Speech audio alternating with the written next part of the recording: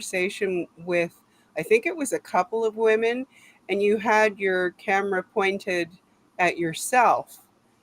It was raining out, so you had the umbrella up as well. Yeah, that was at Um, Adelaide. Yeah.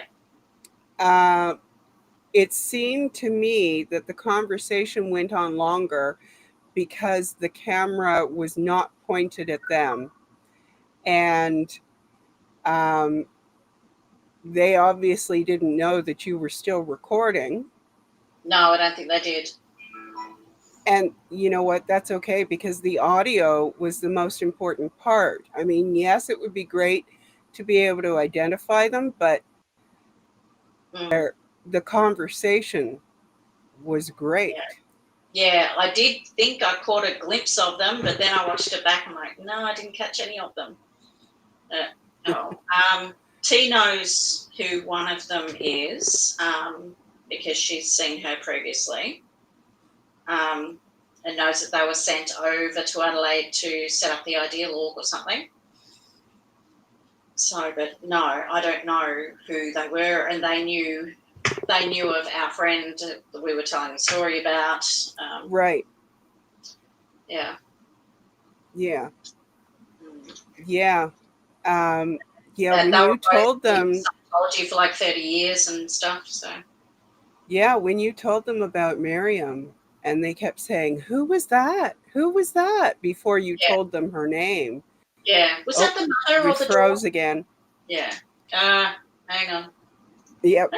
Um, you could tell, Yeah. even without, yeah, even without seeing them, you could tell they recognized the name. Yeah. And you talked Yeah. about And her they were mother. shocked. Yeah. Yeah. They were shocked that I knew who I was talking about as well. Yeah. And she said, "Oh, Miriam, the artist." I said, "No, that was her mother that did the artwork for your books. Uh-huh. Miriam is the daughter." Yeah. Yeah. Mm, yeah. Yeah. She's done a lot of great work, Miriam. I have a lot of respect for her. Yeah. She really has. And I know that she's moved mostly to Substack. Yeah, she has. Um, which for me is a shame because, I'm focused mostly on clips and and shorts. Yeah, Um, However, I've still managed to feature a little bit here and there because Eyes to See, who is also she's in the States, she has read uh, some of Miriam's Substack, and she did a video reading it. yeah. Hey, how did you Mm, get paired, Joe? I don't understand how that worked, but okay. yeah.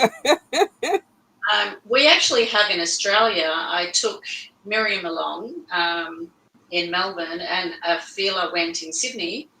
We have Hmm. a group of actors who do a parody of Scientology. Oh, really? Yeah, at Ooh. the Comedy Fringe festivals. That was very entertaining. Uh, Yes. yeah, it was all about how they got tax exemption in Australia. Yeah, and the court cases and everything. Yeah, Wow. yeah. That's These guys knew a lot about Scientology. They'd done a lot of their research as well. hmm But they had to tone down the show, because it was too serious a topic. So yeah. yeah, they had to tone it down and make it more comical because it was a bit too heavy for the Yes. Oh, joke. that's right, Afila. Yes. I remember that now. Yes. Yes, I I feel it. still have that bookmark to go back and watch. Yeah. Yeah, that was all just audio though, wasn't it? I feel yeah, you didn't do Yeah. a bit, did you? No, I don't think she did. No, because she doesn't go on Uh, camera either. So yeah. yeah, And the just did clip that I audio caught of was it. was audio only. Yeah.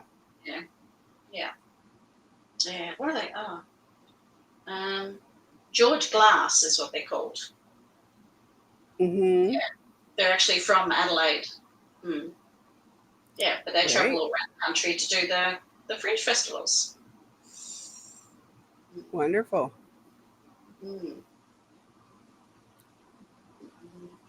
Okay. No, sorry. I'm looking at the chat and I'm Yeah, so seeing, yeah, and I'm like, wait, what?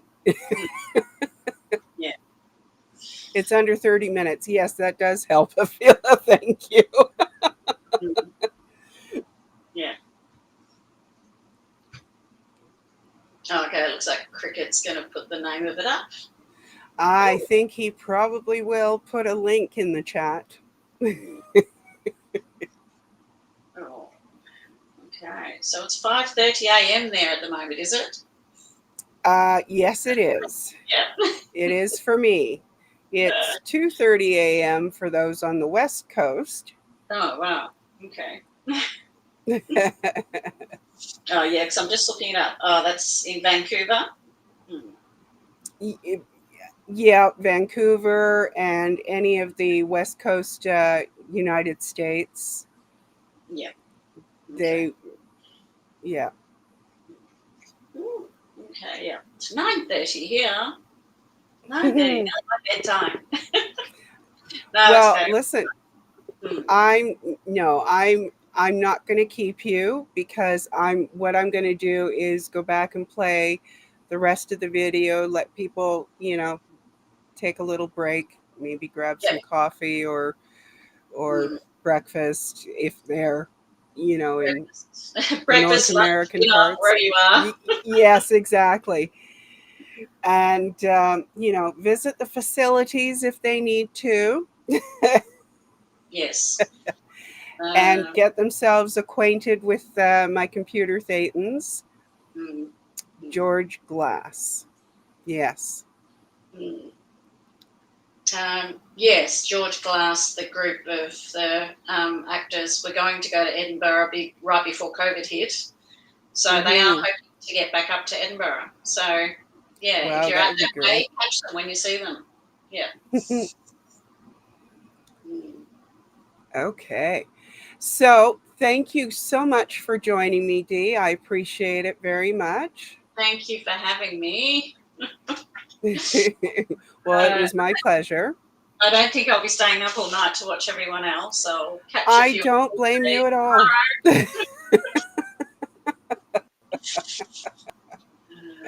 Listen, I was trying to figure out a way that I could let the stream continue and catch cat naps, but I figured out that that's not going to work. So, No, no. I couldn't catnap anyway. I wouldn't sleep knowing I've got to be up in half an hour. Yeah. All right. Well, again, thank you so much. You All have a right, great night. I'll leave it with you. Yeah, tea will be there in half an hour for you. That's Okay. wonderful. That gives just enough time to finish the rest of that video. Okay. Um, Helly, I've already started, honey. I'm going straight through now. Cool. Okay, it's been a pleasure. Yeah, and everyone, please subscribe to my channel, D5 Melbourne, Absolutely. and Yes. if Melbourne D5 Melbourne. watching, anyone around Australia, please get in contact with me if you want to come out and protest. We need more boots on the ground, going out and showing those Scientologists that we are there to help. We don't want anything else to happen to anyone like what happened to Lisa. We Yeah. want to prevent as many deaths as we can. We want to prevent as many people getting into Scientology as we can, help as many get out as we can. So the more people that know are there, the more chance we've got of doing that. So please come and help us out.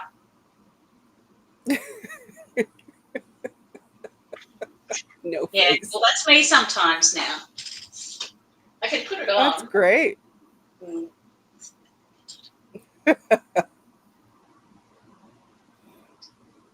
There we go. Oh, How's that? that's cute.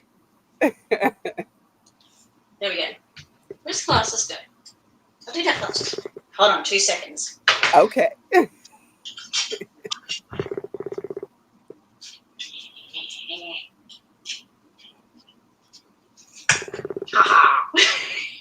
Oh my gosh. That's fantastic.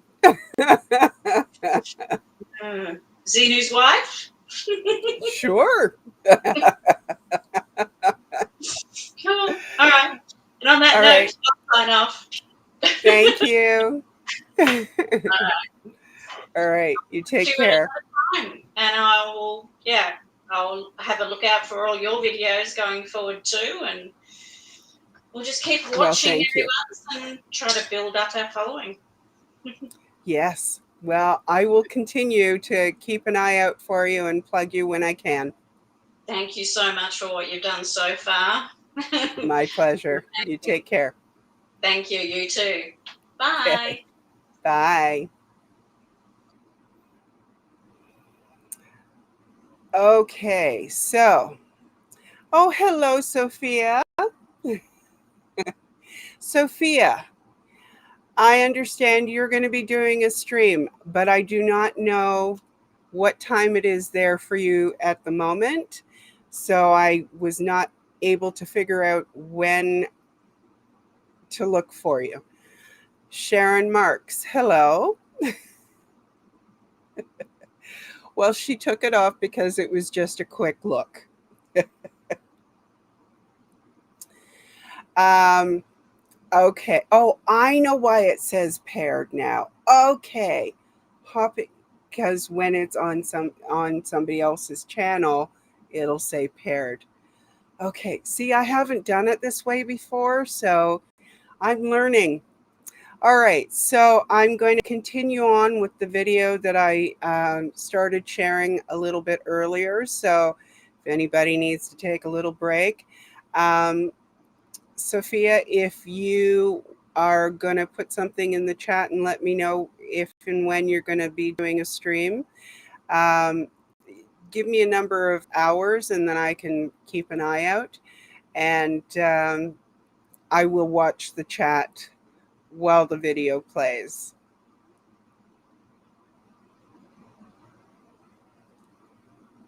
Let me make sure that I have the right tab here. Oh gosh.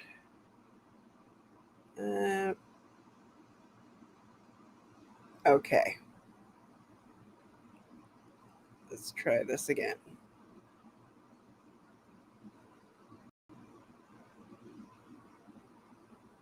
I think I have the right one.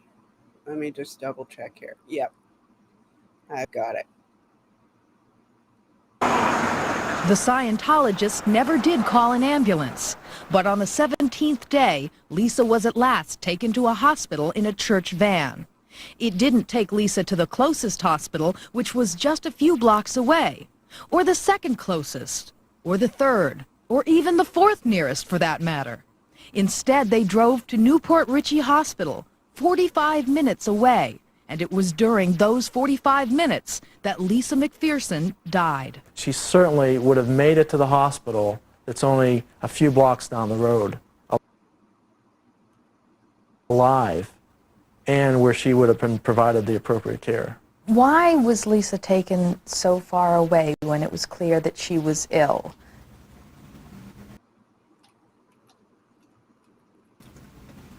I think that the answer to that question comes in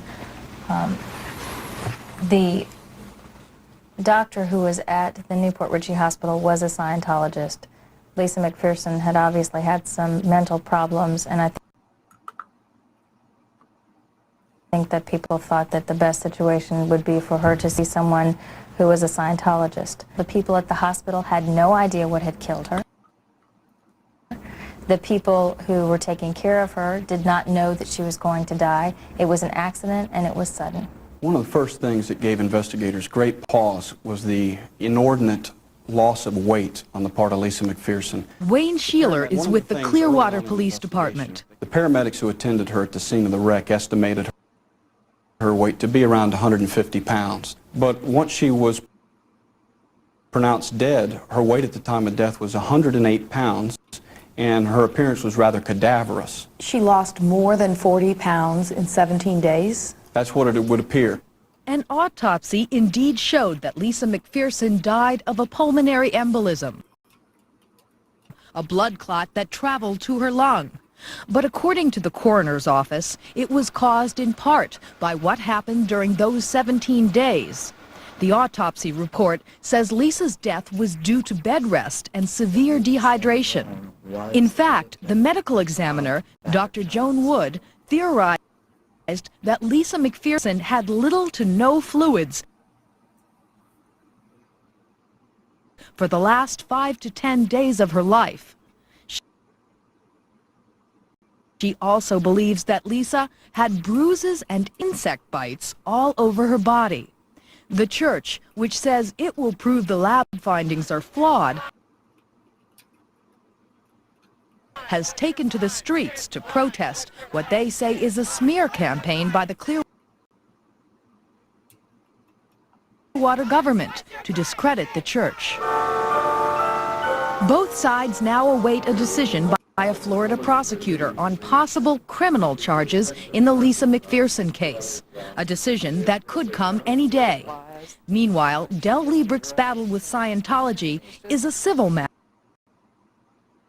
that has turned decidedly uncivil. What her motivation is? Money. Pure and simple. She is pretending to represent the interests of Lisa McPherson. She is representing Lisa McPherson's estate. I can assure you that the last thing that Lisa McPherson would be doing would be suing her church. To them, this is bad PR, but I want people to find out, you know, all over the world, for it not ever happened to anybody else. What happened to Lisa?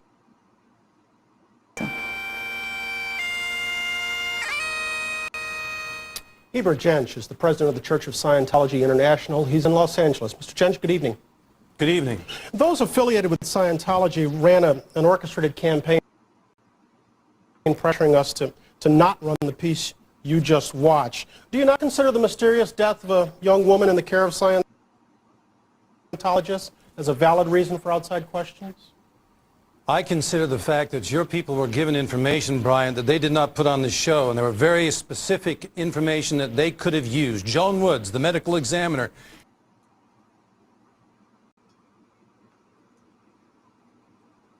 she never did the autopsy on this case, and that was known to your people. It was done by a Dr. Davis, and he did the actual autopsy on it, okay? And in his autopsy, he said he did not agree with Joan Wood, the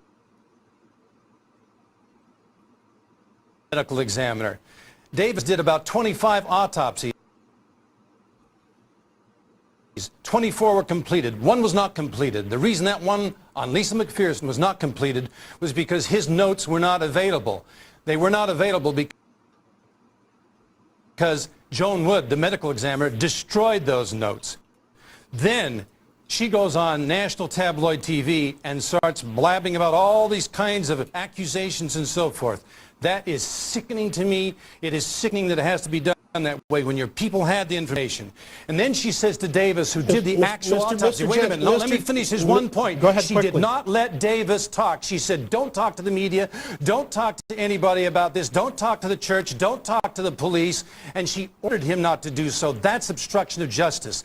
That's just one of the things that she did. Your people had that, okay? Why is it that's not there? Mr. Jensch, your people were well represented in the piece throughout. Mike Rinder was well heard. Laura Vaughn was well heard. Let me ask you, your people had every right to intervene with Scientology principles. No one disputes that.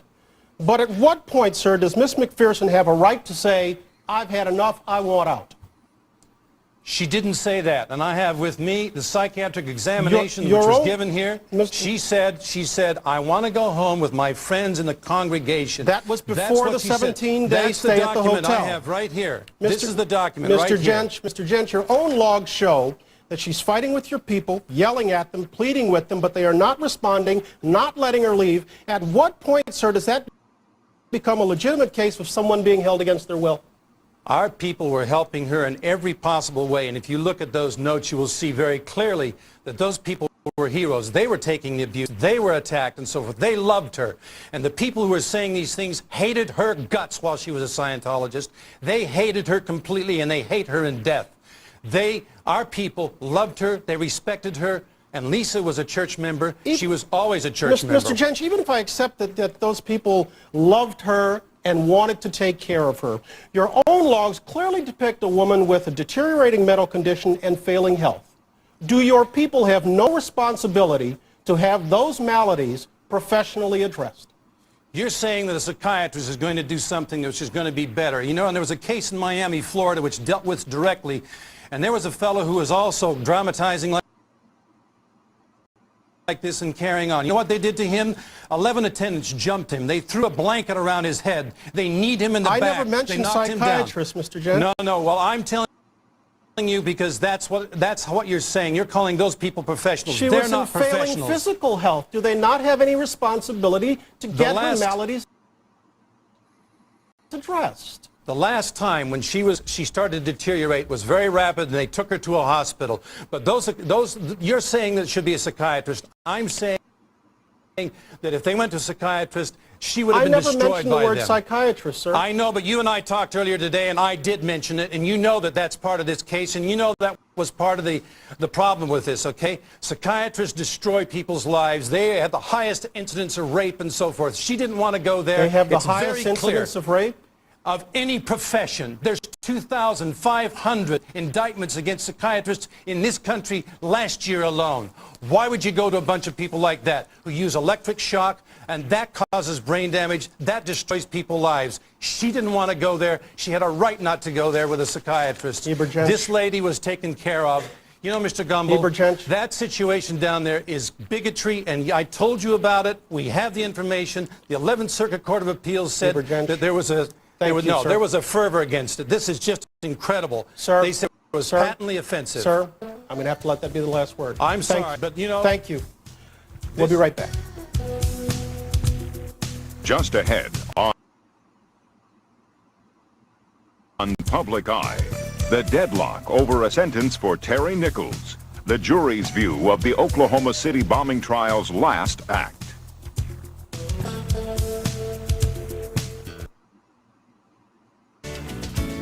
Here again is Bryant Gumbel.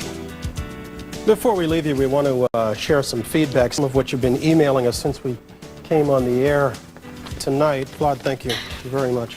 On our report on imported produce, this one comes from Justin H. in Knightdale, North Carolina. If the USDA isn't going to inspect it properly, they should not put their label on the product. I am disgusted with this agency, which is supposed to protect us. And on another topic, this one from Ed R. in Pennsylvania. He writes that Sonny Bono was an icon of the 60s, not as big as a Beatle, but as loved.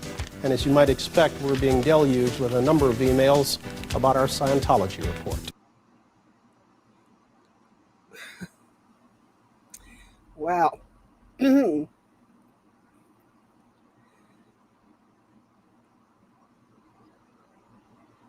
Yeah. She said you told her to, she said. Everyone said she said, but no one ever listened to what she said. R.I.P. Lisa. Sorry, I did not read that very well. My apologies. My mic arm is like right in the middle of my screen. I was not aware of that, Cricket. Wow. Well, the emotional reaction says they know what they did. Yes, exactly, Sophia. They know. And they're also taught to show the anger. Whoa, sorry. As forcefully as they can. Because supposedly that's going to make them that much more believable. I don't know.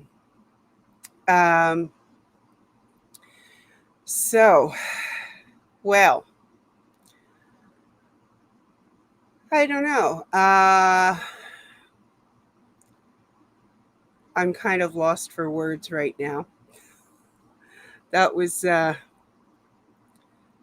quite a lot, and I've watched that before, but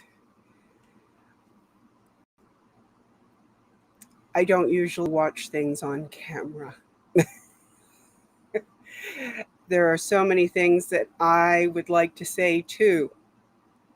And yes, I am censoring myself because YouTube wouldn't want me to be saying the words that I would be most likely to say. And I know that some channels on YouTube get away with that. I'm not quite sure how they do it, but they do.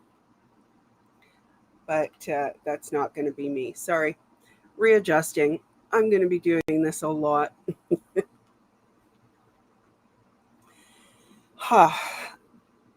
Well, how about a little cleanser? How about we listen to JoJo's song?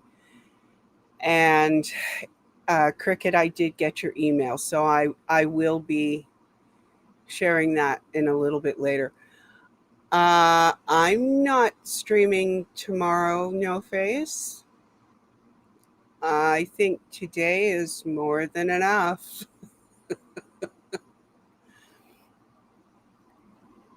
Hi, Dee. Yes, they get so overpowering in arguments because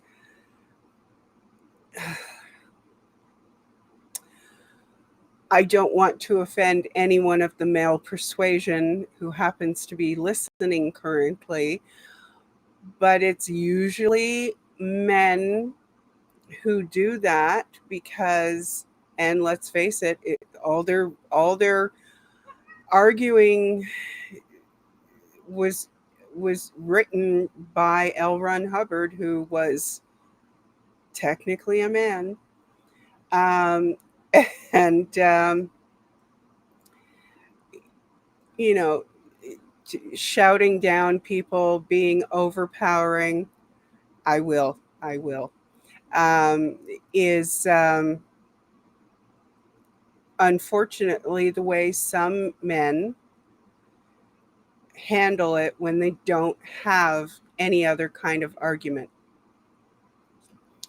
All right, so sorry, I am currently fighting for my hand from Midnight. Some of you will recall that I mentioned her desire to monopolize my hands.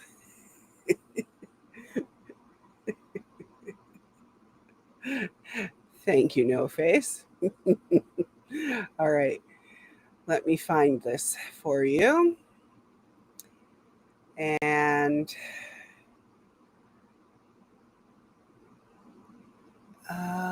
where is it? Come on. I know I have the tab.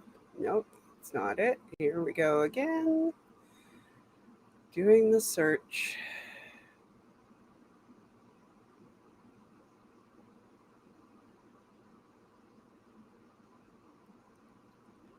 Sorry, dead air.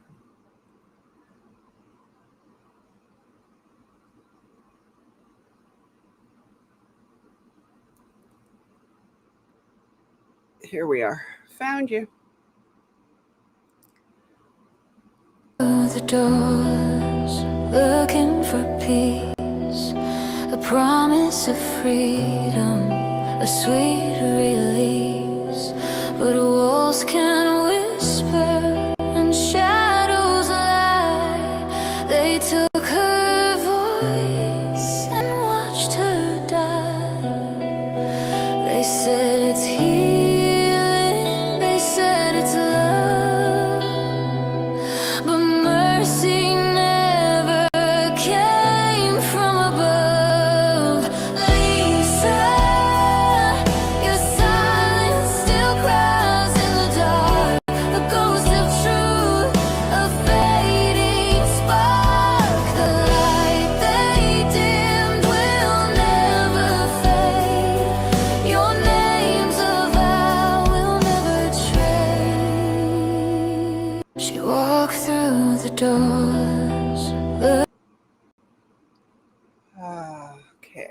pause that because I know I will be playing it again later. And I saw the request for a look. Oh, well, don't go running now. Come here. Sorry, give me a sec here. Oh, here we are. Here we are. She doesn't want to be picked up at the moment. It's okay, midnight. Okay, there you go.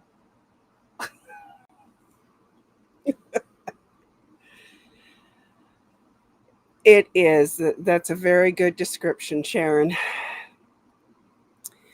So beautiful, so inspiring, and sad at the same time. I agree. No face, there were definitely claws that came out with Midnight there. She was not amused with that. I don't think she intended to be on camera. Oh gosh.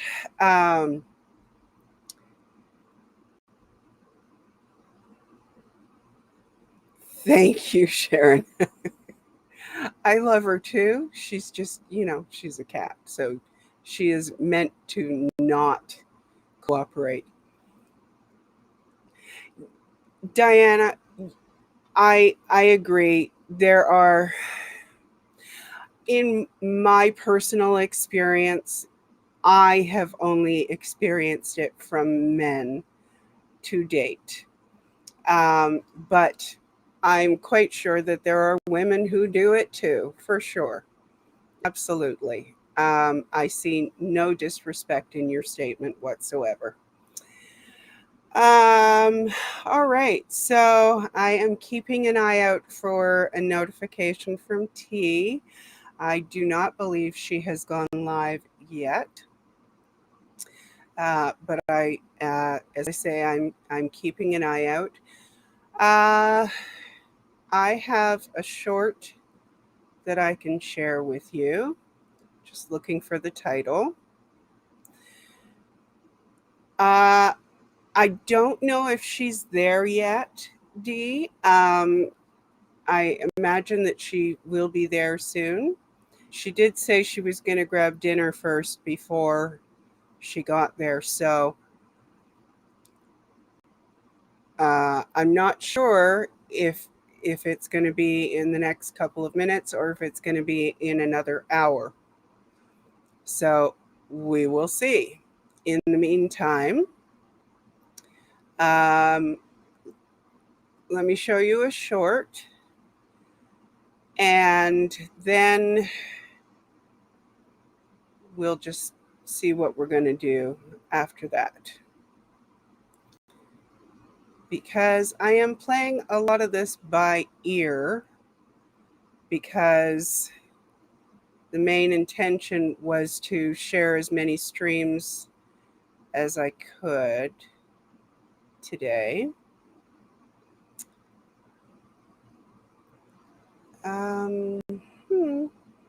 Where are we? Nope, that's not what I wanted.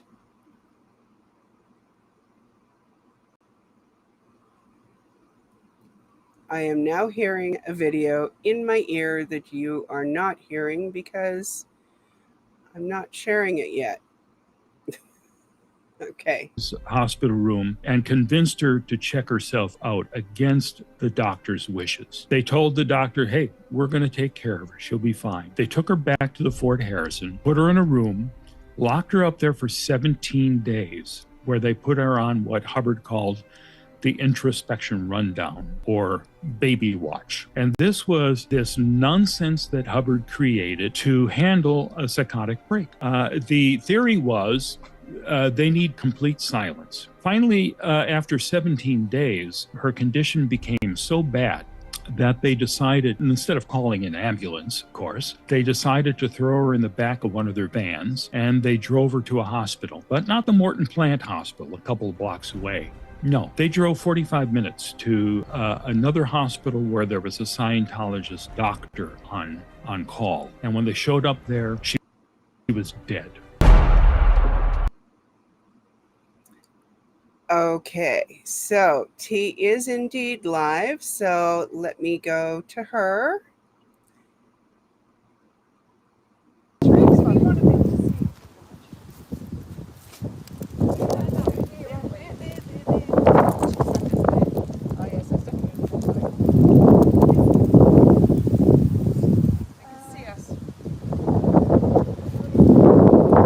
think I can close the chat there.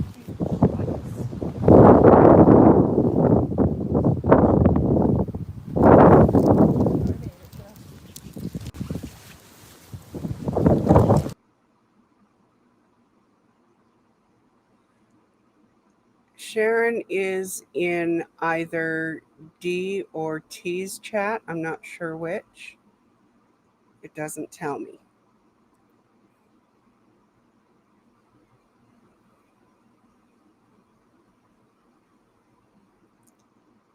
And I think that buffering is on D's or on T's end. The D and the T and I'm going to get tongue-tied frequently. I can see it.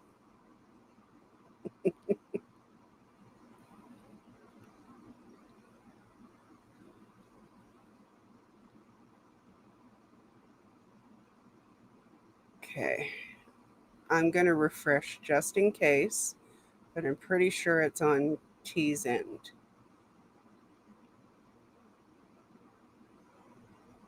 Yep.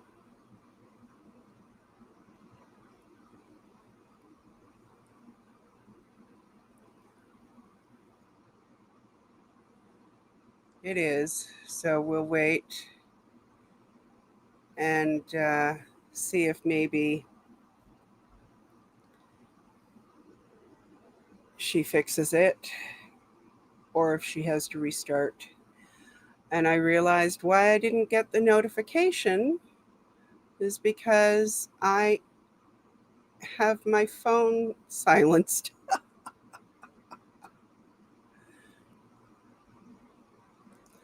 Okay, I'm going to, yeah, I'll leave it like that for now. And we'll just keep an eye out.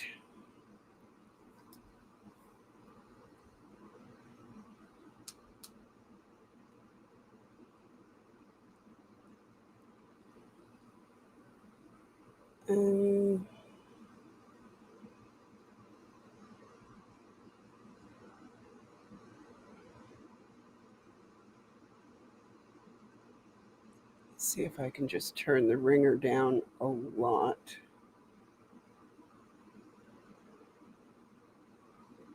So that you don't have to hear the whole thing every time it goes off. And we'll see. Ah, she's on Aphelis. Thank you. Yeah, I guess I'm the air traffic controller. However, I am also not unionized. And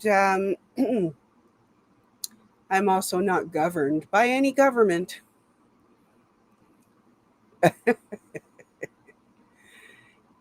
T is buffery, buffing. Exactly. Hello, Mad Drop. I know that Mad Drop is probably over on T's channel, but Afila, because you joined your channel to the stream, it didn't disconnect. It doesn't. It will stay as long as I'm live. So people will be able to watch the stream from your channel or from mine now. And oh, you're on both, Mad Drop. Well, welcome in and thank you very much. I know that you are one of T's mods, so I wasn't sure. It gets a little confusing. I can just see what it's going to be like at like 10 o'clock tonight with all the various channels. That should be really interesting.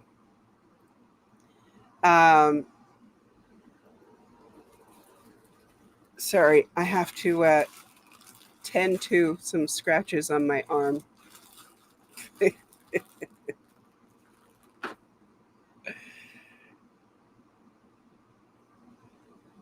um,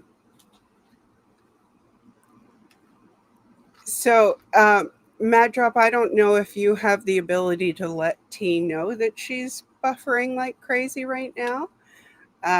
But just please, if you are able to, just let her know that we are keeping an eye out for her to have picture and sound back again, but we're being patient. In fact, what I think I will do, hello, Aussie, welcome in. I did see you coming into my chat earlier. Thank you for being here. Oh, that cat has long claws and they're very sharp. While we wait for T, because I know that she's getting set up at the same time, let's see. Oh, who would like to see how David Miscavige spun the Lisa McPherson issue to Scientology? Haven't heard back yet. Okay, Matt. We'll just keep an eye out. Anybody want to see that? It is a poor quality video because it's from, a long time ago. And it says part 1 on the video, but I checked the channel and part 2 is not there. However, you get the most of it in part 1, I think. I'm just going to go ahead and show that. Okay, let's do that. And like I said, I'll keep an eye out for T. Oh, it's my pleasure. Okay, and keep in mind. Oh, sorry about that, guys. Nope, she's back. Hey, Mrs. J. I'll show it later. I don't know what happened. It just went blank. Okay, so it's very windy here today. We've got this massive big banner, but the fence wasn't as high as I thought it was, and it's just so windy. We've got Frio Never in here. I'm back. Hey, Kia. Hey, Jojo. Thanks for being here, guys. Hey, Mrs. J. What else we got? Hey, Marie. Sharon, hello. Afina. Mad, I hope you're all still here. Sorry about that. Technical difficulties. Hello to everyone else I've missed. I've got some leaflets here. So I'm just going to go and see if I can give them one, because they might not be aware. I'll see in a minute. I don't know what event they've got going on. It looks like they're pushing the Dianetic 75th anniversary. So let's go and have a look inside. Hey, Scoots.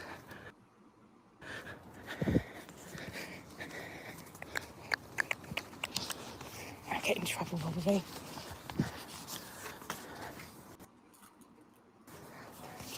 Hi. I was just wondering if I could give you this leaflet. Just a bit of information. Thank you very much. Please read it. Okay, thanks. Here we go. So hopefully they will read that and get themselves up to date with one of the people that their organisation murdered 30 years ago. Lisa McPherson. Or McPherson. How do you say it? McPherson or McPherson? You say McPherson. I don't know if it's different accents or whatever. The seed has been planted, yes, Kia. So it's just on sunset at the moment here in Western Australia. We are peaceful protesters. We might Do you fancy leaving that one here and then going and standing over there? I've only got like 7 leaflets. But it's better than nothing.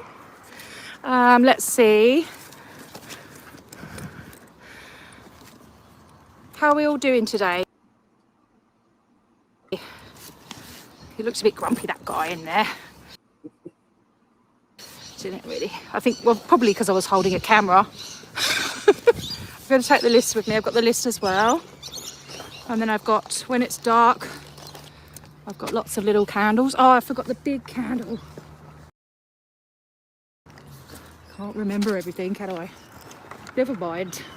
Oh, there's my sunglasses. I'll be looking for them. All right. Let's get some leaflets. Ooh. Thanks for being here, Sharon. Yeah, that'll be all right there for a minute. It's nothing incriminating or anything. All right, so he's reading it. That's good. He's not going to like us standing out here. So they've got a tree on the nature strip where we usually stand, but that's okay. We can stand. We're still allowed to stand. So where the letterbox is there, they're there. We're allowed all the way along, if you know what I mean. That's the barrier on the nature strip. So yeah, they've got a little girl there, and there was a little boy as well in there. So he's going to close the doors now. Here we go. Shut the doors on us.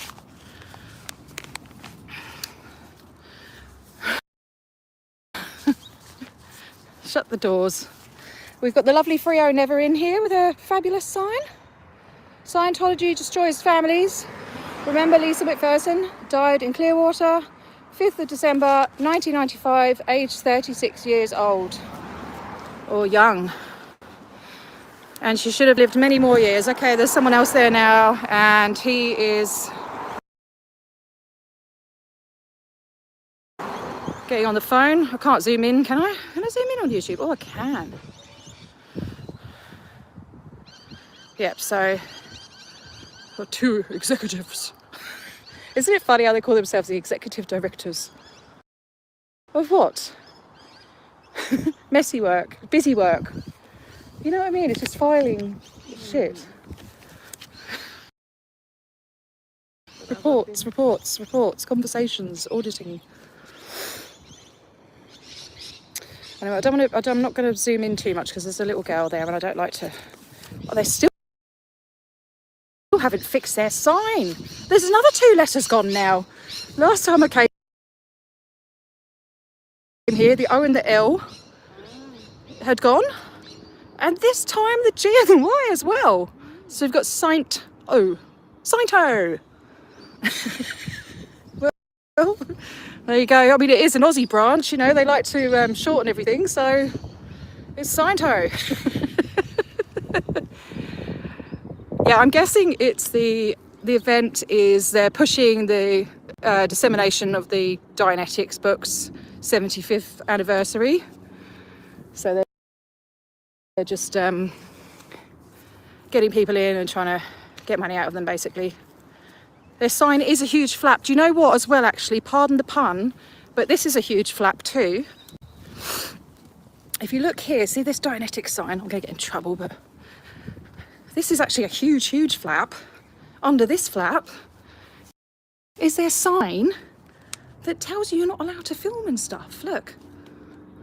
Does it say you're not allowed to film? Actually, it doesn't. About getting a tour and things. Oh, use of cameras inside the church is prohibited. Oops, I didn't know because I couldn't see the sign. That's a flap, under a flap.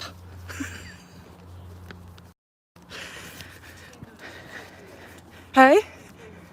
Oh, did he? Give him a wave. So they're probably watching you. Oh, yeah. Inside? Oh, there we go. Look, and here we go, blind tech. We got the blind tech on the go. Here we go. Should we go to the next one? Blind number 1. Hey, oh, he's clever, he is. He hides behind the wall when he does it. Hey, I'm blind number 3. Hey? I don't think they've got blinds there, have they? I don't think they have. Oh, you need more blinds, mate.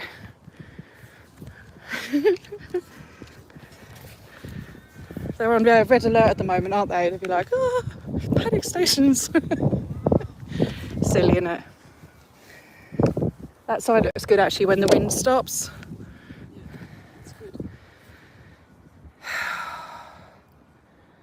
I got blind text, yes.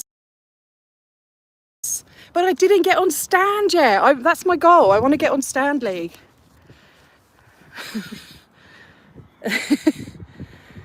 Yeah. It's just silly, isn't it, Jojo? It's very silly. Their events usually start at 6:30, so I'm guessing no one else is going to come in now. So, but they usually come out like after an hour, which should be in like 10 minutes. But those guys were late, weren't they? The ones that came in a minute ago. Is it too windy? Can you guys? Is there a lot of wind?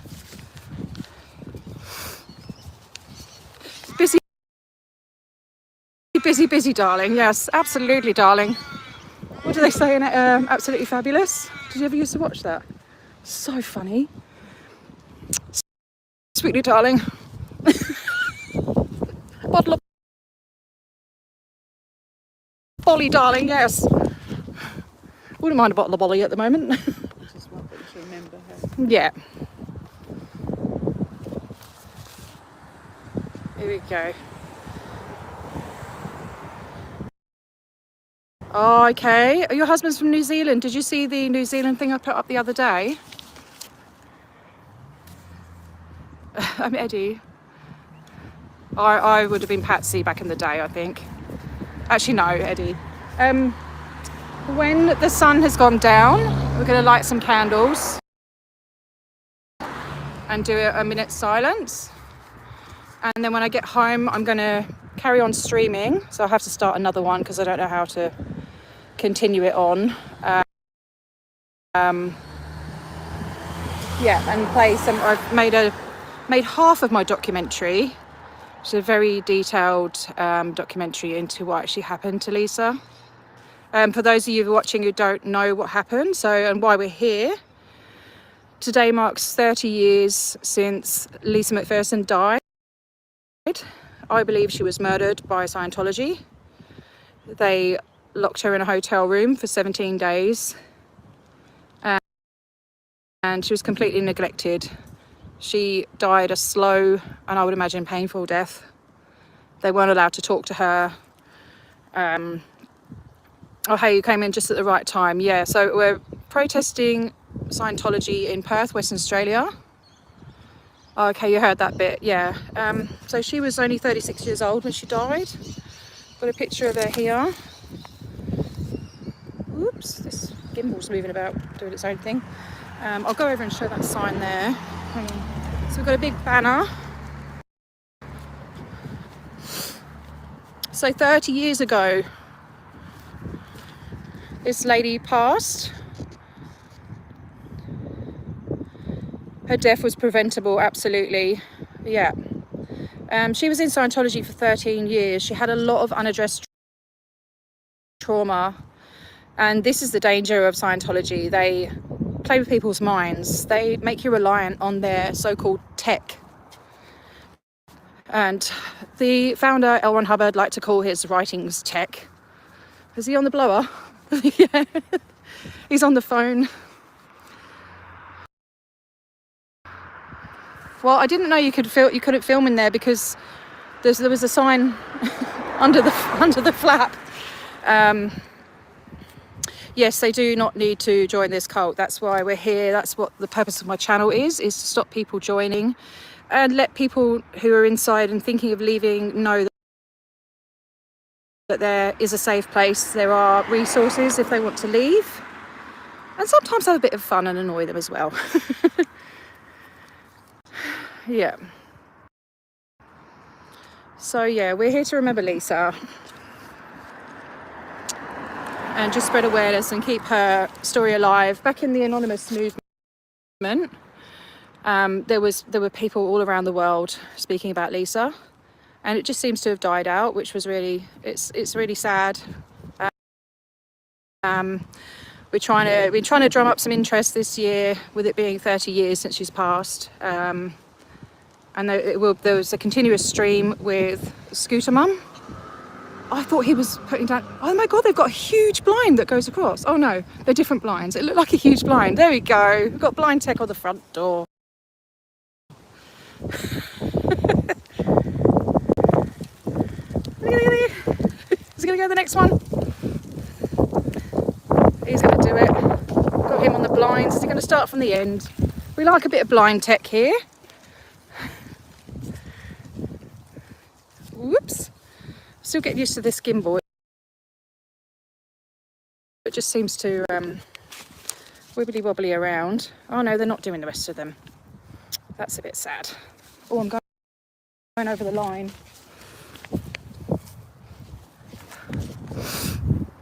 Mustn't go over the line. It was murder, yeah. Yeah. Yeah. And when she finally got into such a state that they finally decided to take her to the hospital, instead of taking her to the hospital that was only 5 minutes away, they went past 4 hospitals to go to one where a Scientology doctor worked.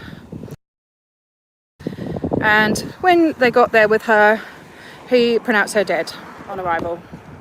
No, I wasn't a former member, but I do have a lot of friends that were in Scientology, grew up in Scientology and were abused by Scientology. I think all their guests are starting to come out now. Their guests are coming out now. She's a gem. She's fixing the banner. It's always incredibly windy here in Western Australia. That looks awesome. Oh my God, that's such a good idea. Why didn't you think of that before? Yeah, so Friday night is their event night. They're currently they'll be warning all the people. We just grab that guy back in again. Don't go out there, there's SPs. Hey, did you see that? A guy just went to go out the door and he grabbed him and pulled him back in again. Can we get the list out for when they come out? Do you think? Argue with the wind. The wind? I'll just fix that sign that was on. I know it looks, that's really good idea putting your bag like that. To look aesthetic, you know. Yeah. Oh, so SPs are what the members are taught are suppressive people. So he's just saying, wait a minute, don't go out yet. She wants to leave.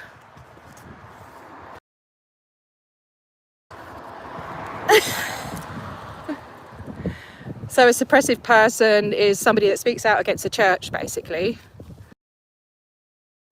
And we're very dangerous, and we're all part of an organisation, and we're here to take the church down, and we're like enemies, and they can use fair game against us. So in Scientology policy, it says that you can, what does it say? Just destroy them by any means necessary, and it's non-punishable for a Scientologist, basically, to is it lie? Oh God, lie, cheat, steal. It is the biggest. So in my opinion, what's your name? Sorry, first name, last name. I'll call you 777 because it's easier. Or name, or first. In my opinion, it's the most sophisticated mind control operation in the world. It's the hardest to deprogram from. It takes the longest to deprogram from. I wonder if they're going to get them all out through the car park or something. I don't know. I'm looking to see. They're all buzzing around like little bees in there, aren't they? Panicking. I've never seen it like this before at an event. I think that one chap reminds me of the one that we saw at the car park last time. That guy in the green shirt. The green shirt. Near the Christmas tree. I don't know. They're really sort of panicking and flapping around in there with all their guests.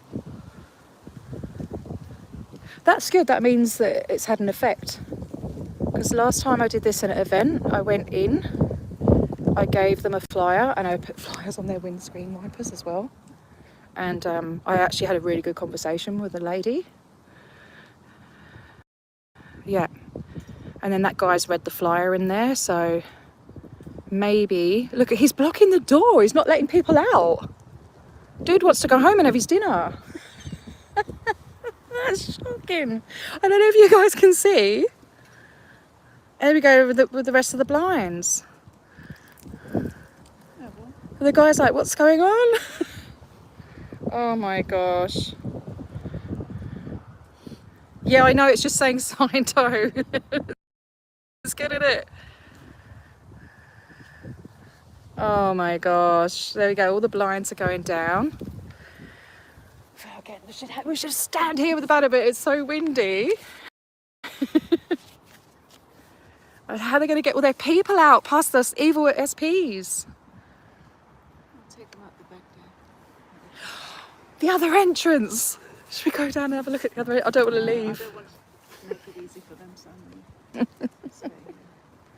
Yeah, we'll be safe. Don't worry. Thanks, darling. I'm more worried about the mozzies. I should have put some mozzie spray on. I'm starting to get bitten. I've been bitten already. Yeah, they love my pommy blood. They love mine too, but anyway. Yeah, I can feel a bite on my elbow. Yeah, I'm just going to have a little walk there. Oh, it's gone down again. It's all right. We can. Oh, there we go. Let them all go down that way. I'm not scary, I promise. So they're getting them going out through the underground car park. Hey, Brian. It wasn't too hot here today, actually. Some of them are going to have to come out here and get in their cars there that are parked out the front. There's no avoiding it. Standing in front of the doorway. Imagine going to your church to a lovely event where you're like love bombed and stuff, and then you go to leave and they're standing in front of the doorway. Look at this shenanigans. Blocking people from going out. There's Emily. I'll give her a wave if she looks. Whoops. It's sad. It is really sad. But you know what? Some of the people at the top, they know some of the stuff that's happened, and they're still continuing to take part in this.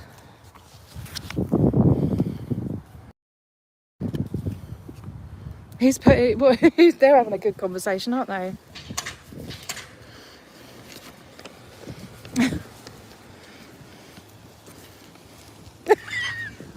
You go. Nice one. They'll be like, don't look at them. They've got end theta. Yeah, I know. I always forget something, Sharon. That's how I roll. I have to forget something. Dear. So it obviously hit a nerve with the leaflet, I reckon. He knows why we're here. That's good. I'm glad I went in and did that. Did you leave it there, or did you? He took it from me and he was reading it. I saw him reading it. Yeah. It's all panic stations, isn't it? Oh my gosh, I've never seen so much activity. This is the most activity I've ever seen in this building for the last 2 years. Hey, Sophia. All 8 of them. Yeah. Well, it's like, well, how do I get out of here? I wish you could see what we can see. You know, when you're filming and taking photos, you don't get the depth of it, but it's hilarious. So they're all getting navigated down to there's an elevator, I think, or stairs to go down to the underground car park. I'm just going to walk. Okay.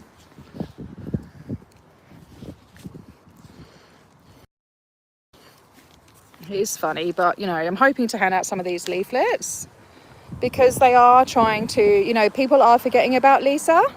And this is one of the worst cases, not the only one, but one of the worst cases of preventable deaths due to Scientology doctrines. And we don't want her forgotten about. We don't want her story forgotten about because it was a major, major F-up, you know. And it was due to the doctrine. I mean, they did do the introspection rundown wrongly. They didn't carry it out properly, but even if they did, even when they do, it's not ideal. It's keeping people away from the mental health help that they need because they're anti-psychiatry, which seems to be a running theme with cults. I wonder why.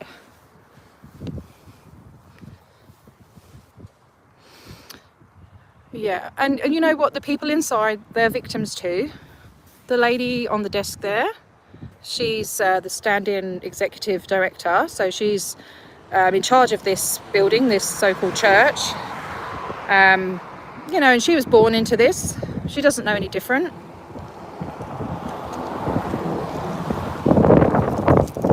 But she's severely, severely brainwashed.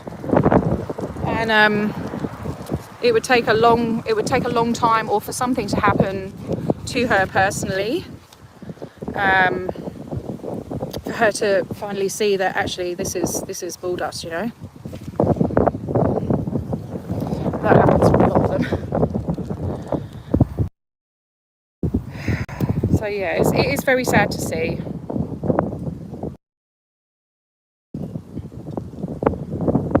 Yeah, Marty and Mike were in charge. They were OSA at that time. So yeah, they covered it up.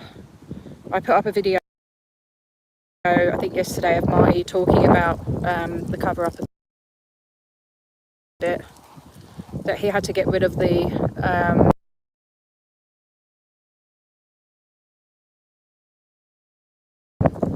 last couple of auditing files.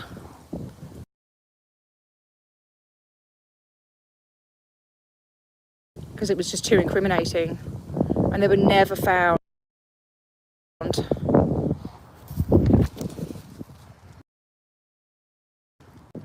trying to figure it out.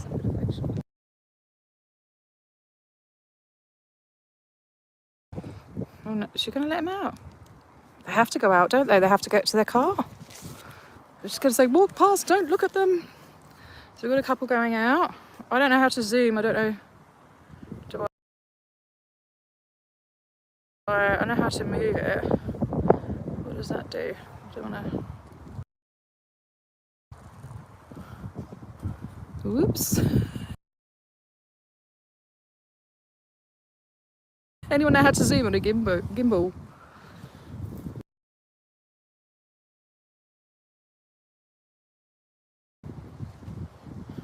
Yeah, I don't know.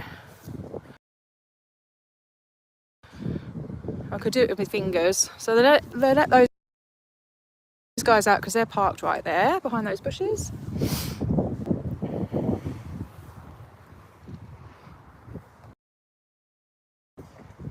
How you going? What'd you get? What did you get? The best thing I've ever done, the course. Which one is it? Upper indoor course. It's making more air.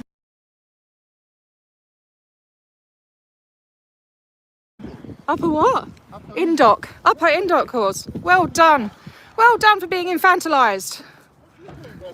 Sorry? We're memorializing this lady who died at the hands of Scientology at the age of 36 in Clearwater. This is her story. That's her story if you want.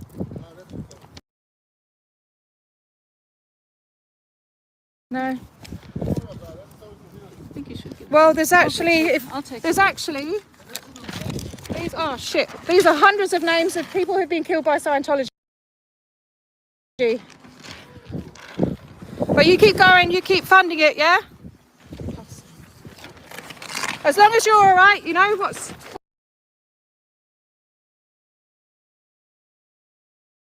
true for you is true for you. As long as you're all right.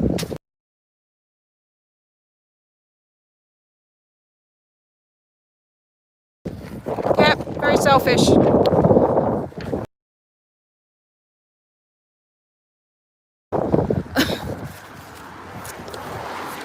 Oh, sorry to hear about that, but I've got my freaking certificate. Anyone know what the INDOC site is? INDOC course? I'm shaking, I'm angry. Sorry, I just needed to just do that, just to... I'm going to roll it up because it's just going to get wrecked, but just made me cross. Fucking arsehole.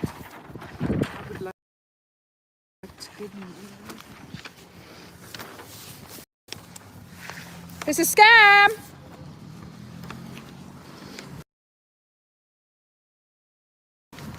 The upper INDOC course. Can anyone tell me about that?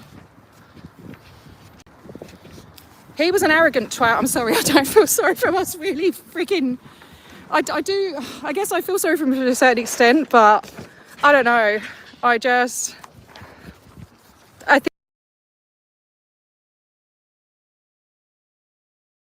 think people go in as nice people needing help or wanting to further their careers, and they start off as all right people, but Scientology conditions people to be egotistical narcissists. Their egos are fed so much.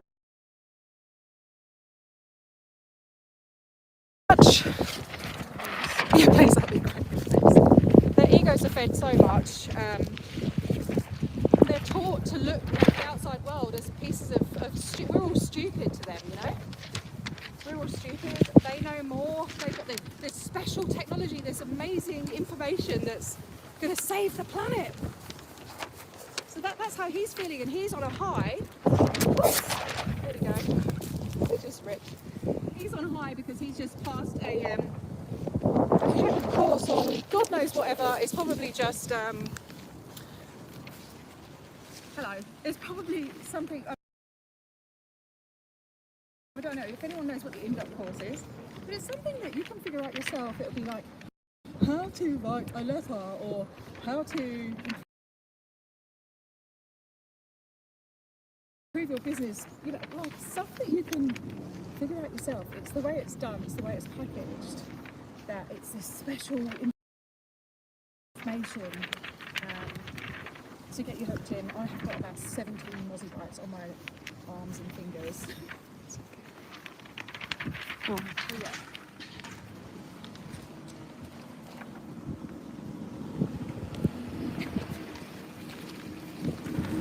Oh, good on you.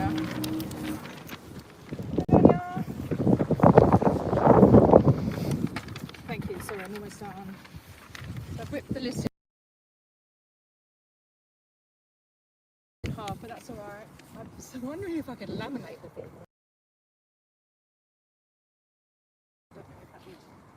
That might be a bit of a... That'd be a feat. You can think about it, yeah. Oh, I'm sorry, I lost it there. I lost a bit of control there and got cross at that man. I don't like getting cross, but I don't know. It's just I know his ignorance is conditioned into him, you know. So I have to remember that and try and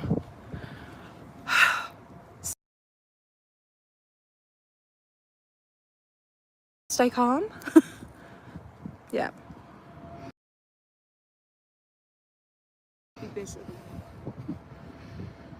Well, that's one of their stable datums. Sharon, is what's true for you is true for you. That is actually what they're taught.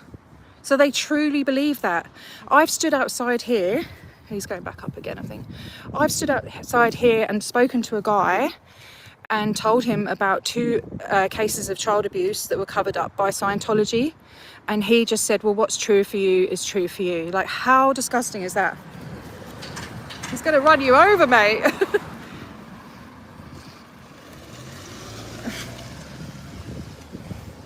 Well done. Oh, sugar. Starting to get darker. I might just run those, I'm just going to run this back over, put it in my bag, the list. So the list that I got out,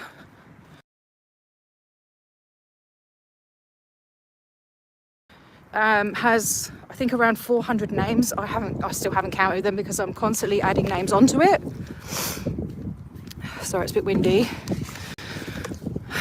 Never going to get any leaflets to anyone at this rate. Yeah, there's around 400 names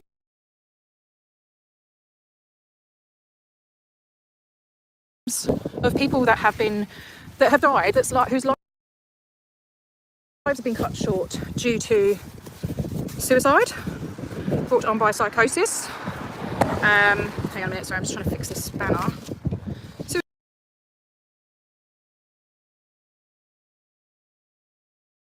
Suicide brought on by psychosis caused by the relentlessness of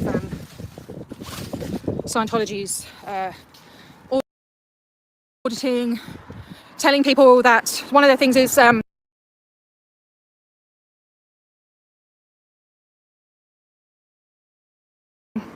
something bad happens to you, like say you're raped, it's your fault. You pulled it in. It's your fault you were raped. Are they? Oh my God, what the itchiest arms. Getting brazen about indoctrination. Yeah, well, he doesn't think he's indoctrinated. He thinks he's just learned this supreme knowledge that's going to help his life. That's what he said. Did you hear?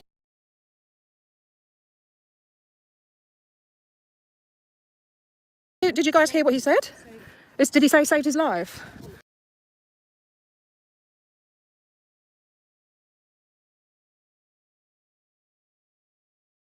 Or, yeah, it's all their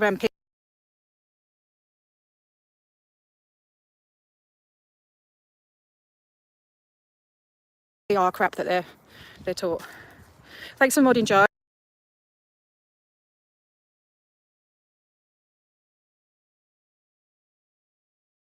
Oh my God, these mozzies are relentless.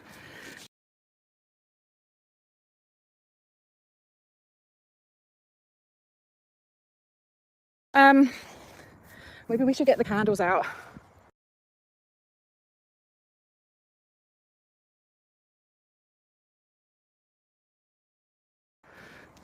What do you reckon? You've got a mozzie on your chin. It's gone. Sorry. I was gonna like, I didn't want to slap your chin. I know. Should we do? We didn't bring any mozzie spray. This is so bad.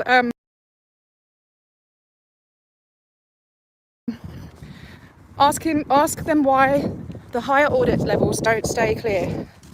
Yeah, well, because clear doesn't exist. I want to put this on the ground and sit on it or something, and light candles so people can see. I think that's.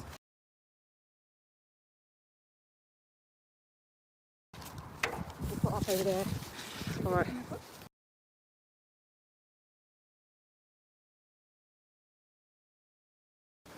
Do you want to hold on? Thank you. I'll just bring the bag over, just bring everything over. So we're getting eaten alive by mozzies, so we're gonna sit outside with the candles, with the massive banner. Because I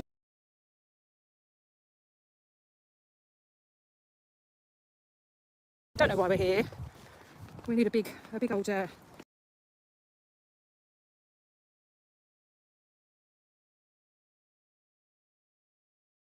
Something. So, yeah, but we can't go past that line, can we?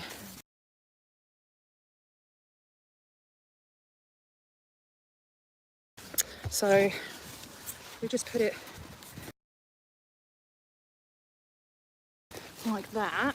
I know it's on the ground, but they might see it. They should see it. Whee! I'll put something on each corner.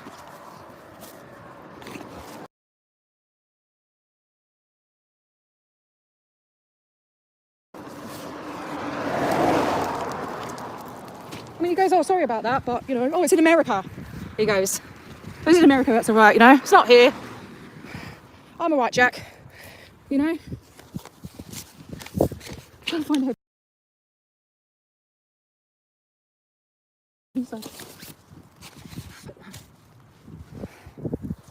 There we go. That's, you know that's going to blow, isn't it? Pardon the pun. Might just, I don't know. Bit of that. Sorry if I'm a bit all over the place, people.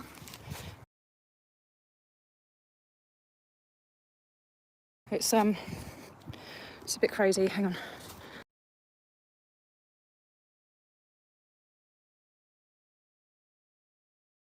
We'll try. We can just put that there. Go. Whoops.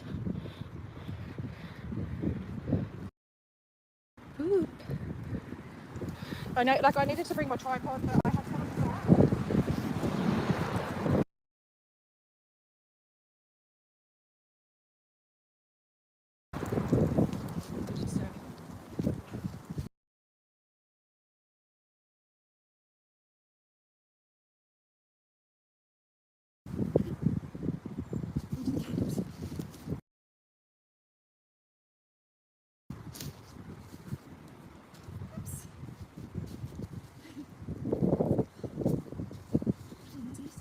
That's the only thing about coming here. Mozzie's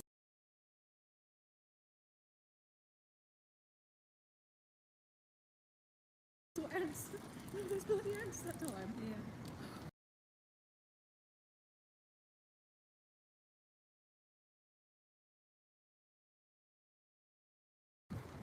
They were shocking huge.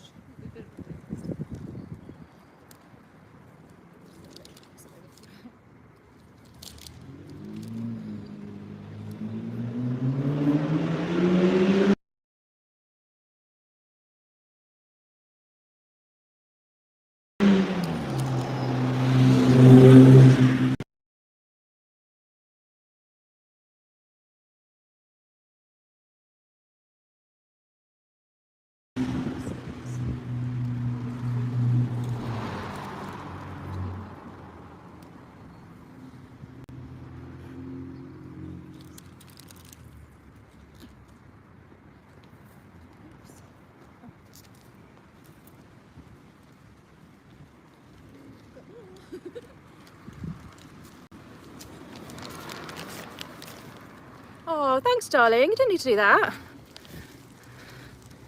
I know you can't see very well. I'll do another, I'll pick you up in a minute and show you what we're doing. I'm still annoyed about that guy. Oh, jeez.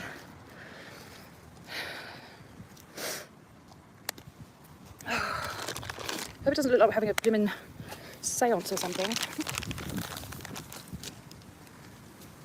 Oh, there's a red one. Random red one. Oh, it changes colour. I didn't want a colour changing one. These must all be colour changing then. Oh, silly. Never mind.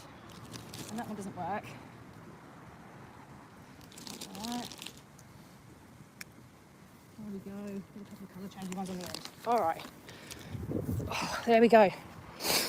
Alright.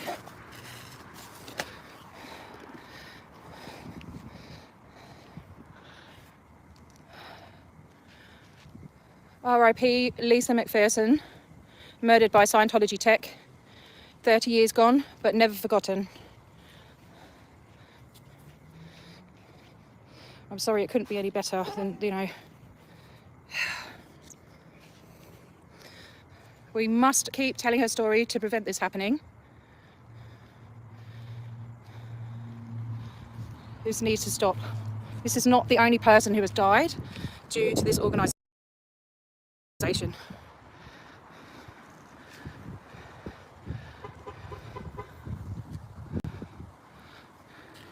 So just we do a minute's silence. Have you got a timer? Oh, you bastard. Just caught one in the act. Bloody mozzies.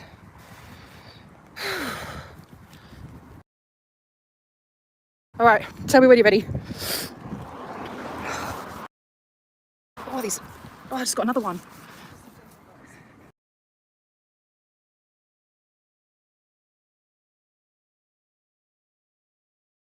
Hey? Sorry, ready? All right, with me.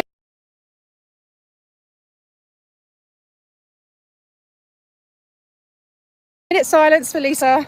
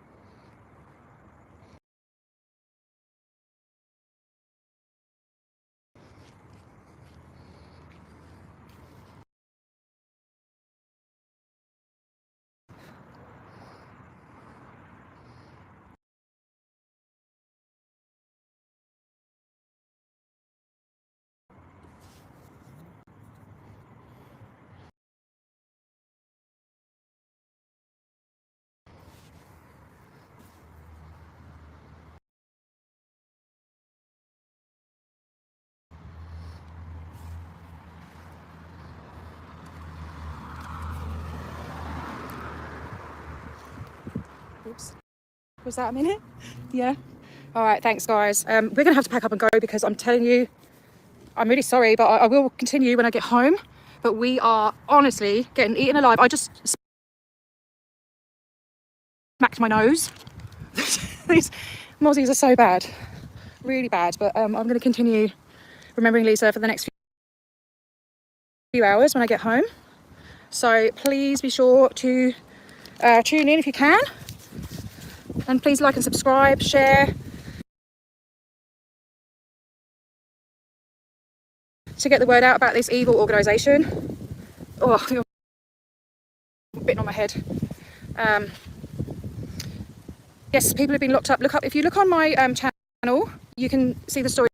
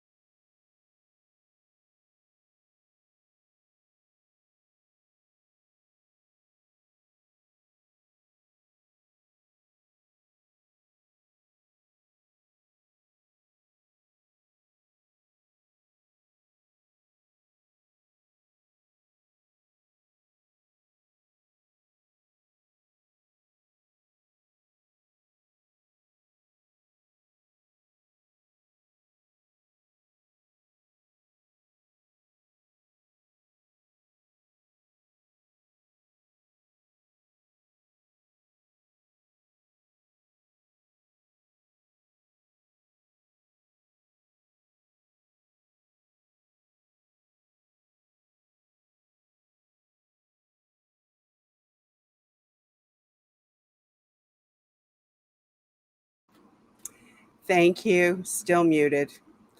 Very good. Yes. Okay. I forgot.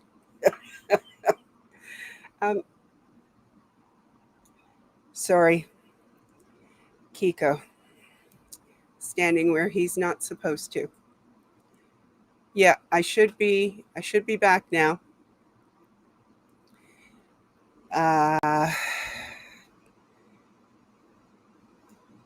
I should have sound again.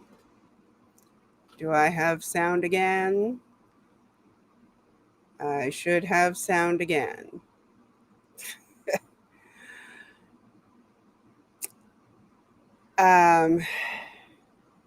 Okay, making sure. Okay, yes, you can hear me now. So yes, they were getting eaten alive by mosquitoes. And Brian, welcome in. Hello, Kia Cat. I'm not sure whose chat you're in, but welcome. Yes, you can hear me again. All right, so some of you, I'm sure, know Kelly Copter. Thank you, Cricket. I'm sounding off again. Ugh. Okay. Well, I will attempt to fix that. In the meantime, please watch this video from Kelly Copter on Lisa McPherson. Give me a second to get the title. Okay.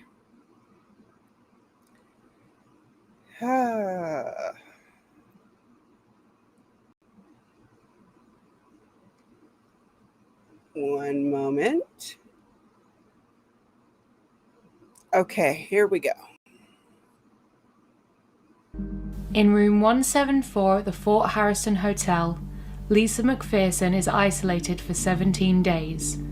She is completing the introspection rundown, an isolation watch, with 24-hour observation. The step consists of locking a person in a room where they cannot communicate with anyone, no one is to communicate with them, and they're to be kept there until they supposedly come out of their psychotic state. Lisa McPherson, who is mentally unstable, according to Scientology, is having these people come in and try to force feed her. And she's yelling and screaming at them. She's banging on the wall. She's fighting with them. She's asking them questions, but they are not allowed to respond to her. All they can do is turn around and walk out the room and then write a report to the case supervisor and close the door behind them.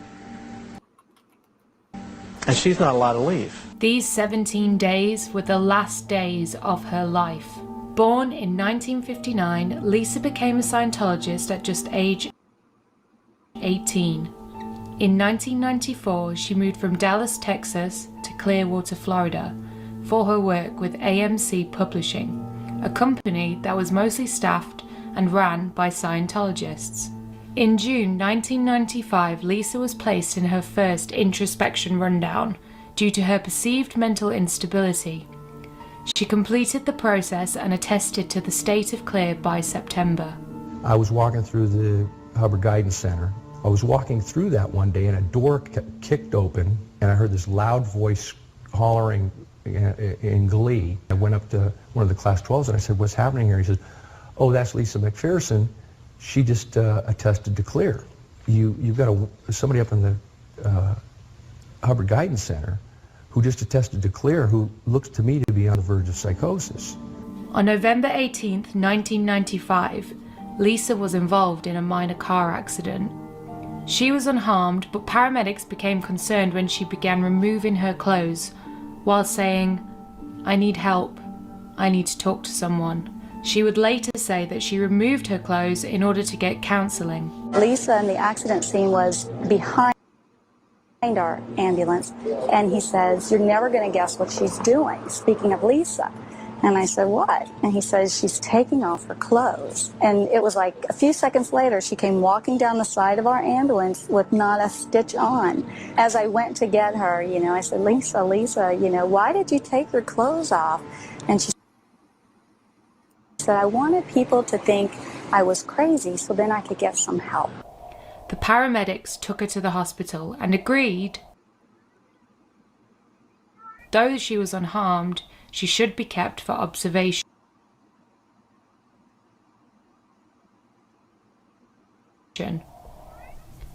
After an intervention by her fellow Scientologists, Lisa would refuse psychiatric observation or admission at the hospital and checked herself out against doctors' advice. She said that she wished to receive the religious care and assistance from Scientology that they wanted her to have. We already know that Scientology have a long-standing war with the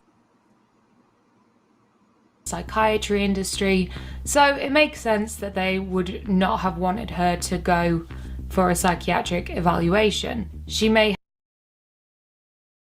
have been prescribed medication or referred for some other treatment, but had that happened, she might still be here with us today. After checking out of hospital, Lisa was taken to the Fort Harrison Hotel, also known as the Flag Land Base. Here she was put under the care of staffers belonging to the church's Flag Service Organization, or the FSO. According to Scientology, Lisa was brought there for rest and relaxation. However, sworn statements demonstrate that she was actually there for another introspection rundown.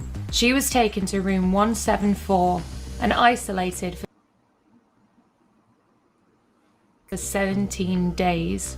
She was intensely audited and even given tapes of L. Ron Hubbard to listen to during her isolation. She continued to lose touch with reality. It's reported that she began hallucinating that she was L. Ron Hubbard and began self-harming, bruising her fists and feet on the walls and injuring herself. Her nails were cut down to prevent her from scratching herself or the staff. She became very weak and was unable to eat or drink. All through this time, she had 24-hour observation, and those last days of her life are incredibly detailed in these care logs that the staff members had to keep. It's very clear that her deterioration is obvious, and it's shocking that nothing was done sooner. Some of these logs are even missing. Marty Rathbun, who managed the fallout from the case for the church, now admits that he ordered the last 2 days of the log to be destroyed. Those were the three documents or three reports that myself, Elliot Abelson, general counsel for the church, and Lynn Farney, who was a staff member, decided ought to go. And of course I was the senior person there, so I said lose them. And but we had discussed it, and they had culled them and pulled them out as these being things that we wouldn't want people to see. He feared that they would incriminate the church. The only glimpse into Lisa McPherson's 17 days at the Fort Harrison Hotel comes from logs kept by Scientologists who were assigned to keep watch over Lisa.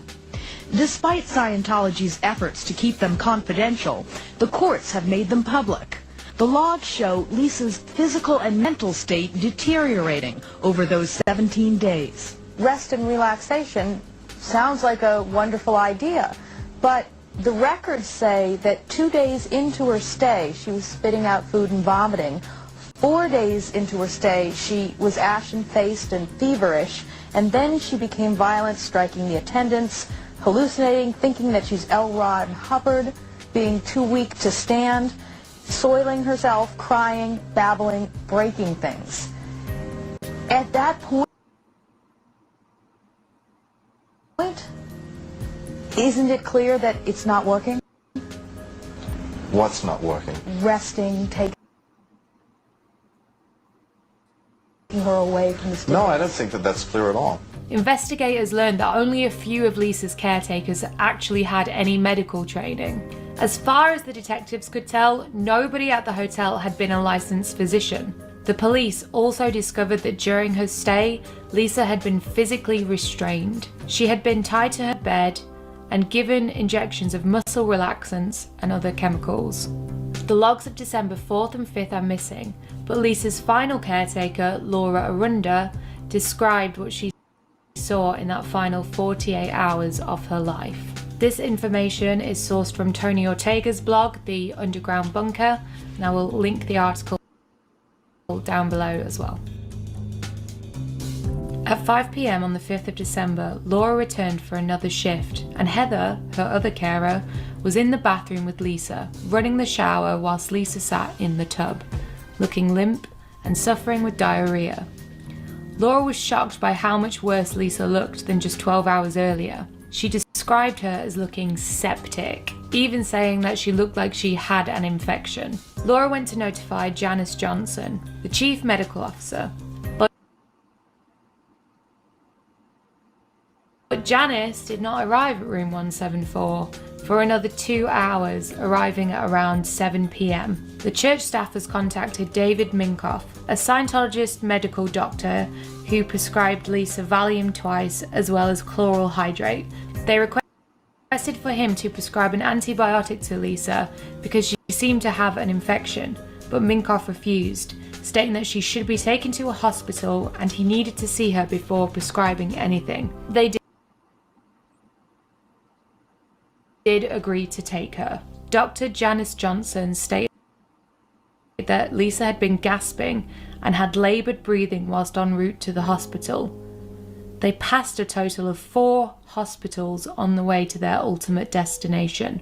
They wanted to take her to the hospital that Minkoff worked at, which was 45 minutes away, and the closest hospital was only 6 minutes away.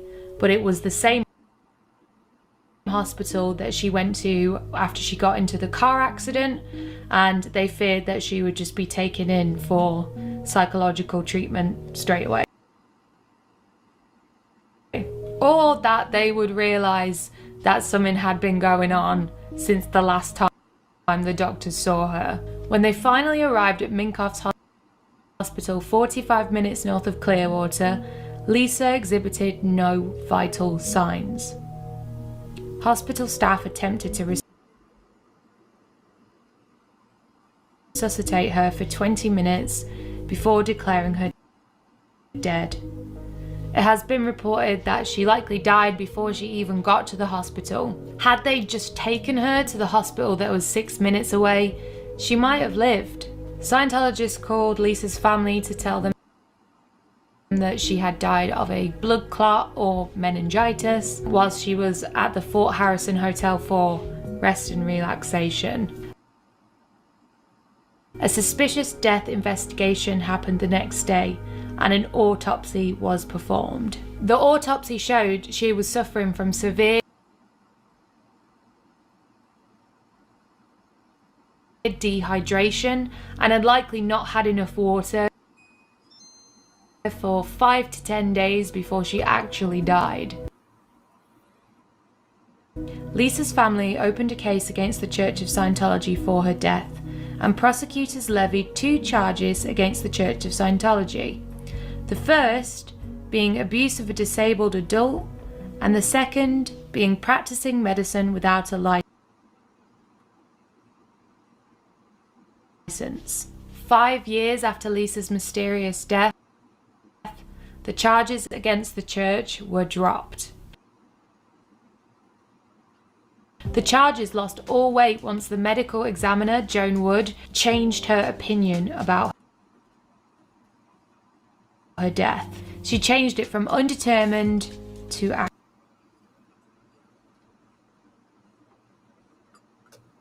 accidental. At first saying it was a blood clot caused by severe dehydration and bed rest, and after Scientology involved themselves in the investigation, she said that she did not know the cause of death. She resigned shortly after. Joan had been a medical examiner for 18 years. She conducted more than 5,600 autopsies, and she testified in hundreds of murder trials. Unfortunately, this case will be the one she is remembered for the most. It is speculated that Scientology influenced her to change her report. The church had spent around $30 million dealing with this case. They eventually settled for an undisclosed amount with the family. Lisa's death is devastating, and pickets are actually held outside the church on the anniversary of death because many people feel that justice was not served. Nobody actually got charged for what happened to her. Scientology took this opportunity to create a new clause which would state that they would not be responsible for treating medical conditions, which would stop anyone suing them for neglect in the future.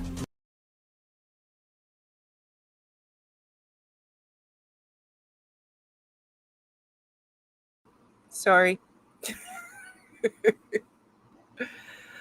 Welcome in, Manning. Yeah. I think Kelly did a great job at telling the story. It's interesting to see the different ways that people have told Lisa's story over the years.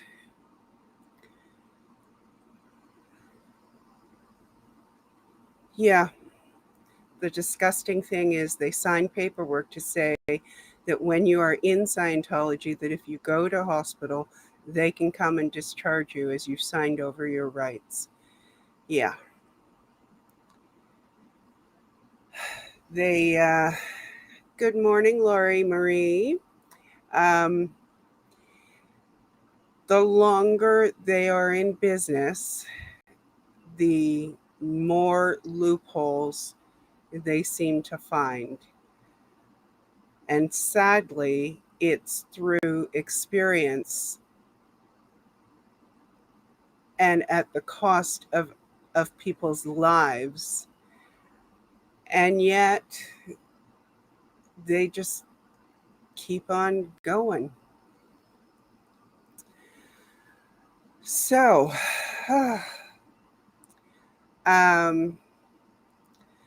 well, good morning to those of you just joining us in the morning and wherever you are. Yes, Sophia, and that's why they need their tax exemption at least. Yeah, they need it removed everywhere. So yes, good morning wherever you are, or if it is morning where you are, good evening if it is evening for you, and if it's afternoon, good afternoon to you then. Wow, I am only 4 hours into this, and my mouth has decided to stop working.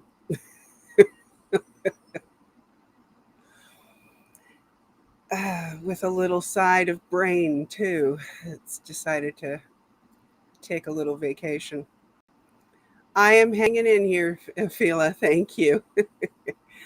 I had just had some breakfast delivered to me, so thank you for watching out for me. I did not see Nora's post about Scientology data breach. Ooh. I will have tea in a little bit, but in the meantime, I have water and I have some food.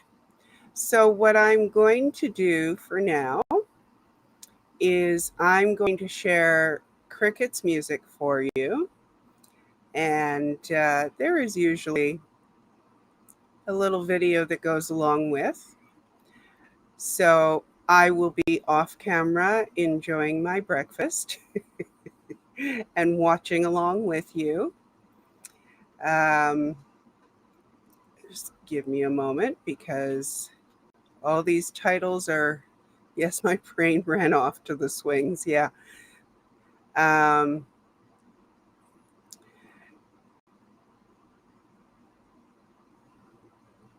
Yeah, I have granola in yogurt. So I will be muting myself while we all enjoy it together. The video, that is.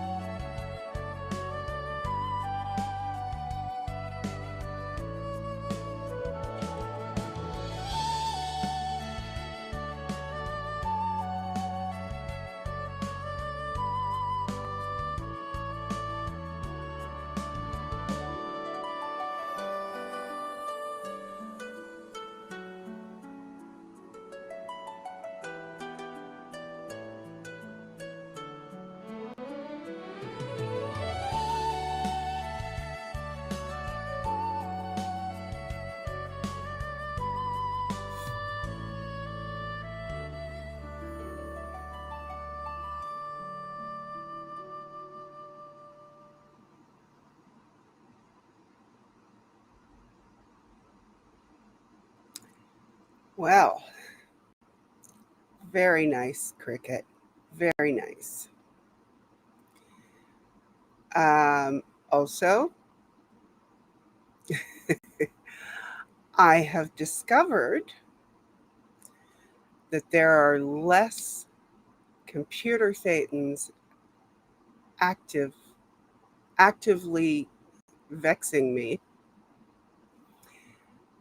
when I stay on the tab I'm sharing. So maybe it's not the Wi-Fi?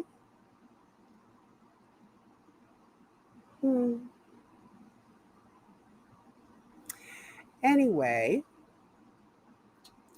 I will try to remember to do that. Of course, it makes it harder to keep an eye on the chat. But that's why I have fantastic mods. Yes, Cricket. Yeah, so I learned something new. Oh, thank you, Twyla, and welcome in, by the way.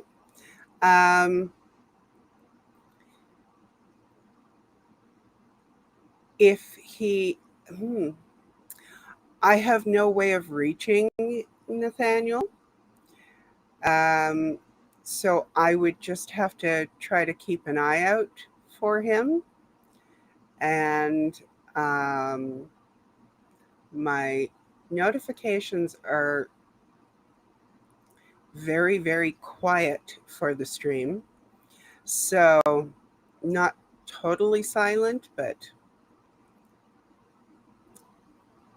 pretty close. I would have to be notified when he goes live, if he goes live. And then I would happily share him if he's okay with that. Good morning, Rika. Lifelong learning is right, Sophia. Oh, it's going to make life even more complicated during the scooter report, though. But that is not a problem for today. Okay, so I do not know if T has gone live yet. I'm going to just refresh a YouTube tab I have going here. I don't see any signs of her as of yet. So if somebody will do me a favor, and if you get a notification or see that she goes live, if you can let me know in the chat, I will go to her.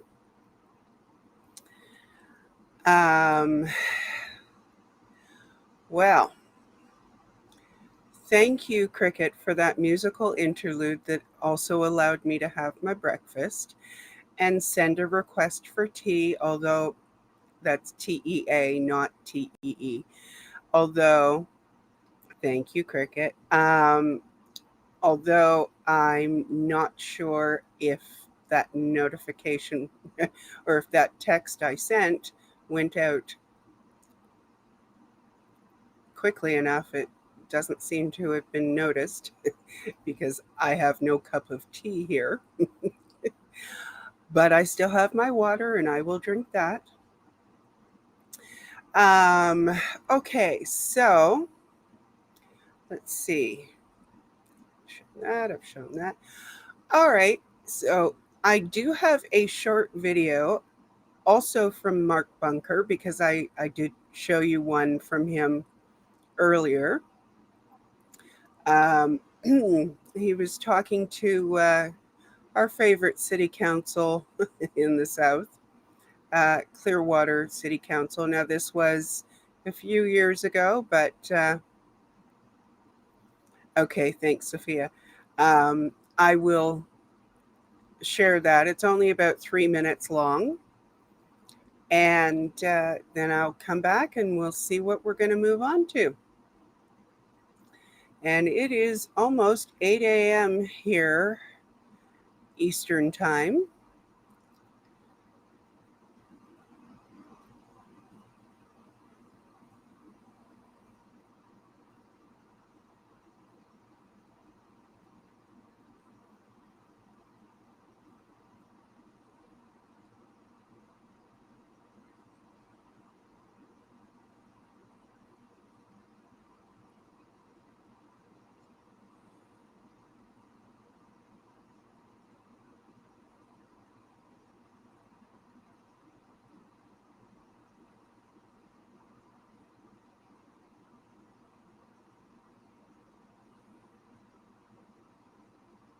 Oh no, not again.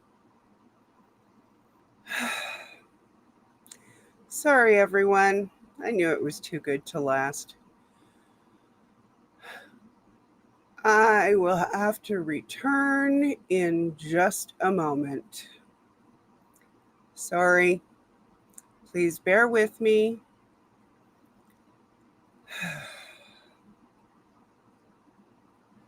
Computer Thetans.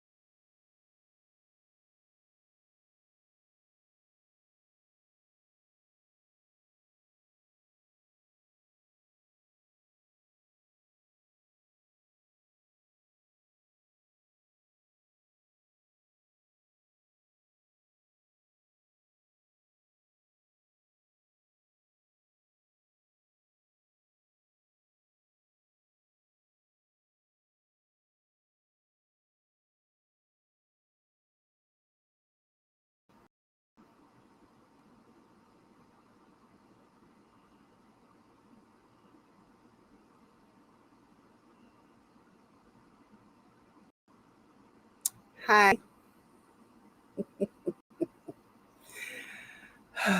Shall we try that again? Let me see if I can find it now. Gosh.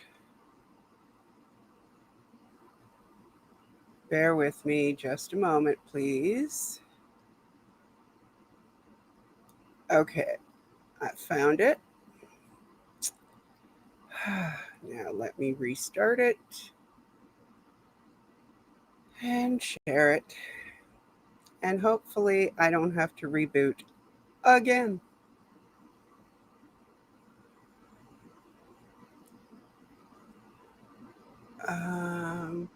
Sorry, one more moment.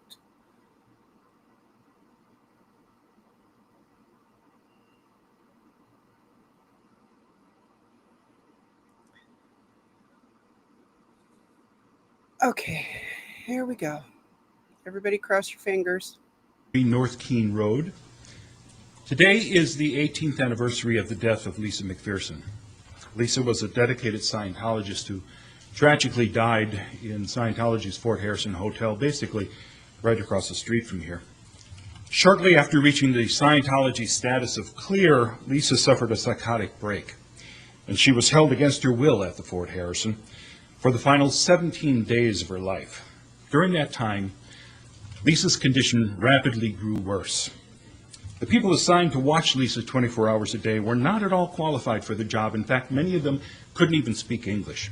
But that really didn't matter because L. Ron Hubbard decreed that if you're watching over somebody with a psychotic break, you can't talk to them. So basically, Lisa McPherson was locked in a room, hallucinating, barking like a dog, thinking she herself was L. Ron Hubbard and smearing her feces on the wall, while people who wouldn't speak to her were forcing medication down her throat with a turkey baster. By the end of those 17 days, Lisa had lost 40 pounds and was in such horrible condition that Scientology, rather than calling an ambulance, decided to throw her in a van and drive her to a hospital several towns away where there was a Scientologist doctor on duty. And by the time they arrived, Lisa was dead. I understand the city is thinking about finding a better way to work with Scientology and sitting down and mending fences with David Miscavige, the current leader.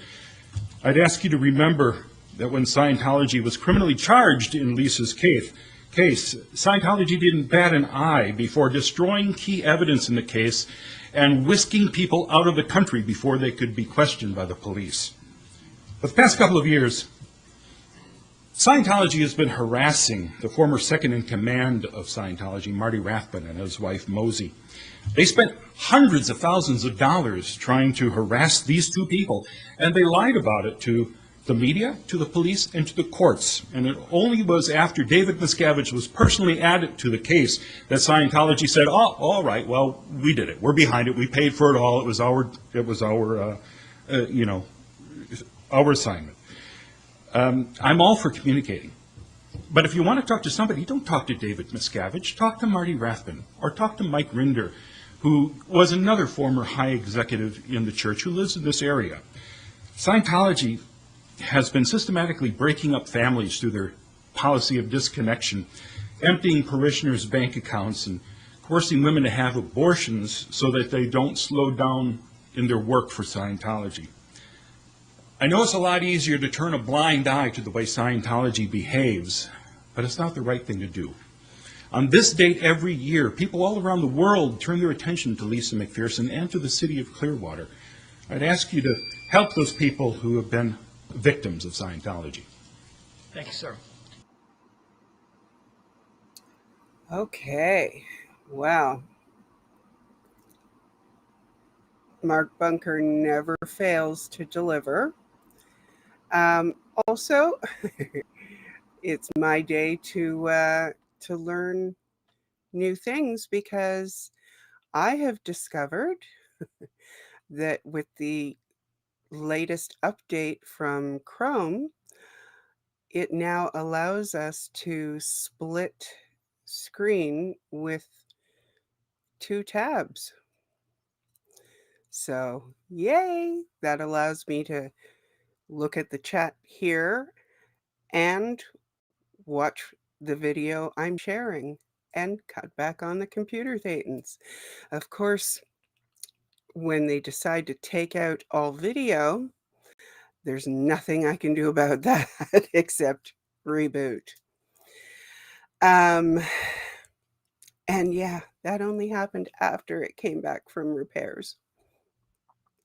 So I'm just taking a moment to try to catch up on the chat here. And thank you for keeping each other company while I was unavailable. Oh, God.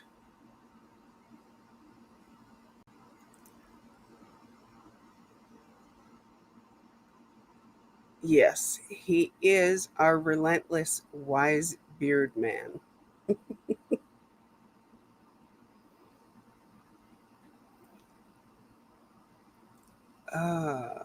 I know I need my tea. I may not get my tea right now because I think one daughter has left and the other is asleep still. So, because she's off today, so she's going to enjoy sleeping in.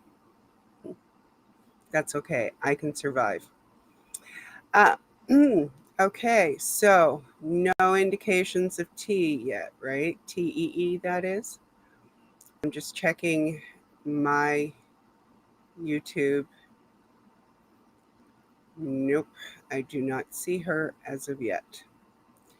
Oh.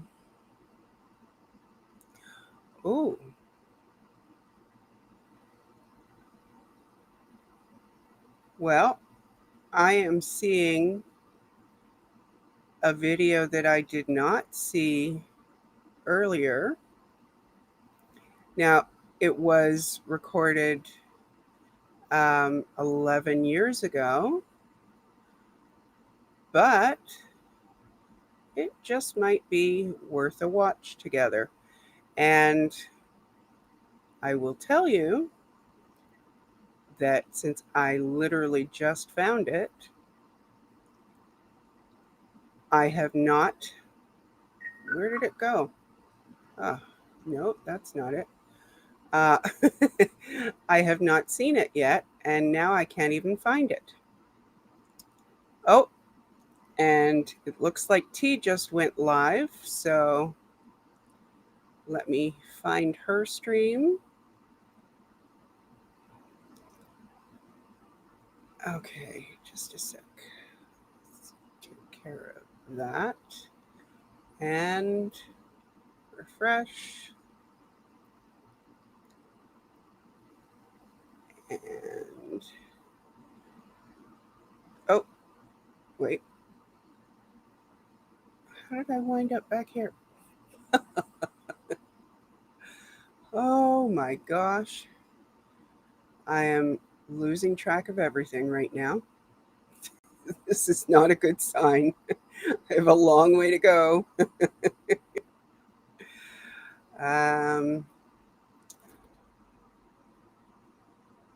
Nope. I swear I had a notification. That's weird. All right. Let me. Sorry, folks. The fun of live. Let me check. I'll go to her channel and see. Now that looks like that is, yep, that's the stream. That's our stream. That's okay. So I got a notification for no reason. Oh, wow. Okay. Hi, Susan P. T is live. Okay, so I'm not losing my mind yet, but I have to find her again. YouTube, stop hiding people. It's not nice. When I go to T, I do not see a live stream other than her stream showing this stream. So I don't know what is going on just at the moment.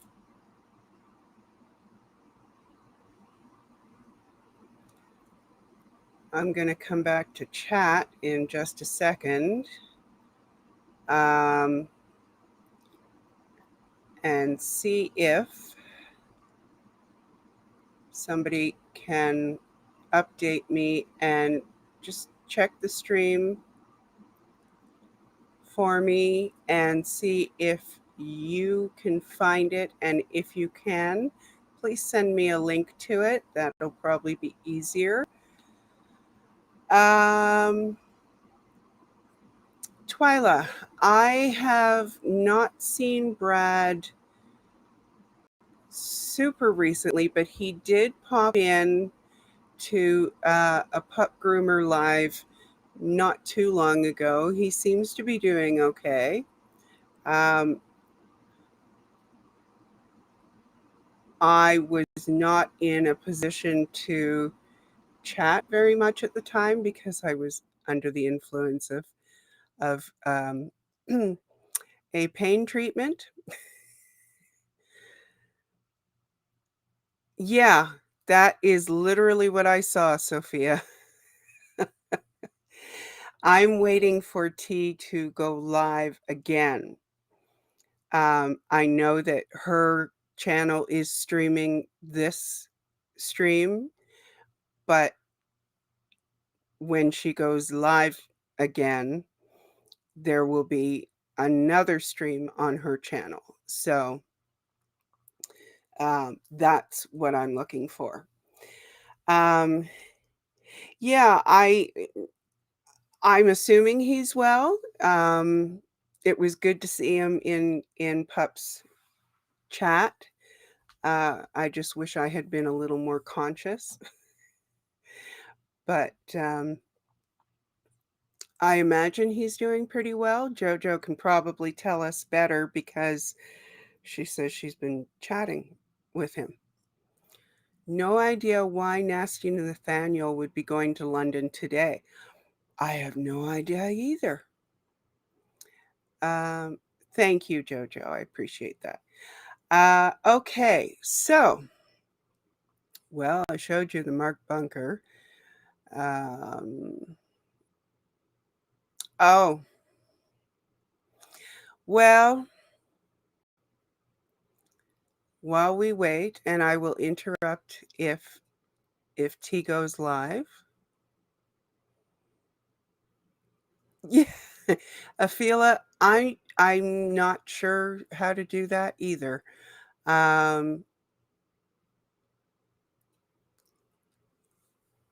I've never had to, so I've never done it. Oh, T has joined. I guess we know that where T is. Hi! Hello. And I hear myself again. Hang on. Okay.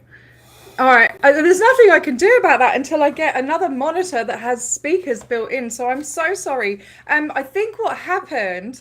So I was trying to figure out how to get when I come on for it to stream on my channel. And so I like went through all the settings and everything, and I connected my Facebook and my YouTube, and then it was like, but I was just sitting there waiting because I was eating my bananas and custard. I just bought some bananas and some nice fresh custard, and I was just like, have a little snack. Sorry, I'm trying to sort my hair out. I hate it being all there. Yeah, I had a little snack, and then I came in, but I didn't know, I can't see it streaming on my channel. So that's really weird. Does it come up? Yeah. Can anyone see if it's on my channel now? Yeah, it still Interesting. is. Yeah, right. So I don't see it. Oh, I see. Yeah, no, it's not coming up on mine. I don't know, whatever. Anyway, I'm here. I thought I'd come in and say hello after going down to the org and maybe do a little recap of what happened. I don't know if you streamed any of it or what's been going on here. Yep. You did? Yeah, it was a whole bit. thing. Yes. My nose is actually, I don't know if you can see, but on one side it's really swollen. I've got about 3 mosquito bites on my nose. We had to go because we were just getting just eaten alive by mosquitoes, and I have allergic reactions sometimes.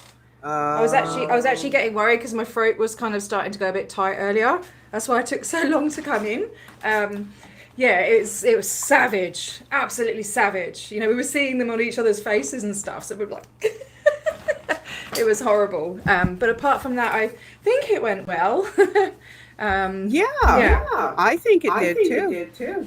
I'm going to try and mute my, sorry. I will mute while you talk. Thank you. Yeah, no, I think it went quite well. What I was seeing in the chat looked pretty good. I think everybody appreciated you being out there.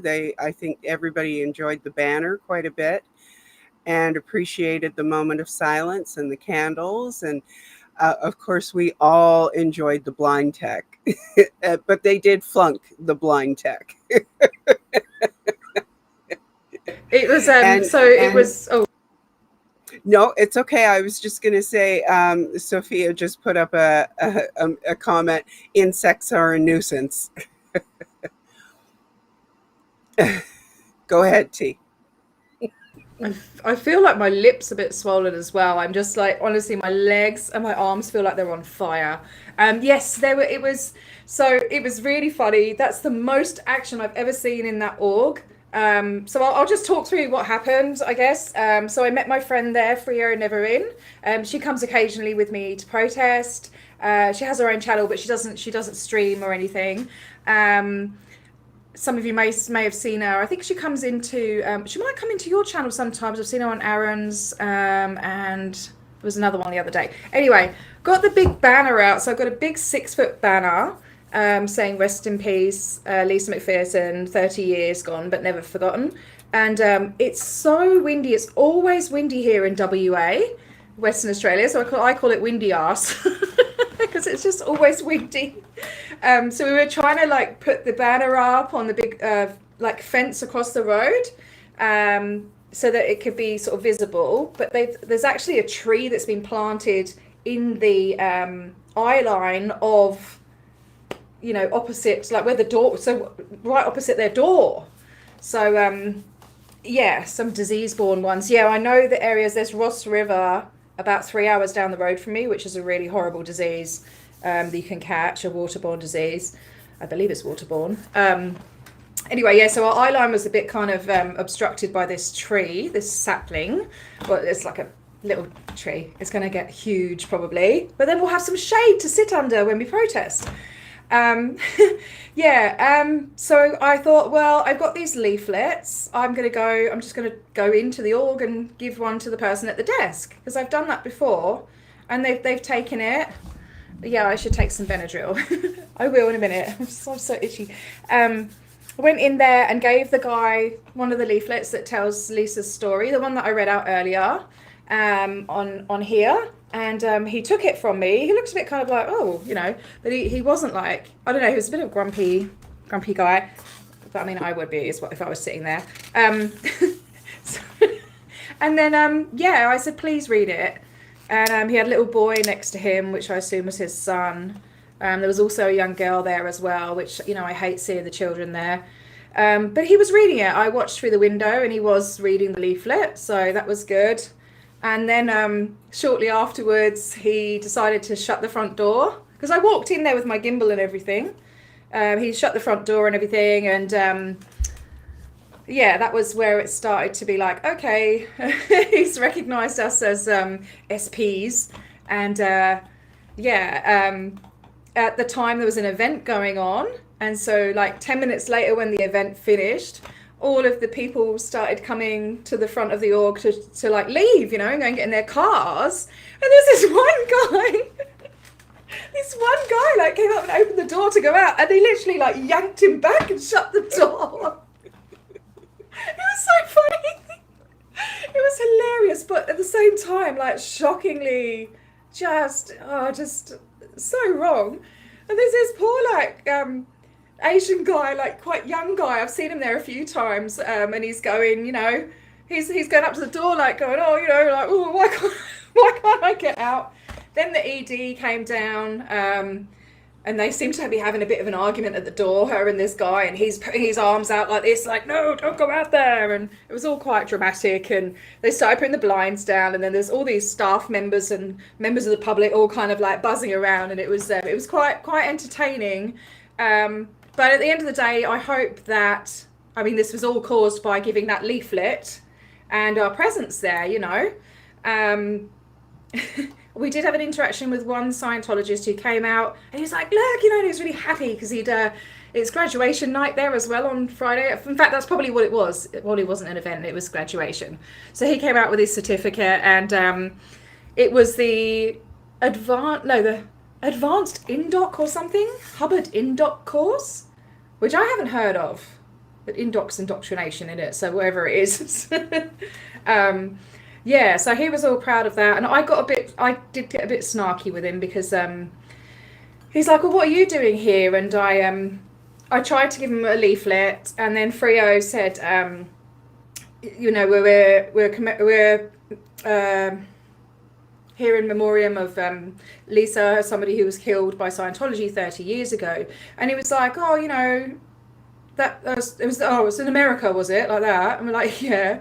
And he was like, oh, sorry about that. And he goes, oh, but this is helping my life or something like that, you know. And I just got like snarky with him and I said, well, you know, as long as you're all right, you know, because one of their staple datums is what's true for you is true for you. And then I was just like, right. I got a bit angry and I got the list out and I said, well, there's these 400 other people too, and like rolled it out across the driveway. And I was just so, I know he's brainwashed, but just for him to be so flippant about someone's life, and well, it's in America, so it's all right. It really made me cross. And I shouldn't have lost control, but you know, it's, I don't know. He went off anyway on his jolly way with his flapping his certificate. I said, oh, well done for being infantilized, you know, because that's what they do. They give them these stupid certificates for, like, you know, it doesn't mean anything in the real world. Hubbard Indoc course. I mean, you can't exactly go to like uni or something and go, well, I've got this certificate, put me in for the masters or whatever, you know, like it's just silly. Yeah, but it just shows in real time the brainwashing.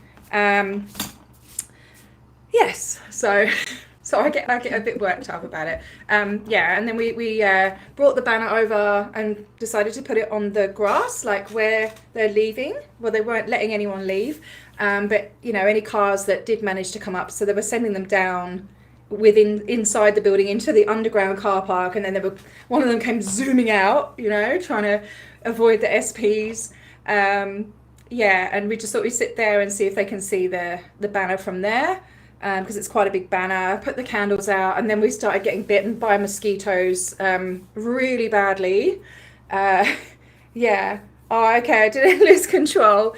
Yeah, I mean, I always try and remain polite and friendly and approachable. I don't want to live up to the name of being an SP. I don't want to be this person that's out to take down the religion or whatever. I want to actually communicate with them and try and you know, be compassionate and actually try and plant seeds and stuff. But yeah, sometimes it does get the better of you, especially when you know people, you know, that have been hurt. And yeah, so yeah, we did a minute's silence and then we just had to go because we were just getting eaten alive. So yeah, that's what happened. And thanks to everyone that tuned in. And I may go live on my channel in a little while and put on my documentary. Anyway, I shall stop talking now. No, you did great. You did absolutely great. I was just trying to stay quiet so I wasn't going to be hearing myself. But you had me cracking up, honestly, and I agree with the chat. I think you did very well. I mean, you weren't cursing him out. You were just responding to the way that he was responding to you. So, I mean, you did pretty well. Oh, okay. YouTube watcher here. Medical advice. T, if you feel any lip, mouth, or throat swelling, that is life-threatening. Do not ignore. Use an EpiPen. Go to the hospital now. Okay, yeah. Someone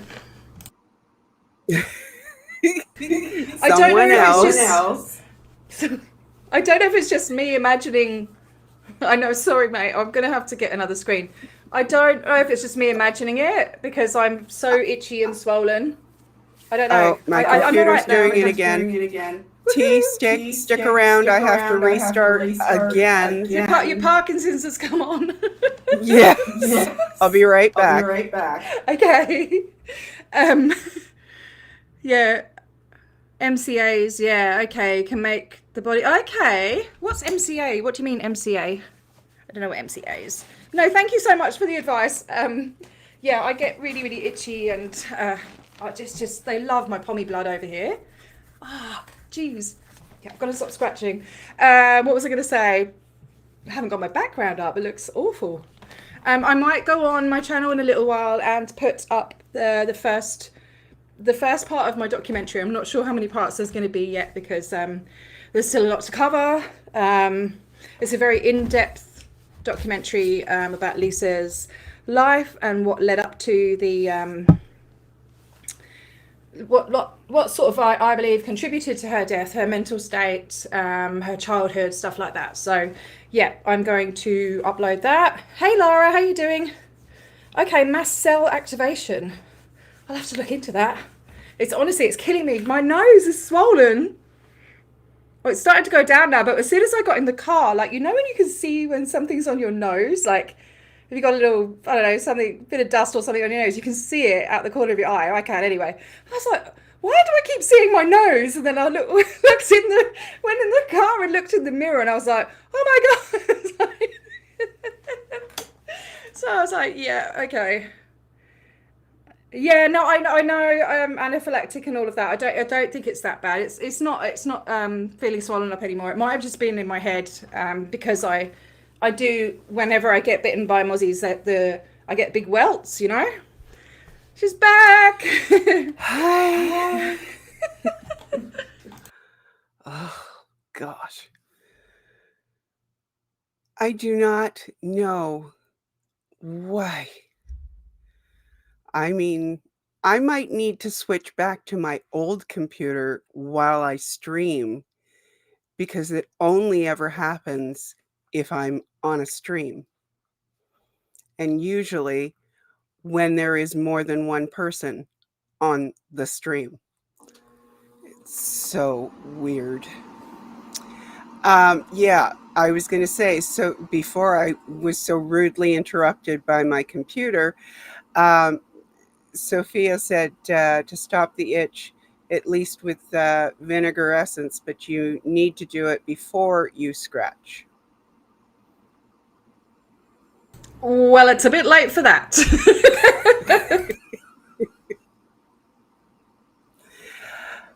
The other thing you can try is if you have witch hazel. No. Okay. I've got a drawer full of creams and all sorts of itchy things. I've got apple cider vinegar, but I don't have normal vinegar, so I don't know. I'll just try loads of stuff, and yeah. Oh my god, it's just honestly, I feel like my legs are on fire. I'm glad I'm making you laugh, Lara. It's horrible. Welcome in, Lara.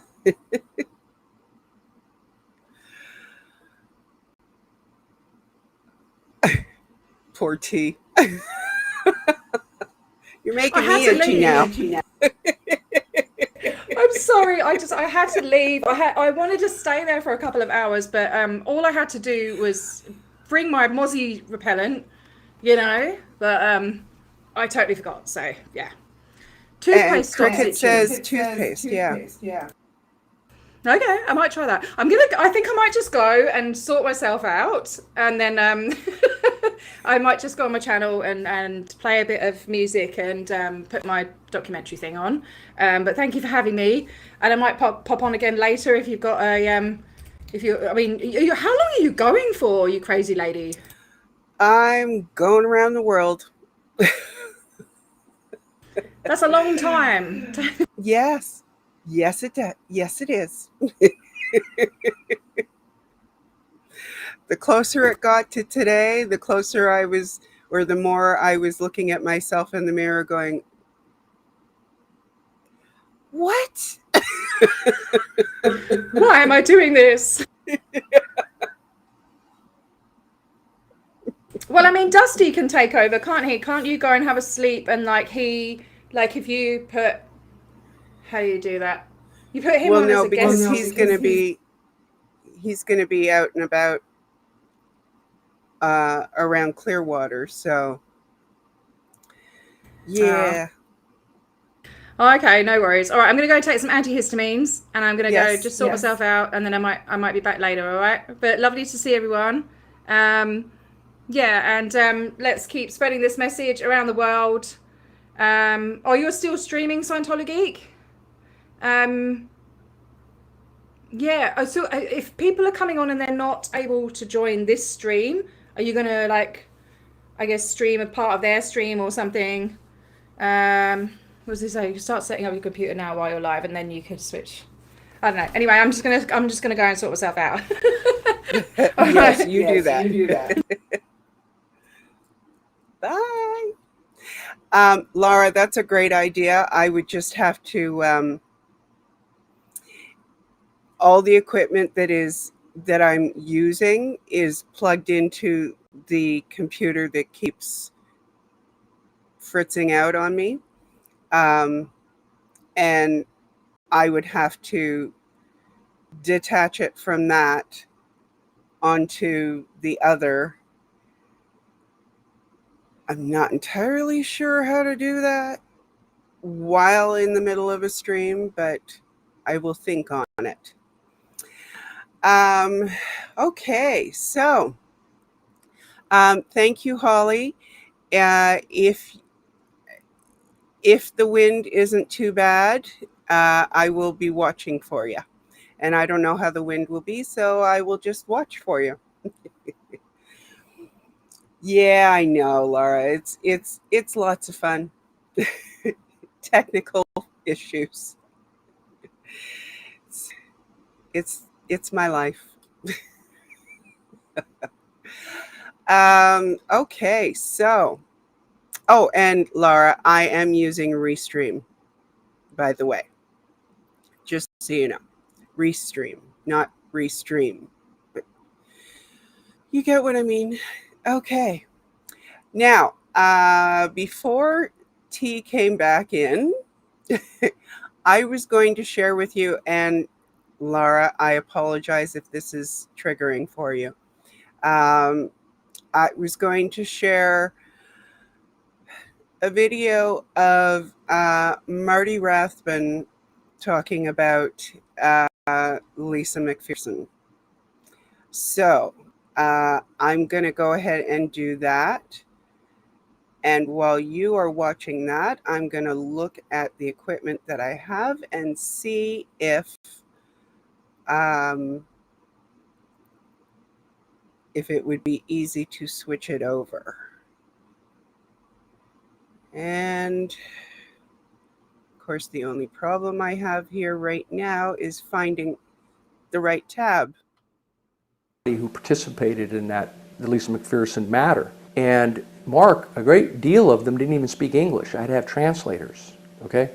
Because Flag had created, being the way Scientology's been corporatized, just like corporate America, they have shipped in people from third world countries, from Central America and South America and Mexico, who handle almost all of their maid services for their public in their hotels, almost all of their catering service, almost all of their kitchen labor and all that matter. And they had people like that being on the watch.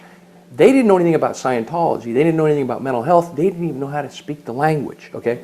And I don't know if it was the majority, but a lot of the people that I had to interrogate. In fact, the woman that they said had doctor credentials, Janice Johnson was one of them. There was another woman, Laura Arnuda, and she didn't speak a lick of English.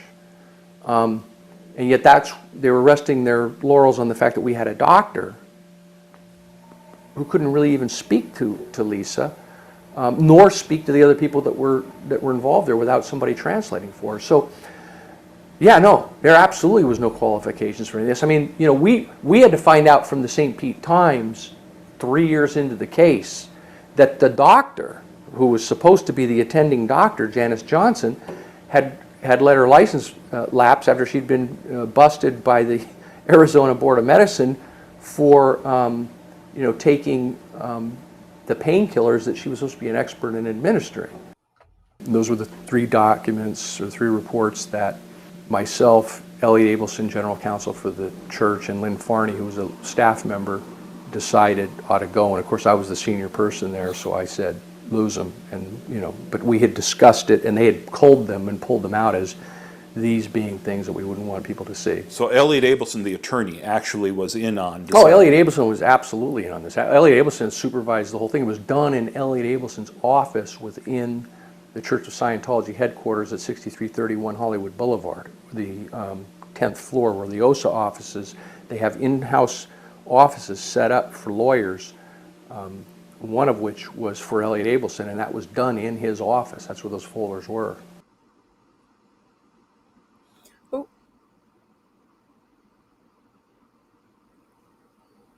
Hi.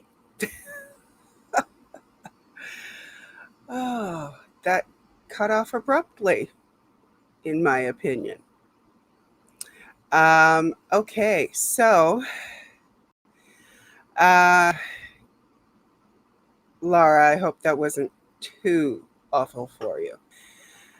And my apologies if it was. So, yeah.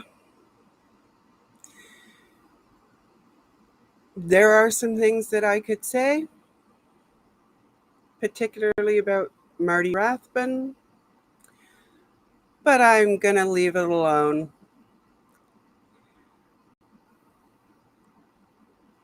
I do appreciate what he spilled. It's, in my opinion, it's just a shame that his ego was so big about everything. And I do also agree with someone else who said that it sounded in his retelling of it as though he was of the opinion that if they had just done the procedure properly with Lisa, and I'm sorry, I'm missing the right word right now. Is it the introspection? That it would have worked. There was no way it was ever going to work. But thank you, Kat. Yeah, it just I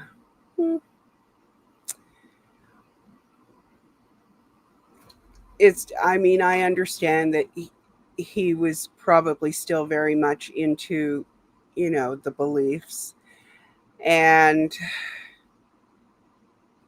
everybody takes their own amount of time to come out of that, and I do understand that, at least in theory. However, it's still such a shame. I mean, all of it is a shame. So, I don't know. It's I guess it's easy for me to say from the standpoint of a never in. I have never been in that situation. I have never been conditioned to believe so much in that way. So, I'm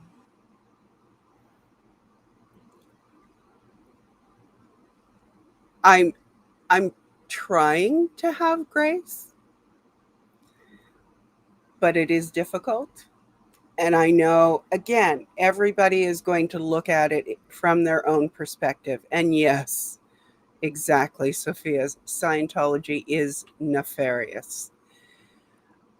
I don't think I could have put that any better. Gosh, I'm still now really itchy. Thank you, T.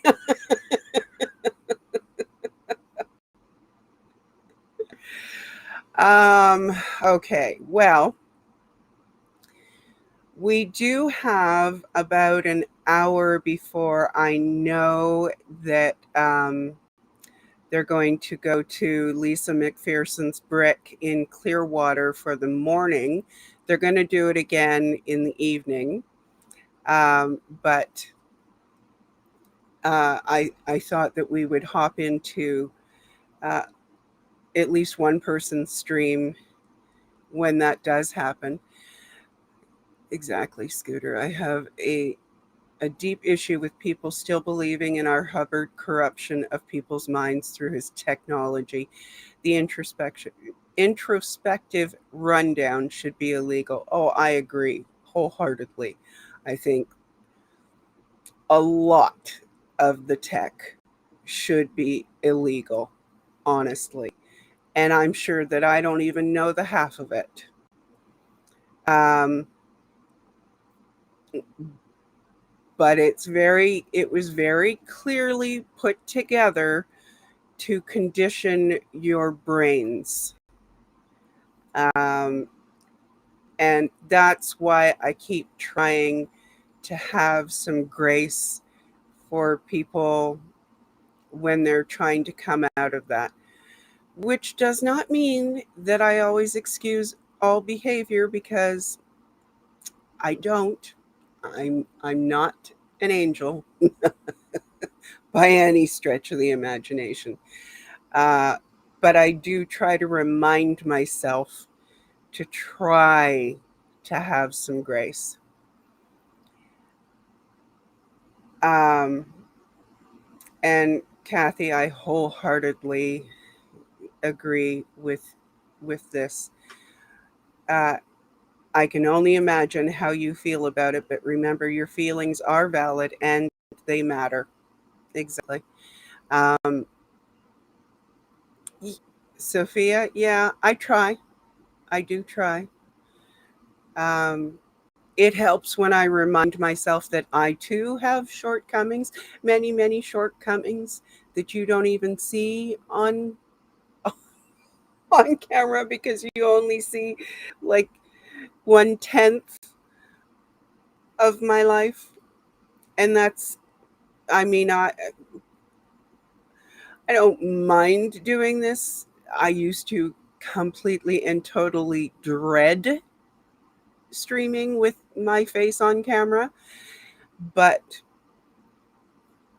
that is to say, I keep a lot of my life private because, first of all, I am a boomer with a Gen X mentality, and I am very clear on the fact that my life does not need to be online. Um, and also, I'm just a very, very private person. I'm also an introvert, so none of this is fun. Although, actually, that's not true, because chatting with you guys is fun. I do enjoy that. And if you hear the noisy cat, that is Kiko. And he may or may not come up on the bed. Right now, he's demanding food, which he thinks I have, which I do not. And now he is about to get into trouble because he's looking to go somewhere he has no business being.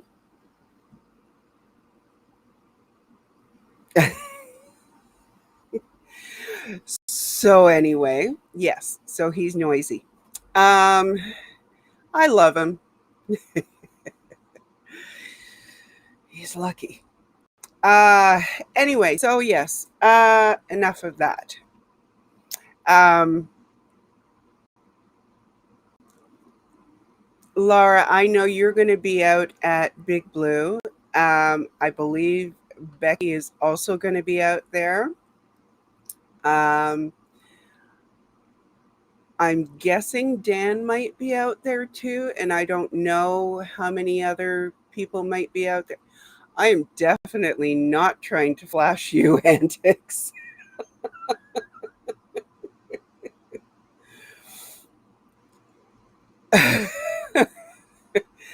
Definitely not. Um, yeah. The biggest damage is usually caused by the people trying to not face the uncomfortable structural issues that are messy to confront. Audit will be there. Excellent. That's great. Um, and I will probably do quite a bit of stream hopping, um, because as we've discovered together, if I stay on the tab that I am sharing, oh, was it flashing? I'm so sorry, Antics. That might have been because the air conditioner is going on and off. and I don't really have any control over that, I can put it on fan for a while, and then it won't be flashing. There. Antics is in a different chat, Cricket. I get to see everything, but unfortunately, you do not. Um, she's either in T's chat or in Afila's chat or D's chat. So, yeah. Anyway, so I am playing a lot of this sharing uh, by ear, and I will do my best to well, no, because I don't want it to make you sick, Antics. So I can deal with it for now. Um, if it gets too warm in here, I'll switch the AC back on, but it's on fan right now.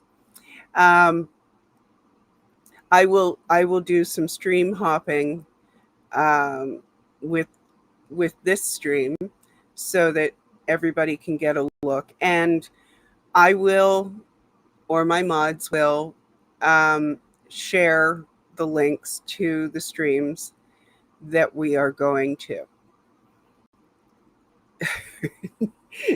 No Antics. Yes, that's because when I'm good, Antics. Uh,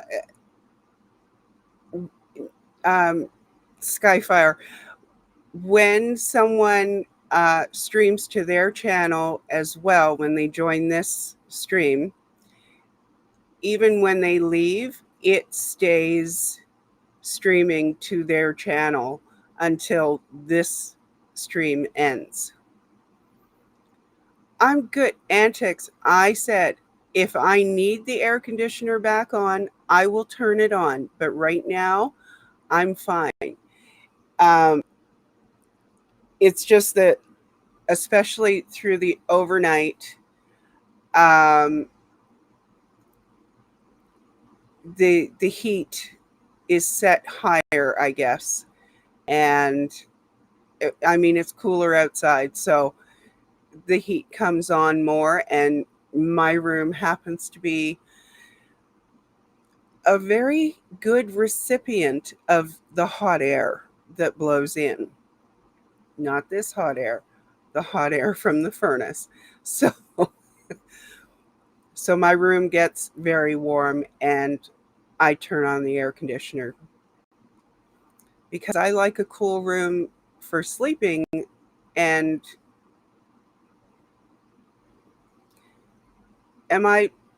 is my picture flashing at this point, Cricket?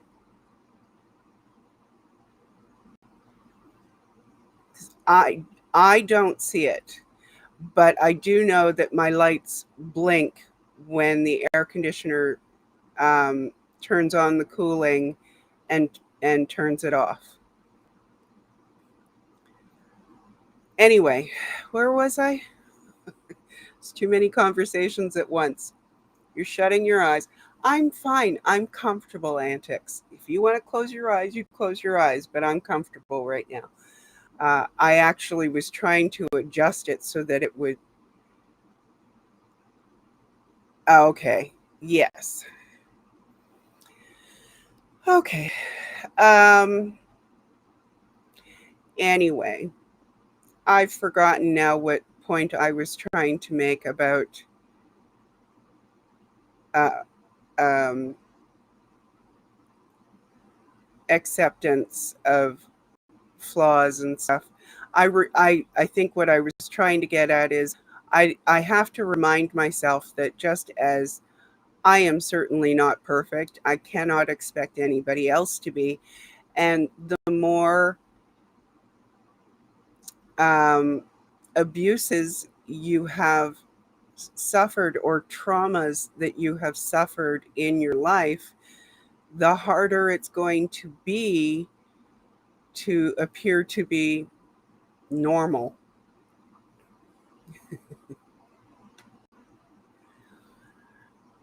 No worries. Skyfire, rejoin whenever you're ready. I will be here. I might not look as cute, but, but I will be here. Anyway, no sound. Are you kidding me? Now what?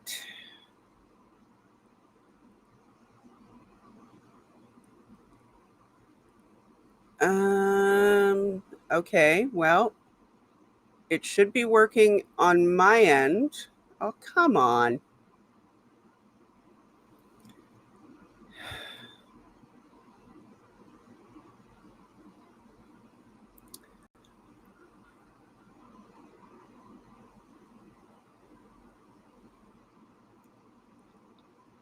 I'm not muted.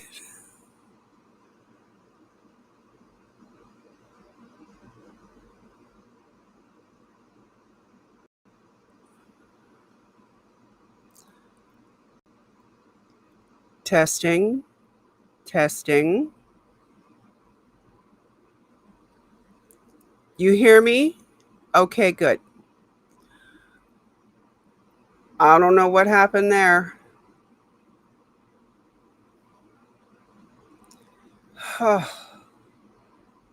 Okay, now come on. Some of you are saying you hear me, and some of you are saying no sound. And I just checked my settings, so there should be sound. Okay. You can hear again. Oh, cricket, it's a miracle. Yes, I'm going to play. I am going to. Thank you very much, Antics. Lisa Manning. Lisa Short. Yes, are we talking the Lisa Short that you did with JoJo? Because that's the one that I know of. Sandy, because there are 4 different streams streaming this channel. That's why. So some of the people that I am talking to are in my chat. Some of them are in one of the other 3 chats. You are in one of the other 3. So don't think you're not seeing something that you should be seeing. And thank you for confirming that you can hear me fine. I appreciate that. I am hosting the stream, and this is the Scooter's Anti-Cult Report. But you are welcome to stay in whatever chat you're in. There is no problem. And last year's Lisa video. Okay. Now, if you would like to email that to me, Antics, that would be great. A link to that, because I don't think I can go hunting for it right now. But thank you very much. I appreciate it. I think what I am going to do in the meantime is I am going to share JoJo's Lisa McPherson playlist with you and recollect what may have gotten loose here. So please enjoy. And if anybody goes live, I am keeping an eye on the chat. So if you get notification that someone goes live with a sorry, I'm just trying to find the link while talking at the same time, and it works really, really well. Okay, I found it.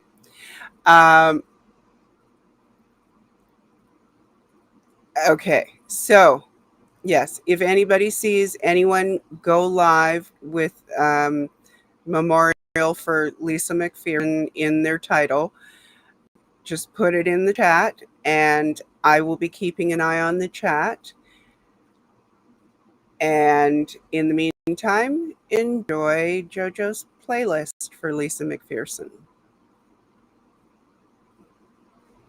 She walked in with open hands, looking for something human. They promised light, but built her room with no window. She trusted them, that was her only mistake. Not weakness,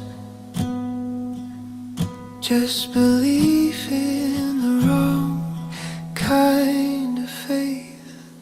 The room kept her, silence filled the air like dust, and no one came, no one came.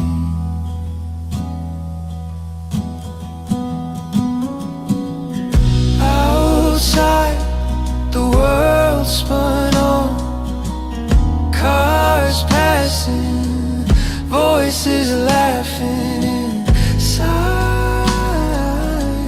Time just fell apart, and she slipped away unseen. It wasn't God who failed her, or love or light. People who turned away.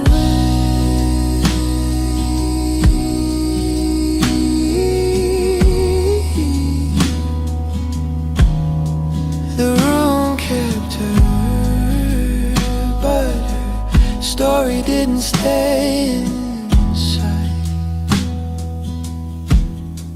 We say her name, we say her name. Just space for her.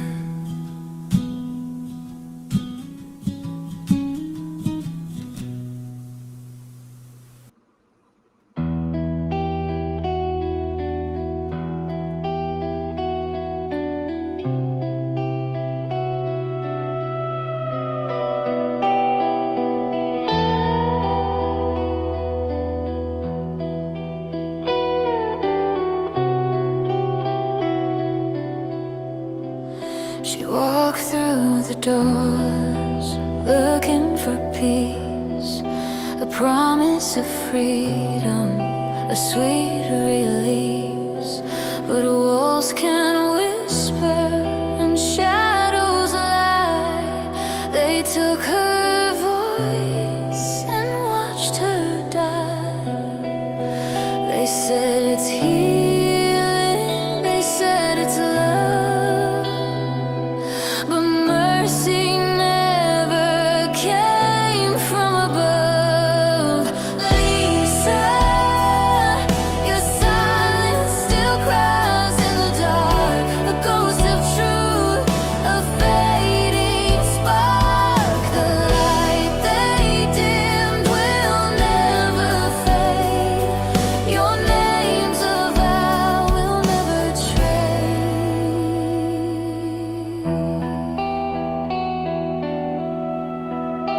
Locked in the faith she thought was grace, days blurred by in that hollow place. The world moved on, she slipped from view, but the story stayed, and so did you. No hand to hold, no one to see. The price of their false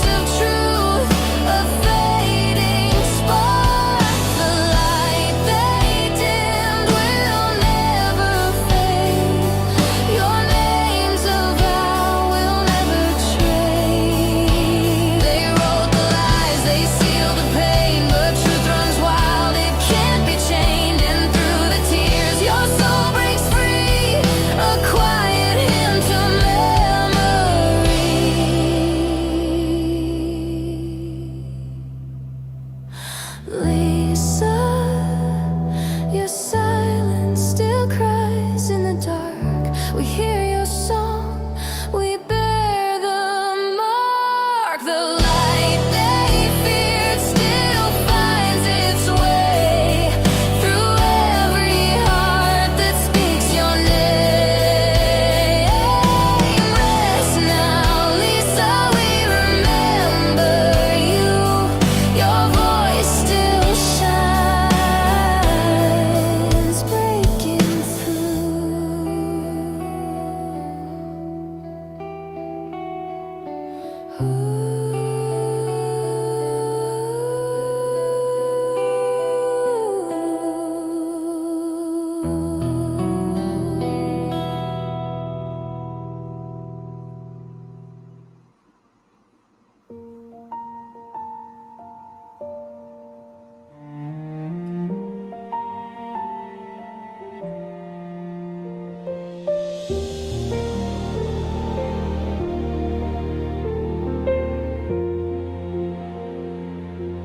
Twilight glows on quiet sidewalks.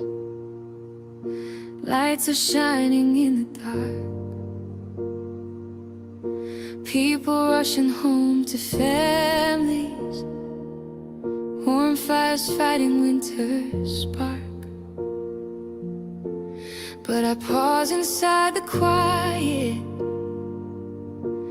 where her memory softly stays. A life that should have had tomorrow, taken from us far too early on that day. This Christmas we remember Lisa, a name the winter winds still carry on. We light a candle for her kindness, for the life that should have lasted long. And in the stillness of December, a story whispers through the night, a reminder to protect each other, to choose compassion, truth, and light. She was looking for some healing, just a place to feel okay. But the world can turn so fragile when the ones you trust betray.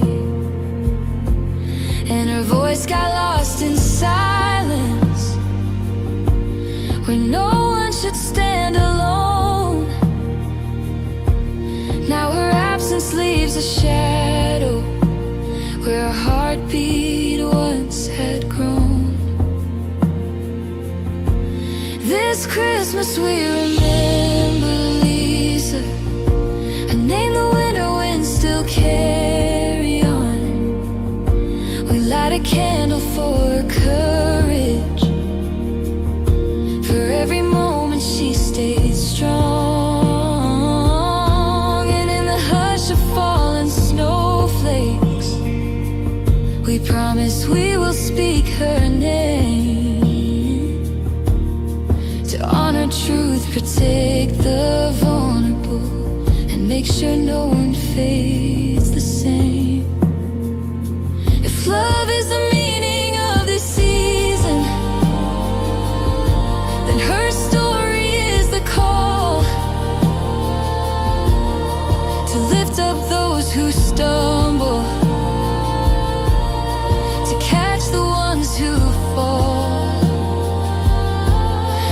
Peace is what December means, then we owe it to her still, to fight for every life in danger, to stand for every broken will. This Christmas we remember Lisa, and the stars she should have shone tonight. So we carry her within our choices, every stand we take for what is right. And as the carols fill the quiet, her memory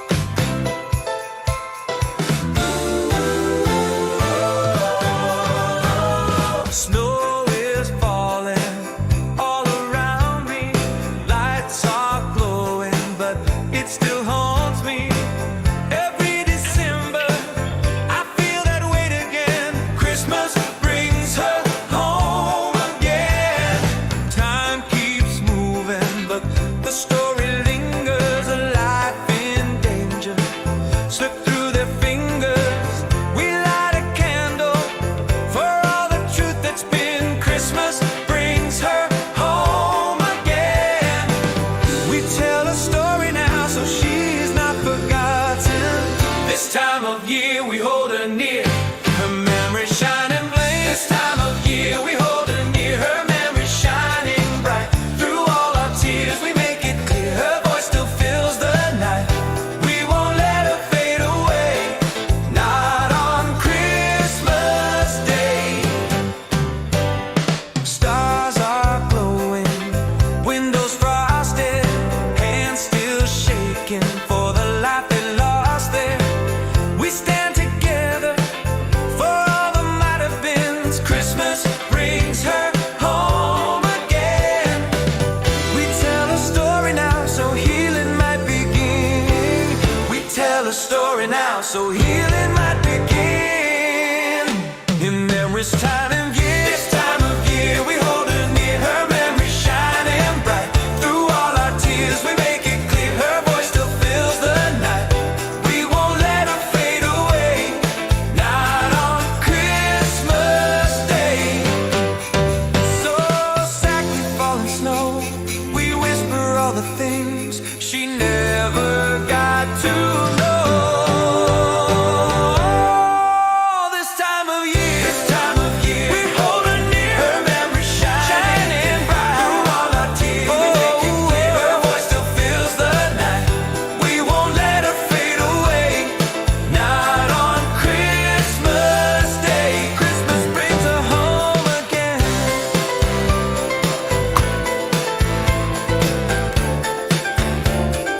Christmas brings her home again.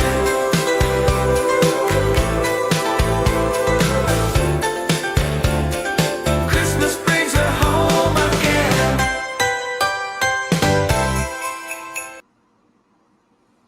Okay.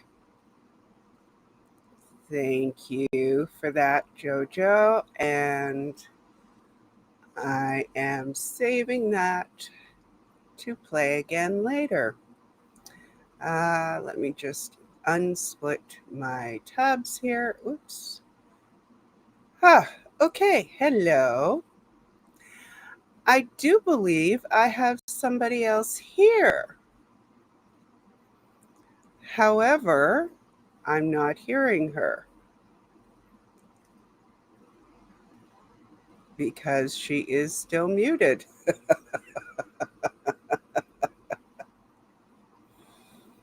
Yoo-hoo! Unmute.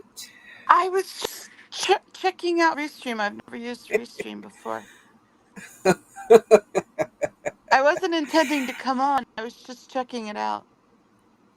Okay, and we have Afila is back too.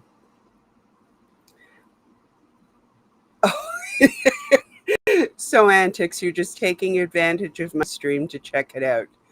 You Well, didn't I've never intend used to. Restream, and if I'm going to be like linking to it later, I figured I should figure out what the heck I'm doing. Okay. Sorry, I didn't mean to interrupt your stream. Pull me up. Oh, it's fine. Oh, Robin, thank you. I'm gonna close out. Okay. Love you. Take care of You yourself too. first and foremost. Leave the AC on. And Cricket said it wasn't even the AC that was doing the flashing anyway. Okay, well, my room has cooled down significantly, so I only need the fan at this point. Okay. So I'm All good. right. But please make sure to take care of yourself. It's a long day and we don't need you exhausted. Thank you. I will be exhausted anyway, so Yeah. So don't make it worse for yourself. We love you. I'll be fine. Thank you. Love you. See you later. Bye. Bye. Afila, I know you're here, but I don't see any microphone activity. Nope, she left. Okay, it's just me now. Okay. Well, welcome in anyone who joined while I was over on the other tab. Welcome in and thank you for being here. And yes, as Antics kindly reminded you, please make sure to hit the like button. Anybody who wants our snow can have it. Night Sky Fire and I are giving it away. um, okay, well, Jojo, that was really great as usual. You and Cricket are both so talented with your music, and I know that it's AI, but you are the ones who are setting the themes, et cetera, et cetera, et cetera. And I know I also have issues with AI still, but it's the only music that we can play and not get copyright restrictions. So I'm kind of okay with it, at least for streaming purposes. And you know what? It's good music. It is good music. I have to acknowledge that. So, you know, all right. Now, just checking. I did not see any notifications from anyone about anyone going live other than, you know, having a tourist come in and check out Restream. I think we're still sitting at the same spot. Hello, Big Chief. Welcome to whichever stream you happen to be in.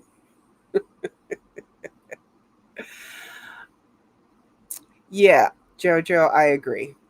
As long as you're doing most of the hard work, I agree.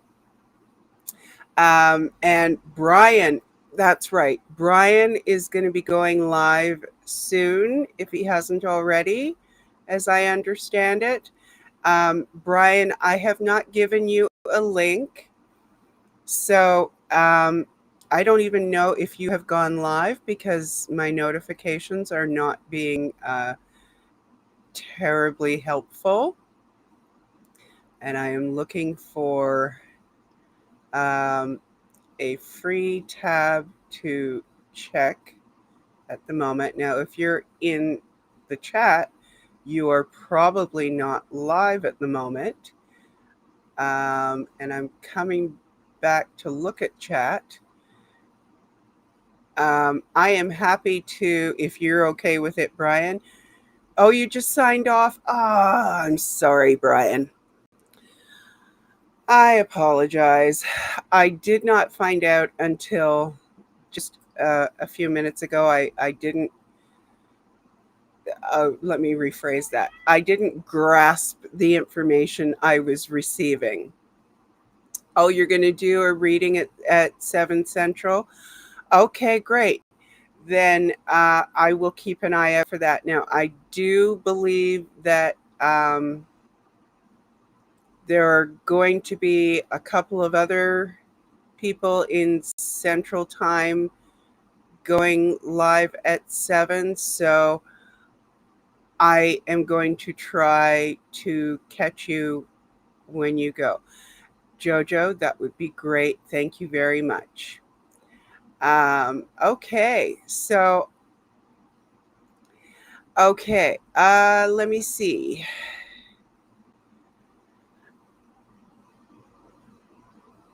I do not know of anyone who is intending to go live right now. Oh, who's popping in on me now? Are you doing a tourism again antics, or are you actually are you here to visit, but you're still muted? So I have no idea. You might be just looking around again, I guess. You'll let me know. Oh, this is funny. Touring again. Okay.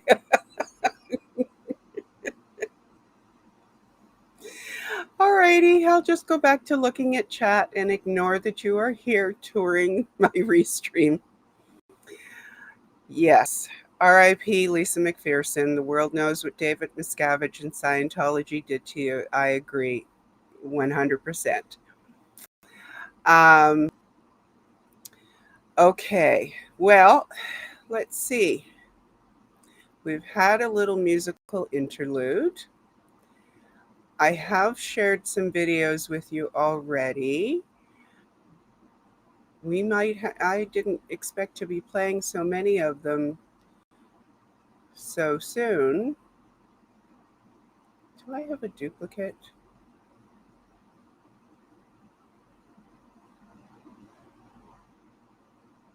No, I do not. Ah, okay. This is one. That's right. I never did actually show you David Miscavige, so I am going to show you that in just a second. Let me restart it. And I will share that for you. And I hope whoever had said yes, please, is still here to hear it. Now, I will remind you all, the video is crap because it was probably on VHS back in the 90s. But you'll get the gist of it, and you'll be able to hear it pretty clearly, I think.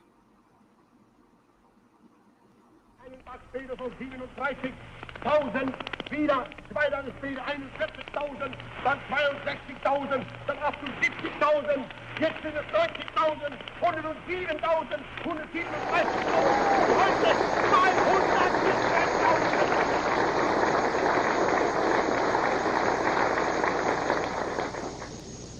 You have just heard how, once again, we have emerged victorious in countries across the planet in pursuit of the aims of Scientology. And more than any one win, the cumulative effect of our victories is even greater. Ellerich explains ethics presence this way. Ethics presence is an X quality made up partly of symbology, partly of force, some now we're supposed to's, and endurance. One of the reasons the press now print what we say is that we have endured the biggest shellackings anybody could muster up. We've gained ethics presence publicly by it. Endurance asserts the truth of unkillability. We're still here, can't be unmocked. This drives the SP wild. LRH. And when speaking of ethics presence and unkillability, the recent events emanating from Clearwater couldn't be more on point. Because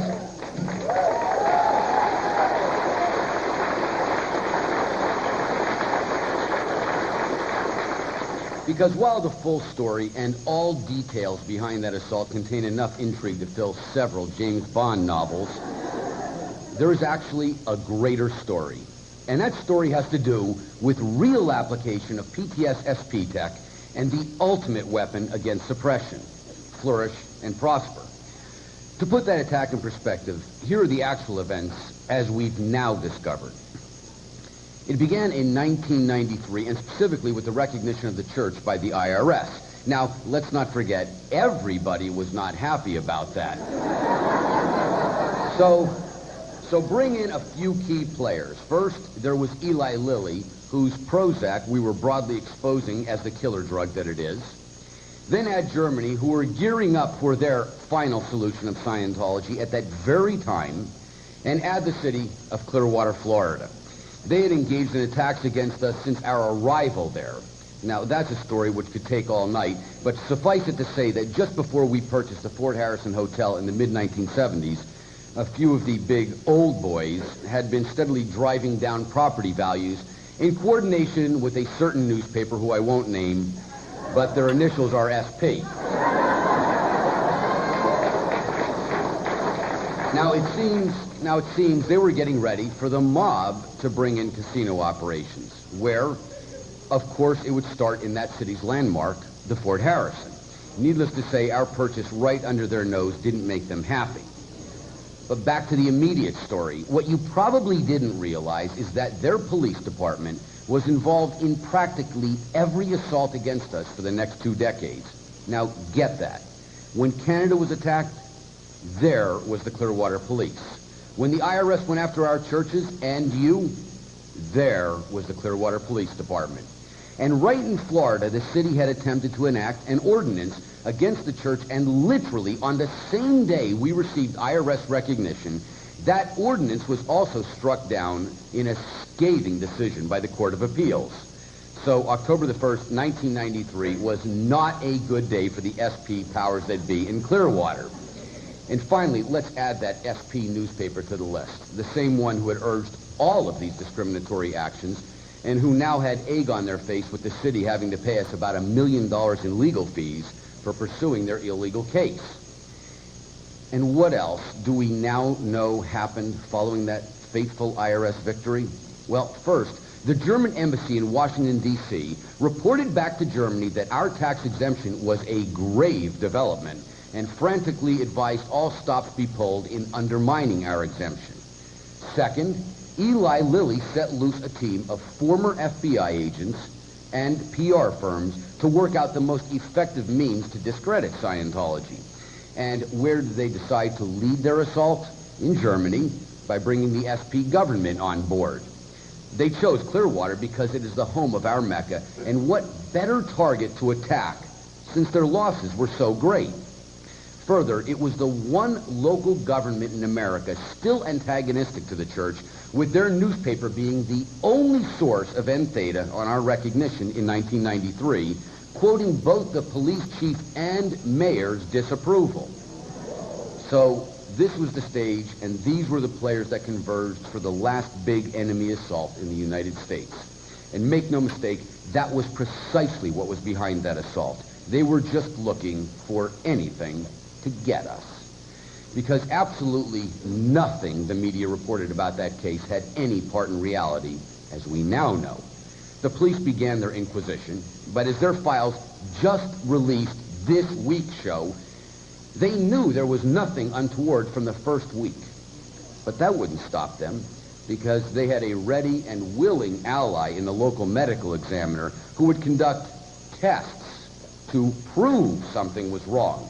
Now, how did she plan to get away with that? Easy.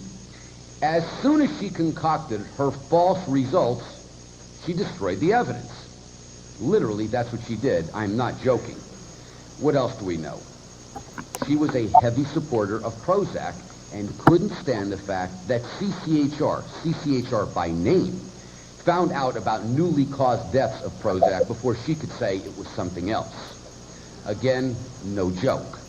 But let's not forget, the black PR campaign is what fostered this assault.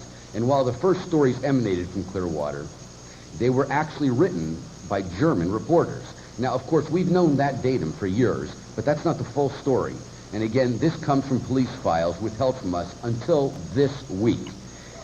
These files show the German media was secretly meeting with the police the whole time, but that's still not the big secret, because it turns out those reporters were identifying themselves to the police as representatives of the German government. That's right, they were actually German intelligence. But as I said, I could give you intrigue all night. The real mystery is how the state officials ever thought they could get away with this. And the answer is simple, with generalities. By attacking the church, they didn't have to ever prove any person did anything wrong. Their only strategy was to spread enough black PR and smear everybody. And they had the perfect mouthpiece to do it, the well-named SP Times. In fact, they were hoping the church would do what any other organization does. After all, the only thing at stake, they said, was a $15,000 fine. And what any corporation does is just plead no contest. In other words, accept an injustice so as to save money in having to fight. Well, we're not any other group, and they were given one answer. Wrong. In fact, we went one step further and told them, undo what you've done because it's false. Of course, they told us they never would. Our response? Then we'll make you do it. Just watch.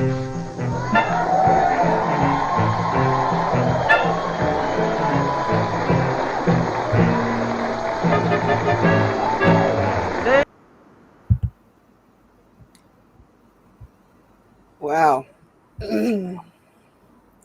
They're a well-trained audience, wouldn't you say? Wow. Let me just stop that. And I am coming right back. Hello, Afila. I hear you. Hello. Am I good? Can you hear me? I can hear you. I still cannot see your lovely picture. It's Okay. it's probably Restream. Restream is touchy like that, unfortunately. It's so annoying. I've been trying to log on for the last half hour. Uh, I did see you attempt to a moment I or just, two, well, a little while yeah. ago. Sorry, guys. I put an icon photo, but it doesn't want to show me on stream for some reason. So, but I'm here. Yeah, I thought I'd pop back on because I got knocked out before by my own phone dying. No worries. Um, Antix, if you're still trying to talk to me in the private chat, unfortunately, I can't scroll down, so I can't see anything else in there. Um, so I can't help you any further than that. Sorry. Hello, G-Biz. Welcome in. Applauding for the clown of the century. Yes, Melody. Yeah, exactly. Exactly. It's Yep. so hard to listen to that. Oh, It is, but it gives us an insight as to what it's like in there when he takes the stage with yeah. his magnetic personality. I'm It's so sorry. staged. You okay? Yeah, I had trouble choking out that description of him. Exactly. So I figured out what happened. I managed to connect my YouTube to Restream after I got out. Yeah. So then I didn't realize it's restreaming your whole stream to my YouTube. Yeah, unfortunately, that is I didn't even one of the know. joys of joining your channel. I know I completely forgot because this is the first time that other people have joined my stream and have shared to their channels. Yeah, So I completely forgotten. It will continue to do that until the original stream ends. that is. Oh, like it's gonna be over 24 hours. That's crazy. I mean, Well, no, it won't be over 24 hours. I am not going that long. Um, oh no, it sorry. Yeah, it'll I'm just probably be till about 11 o'clock Eastern North America time, yeah. um, thereabouts. However, um, yeah, I have no idea if there is a way to stop that from happening. Honestly, I do know that the same thing happens with StreamYard. So it's not Oh, just a really? restream thing. Well, I Yeah. was gonna say because I've used StreamYard before, but I hadn't used Restream. So when I connected and created an account, it was after I'd gotten out of your stream, and it's still connected. So odd. Yes. But anyway, Yes. yeah, I Well, thought, listen, you've probably got people in your chat or they will be in and out of your chat throughout the day. So yeah, yeah. you're going to get some views from it, which is, not a bad thing. Yeah, well, I was planning to go out and start our streams here in Australia, and You earlier, can still stream. yeah, You can earlier, still stream to your channel. Scooter Mum started with D in Melbourne and T in Perth, and then I helped John, and T went out, which was really, really good, but Yeah. I didn't end up going. I haven't been feeling well. And earlier, I don't know if Lara's still in the chat, but earlier I was watching her would have been last night for you guys. She was Hmm. doing an anthology to get ready to create her pieces for the protest. I So saw a notification of that. Yeah. yeah, so I was watching that and I was like, oh, I can't let them down. And I was like boosting myself up to go, and then I just went, no, I can't. I'm just not feeling well enough at the moment. So I You feel have to bad. take care of you. The good thing So, is, I'll see how I go tomorrow if I have any energy. Because the thing is, I could still go tomorrow because tomorrow my time is still your Friday. that's true. And we just won't tell Dusty that it wasn't 7 p.m. That's right. That's right.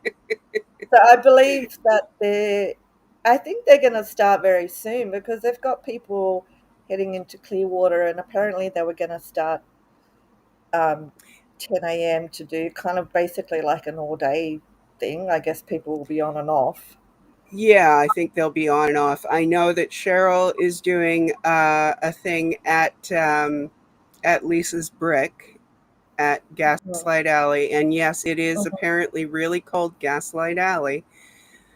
Um, it's ironic, but it wasn't actually named for Scientology, I don't believe. We were joking in the chat earlier. Cricket Cinema said, "Yeah, Gaslight Alley, front group lame." Yes. I did see that. Yes. Hi everyone in Yeah. chat, by the way. Oh, they can't. They probably can't even see who I am. Sorry, guys. It's a feeler from Australia. I couldn't make it out to do a vigil, but I just popped into chat to everyone. Jojo's music for Lisa was awesome. I heard she's Yes. going to do another one. I think she's going to do another one sometime. And Yes. yeah. So She's I going to was, schedule it and let me know. So, yeah. yeah, that's good. Um, yeah, I was just thinking about the whole medical malpractice um, stuff with Lisa and um, like yeah, a couple of things that sort of came to mind. Like one of them was one uh, during the whole thing where the scientists were supposed to be looking after Lisa while they were doing the introspection rundown. Um, one of the so-called medical officers was a teenager. I think they Yeah. were like 17, 18 years old, like no medical knowledge, no, not even Hmm. any life knowledge at that point, right? Yeah. Uh, yeah, so just like just the whole fact of like that Marty Rathbun saying, oh, well, they didn't do it properly. They didn't do the introspection rundown properly or this and that. There's, all these BS excuses. At the end of the day, Scientology shouldn't be practicing medicine, whether it's Hmm. any type of physical medicine, like her condition was deteriorating. Oh, there I am. That's better. Yes. Sorry Sorry. about that. I just found the switch. Yeah. Well, that'll help. Hi, antiques.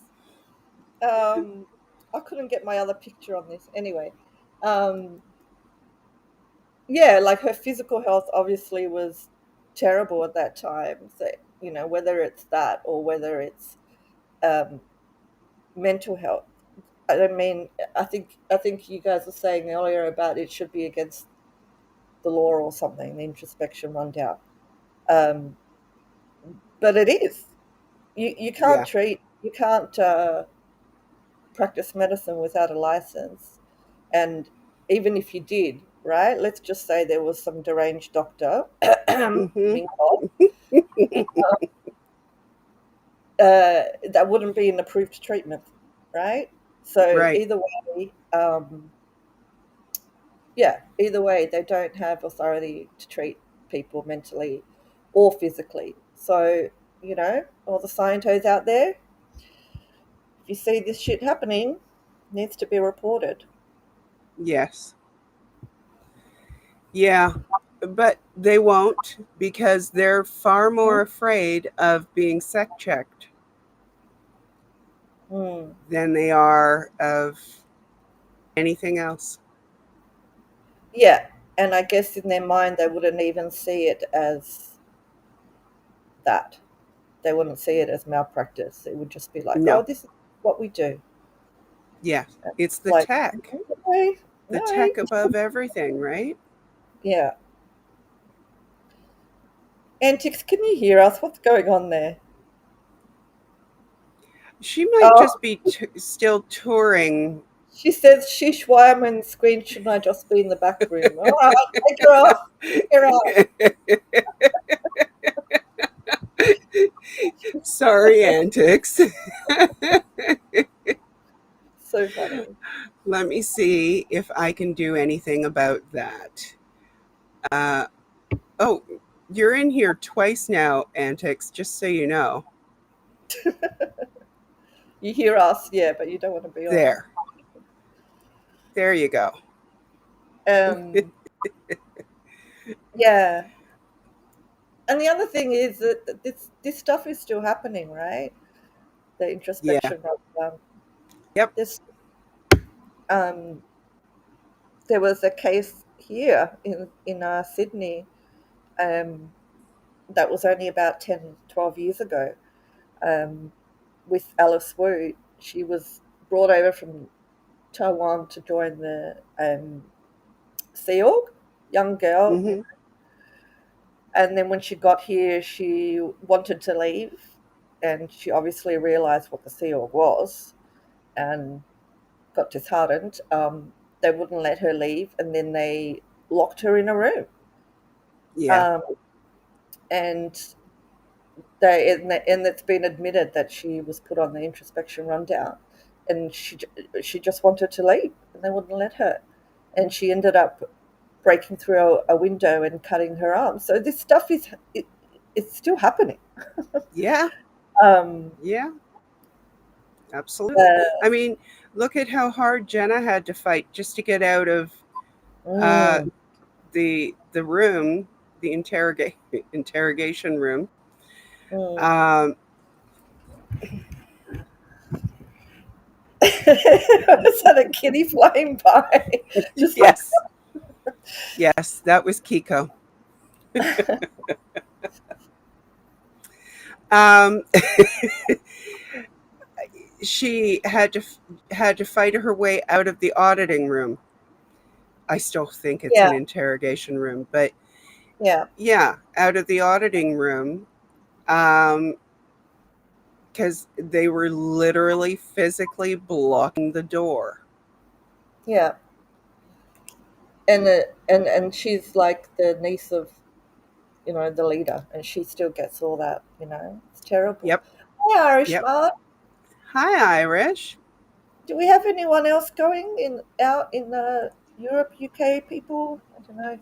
I think Irish is going to go out probably in her normal time. Yeah. Um, I have not heard from anyone else Yeah, um, in the UK ish yeah. side of things. Um, So you're in the same time zone as East Coast US, right? yes, I am. So Yes, we US we has share East, time zones. right? And is it just East, West, and Central, something like that? And there's also mountain. Okay, I'll just keep it simple. Yeah, It's too many areas. I yeah. know East and West, and that's about it. um, I live in North America, and I can only keep straight barely East Coast, West Coast, and Central. I yeah, don't even remember where mountain falls into that. So I think Natalie used to be, or is central, I think. I So I remember, think Natalie is central. yeah, Yeah. she'd always be in bed by the time, yeah, West Coast is still up. Yes, Um, Nat is central. Oh, yeah, and Hawaii. Thank you, Antics. and You Hawaii. had to disable pop-ups and try again. Okay. For some reason So, I am now able to scroll down in the yeah, in the private chat. she's sending us private chat messages. Oh, what's going on? Yeah. Hi, Monica. Don't tell Uh, me anything private now, Antics. Not in the private chat. American oh, time zones are confusing, Sophia. They definitely are. Hello, Monica. Night Skyfire, hello again. They say almost like modern mental health care can save lives or improve quality of life. I know. Tell me about it, right? And Ah, protect people. shocking. Like, Protect how people. does that work? Oh So, my for god. anyone joining us from streams other than um, mine, I guess we'll call it that, um, you may hear us talking about people that you don't see in the chat that you are in. That's because you are not in the main chat. And actually, anybody in my chat can't see the other chats either. Only those of us who are on the screen or hiding in the background can see the chat because it combines the chats from all the different streams, just like StreamYard does. Right. There are many more similarities between Restream and StreamYard than there are dissimilarities. Right. Oh, Irish should wake up with a headache. Oh, Sorry about that. Irish. I'm so sorry. I Um, feel your pain. yeah, I hope you feel better soon. I sometimes wake up with headaches and have to take some painkillers. It's like, um, the other thing I wanted to say is, sorry, getting back to Lisa, because I've been listening for the past few hours and I'm like, oh, I Yes, missed no, where that's okay. that. um, Please, because I've run out of stuff to say. yeah, well, that's what I thought. Like, poor Scooter Mum has to keep everyone entertained in the in between bits. But it's good now that Europe and UK have woken up, so they're joining, and US now, so it won't be long before they're on. Um, the other thing that I heard, which I was so shocked about, was that Lisa McPherson attested to clear literally just a couple of weeks before she had that car accident. And it was David Miscavige who who approved it. That is insane. All Mm-hmm. Scientologists should know that, as well Yeah. as as well as all the OT8 unalivings, right? You supposedly reached the pinnacle and realize that you've wasted all your money and all your life. But it's never Night too late. Skyfire, that actually does not help me. Thank you for trying.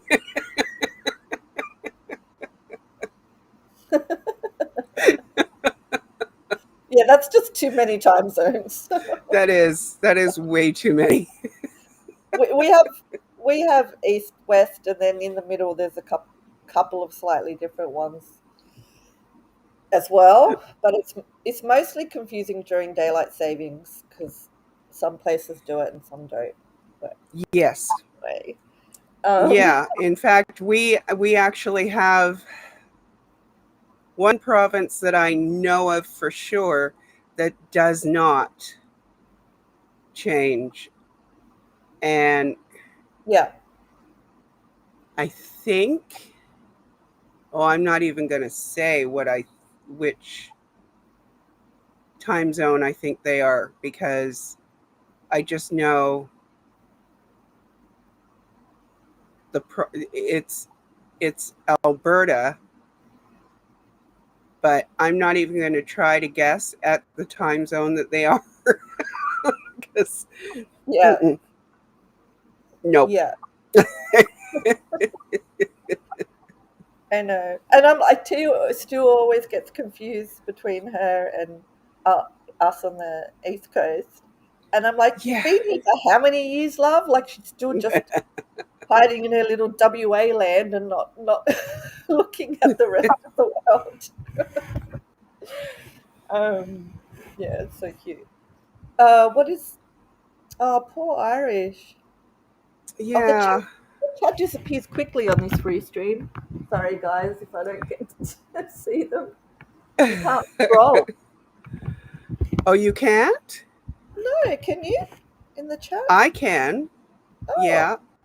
Are you on a in, tablet or a phone? I'm now on. Oh, I see it now. I see it. Um, who was the interview with Order LA last night?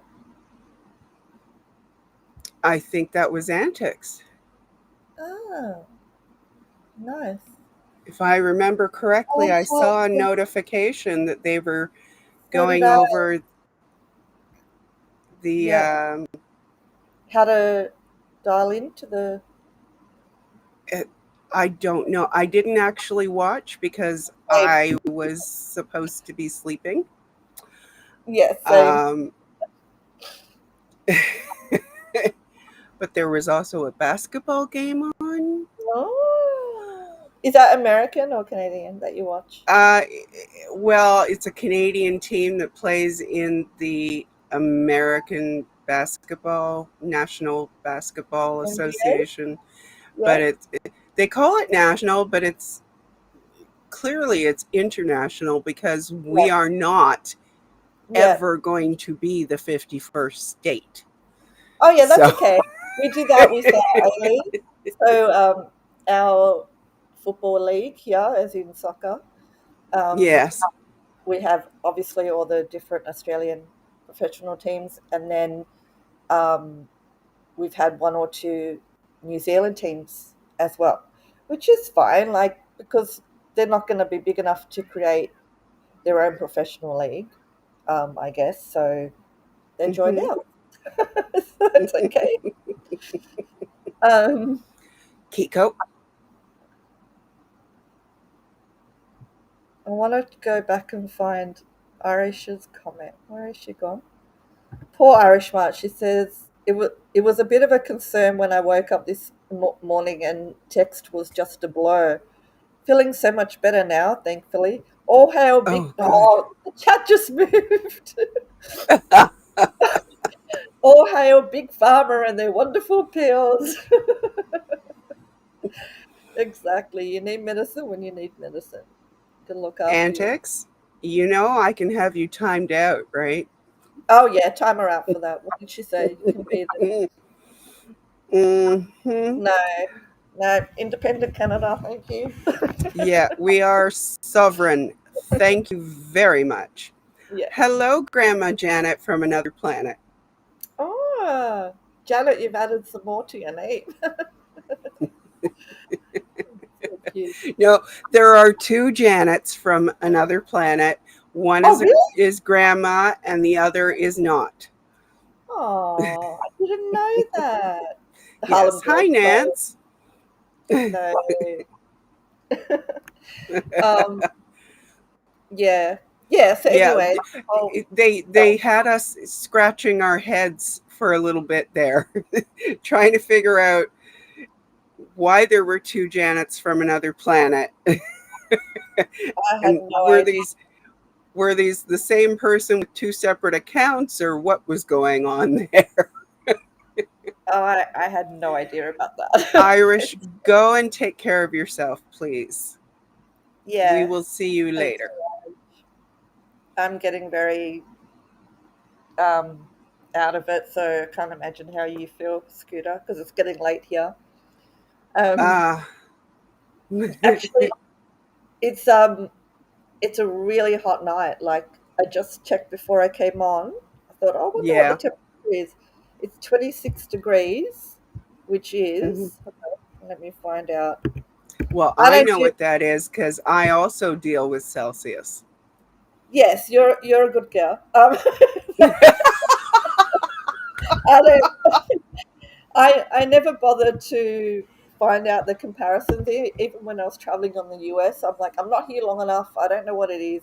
I'll just deal with it.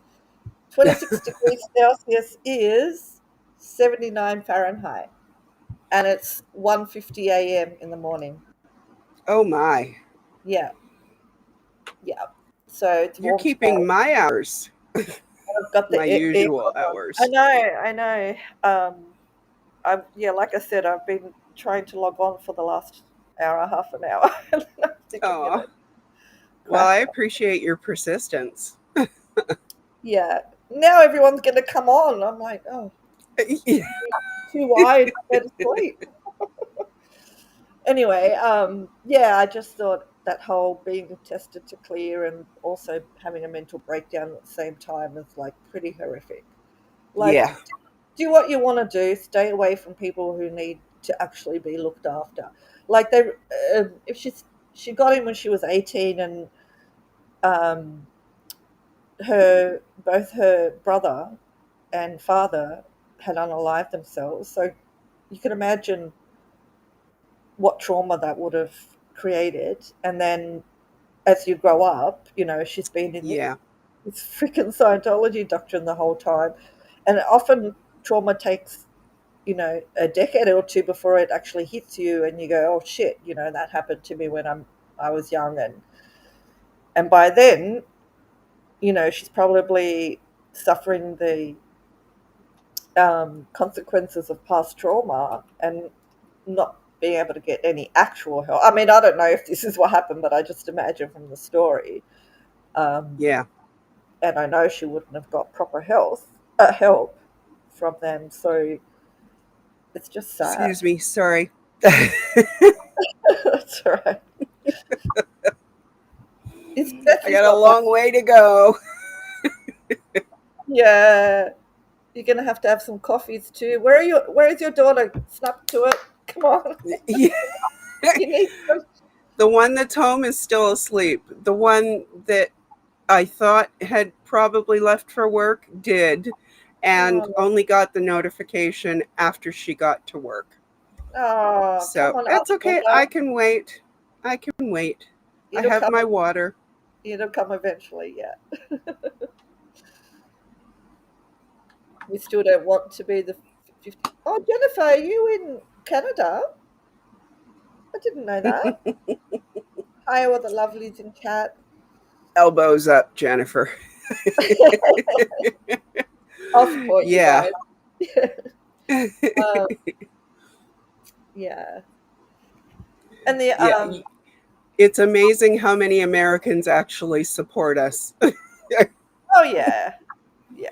I'm sure. I'm sure. Yeah. Um, yeah. Um, what what are they saying in chat? Antics is just admitting that it was Tongue in all cheek. tongue in cheek, Uh, and she does totally get it. She just likes to mess with me. Jennifer, I didn't realize you were in Canada. That's so funny. Oh. Yeah. Yeah. And the other thing is that this stuff is still happening. Like poor Whitney Mills, that was only a couple of years ago. Yes. That's But incredibly depressing did story. you see the Yes, news that Manning shared? yes. I only So saw there's, one quote in yeah, chat. anyone who wasn't here in the Whitney Mills case, the lawsuit against Scientology, Scientology has settled. We don't know the terms of the agreement yet. Manning is going to try to get into it. CO Bilf is also working on it. So we will find out whatever they can find out, and they will be sharing that information. I believe that Bill put up a post on that, Right. but I haven't gone looking for it because I have a lot of tabs open right now as is, and I'm Yeah. already getting confused. Yeah. I thought I heard Benning say that he put out a post, I think just of the, I don't know, the court record or something. But he has, I think he said he might do something on it to explain it a bit better. Yeah. Manning is not in the doghouse, Andy. He's probably just been busy with news. Hi, my Jojo. I have to say it like that. My Yeah, Jojo. that's absolutely fine. Listen, when Antics talks to me, usually I would say 9 times out of 10 she greets me as Scooty Patootie. So I haven't heard that one before. yep, that's an Antics. Yep. She's up to all sorts of antics these days, right, Antics? She is. She truly is. Oh, and now I'm Scooty I'm Cutie. teasing. Cutie, cutie. Okay. I'm teasing. I'm teasing. I haven't seen any alerts for anyone that's on. No, I haven't either, but it's a couple of minutes to go till 10 Yeah. o'clock Yeah. I'll pop off. a.m. Yeah. And what was I gonna say? Farrell Cheryl and I'm pretty sure Dusty both said that they would be at 10, so 10 their Yeah, local time. So yeah. yeah, So I which feel like is my also my voice, time. because I'm fading, my voice is just. But I can. Sophia, I am not a cootie patootie. I am a scooty patootie. Yeah, cutie patootie. No, it's cutie patootie. Antics have been busy squirreling. Whitney Mills, looking forward to hearing more. Yeah. Yes, yes. And Windy, gosh, I always call him Windy. He was in here for a little bit. I think Oh, he kind of just popped in and left, but he said hello, which okay. was wonderful. I miss seeing him streaming. So yeah. Oh, yeah, for sure. Oh. Well, I hope everyone has a very good, safe, and productive day if you're going out and watching as well. And thanks for hanging there. Thank you, Aphila. I appreciate you popping in again. All right, bye everyone. I'll see you in chat. Bye, Scooter. Thank you, Antics. Bye. Do you want me to kick you out, Aphila? I'm pressing leave, but actually, Okay. maybe try and kick me out as well. I want to see if it does anything for the stream. Okay. Thanks. Um, okay. And by the way, Antics, I have a ghost Antics in here. um, Antics, you should not have to leave the page up. You can close it and you can come back later. You do not need to stream through Restream um, unless you want to stream through Restream. You don't have to. When you stream, you can stream your usual way, and um, I will pop in on you like I did with T, or you can do it through Restream, and um, we'll show it. We'll show it. I never let Ghost Antics, so I have no way of kicking them out. Oh, yes, I do actually. I lied. Okay, they're gone now. Bye, Afila. Get some rest. Okay, so all right, so the stream watch is on again for the Clearwater crew. Any of the Clearwater crew, or actually any of the people who are visiting in Clearwater, could also very easily be going live. So, let's see. I've got a new YouTube stream open, or stream page open. I do not see anyone at the moment. Oh, however, I do have something else that just popped up from Mark Bunker's channel. It's an 18-year-old video that you may be interested in.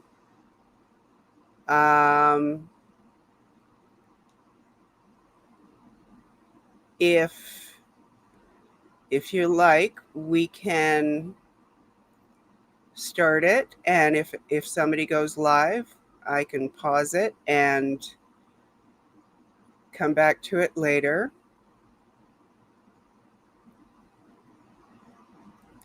Okay, Antics, no worries. It is, sorry, I pinned it and lost the title of it. Scientology and the Clearwater Police from 18 years ago. Would anybody like to take a look and see how similar the relationship is today? Antics. I didn't, when I went live on Restream the first time either. I actually had a crash course from Pup Groomer, and I still had to teach myself a lot of the stuff. So it's, like I said, it is very similar to StreamYard. It's just that yes, Susan, okay. It's just that some of it might be in a different place from what you might expect. You just kind of have to click on stuff to see what happens or what is under each thing you click on. All right, so why don't we do that then? Scientology and the Clearwater Police. Yeah, I'm sure it's the same old BS. But let's take a look anyway. We're in downtown Clearwater, Florida, in the very heart of what the Scientology organization considers their spiritual headquarters.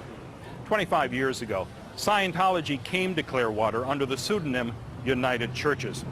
L. Ron Hubbard set into motion a plan called Project Normandy, a covert operation designed for the complete takeover of Clearwater. It said move into Clearwater, find out who your friends are, develop them, find out who your enemies are, destroy them, and infiltrate every organization you can. This is a criminal organization. They don't really care about individuals other than themselves. Scientology's covert operations were run by the Guardian's Office, a branch of Scientology which has since been renamed the Office of Special Affairs. FBI agents had enough evidence on the Scientologists to raid their headquarters in Los Angeles and Hollywood. They took 43,000 documents. Many of them were actually stolen from top government agencies in Washington, D.C. and elsewhere. They infiltrated government offices and were caught at it. Their entire top leadership was investigated, indicted, tried and convicted and sent to the pokey. They went to jail. for this. For over 20 years, the Clearwater Police Department actively investigated Scientology. For much of that time, the investigation was led by Ray Emmons. We knew that there were predicate crimes. We knew that it was a continuing fraudulent enterprise. Still is to this day, as far as I'm concerned, and that's my opinion. But we shopped it around to the federal people, to the state people, and the first question always asked by a prosecutor was, will they harass me? Will they follow me? 2 years ago, when Mike Roberto became the new city manager, the investigation stopped abruptly. Roberto forged a new alliance between Scientology and the city. No matter what they had done in the past, the one city, one future took precedence over everything, no matter what.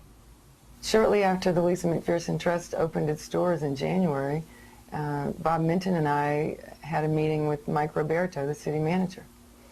And we explained to him that we're in town to educate the city of Clearwater about some of the abusive and deceptive practices of Scientology. Mike Roberto's reply to us was that he had just spent 2 years getting Scientology off the front page of the newspaper, and he was not about to let us get Scientology back on the front page again. And he told us in no uncertain terms that if we caused any trouble for him or for his plans for Clearwater, he was going to get us out of town. Roberto's embracing of Scientology brought about many changes. The police department stopped all active investigation of Scientology, and they stopped the training program that taught new recruits what Scientology is and does. Indeed, today, many in the Clearwater Police Department work for Scientology on their days off. They're out here on Watterson Street guarding these white lines. Watterson Street is a small side street shared by both Scientology and the Lisa McPherson Trust. The white lines were burned on Watterson Street a week after the trust opened, and just hours after this lengthy meeting between officials from the city, the Clearwater Police Department, and Scientology's Office of Special Affairs. You can see Mike Roberto in the white shirt walking off to the right. That night, Scientology hired the first pair of off-duty police officers, but the rules change daily. I just want a clear, firm response from the police department on what the rules are here. In bending over backwards to appease Scientology, Roberto and the police department created new laws on the spot that even its own officers couldn't understand. So I can't go across the line now? No? Even worse than the confusion over how to manage the white lines is the byproduct of the creation of this rather unique bus unloading zone. You see, now a large percentage of the Clearwater police force work directly for Scientology, and they're supposed to report to Mike Rinder, the head of the Office of Special Affairs. Again, this is the new name for the Scientology department that once broke into the FBI and the IRS, stole documents, bugged offices, and that to this very day continues to destroy the lives of those people who Scientology perceives to be the enemy. Today, Scientology perceives its #1 enemy to be the Lisa McPherson Trust. We get calls every day from people who have been harmed by Scientology. Calls from people all over the country. People whose families have been destroyed by Scientology, women who've lost their husbands, husbands who've lost their wives, parents who've lost their children. And the only place they have to go for help anywhere in the United States is the Lisa McPherson Trust. We of the Trust every day come down Watterson Street and see the Clearwater police officers sitting and laughing and having a great time with OSA agents. The Clearwater police watch as the OSA agents videotape our every move. When we walk in or out of our building, the OSA agent grabs his walkie-talkie and reports on our whereabouts. Scientology PIs follow us everywhere. When a visitor comes to the Lisa McPherson Trust, the police watch as the OSA agent grabs his camera and videotapes their license plate. Those plates are run, and then our visitors are later harassed. The Clearwater Police Department doesn't seem to have a problem with this. We do. The police officers that are sitting down there are being indoctrinated by the Scientology security officers that are sitting with them all day long. Do we not know that this cult brainwashes people? Do we not know that these officers every day are being induced and told that the people in the Lisa McPherson Trust are enemies and criminals, and we're the good guys to impressionable young officers? And these security officers are telling them what criminals we all are, how dangerous we all are, what terrible religious bigots we are, all kinds of lies about all of us. I want to show you some videotape shot by myself and others over the course of the past 9 months. We believe these videotapes show a clear pattern of bias against the Lisa McPherson Trust on the part of the Clearwater Police Department. This first piece of footage was shot on February 1st of the year 2000. Two German filmmakers had asked me to come along as they shot a documentary about a famous German Scientologist artist who now lives in Clearwater. The day before, the German filmmakers had gone to the police department and asked if it was legal for them to knock on the door and ask for an interview. Wayne Shallor, the police spokesperson, assured them it was. As we headed back to our cars, a man ran out of the house with a hammer. See that camera? What if I smash that fucker for you? Oh, I'll smash it. You better go. I called the cops. Get the fuck out of here. Is this? Get the fuck out of here. On the public? Yeah, well, guess what? I'm on the public property too. You wanna start some shit with me? Hey.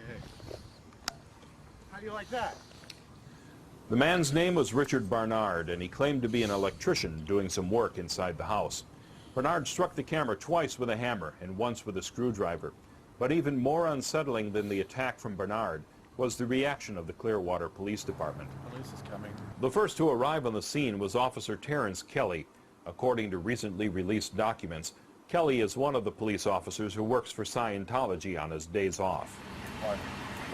That's okay.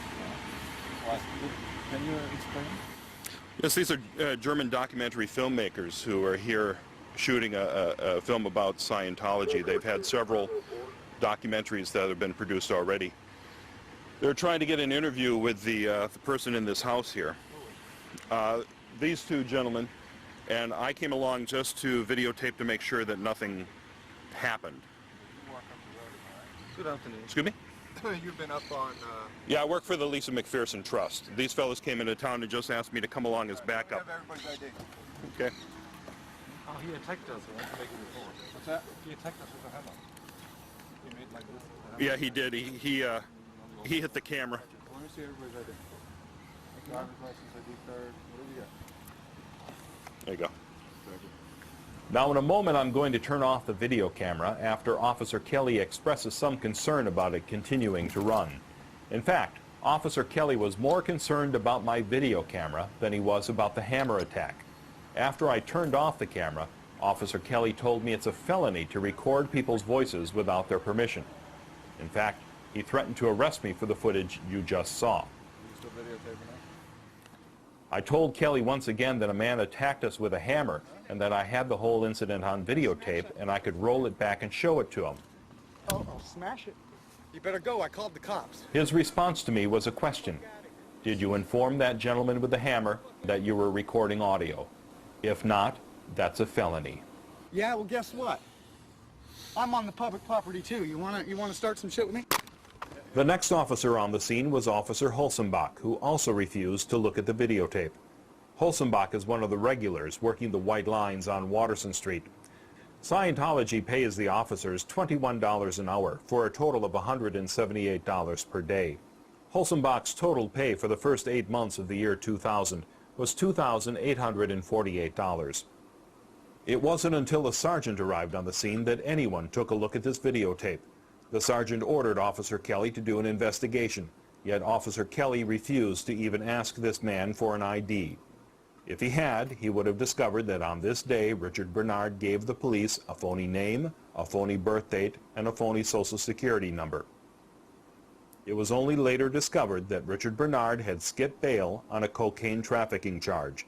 He is now serving a 1-year prison sentence in Key West. One of the issues that's come up in Clearwater has to do with peacefully protesting. There are people who want to protest Scientology's abuse and deception by picketing. Scientology reacts very aggressively toward any form of criticism. L. Ron Hubbard's policy was always attack, never defend.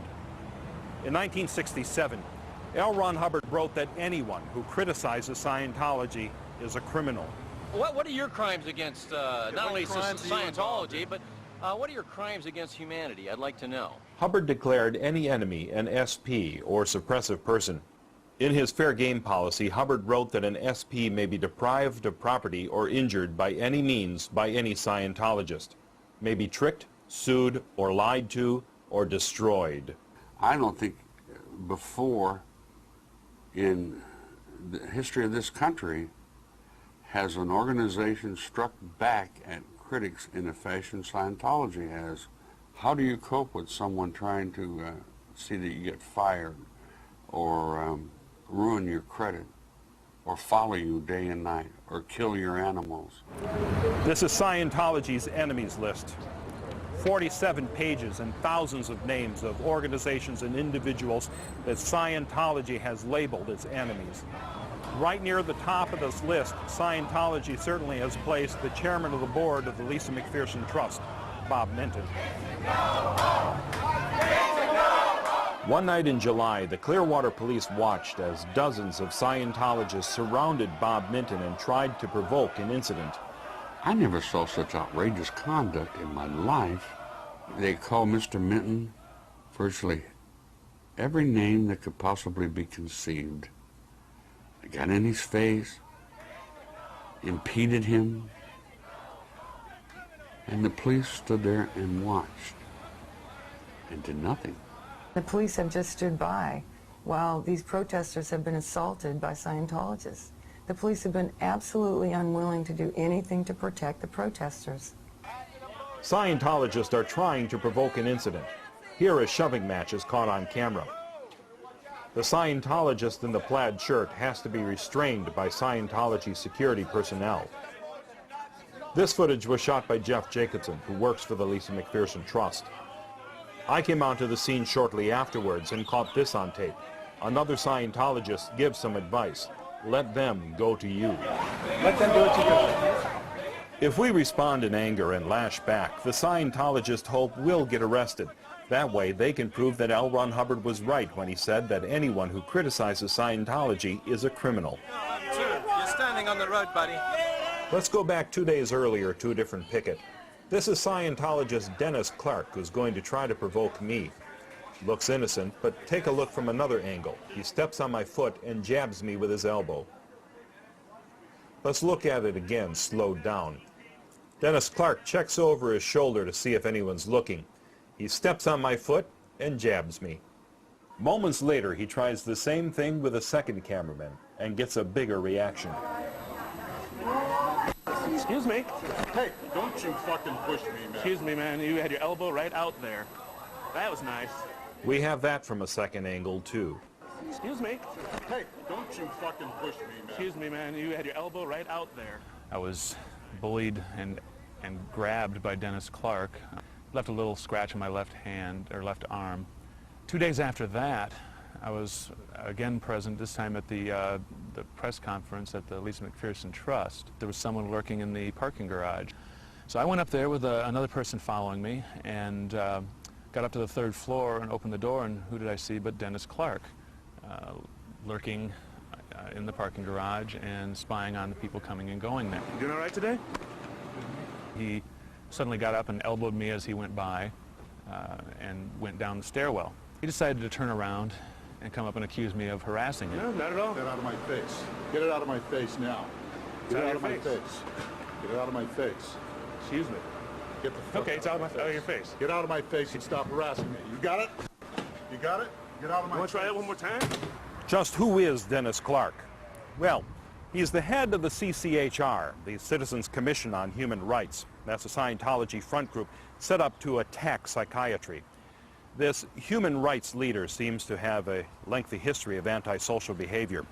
In 1986, the author of this book, L. Ron Hubbard, Messiah or Madman, reports that Clark came to his office. When the author wasn't there, Clark pointed to the author's assistant and said, "You'll do," and punched him in the face.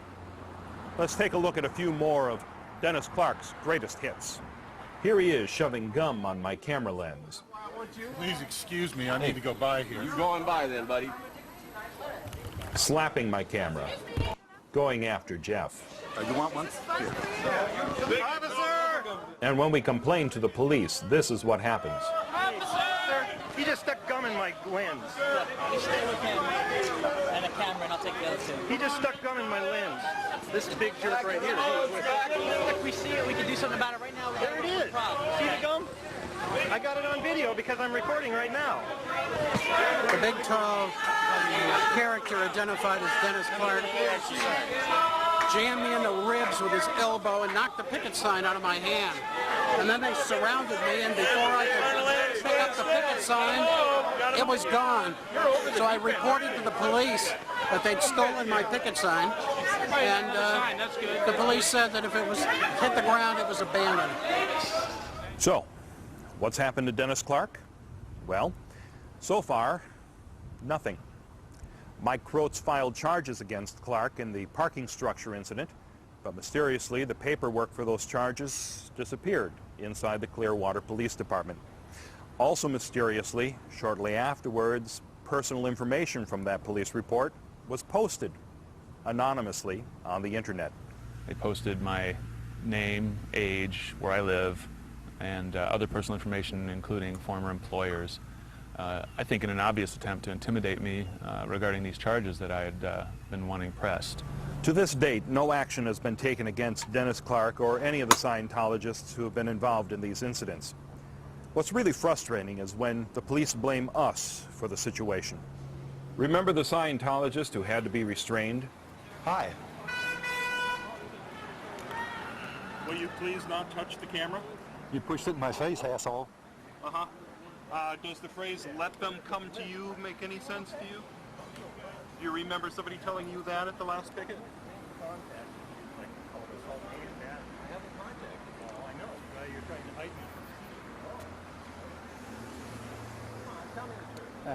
Well, I went across the street to ask the police to please tell the Scientologists not to touch us or our cameras. Sergeant Quinlan, who's here in the center, told me, "I saw the whole thing. You were blocking the sidewalk. It's your fault." Here's another angle. Will you please not touch the camera? You pushed it in my face, asshole. Uh-huh. Does the phrase, "let them come to you," make any sense to you? Do you remember somebody telling you that at the last picket? Here I'm gesturing for the police to come over and break this up. Of course, they don't. The police have become less and less and less willing to protect us. And at this point, I would have to say that I really feel that the police show a prejudice against us. I have one more piece of footage I'd like to show you. It relates to these off-duty assignment sheets the Clearwater Police signed to work for Scientology. Their assignment reads, quote, "Security for Scientology members entering and exiting buses on Watterson." Yet here in this footage, shot several blocks away from Watterson, you can see the OSA agent walking his off-duty officer to Scientology's Fort Harrison Hotel to monitor Bob Minton. The Clearwater Police Department has become Scientology's police force. This can be celebrated as the year in which the occupation of Clearwater was completed. When a person gets a sign knocked out of his hands, it's not abandoned property. When someone swings a hammer at somebody with the intent to hit him, it's not no harm, no foul. When someone tries to destroy equipment by messing with the lens and cameras, it's not just tit for tat. Do the right thing while you got a chance.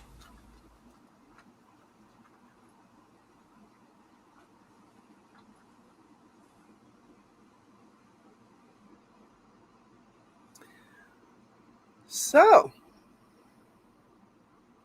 I don't think much has changed.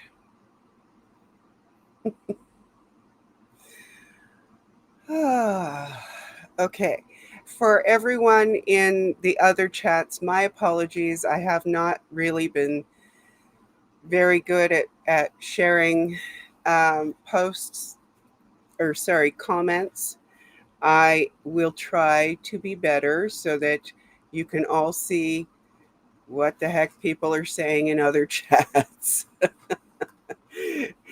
I'm sorry. I'm very new to this whole thing. So forgive me, please. And please excuse the purse. 1 second.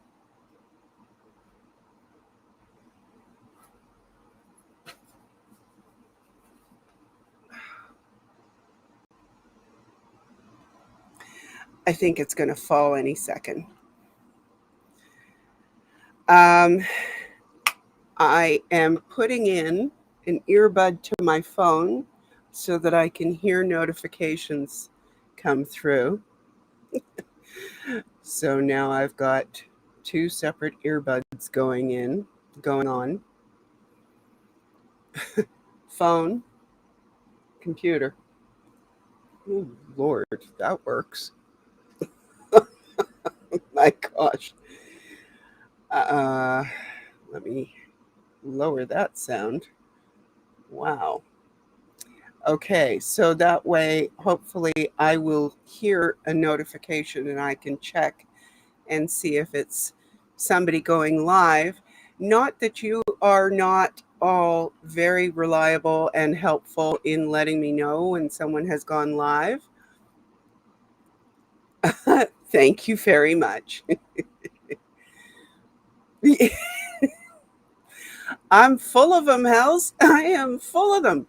Now, I did notice that T has gone live with her video. So let me just pin that. Well, I will open it in a new tab first and then pin it. And then I will share it with you. Just another moment. Hello, Benson. Welcome in. All right. Let's see how many years it takes me to find it. Okay, found it. Lisa McPherson's death. Please watch with care. She died because she wouldn't succumb to their rules or their instruction. She wanted out. There's more than 2 people that know that she wanted out, and she refused to give up. And they just let her die. 30 years ago, on December the 5th, 1995, a woman named Lisa McPherson died after 17 days under the exclusive care and authority of the Church of Scientology. Her final days unfolded behind locked doors, in silence, under a program created by L. Ron Hubbard called the Introspection Rundown, a procedure designed to handle psychosis without medical treatment. Her autopsy revealed severe dehydration, organ stress, and a fatal pulmonary embolism. Her medical records showed a body shutting down. Her caretaker logs showed a woman deteriorating. Her police file showed destroyed reports and contradictory statements. And her Scientology ethics file revealed years of pressure, guilt, self-blame, and relentless internal policing. This is the full story of Lisa's life, her decline and her death, told through the documents Scientology never wanted you to see.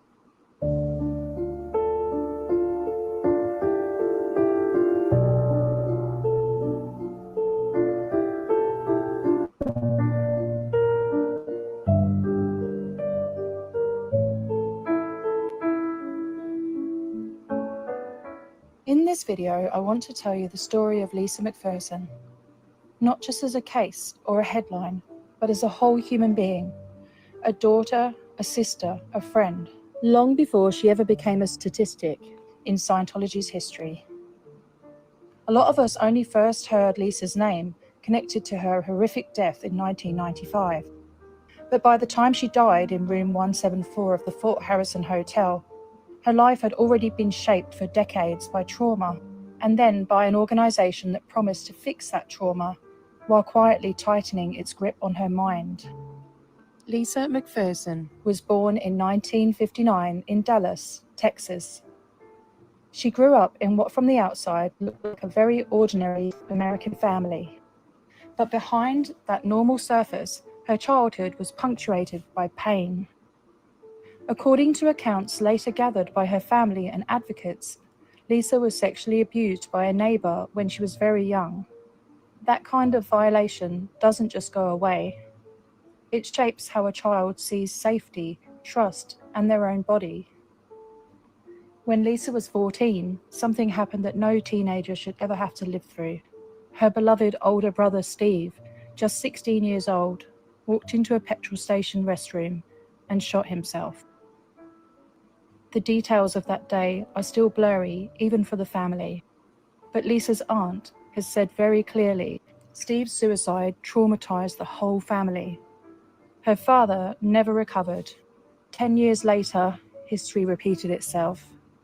Lisa's father, J.T. McPherson, also died by suicide, again using a gun. So by her mid-20s, Lisa had survived sexual abuse, lost her brother to suicide, and then lost her father the same way. Those are not small blows. They are the kind of unresolved trauma that any decent system of care would treat with compassion, professional help, and long-term support. Instead, Lisa was about to walk straight into a group that declares war on psychiatry, relabels trauma as charges and overts, and blames the victim for their own suffering. In 1977, Lisa graduated from Bryan Adams High School in Dallas with honors, finishing 60th out of 743 students. She was not stupid. She was intelligent, driven, and social. She didn't go to college, but she went straight into the workforce. Her family describes her as vivacious, a brown-eyed blonde who liked frosting her hair, who could do well at work, and wanted more from life. She took a job at Southwestern Bell, and that's where the next big turning point happened. At Southwestern Bell, one of Lisa's supervisors was a Scientologist. Through that connection, Lisa was introduced to Dianetics and Scientology courses. Now, I just want to quickly set the stage here because the language matters later. Scientology grew out of L. Ron Hubbard's 1950s book, Dianetics, The Modern Science of Mental Health. In that book, Hubbard claimed he discovered the real mechanics of the mind, that our suffering comes from engrams, recordings of painful experiences in a reactive mind. He promised that if you followed his techniques and paid for his counseling, you could become clear, free of irrational fears, free of psychosomatic illnesses, with higher IQ and a stable, happy mind. For someone like Lisa, with a history of abuse, family suicides, and no real mental health support, that promise must have sounded like a lifeline. And Scientology doesn't just sell ideas, it sells belonging. New recruits are love-bombed. They're told they're special, that they're brave for seeking truth, that they're on a spiritual path to total freedom. She was in deep quickly. In 1979, at about 20 years old, Lisa married Donald Boss, who was 37. That marriage didn't last. By 1982, the relationship had ended. Around this same period, she was doing more Scientology courses, she was working, and she was still carrying the unresolved grief of losing both brother and father. Not long after her father died by suicide in 1983, she remarried, this time to Eugene Skonetsky, a fellow Scientologist. They moved to Los Angeles for a while, and then she ended up back in Dallas, where she worked at the Celebrity Center for a while. In 1985, she took a job at a mortgage company run by Scientologists. Her life was now completely intertwined with the group, working with Scientologists, social life with Scientologists, spiritual life dictated by Scientology ethics and tech. By 1988, the strain was visible on paper. She filed for divorce from Skonetsky. She filed for bankruptcy, listing about $45,000 in debt. And in the middle of all this, she joined Scientology's elite Sea Organization. Sea Org members sign a billion-year contract, pledging themselves to Scientology for this lifetime and all future lifetimes. They used to wear naval-style uniforms. They work incredibly long hours and are paid next to nothing, often around $50 a week. The stated purpose of the Sea Org is to get ethics in on this planet. In practice, it's a tight, militaristic control structure where orders are absolute. Lisa's Sea Org career was short. She left within about a year and went back to being a public Scientologist. But that billion-year contract tells us something important. Even if she physically left the Sea Org, psychologically she'd already said, "You own my eternity." Now I want to zoom in on something that most documentaries barely touch. Lisa's ethics files, the OW write-ups, the knowledge reports, the early conditioned formulas. Because if you really want to understand why she was so broken by 1995, you have to see how her mind was trained in the early 80s. Over the years, Scientology kept thick files on Lisa. We have many of those documents thanks to the Lisa Files archive and court records. This is how the system works in Scientology. If you see something off in another member, you're expected to file a knowledge report or a KR on them. If you are seen as a problem, you're hauled into ethics and told to write up your OWs, your overts and withholds, all the bad things you've done, especially anything harmful or critical towards Scientology. You're also assigned ethics conditions, things like liability, doubt, enemy, and to get out of them you have to do formulas. Confess, make amends, and publicly agree that the group was right and you were wrong.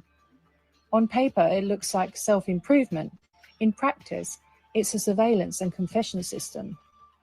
From 1982 through the mid-80s, Lisa's file starts filling up with knowledge reports written about her by other Scientologists and OW write-ups she writes about herself. In those OWs, Lisa is made to list out every sin from sexual behavior to tiny workplace errors, frame her own feelings and doubts as evidence of her out ethics, and constantly conclude that the answer is more Scientology, more tech, more compliance. When she struggles in relationships or has trouble at work or feels overwhelmed emotionally, the solution is, "You've been abused and traumatized. Let's support you." It's always, "You are PTS, a potential trouble source, connected to suppressive people. You have overts. You need to do more conditions, more write-ups, more intensive auditing." At one point, Lisa was even pushed into identifying her own mother as a suppressive person, not because her mother was harmful, but because she was worried about Lisa's debts and involvement in Scientology. Under the PTS system, that concern was reinterpreted as suppressive, and it left Lisa effectively disconnected from the last parental figure she had. It added yet another emotional layer to her trauma. Every document we have from those years reinforces the same message. If something's wrong, it's your fault. That doesn't mean she was only punished. There was a carrot as well as a stick. In her files, we also see a long list of commendations, about 40 separate commendations and letters spanning from the mid-80s into the 90s. These commendations praise her for working long hours, recruiting, fundraising, being upstat and dedicated. So this is the pattern. She's pushed to meet impossible quotas and standards. When she inevitably struggles, she's hit with chaos and ethics. She writes page after page of self-blame in OWs. Then, when she pulls herself together and overproduces, she gets a glowing commendation. It's essentially carrot and stick conditioning. Criticism and shaming when she fails, praise and euphoric validation when she overcomplies. Even used that technique during her marriage to Eugene. You can track exactly how they used Gene to shape Lisa's thinking. Love bombing when the marriage aligned with production. Rollercoaster punishments when she or the marriage dipped. Ethics control, making her confess everything as her fault. Isolation and dependency, making the marriage problems proof Lisa needed Scientology more. Self-blame, conditioning, dismantling her self-esteem, one ethics report at a time. Scientology even has its own term for the emotional chaos that this kind of pattern produces. Rollercoastering. They blame the member for rollercoastering. When you look at these files, it's clear that the organization itself is creating the roller coaster. From a psychological point of view, this kind of intermittent approval and punishment is extremely powerful. Over time, it can break down a person's sense of stable self, make them addicted to the group's approval, and train them to interpret every problem as proof that they are defective and the organization is always right. By the late 1980s and early 1990s, Lisa's life is almost entirely inside the Scientology bubble. She's worked for Scientology. She's worked for Scientology-run companies. She's had multiple Scientologist partners and husbands. She's served briefly in the Sea Org. Her inner world is full of Hubbard's language, PTS, SPs, overts, withholds, engrams, conditions, stats. In 1991, in a small but telling moment, Lisa actually wrote to the Cult Awareness Network, an anti-cult organization that Scientology was aggressively attacking at the time. Many Scientologists were trying to infiltrate CAN. Air game attack on CAN started in the 1980s, and Stacey Young says she was part of it. Some of the staff who were assigned to the Cult Awareness Network would brief us about I mean, there were some people of the... specifically assigned. Oh, yes. That was their whole job. That was all they did. Was CAN. Was CAN. That's right. And so our whole orientation was, well, what have you done this week to get rid of CAN? And how well have you done to discredit the leaders of CAN? How much progress have you made on disrupting this group? Whether Lisa's letter was part of that operation or a tiny flicker of doubt, it shows how caught she was between different narratives of what Scientology really is. Meanwhile, her career continues to be tied to the church. In 1994, her employer, AMC Publishing, a Scientology-owned business, moves from Dallas to Clearwater, Florida, the spiritual headquarters of Scientology, known as the Flag Land Base. Lisa moves with them. That year alone, records show she donated tens of thousands of dollars to Scientology for services and donations, more than many people earn in a year. She's praised in letters for helping fund events like Scientology's Winter Wonderland PR display in Clearwater. On the outside, she looks like a high success story. High income, celebrated in commendations, climbing Scientology's bridge. But on the inside, she's a woman with a lifetime of trauma, now conditioned to blame herself for every doubt, every struggle, every slump in production, and to see the organization as the only solution. This is the Lisa who walks into 1995.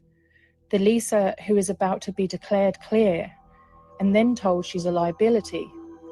The Lisa who will tell a friend, "I think I'm going crazy," and whose final cry for help will be to walk naked down a Florida street after crashing into a boat trailer.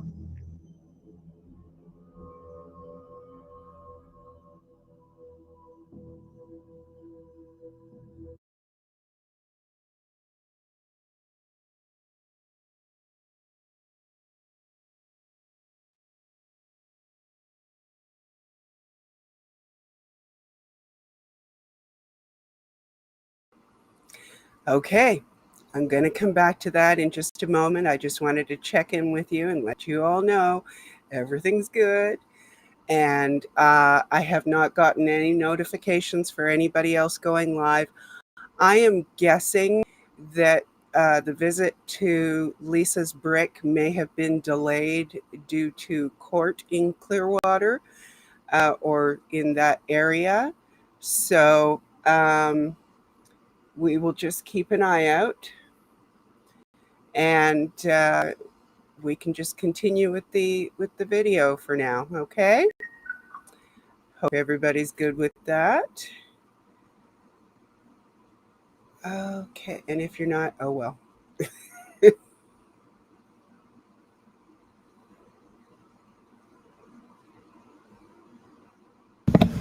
Didn't have the mic switched on. I hope you can hear me all right.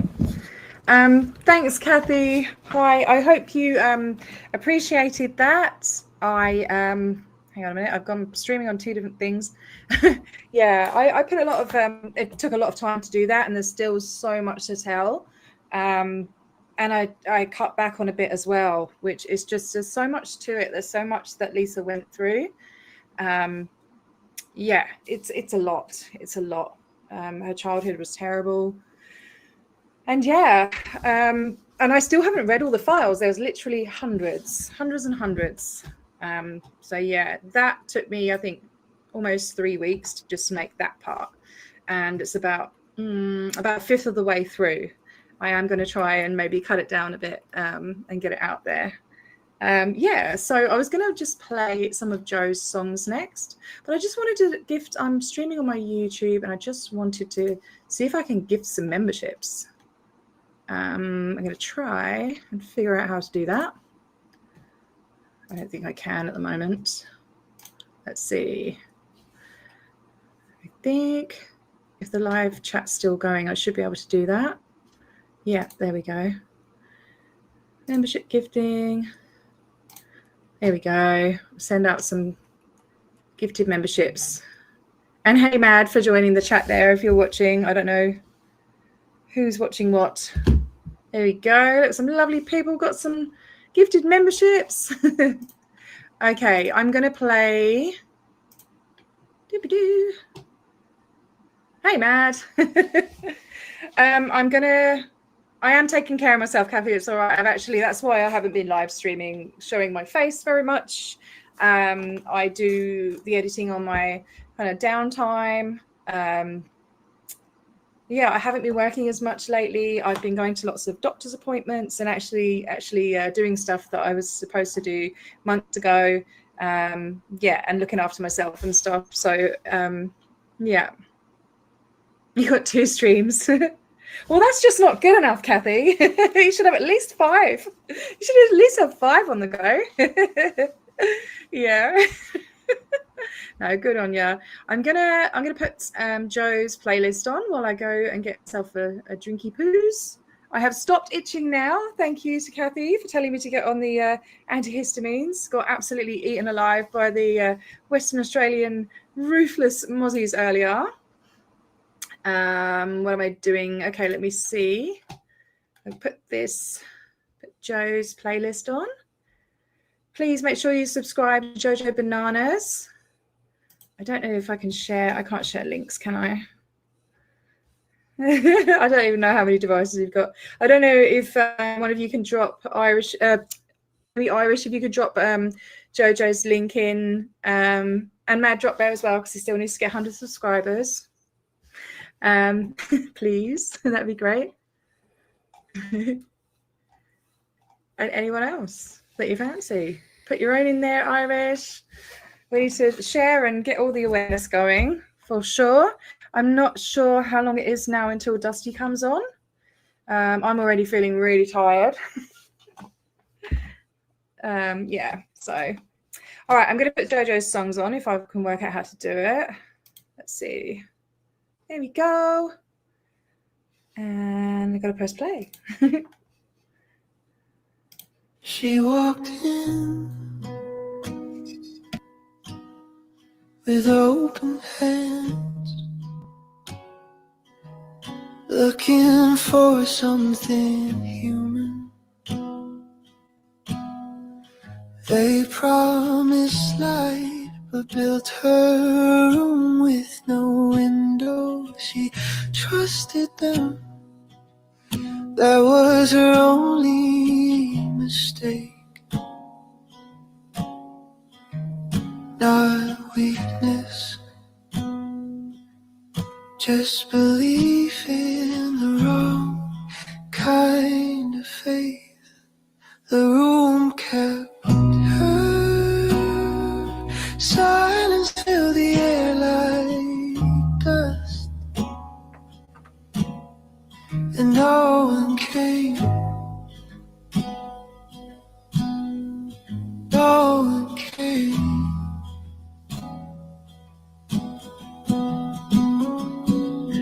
Outside, the world spun on. Cars passing, voices laughing inside.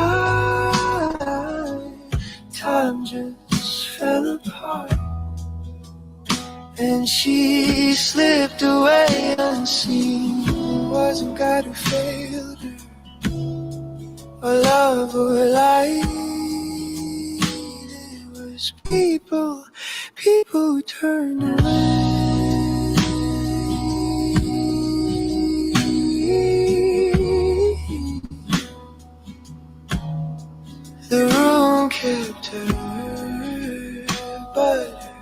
story didn't stay inside. We say her name. We say her name. Just space for her.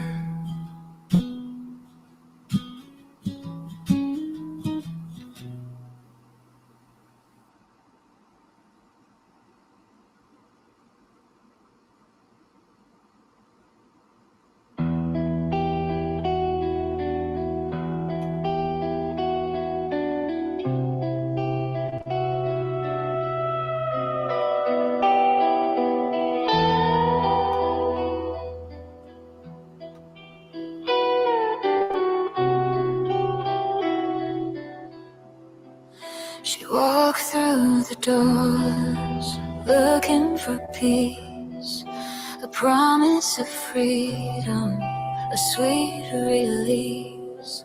But walls can whisper and shadows lie. They took her voice and watched her die. They said it's healing, they said it's love, but mercy never came from above. Lisa, your silence still cries in the dark, a ghost of truth, a fading spark. The light they dimmed will never fade. Your name's a vow we'll never trade.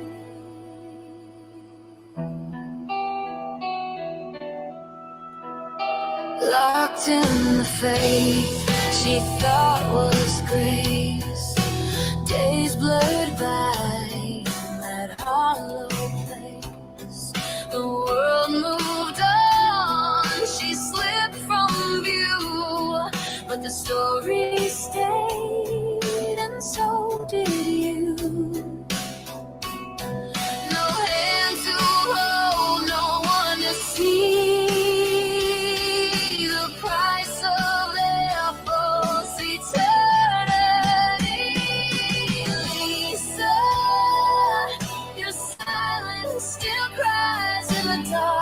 A ghost of truth, a fading spark. The light they dimmed will never fade. Your name's a vow we'll never trade. They wrote the lies, they sealed the pain, but truth runs wild, it can't be chained. And through the tears your soul breaks free, a quiet hymn to memory.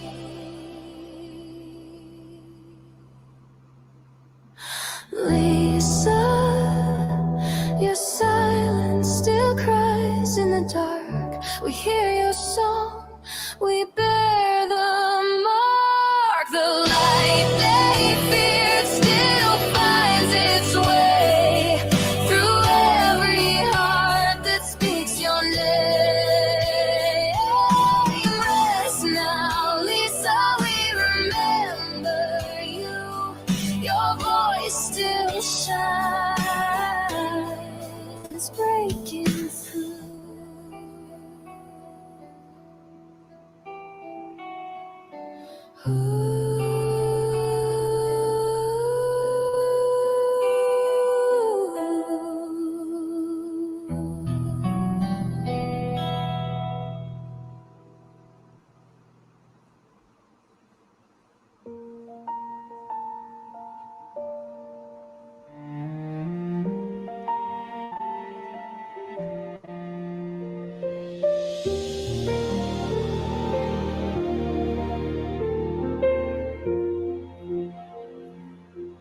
Twilight glows on quiet sidewalks.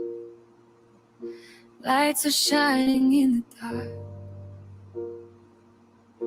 People rushing home to families. Warm fires fighting winter's spark. But I pause inside the quiet, where her memory softly stays. A life that should have had tomorrow, taken from us far too early on that day. This Christmas we remember Lisa, and name the winter winds still carry on. We light a candle for her kindness, for the life that should have lasted long. And in the stillness of December, the story whispers through the night, a reminder to protect each other, to choose compassion, truth, and light. She was looking for some healing, just a place to feel okay. But the world can turn so fragile when the ones you trust betray.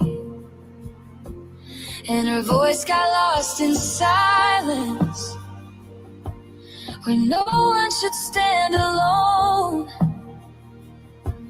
Now her absence leaves a shadow where a heartbeat once had grown. This Christmas we remember Lisa, and name the winter winds still carry on. We light a candle for her courage, for every moment she stayed strong. And in the hush of falling snowflakes, we promise we will speak her name, to honor truth, protect the vulnerable, and make sure no one fades the same. If love is the meaning of this season, then her story is the call to lift up those who stumble, to catch the ones who fall. And if peace is what December means, then we owe it to her still, to fight for every life in danger, to stand for every broken will. This Christmas we remember Lisa, and the stars she should have shone tonight. So we carry her within our choices, every stand we take for what is right. And as the carols fill the quiet, her memory warms the coldest air, a reminder gentle as the snowfall.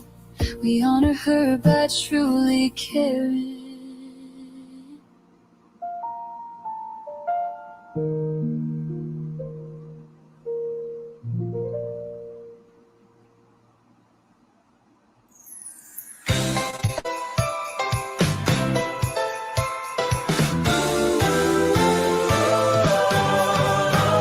Snow is falling all around me, lights are glowing, but it still haunts me. Every December I feel that weight again. Christmas brings her home again. Time keeps moving, but the story lingers. A life in danger slip through their fingers. We light a candle for all the truth that's been. Christmas brings her home again. We tell a story now so she's not forgotten. Time of year we hold her near, her memory shining blaze. This time of year we hold her near, her memory shining bright. Through all our tears we make it clear, her voice still fills the night. We won't let her fade away, not on Christmas Day. stars are glowing, windows frosted, hands still shaking for the life they lost there. We stand together for all the might have beens. Christmas brings her home again.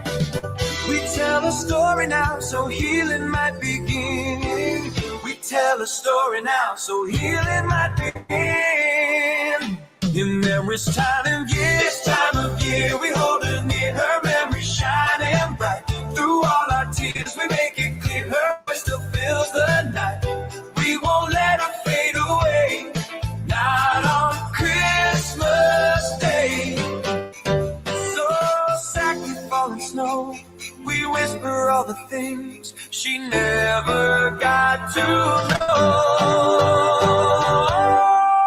This time of year, we hold her near, her memory shining bright. All our tears, we make it clear, her voice still fills the night. We won't let her fade away, not on Christmas Day. Christmas brings her home again.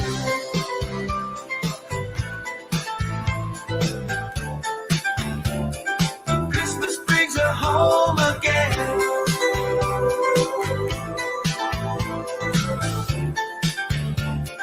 Christmas brings her home again.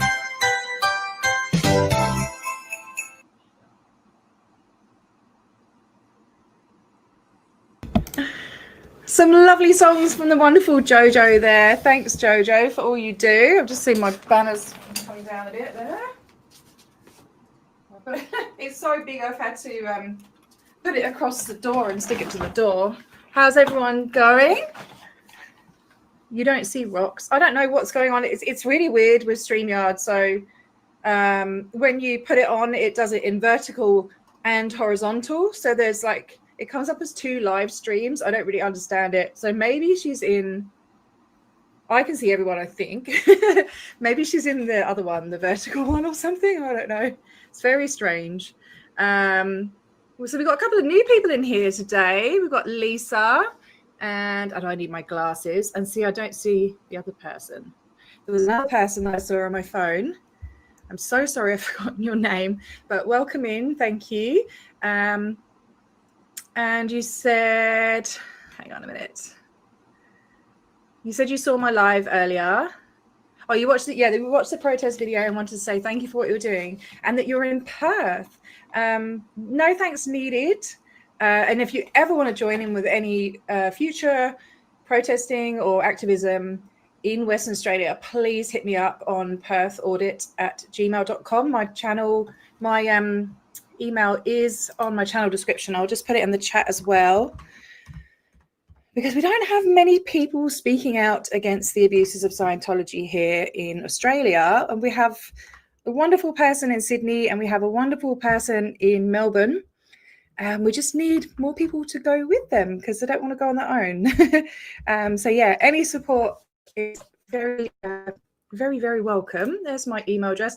And Casillas, thank you so much. That is so generous of you. Thank you very much. I really appreciate that. Yeah, always there with the hot sauce packets, gifting those memberships. So yeah, thank you. Appreciate you. It's getting late here. It's almost 11 o'clock, but I'm going to keep trying to go.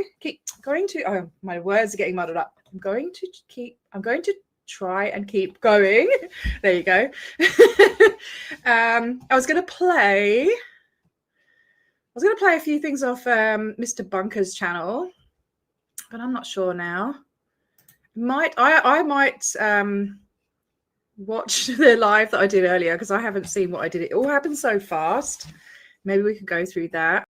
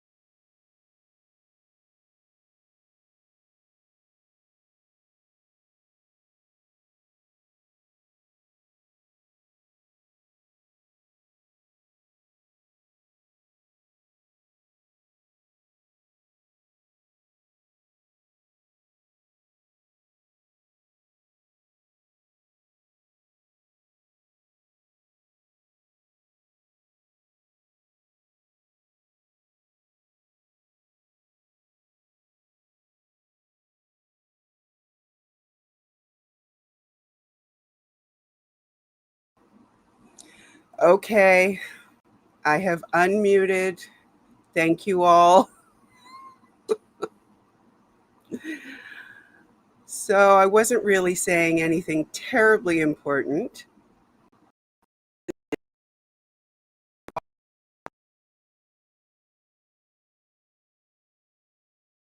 You have. It's very much appreciated. You should be able to hear me now.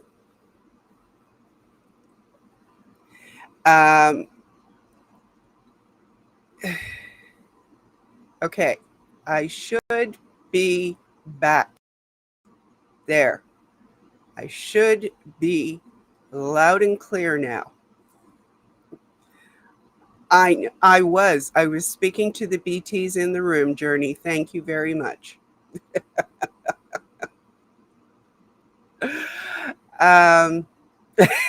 Sorry, Spock. You know, stuff happens. Pardon me while I clarify my tea order, because I do have a few flavors to choose from, and so I was asked for clarification on that. Okay, so and feel free if you missed tea live this morning. Okay, Eyes, no worries. Eyes will be joining us in about 15 minutes or so. So that's great.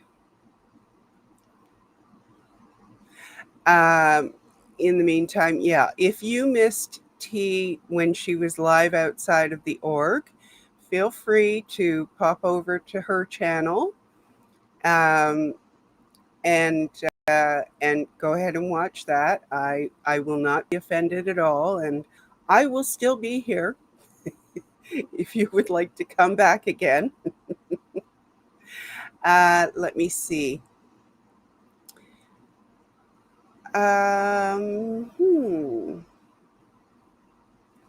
So some of you have joined us since the beginning of the stream and did not get to watch everything, but none of you have seen what I'm going to share with you while we wait for Eyes.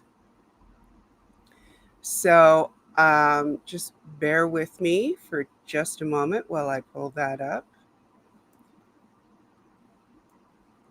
It's not, it is, but it isn't Lisa specific.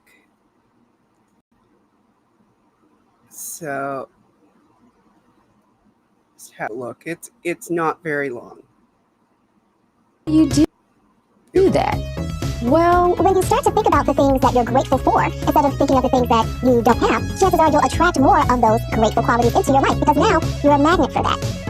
So if you want more of the good stuff. Good stuff? Oh, you want the good stuff. Then make sure you think about, project, and own that good stuff within you. By the way, just because I'm using satire to criticize a therapist for incorporating the law of attraction doesn't mean that I'm advising against her practice. The purpose of this video is entertainment and education, so please, before making any changes to your treatment, make sure you consult a licensed healthcare professional. This force gets stronger and more organized through religious institutions. Not only the same old dogmatic beliefs of the Middle Ages demonizing mental trauma still exist, but newer ones have emerged. Instead of praying for your demons to go away, they use technology to get rid of them. In 1950, a man called L. Ron Hubbard pioneers the Church of Scientology. It boasts some of the most famous people on the planet. It's me, Tom Cruise. Psychiatry is a pseudoscience. Tom, you gotta come out of class. Oh my God. They find problem areas by using an e-meter, which Scientologists claim can read thoughts. The goal is to become what they call clear, free of the influence of negative past experiences. However, what often happens behind the closed doors of the church is the very definition of negative experiences. I had someone yelling at my face and telling me I was evil. He viciously beat him, knocked him to the ground.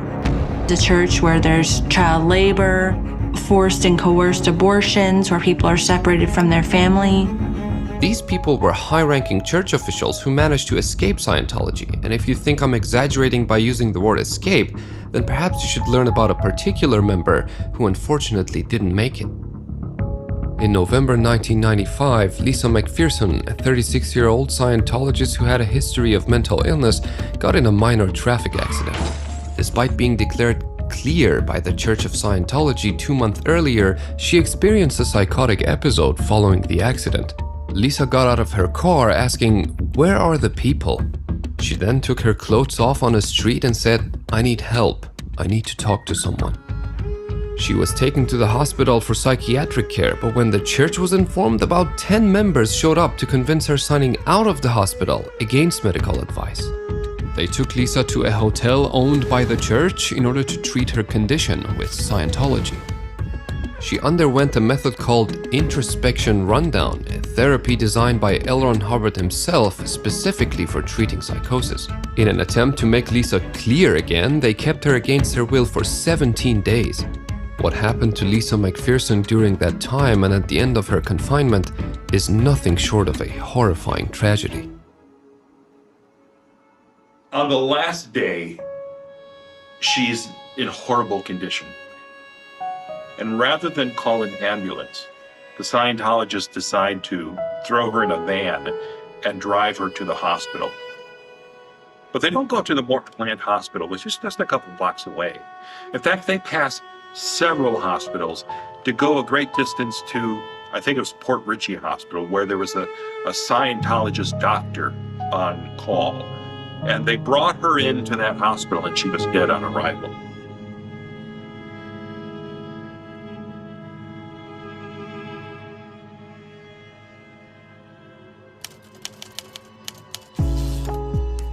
Perhaps one could argue that what's even worse than religion in this field are academics who are mental illness deniers.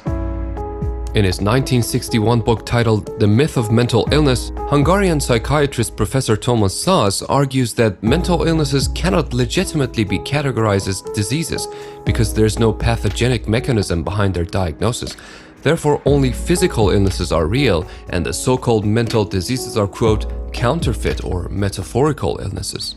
He wrote, "The claim that mental illnesses are diagnosable disorders of the brain is not based on scientific research. It is a lie, an error, or a naive revival of the somatic premise of the long discredited humoral theory of disease." To be fair though, Dr. Szasz didn't deny the existence of suffering, he just rejected any possibility of a biological cause. Therefore, not only he criticized psychiatry for looking in the wrong direction, but he saw it as more of a conspiracy that seeks to medicalize and pathologize human behavior in order to oppress and control certain individuals in society. Once you're declared insane, then anything you do is called part of that insanity. Reasonable protests or denial, valid fears, paranoia. This problem is actually real and it's called diagnostic overshadowing, but given his socio-political stance, Szasz referred to this as the war of definitions. Quote, "If you talk to God, you're praying. If God talks to you, you have schizophrenia." Well, if God talks to me, personally I would hope that it's schizophrenia rather than, God or something. I mean, no pun intended, it's just that I don't want to become the next prophet. It's too overwhelming for my anxiety, which my evil psychiatrist who's hired by the big pharma diagnosed. To be clear, I'm not defending all the horrible misconducts that have happened to patients by modern psychiatry, otherwise I wouldn't have depicted them in such detail earlier. Whether it's medical practices, pharmaceuticals, insurance companies, or even research, I believe being a voice against any abuse of power is not only a moral obligation, but also a necessity to progress. However, it's one thing to fight for justice and fairness, and another to completely deny the existence of mental disorders as legitimate illnesses. Whether one suffers from depression, anxiety, or even insomnia, I think being in such diseased states should also qualify to be called one. Thank you for watching.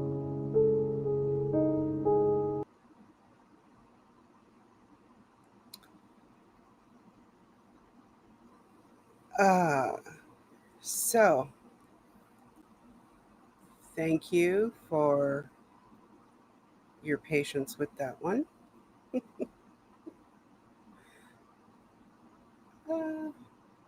Okay, sorry, just still trying to close that. Okay.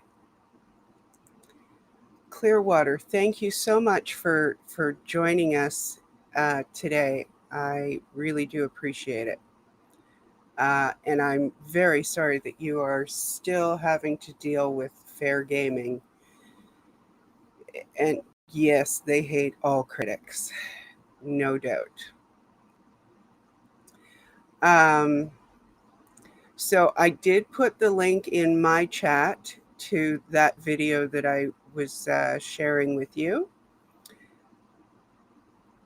That was really near the end of the video. So if you are interested in watching the whole thing, by all means, please do. Apparently that was his first video. So, and it was from a few years ago. So I would imagine he may have gotten better at it by now. I literally stumbled on his channel yesterday. So, hello, Professor Kakan. Welcome in. Okay, so I guess that was shorter than I thought it was. So I will share with you some more Mark Bunker wisdom and see if Eyes is ready when we finish that one.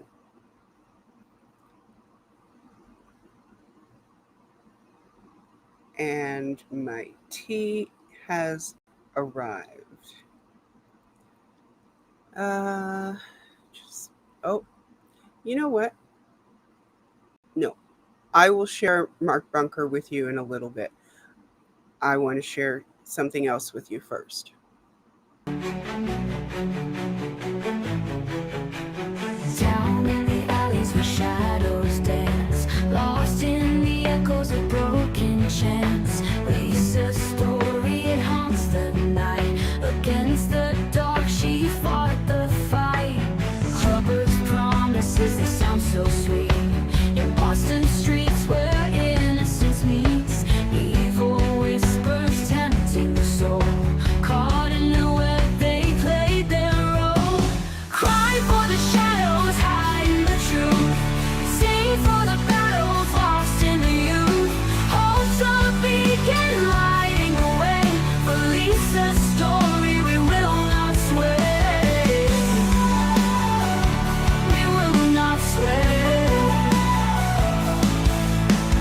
Manning Eight's words spread through the air, casting light on the sorrows we share. In every heart a memory stays. Through the pain we'll find our ways. On the depths of fear we rise today. In every beat we'll mend the fray. Unveil the coat that stole her breath from this tragedy. Find strength in death. We will not sway. Cry for the shadows, hide the truth. Sing for the battles lost in the youth. Hope's a beacon lighting the way. For Lisa's story, we will not sway.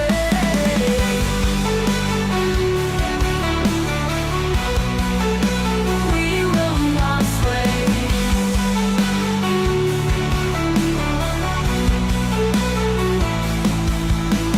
Cry for the shadows hiding the truth. Sing for the battles lost in the youth. Hope's a beacon lighting the way. For Lisa's story, we will not sway. We will not sway. Cry for the shadows hiding the truth. Sing for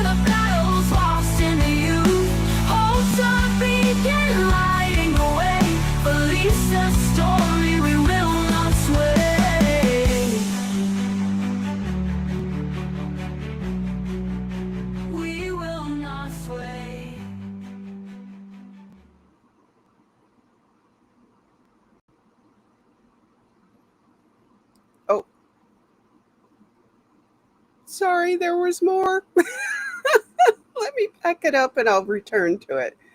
And Professor, it was matter over mind. Okay, give me one more moment here.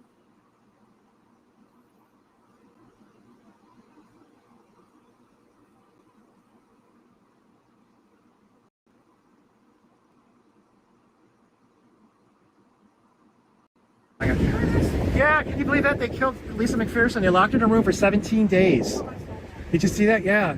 And they got charged with 2 felonies. They got charged with practicing medicine without a license. They could have just taken her to a closed hospital 5 minutes away, but they took her 45 minutes away. She lost 40 pounds in 17 days. Yeah, thanks. Yeah, you can check it out on Google. Have a good weekend, man. I will check it out. I appreciate that, yeah. Let's help spread the word. Okay, now I can stop that. Sorry, I'm a professional. Let me just get back to you. And I believe I heard, oh, there she is. Hello, Eyes. Hi. Oh my gosh. I thought I was in black and white. I had to put a little color on or else I'm all faded out.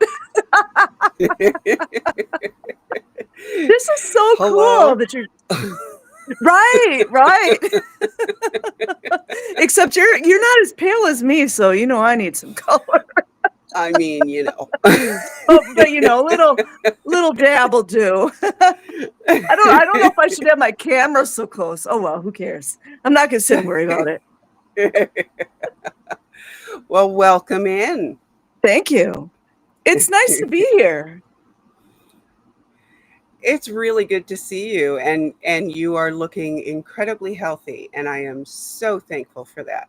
Thank you. Yeah, I'm feeling pretty good too, so that's good. Yeah. Yeah, this is really good that you're having this for Lisa McPherson. I have to stop into on T's stream later, but I'm definitely going to try to hit the Board of Public Works meeting today. I don't even know what I'm going to say yet. You know, all we can do is just keep. Yeah, all we can do is just keep trying. You know what I mean? Like. Yeah. Well, as you may have heard once or twice, I am really impressed with the call-in crew. So. Yeah. Mm-hmm. And you got to admit, we're all very tenacious. We don't stop. Yeah. Yeah. Thank you so much, Rib Guy. Your techie help is just so incredibly appreciated. I cannot begin to tell you. Big up for all the tech savvy people, right? That would not be Rib Guy. Oh, it's not? Oh. No. My joke is, and this is not really tech, but it could be tech, is how many Gen Xers does it take? Yes. I don't know if you heard this earlier, but I said I'm a boomer with a Gen X mentality. So. Yeah, that's why we get along so well. Yeah. But I was out somewhere, you know, out and about with my medical stuff, and the guy tells me, he's like, "Oh, you can turn whatever radio station you want on." Oh, like, you know what we have nowadays, right? It's like a freaking spaceship. So I didn't know how to use. It was like this fancy radio. Yeah, I'm sure. I haven't even seen them. I'm like, I have no idea what I'm doing. And then I joked to the lady behind me. I said, "How many Gen Xers does it take?" And she said, 5. I just thought it was so funny. Nothing should be that complicated, you know? Like when we were growing up, you put a key in the freaking engine, boom, it went on. Yeah, or you put a key in the door. You didn't have to punch in a combination. It's crazy. Like one thing I know, I'm kind of going off, but I don't think you guys have a script or anything like that. But Nope. One thing I can't stand, you guys, this is going to be public information. I cannot freaking stand second step verification. I hate it. Oh, I tell me hate about it. And every time you turn around, you go to one app, they're like, we need you to do a second step verification. And then you get stuck in it. It's like, if you don't have a lot of people that you think are going to break into your phone, why do you need that? Just, I mean, it can be useful. Like an IT guy told me this the other day, but I'm like, that's freaking ridiculous. Oh, just got breaking news. What? Aaron is out. Yes! Yes! That's great news. Yes. I bet you his first stop is going to be Costco. Yeah. And now he can celebrate the birthday with his daughter too. I know he missed that. Yes. Oh, I hope freaking Aaron sticks it to them. Oh yeah. Oh. But he's got to be careful because I know. there are going to be conditions. So yeah. We can do it. Yeah. I mean, I sometimes I have to take a break from the Scientology stuff because it gets so dark, and I'm very passionate about the kids, as you guys all know, and so are you. A lot of us are. Yep. And I mean, I know that, I know not every single Scientologist in there is like a raging child abuser, but the fact that everybody's like, oh, it's okay if the children do auditing or they're auditors, when they're 12. I mean, I guess if you're under heavy coercive control, I understand that. But the thing is that bothers me is there's so many people that won't say, well, we're sorry for inflicting that on you or doing that. And yeah, a lot of them were abused and had a lot of abuse inflicted on them. But a little bit of humility and grace would go really far, but it's like, you can't get that here. Nope. I'm not going to say the name, but I was listening to an interview the other day of one of these cult experts whom I really like a lot. And then one of these, I won't say the name, but one of these persons I've been on the fence about for a long time. And this just solidified what I was thinking. He said, oh, I read the Child X book. Now, mind you, no empathy, no compassion, no, I'm really so sorry all that happened. He said that then he went right into defending himself, and he's like, we were being manipulated. And then he said, there's a war going on. I'm like, are you kidding me? Do you follow what I'm saying? I didn't really explain myself very well, but he was I'll just put it like this, an older Scientologist. A war going on? No, I'm so sorry all those children were heinously abused and thrown in a van and, had, I don't want to swear, but, had pee and poop all over their diapers and nobody was attending to them. No empathy. So. With this older, I'm assuming former Scientologist, have written anything? Yes. Okay. Enough said. Yep. I ain't stupid. I'm not saying his name. I'm not either. But we watching you.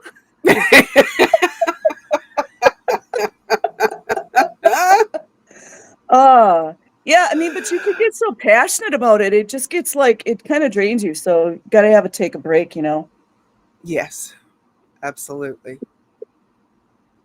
And I would like to, I don't want to give too much away, but I would like to eventually protest somewhere, even though I don't like that word. I'm not going to say when or where. I'm just going to pop up with some security guards or something. Yeah. Armed you security could demonstrate. Guards. Yeah. Or you could do what my mother calls activate. Ooh, I like that. What does that mean exactly? Well, that's what she called it when I would go out protesting. She would say, are you activating? I like that. Oh, that's cute. That's cute. I like that. Yes. That reminds me of the Matrix or something. You know, you're going to activate or something. That's cool. But Yes. you know, it's disheartening. Excuse me. I was watching another. I remembered his name. Jeffrey Augustine he does some really good work, and he was talking about. Oh, you posted it. Remember, you posted that video about. I don't know all that terminology, but basically, in so many words, because I'm not a political person at all, but in so many words, Trump pardoned that guy from Dream Exchange, I think it was, or it No, wasn't it was a exactly different. where. Oh, it was a different guy, but was it Yeah. related or was it a separate financial thing? It was a separate financial thing, I believe, out of Clearwater. Wow. What does that And tell you? surprisingly enough, his business partner, who was also convicted, didn't get the same treatment. He's Oh, you still mean? Oh, wait. having to fulfill his sentence. So the business partner of, I should know the guy's name, but the business. Gentile or Oh, Gentile. Gentili. Okay. Yeah. Okay. Gentili. Yeah. So Gentili got off, but the other guy didn't. Is that what you're saying? Okay. It's unreal. That's why, like, I know some stuff that's going on, but I just kind of like insinuate, because if I start really going in, they're gonna freaking get real mad at me, and I'm like, you know what I'm talking about, the little handshakes and all that kind of stuff. But it also has to do with, what is that old saying? Rules for thee. What is that? How's that go? Rules for thee, but not Rules for for you. thee. Yeah, rules for thee and not for me. That's it. Yeah. Well, it's like Yeah. you have a certain amount of money, you know, it doesn't apply to us. You can hurt children, you can steal billions of dollars from, you know, everyday people that invested their money, take all their life savings, and there's no repercussions. Yes. So. Sorry, just turning off alarms that I do not need today because I'm already awake. I went to the coffee shop the other day, and it's a whole long story. And I'm sitting there, and then my little freaking alarm goes off to take my medicine. Oh, I'm like, Granny's here. Morning. Yeah. Vitamins, nighttime meds. Right, you know what I mean? It's like, when did this happen? Yeah. Oh, man. For me, about 15, 20 years ago. Yeah, I understand. But I just, you know, I just try to make myself laugh. People probably think I'm a little crazy, but I'm crazy like in a good way. Yeah. Because, you know, you have to laugh. We all need a little crazy. Yeah. I mean, look at the society we're living in. You know, we're always talking about PTSD, and I mean, there's a lot of it. I have it. But, you know, there's different levels of PTSD. There's different reasons why people have it and all this stuff. But, I mean, look at our society. Probably, if you really looked at it, I don't mean to laugh because it's kind of not funny, but probably everybody has a little PTSD. I mean, gee whiz. Don't you think? Yeah, I absolutely do. Sorry, I'm just trying to figure out why I'm getting a zillion notifications in my ear. Oh, no. Actually, it's in both ears because it's on my phone and on my computer, and it's the same thing. Oh, no. But that's okay. If you didn't notice that I was being perturbed by it, then we're okay. You and I are two feisty broads, man. We start trouble wherever we would go. Yes. I'm hoping that if I leave the window open, it will silence all the notification sounds.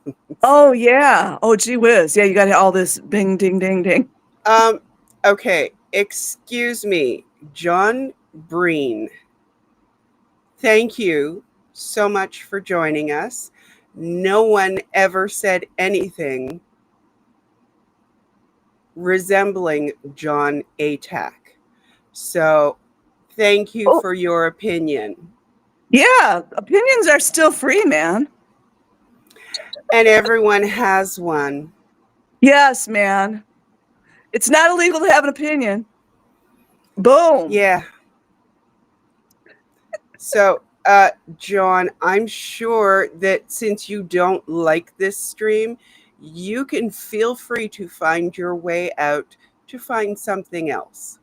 Bye, John. And if that's all you take away from this stream that has now been going for 8 hours and 41 minutes, that would be a you problem. Thank you. Bye, John. And thank you for the view. Obviously, he didn't care about Lisa, but you know. Right. Ah. Given that that's literally all that we have discussed for the last 8 hours and now 42 minutes. Dang. There's always got to be one. There's always got to be one. Yeah, I believe it was somewhere else, Cricket. It's okay. Don't worry about it. I'm feisty today. I had some good sleep. Well, I'm happy for you. Oh. Ooh, it's cold here. Well, what's it like over there? You're in Toronto, right? Excuse me. Yes, I am. And sorry, I just realized I maybe should take my morning meds. That's so funny. You could go ahead. You could do it on camera or off, whatever you want to do. Oh, I've done I'll it just sit on here and camera babble. before. Yes, no face. 8 hours so far and going. I think you know, JoJo Bananas makes so many amazing songs. I think she should make a funny troll song for John. What do you guys think? Thumbs up if you think John needs a song. Oh, absolutely. I'm sure she could come up with a real humdinger. I love talking to you. You got those old terms that we don't hear as much anymore. Humdinger. Well, which I love. mean, No, I don't mean that in a bad way. A lot of times I sound like my dad. It's freaking hilarious. You know, saying all those, you know how they used to talk. And you know, it's really funny because they just sort of pop into my head at the strangest of moments, but usually they're pretty appropriate. And any other time I don't say them, I don't even think of them. Yeah. Yeah. It's funny. I mean, I'll just tell you guys something funny. My dad was like this old school Korean War. Well, no, yeah, he was in the Korean War, but he didn't fight like on the front lines. But he had some really My interesting. dad was in the Korean War too. Oh wow! Mm-hmm. Yeah. Mm-hmm. And my dad was American, so yeah. Yeah, that's right. Mm-hmm. But he didn't let anybody push him around. But when he would swear, you probably know what I mean. You ever? I don't think it happens nowadays as much, but my dad would swear like in a certain way, and it was freaking hilarious. And they didn't use the F-bomb. They didn't use the F-bomb like they do my now. dad's lips. Okay. In my presence. That's my good. presence. That's good. I mean, I can't speak for when I wasn't around. That's good though. I mean, it was just certain moments, and it was freaking hysterical. But oh man. Yeah. Oh my goodness. Yeah. You know, I'm pretty sure I got the majority of my feistiness from my father. See? Mm-hmm. That's how it goes, Yeah. I think. I got my softness, the softness from my mom, and then the feistiness more from my dad. Antics? I'm Hi, sorry. Antics. As much as I love so many of you, I do not claim it, okay?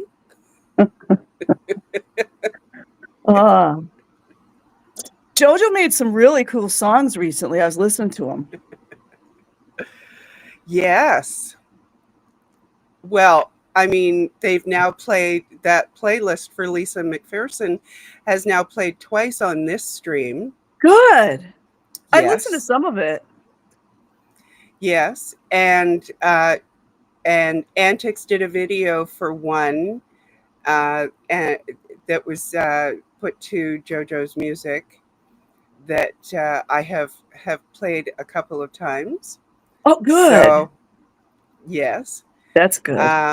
Yeah, and Cricket also has a playlist for Lisa McPherson. So we've got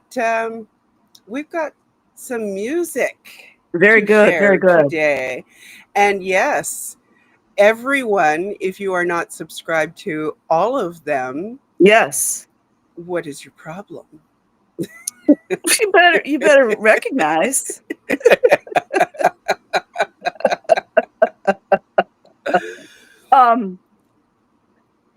Oh, what was I going to say? I love to use JoJo's music, but I find that the shorts that I put out there, because half the time I don't know what I'm doing, but the ones that get more attention, and I'm not here for, you guys know I'm not here just for the attention. I want the information out. But like for example, I shared one with Audit LA when Audit LA was going after Scientology. I forget which time, but she was like not backing down about the street. Yeah, exactly. About the street. And then I put JoJo's music on that. But I'm definitely going to be using her music more. I don't, half the time I don't know what I'm doing, So I don't honestly, for people like me, it does make it a lot easier when you use the AI music because I don't have to worry about the copyright warnings. Right. Yeah. But all of us are like thorns in Scientology's side, and I freaking love it. Oh, absolutely. Well, and absolutely.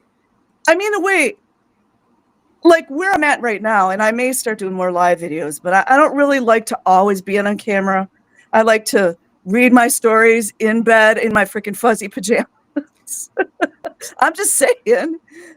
You notice that you cannot see below here, right? Right. I got the shirt from Dusty. Yeah. But the bedroom attire below.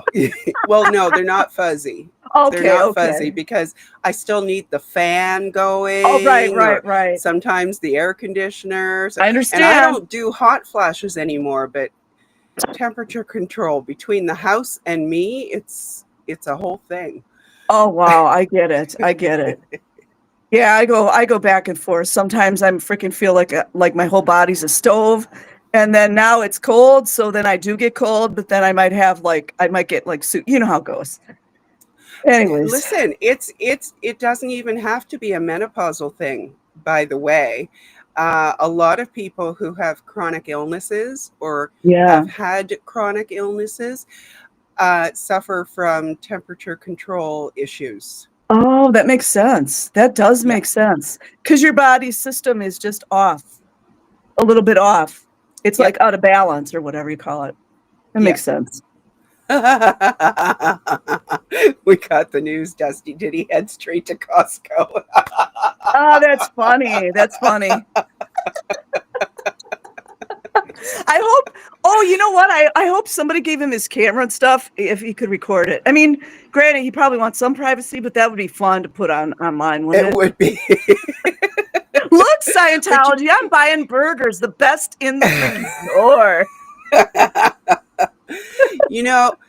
I imagine it's going to be chicken because the chicken that was in the fridge, Jenna was encouraged to dispose of that. You mean vacuum sealed or not? You mean the science experiment? Yes. Oh man. Yeah. I don't know. I think all of us should start using that chalk dust or whatever the frick that is. The holy or holly powder. Just spread it around like get a freaking plate. I mean, it is cornstarch, and I know that there are some people who are allergic to cornstarch, but there's probably like a non-allergic or something that people could do. Yeah, and he was wearing a mask and it hit his back. I mean, like watching that video that you had posted earlier with Mark Bunker, it's just so disgusting. Yeah. It's disgusting. And you know what was really disgusting? And I know I'm on public here, so I gotta Yeah, I watch know. myself. You know what? I Watch think myself. we might be far enough into the stream that we can get away with the odd spicy word. Oh, well, not so much like, well, spicy words too, but like what I want to say about LAPD. Oh, yeah. I'll put it like this. That Well, they was, can't reach me. Can they reach you? but I mean, it's just them like walking alongside of Scientology. Honestly, to me, it was hilarious. It makes them look so freaking bad. And we know a lot of them maybe sign an oath. I didn't sign an oath. I'm a free human. You know, as free as you can be in this world. But I mean, you did take an oath. At one time, I did. Yes, I did at once, one time. Yeah. Yes. But what didn't Cardi B take an oath? I just remember hearing that from one of the YouTubers. You don't want an oath. You can do better than that. But it was like, I think I watched Olive Street's freaking video. That was freaking phenomenal. I mean, and I love his style, and we all know how much he does. Mm-hmm. So that was really nice that he did that. And like one of the cops, and then I think Matt from what do you call it? MD Media was there. Jessica was there. And I forget whom it was that asked. It was, I think, Matt, or it could have been Cutsy. Cutsy is pretty badass. But I don't know, like the cop said, "Oh, you're intimidating," or some stupid like thing he said. I'm like, do you know how stupid you look? Yes. And he doesn't think he looks stupid at all. Uh-oh. You froze. You look dumb. I mean, you know what I mean? Like, oh, they're coming for me. Okay. You're good now. You're good now.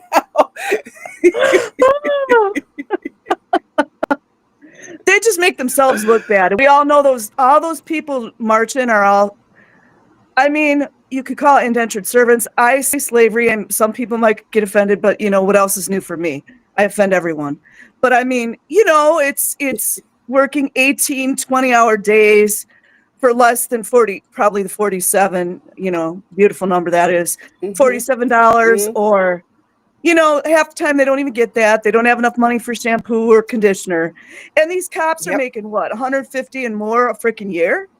It makes me sick. And we all know that the young girls are getting art in there. Some of the little boys are as well. And the cops are like, no, we'll take a check from you. Unlawful police officers. I better stop now. Stop now. Okay, if you want to. I don't want to like say anything that somebody can try to use against me, you know.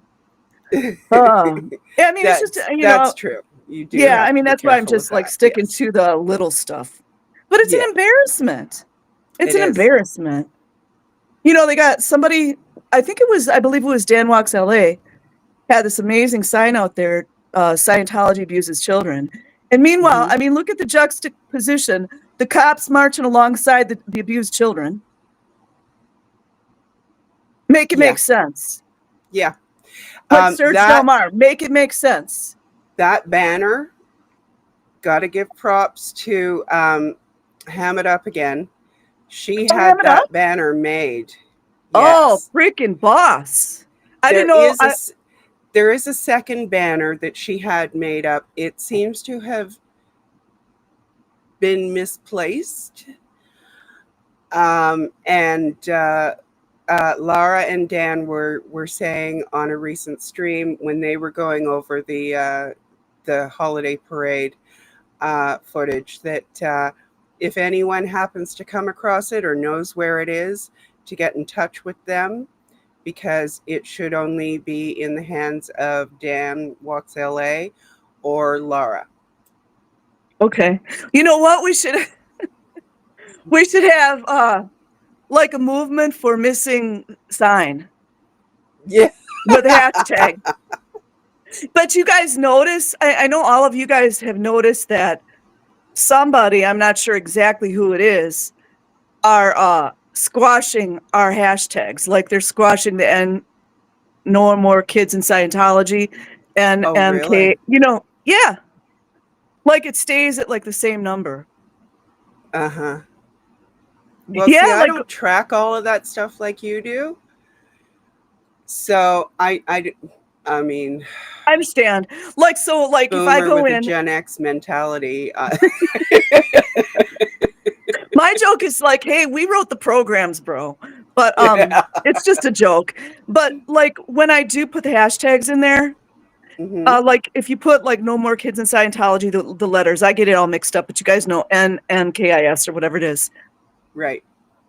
It will always be the same number. I forget which one it is. It never moves. Laura, I hope so. Hi, Laura. I can't read it. What does it say? Oh, okay. She says, hi, yes, please. We may be getting it at some point today during the protests, so we'll see. Fingers crossed. Oh, Allegedly. good. Everything's allegedly. Yes. Oh gosh. Well, I certainly hope it is turned over to you, Laura. Maybe it's in one of the LAPD's vehicles. Oh, Miriam says she's noticed doing lives with those hashtags. She gets no new viewers. Ah. I don't really think, I think hashtags are all being suppressed nowadays anyways, but what you can do, and I mean, I don't know if it's going to work, but that's why I keep saying bumper stickers and people laugh at me, but those can't really be as suppressed for real. Put it That's on your true. car, your truck, boom, no kids in Scientology. I mean, honestly, if we're honest about all this, it's all out anyways.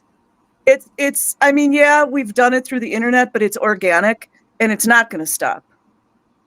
So they can try all day long in their 1952 or what are they? What was it? 1954 or 1954 ways. Yeah. Ugh, whatever it is, it's way past time. Yeah. Yeah.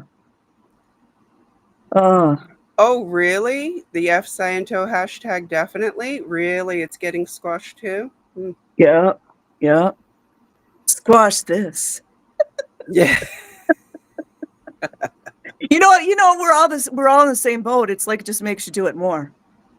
Yeah. I mean, it's like, think about it. If it's a police officer, if it's a government official, or whomever it is, they're standing alongside this organization that is already well known to abuse children, to physically abuse children, to work children 18 to 24 hours, to neglect children, to put them in the RPF, to put them in little confined spaces and not let them move, to tell them to unbutton their pants when they're doing some type of auditing, or to unhook their brassiere straps as a young Mhm. girl who's a minor. That tells you everything. It doesn't even matter who it is or what uniform they wear. We know what you're about. Yep. I just get so mad, Yeah. So two things. First of all, for those of you who are unfamiliar, the lovely lady next to me is Eyes to See 33. And if you are not subbed to her, and if you don't know who she is, then you're probably not subbed to her. You need to correct that. And the links hopefully will be placed in whichever chat you are in. Secondly, if you don't use the hashtags, is your stream still going to show up on fsciento? Fsciento.space, that is. It's a question because I was under the impression that you needed to have the Yeah. hashtag to show up on there. And I think there was something else, but now I've lost it. So it'll come back to me eventually or not. That's my whole life. I get it. Yeah. Oh, and Post-it thank you for notes the mention. handy at all times. Oh my God, you guys! I forget to have Post-its all over. You know what? I was talking with a nurse not long ago, and we were laughing and stuff. I said I freaking bought 2 dry erase boards, man. I freaking love them on my refrigerator. Oh my Uh-huh. gosh! I Or have else I a wouldn't know dry what to erase do. board. I have a dry erase board that I used to use for chores tracking for my daughters when they were younger. That's how long I have had it. Wow, Yes. that's cool. Oh, I have a funny idea, you guys. Like, and I mean you too, Scooter. I thought this would be freaking hysterical. I think that at Clearwater or wherever we choose, I think it'd actually be better to protest away from Scientology properties because they can't do as much when we're like 50 miles away. I think we should have honorary SP ceremonies. You remember the Wizard Oz? Remember the Wizard of Oz where they're like, we represent the lollipop Oh, girl? yes. Something like Yes. that, like cute. And then like we would have like a special like yellow, like, and Lara could get involved because she does all that goldenrod, like yellow, the color of the SP paper. And then like put a little, you know, what did the little people would put like a little wand or something on their head, and you are now in the Lollipop Guild. We should do something like that with SPs. Wouldn't that be cool? Oh my That gosh. would be. Yeah, and have a special song and like a ceremony. Yeah. I think that'd be so much fun. Do plays. Like, I think Lara and Serge kind of started a little bit of that performance art, which was amazing. I think like a lot of us could do fun things like that, not on Scientology property, because that's just a headache. But do it like maybe way out in the boondocks or something. They ain't going out there. And then just video it on the internet. Laura says she's in. All right, I love it. Now, Pup Groomer last year had, oh, there goes an alarm I missed. Don't forget to take your medicine. It just did. Don't make me take it again. That's why I literally use a pill minder. I tried that. It didn't work that great for me. I got to do it a different way. Pup Groomer came up with this as a suggestion last year sometime. Yeah, I mean, I'm pretty sure it was last year because the Oregon Vegas, where she was protesting, it was so dead. Like, and it was at the end of a dead end street. Yeah. So like there was no traffic except when the cops came every time they called on her. They're little doggies. That's what the elite call police officers. I mean, I don't believe in that, but they're little, you know. Yeah, but so she found a super busy intersection that was near the military base there. So it was like right on route in and out of the base. You mean on Fafo Avenue? What do I know? I'm here. No. Like Fafo, F around and F and find out. At Fafo. Gotcha. Fafo Avenue. I thought you were saying Fafol. No. And I'm going, wait, what? I don't know what this Did is. you say falafel? No. Oh my gosh, I laugh too much when I'm on here with you. At any rate, she got all kinds of attention. Good. And let me tell you, the woman can walk like a model when she wants to. She's strutting around, holding those signs up. Yeah. I loved it. Well, and just if you think about, I mean, I have a lot of, I'm not going to get into my like personal views about military and all that, but I was one. But it's like, just if you could tap into that network, especially those young, like military guys. I'll be like, they do what? They do what? I'm talking about the ethical ones, not the ones that enjoy our women, you know. But it's like just that alone, that's a network. Anyways, I didn't mean to take away from what you're saying. That was amazing. That's amazing. But it's like if you tap into like some of those networks, which that's what she did. Because if she was close to a military, I mean, you know, everyone else around the base too. That's awesome. Yeah. That's cool. Have a little catwalk. You better work. Well, she had this great intersection that was kind of, it wasn't a straight on 4 quarters. It was kind of off center a little bit.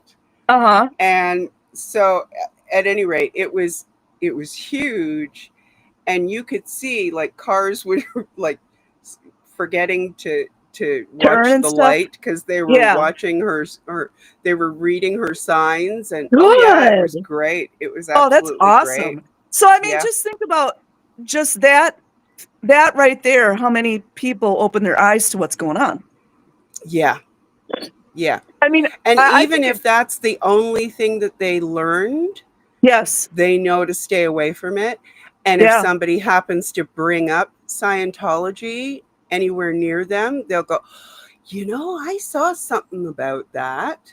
And think about all the people. This is what Jen was saying at the time. Think about all the people who are being shipped out to other countries. Oh. And they can share that too.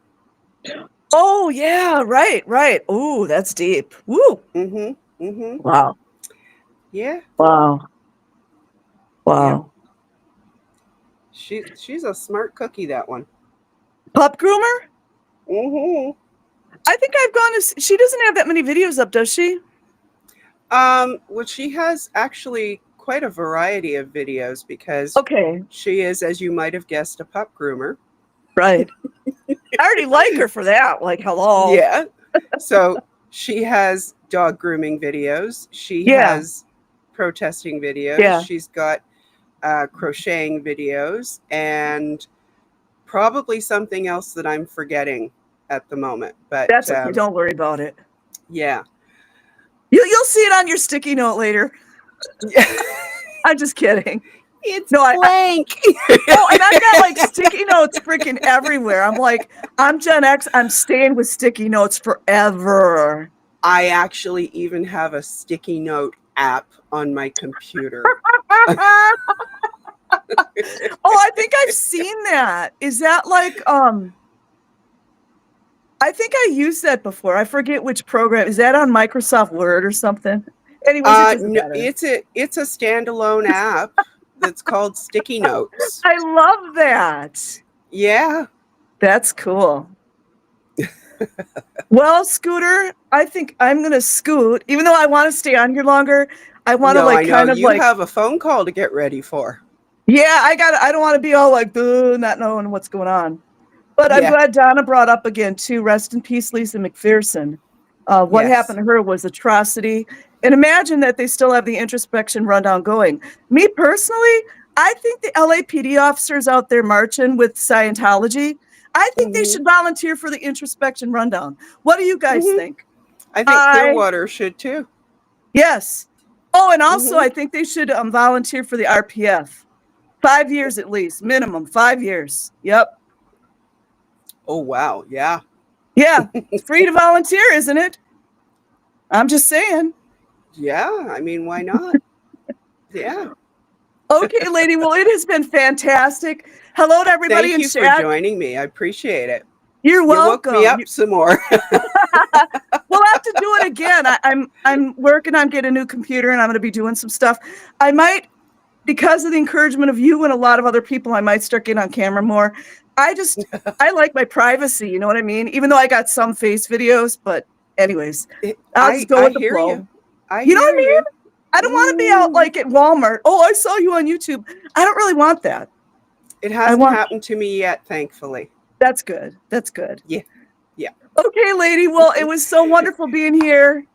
I'll Thank see you you for later. being here. Okay, You're do you need me to welcome. kick you out, or can you I'll try manage to that? leave. Let's see. Between a baby boomer and a Gen X, let's see how many does it take. Oh, she did it. Nice. Oh my goodness. Okay, so I'm just checking. I do not have any notifications of anyone in Clearwater going live as of yet. So, I mean, maybe they all went to Costco with Aaron. I don't know.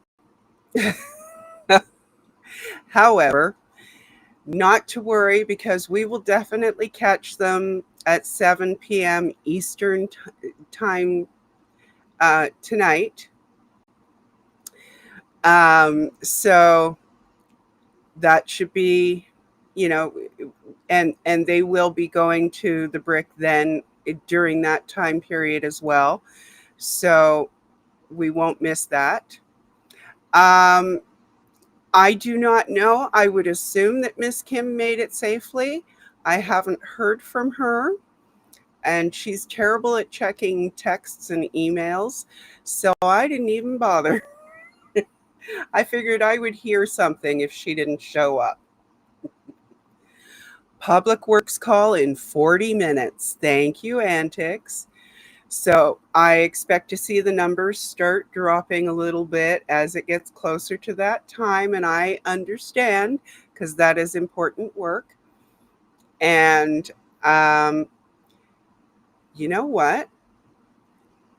Antics, if you tell me or Laura, anybody who knows, if anybody's going to be streaming the calls, especially if there is any plan to mention Lisa McPherson today, perhaps I will piggyback in and share that on the stream. And yes, Kai. Sorry, Kanan is. I'm sorry, I'm having trouble reading your name. Yes, Aaron got out.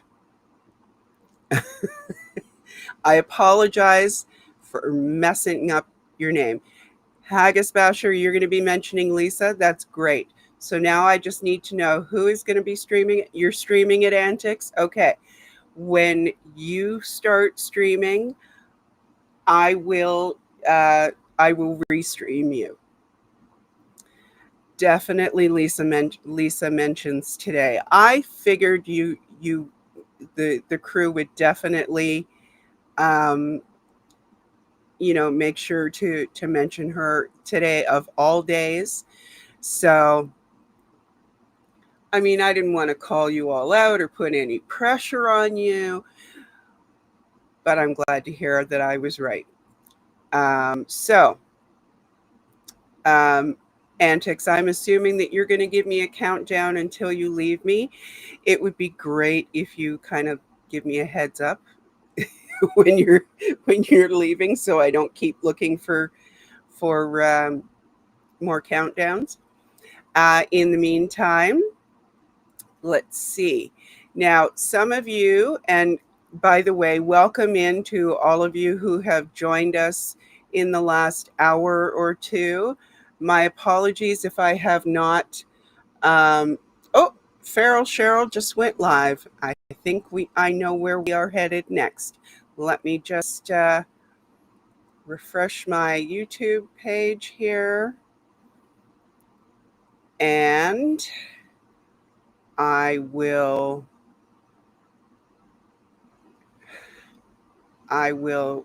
restream her in just a sec. Let me get back to you and share. And here we are. Well, it's all rolled up right now. I'm sorry, I'm setting up right now. I don't have time. I need to like set up. Yeah. But we're going to be here all day, and later there's going to be a vigil with candles. We're going to walk the list. We've got 3 lists. We're going to walk them all the way around Flag. Oh, I'll do the same. Absolutely. No, please hang out. Is Aaron please. going to be here? Someone in there? He's in jail. I know. They're letting him out right now. They're getting. Thank you. I know. That's what we were doing. We all went over to the courthouse first. Oh, thank you. Yeah. Oh, that's so beautiful. They told me at the library because last night I was at the concert and he said they were all going to be, I thought, at the library. So I've been looking for it since 10 Dusty. o'clock. You must have talked to Dusty then last night. Yeah, it was Dusty.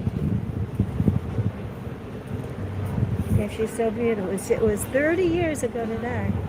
Yep. December 5th, 1995. A lot happened in 1995. That's when the blank popped up.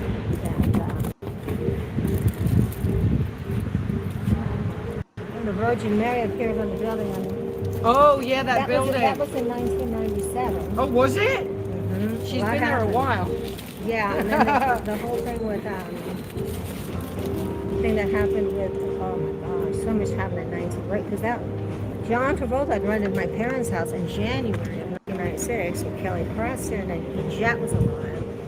He was still alive, and then it was just I think she's on one of these clocks, isn't she? She's the first one.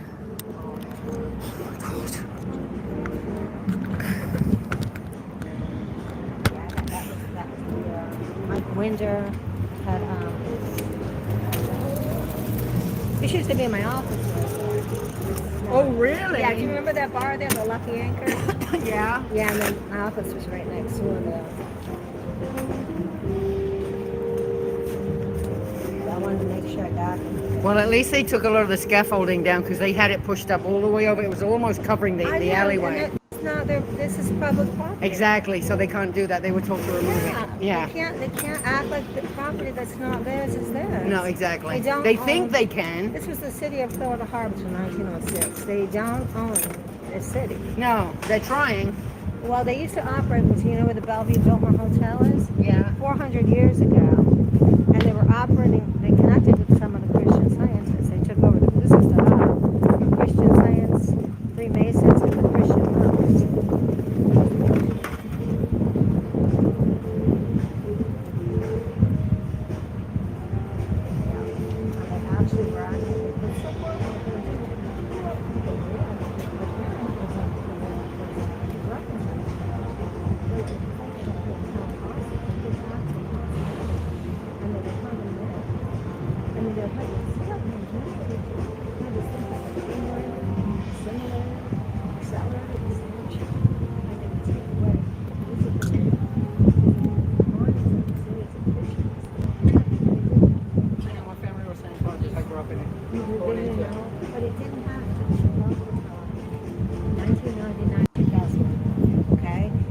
In a place called Eaton, Ohio, okay, high security. And what they did when they put that basement in, that connects through the underground, yeah, it went 180 feet under. Who said he was scared to death? There's one elevator coming up, one going down. And they put metal on the wall. My ex-boyfriend built that building. Oh, they live in there, don't they? There's buildings. There's some apartment building or something. Some of them live in there. The SEAL members do. I'm that because I bought this is back in 2002. I found out everything. He was an OT8. Their next was OT9, orders of magnitude, OT10, character. OT11 was when they found out, they audited outside the body, and they found out if the human species were the human species, nothing would ever exist again. OT12 was when they audited outside the body, they found out we had to be the human species, nothing would ever exist again. OT13 was when they would die in the body, but they didn't really die. And OT14 was when they made everybody think people should never, ever be people. OT15 was 9 million hermaphrodites that were just destroyed, like John Travolta, Battlefield Earth. Yeah. Yes. I was on the OT committee. Just because of him, I was never really. The only thing I ever did was a pyramid. I did lower step. I have everything. I have everything right to the top. I mean, there's some truth. You have to be able to decipher the truth from the lies. I mean, we all basically crawled out of the water. 75% of the world was underwater. Yeah. We came from the water. Right. You know, Clams. Right. I was a clam one day. Exactly. There were 3 big bangs and 3 Milky Ways. No, This is the ninth planet. Yeah. Every 4,463 years, we do an elliptical towards the sun, which empowers Uranus. We're all from Uranus.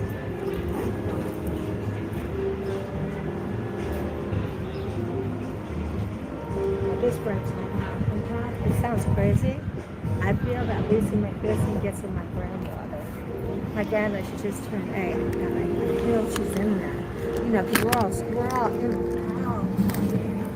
infinite. Right. Okay, hold on. I got to talk to my chat real quick for a second. Sorry. Okay, guys. So we setting up here for Lisa McPherson, and I just rushed back from the courthouse. The judge is setting bond for Aaron today. He will be let go. There was a massive presence in court for him. The judge kind of questioned, why are all these people in my court? Well, it's a thing called love and support that we do for our friends and stuff. Anywho, there was like a whole bunch of us there, and arguments were placed. The prosecutor lady, whatever they call her here, was really digging in for him to stay in jail. She was trying hard, but it didn't quite work because he hasn't done anything to violate the orders. So she said she would let him go today on bond. I didn't even hear how much. I just got up and left because I had a bit of a medical emergency, and here we are now. So, I know that's the news, guys. That's the news. Aaron will be set free today, but in the meantime, today is all about Lisa McPherson Day, because 30 years ago today, she was unalived by the cult. So today we're going to be set up at her brick. There's her brick in the alleyway.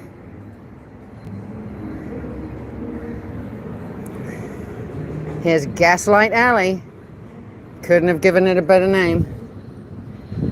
And I'm currently awaiting on everyone else to show up. I kind of left them all hanging. I just booked out of there.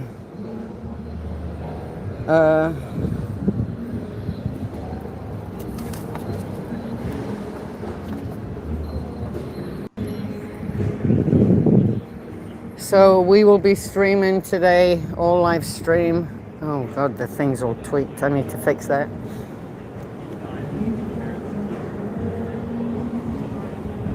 In memory of Lisa McPherson, who was unalived by the cult 30 years ago today.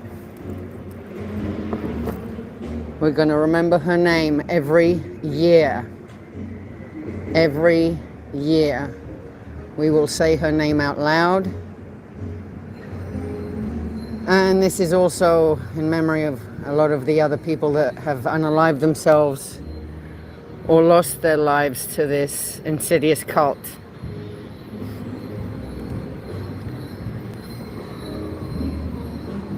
Oh, what did I just press? Okay, I just pressed something. Guys, I'm exhausted. Since I got back, it's been non-stop phone calls, texting, driving around, getting things. It's absolutely, so at least today will be maybe a little quieter for me. I'm just gonna might sit here for a bit. How do I get rid of that now? Oh, Santa! Hello, how are you? Merry Christmas, Auntie. How are you doing? I'm doing wonderful. Nice get up. Hi, Cheryl. Oh, you are? Kelly. I came from. Oh! I've been waiting for you. Okay, I didn't know what you look like, but I've been waiting for you. Hi! I'm so glad you made it. Will you please? I'm just going to go down and get something to drink. Oh, that sounds like a wonderful thing. Stay hydrated, Santa. Oh, I'm going to try. We need you hydrated and ready for the 24th. I wasn't sure what time you were going to get here because I was going to come at 10. And then I watched you last night late. Right. And you're like, no. Yeah, it might be a bit later because of the whole court thing. So he's going to be set free. He is? Yes, she's given him bond. So he will be, I mean, I don't know how the process goes, if how long it's going to take him, but within a couple hours, hopefully he should be out of that building. I was scared. And on his way home. And I didn't look at the streams because I don't know if I want to know. Right. No, he's going to be free today. He'll be able to go to Costco and sleep in his own bed, so. Does he still have that restraining order on him? She's got all kinds of provisions on him. He can't go within 500 feet of any building that one of those guys might be in. And that we don't know. Any building. A Scientology building that guy, that one person that we don't even know what he looks like because he covers his face with a mask. If he's in any of these buildings and Aaron is within 500 feet, whether he knows it or not, and that one guy could be in any of the buildings around here. So he has to stay kind of over on target too, where he was further down by the gas station, because that's like a safe spot. Lots of eyes on us over in that corner too, so it's a really good place to be. It's unfortunate, but that's how we're playing it. And if anything, we've expanded the protest by doing that. There's just more people everywhere instead of all conglomerated in one area. Exactly. So they're not doing themselves any favors, really. They wanted Aaron bad. Oh, yeah. They wanted him bad. I'm not giving him any reason.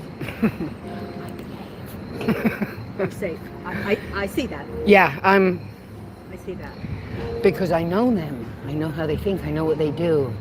Well, I tell you what, I'm shaking right now. I'm going to tell you. I've been watching you since you started, and you're funny as shit, girl. Thank you. Appreciate the appreciation. I've been watching Aaron since 2017. Okay, right. I'm a lurker. I just don't, because I'm like, I don't know what, this is what I'm going to say to that. You guys are brave as shit, because I'm shaking being down here, because I know what Scientology is. You can feel it, can't you? Doesn't it? You can feel it in the air. Oh. It has a feeling. It has a feeling down here. It's alive. The creepiness, it's the awkwardness and the creepiness. I came here in 2018. We were in Madeira Beach. So we drove down, my son came with me, and we drove down here, and we were over by the flag, and I had never seen it before. And I hadn't given it a lot of thought. I just started following Aaron like the year before, and I'm going to tell you what, we weren't down there 5 minutes. Shade. And they were coming out of the woodwork. And I said, stop. I told my son to stop streaming. He's like, I'm not. I said, stop streaming right now. I started shaking. Oh, you get worried, yeah. So I'm shaking now because I said, I hope someone's there, because I don't want Yes, to he's getting out. I don't want to be around Scientology by myself, because I know what they're capable of. Right, extremely creepy. And you're right. And everyone that's going to be here, they're going to have eyes on them and just checking on everyone to see. Yeah, as soon as I said, I wouldn't bring my car, I don't want to know my license plate number, nothing. Right.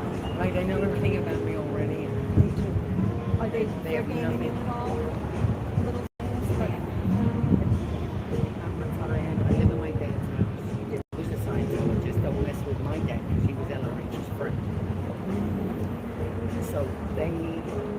They know I'm a pain in the ass.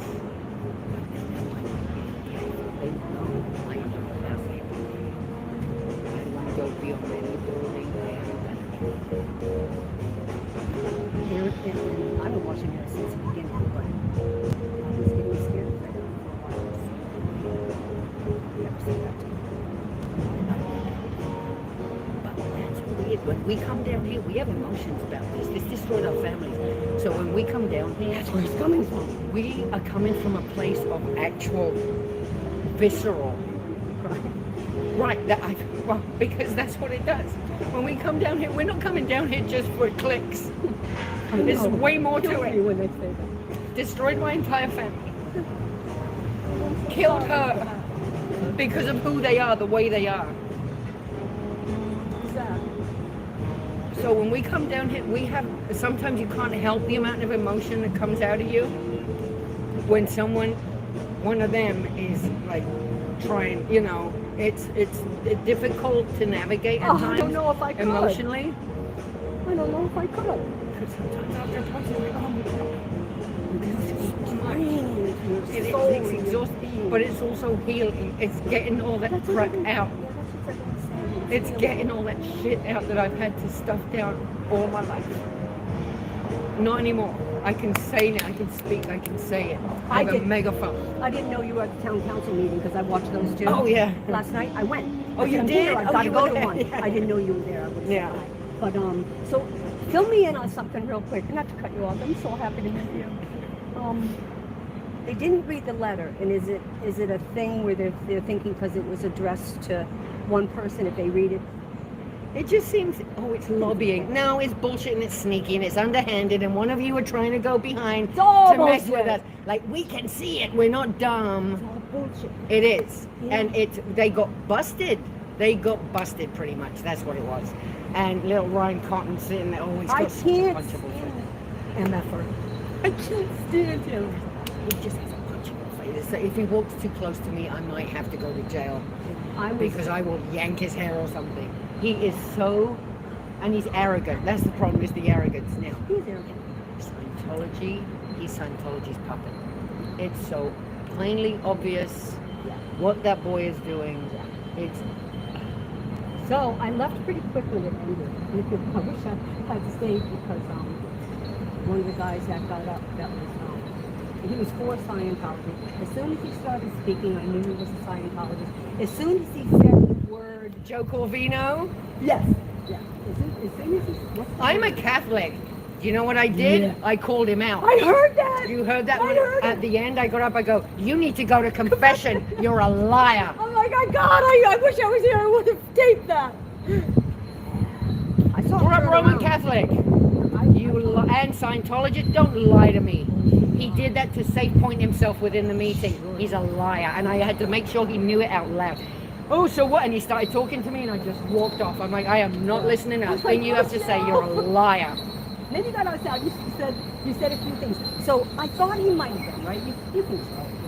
But when he said at the end of his speech there, he said, bigot, because that's a Scientology words. He's placing the Scientology words in the language, in the air.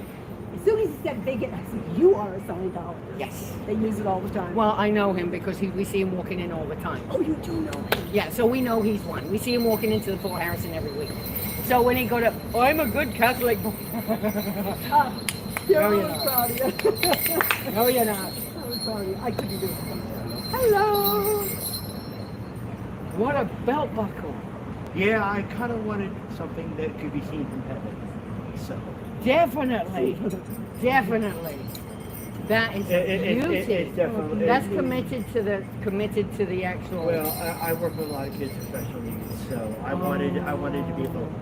And they like shiny things that they can touch and something that's. Well, even the large overcoat that I wear is actually big and bulky, and it's got a lot of. It's not one shade of red; it's multiple shades of red. The fur on it is actually smoked. Actually, it's like this. Oh, I love that. It's smoked fur, so that way it doesn't have the. It doesn't have the. You don't have to worry about the children touching it, leaving your little specks. And little bits of The things boots behind. are amazing too. Thank Oh you. yeah, no, you're welcome. Turkey trot. Oh, that's what happened. It was a turkey trot, was it?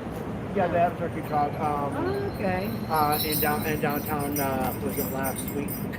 That's what it was last yeah, week. on Thanksgiving. Thanksgiving. Yeah, this is just a pop-up market that they have going. Oh, That's a pop-up market. They got several vendors over there. They got. I have to take a walk over there. When everyone else gets here. Yeah, it's here until 2.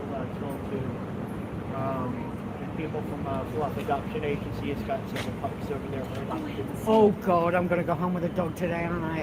Oh, no. And there's a couple of real cute gray white pit pups over there to die for. Okay, Yeah. stop. That's it. I'm done. I'm just Reserve one place for me, Santa. That's what I want for Christmas, Santa. There's a couple. I think there was a couple white and brown ones over there too. Oh, baby pity. I don't care what color. Oh yeah, baby yeah. Pity.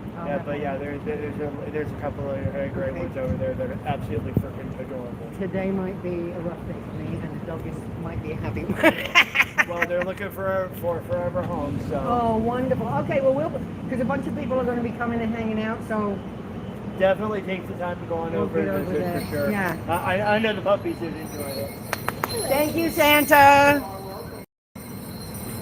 Call your mom. She probably misses you.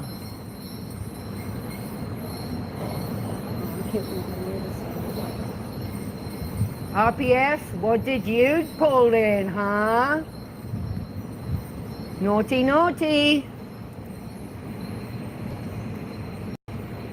But there's no more RPF, and I think that's bullshit too. I don't think anyone, I believe, no. That's not true. Of course there's RPF. That's what LRH said, and that's nothing changes. They will tell the public, oh, we did a bunch of shit. But they haven't changed anything. It hasn't changed since the 50s. Only what Miscavige has changed that he shouldn't have. Okay, How was your Vegas trip? Really good. Awesome. Well, you know what? I'm probably, I don't want you to think I'm being too creepy, because this is the problem I had coming down here. I've been watching you guys forever, and I joke around at home. Hey! I just spent the day watching all my friends, you know. So it's a weird relationship because I really know you guys really well. Right, And it's you that don't know me. parasocial. Yeah, exactly. It's that parasocial thing. So Yeah. I told myself, I said, weird. I say that to myself every 10 minutes. Well, because I So feel like Kelly. I really know you guys. Alright, that's better. Is that more straight? Alright, that's a little straighter. Yeah, I've never seen the brick. I've been here, but I never looked at the brick. I remember when Aaron repainted it. Yeah, last year we did. I've got some white stuff in there. Oh, nice. Oh, it needs it actually. Really stands out, too. Because they try to scuff her up. And they try to mess it up. Yeah. But we just keep coming out and repainting it. So they've left it alone now. Mm. But, yeah. They've done their best to...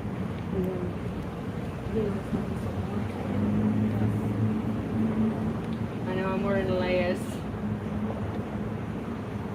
You always look good when you're out there. I like the way you dress with your black. Make it a fashion show, why not? Wake up and smell the coffee. Uh-huh. Oh, there's some great messages on the way down. I know I'll have to walk down them again, and I need to hydrate. Where's the water? So you know what? Real quick. So kind of like what do you think today is going to be like? Are you guys doing the scroll? Yeah. Do you know when, or it's just going to happen? Like when the sun goes down? Oh, when the sun goes down. Well, Jen, she's fantastic. We've got more electric candles, like the long ones, so we can hold them, more of a vigil look. Yeah. So we're going to get the scrolls and walk from here, hopefully. Because Jen sent another 2 scrolls, so we've got 3. A lot of names. So we're going to see if we can walk them all the way around Flag and all the way back here. So everyone can see all the names of children that unalive themselves because of this disgusting I cult. wish the media could be here for that. They haven't been here in 2 years of us doing this, and you know why? They don't want to mess with them. If not, they would have. We've been here every week. They know about us. They've seen it. But they haven't come down because they don't want to get involved in something like that. Not as petty as protesting. Now, if it's a big deal, yeah. Well, today's a But pretty if it's big just- deal, right? You don't know it, but you're one of my besties. I'll just tell You're you. going to sit up here? Oh, yes. Delineate. I like that. Although, you may get the flowers like at 3. The lady wants to close the shop at 4, so I'm going to have to come about 3. And then the sun's going to be, I think, go back to Jen. did Well, you this think? is kind of heavy. It's fine. I'll tell you. But the sun will start coming over here, and I don't want the flowers to be in the sun. Wilty. Well, we can move them over there. We just move it. We can just move it. Let's do Yeah, that we can real just move quick. it. Let me go get the tablecloth. Okay. Yeah, let me set up. You go get that stuff. I'll take it.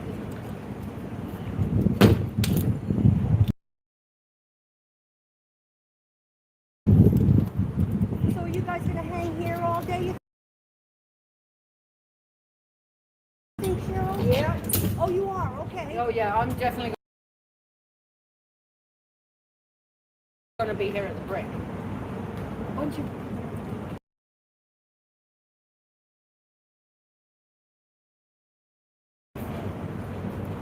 It's not a protest. This is a memorial.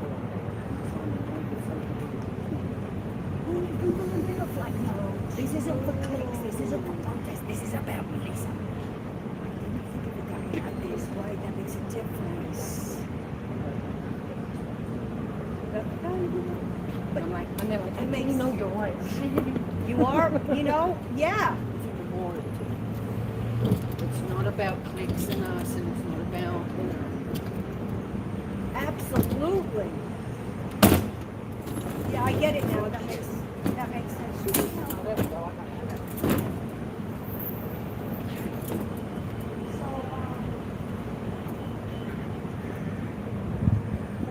Erin's getting out, guys. Erin's going to be free today.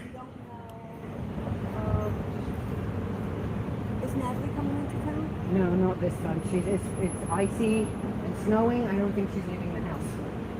And it's too cold. I'm sure Jenna's here.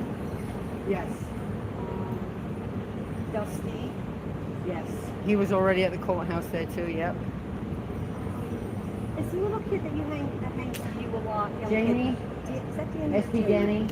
Danny should be coming. Was Danny at the meeting? Yeah, last he was night? at the I meeting. thought- He was screaming last night too. Okay, so that's Danny. I don't know if I subscribe to Yeah, that. that's SP Danny, because Jamie is short. Hi. Yeah, Jamie's short, a lot shorter. Danny's kind of, he's tall. Okay, Just love Jamie, our kids, not our boys. Jamie a little chunky. No, no. Getting close to the kids. Oh, that's good. That's Joey. He was at the courthouse this morning too. Yeah, yeah. So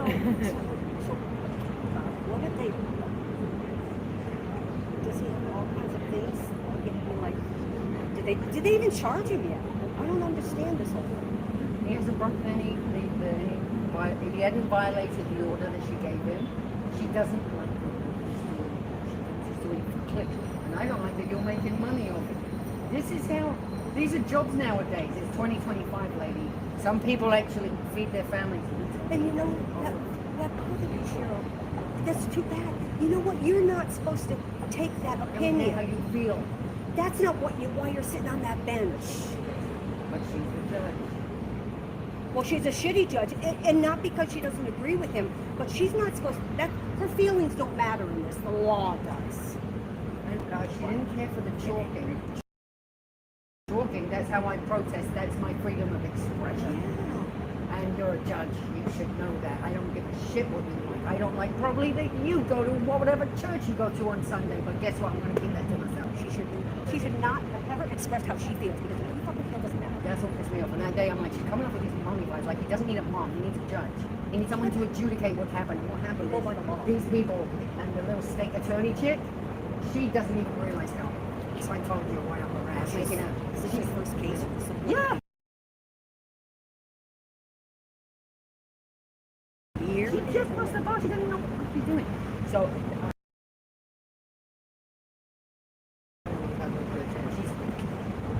And his feelings, you can tell. Stop bringing your feelings into it. It's not go work at McDonald's. Because this isn't a job for you. That's not a good judge or a good attorney. This is not a job for you. No.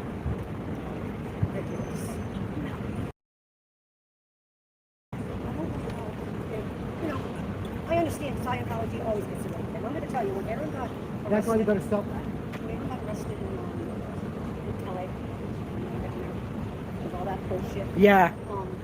He was anything wrong. At that point, Cheryl, I started crying.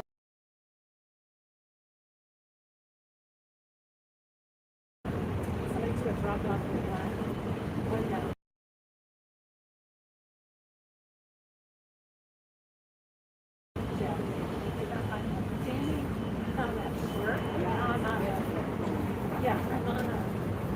I know, I need to go to every store. Just look for everything. Just Looking through everything because you because I never go to one. That I felt when we were walking.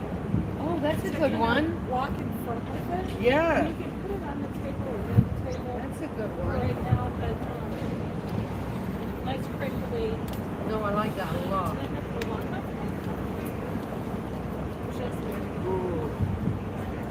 I'm gonna take.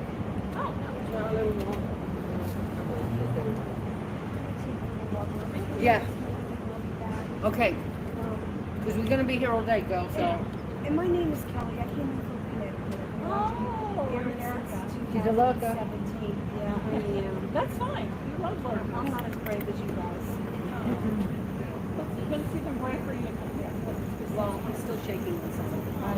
Oh, in a couple hours, once you walk around the creepiness and you'll go, oh, okay. But at first you can feel it, right? You can feel it. You feel it. You The feel it. angst. The creep. It's like a cult. The creep. There's a creepy factor. Okay. I'll see you guys. Thank you. Okay, Kelly.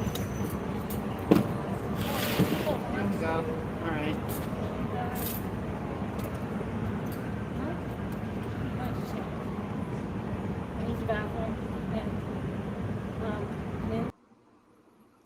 Okay, I am going to leave Cheryl for now and take us to Antics because she's going to be going live any moment now. In fact, she is live. Oh, no, that's the stream. That's this stream. She's going to go live any moment now.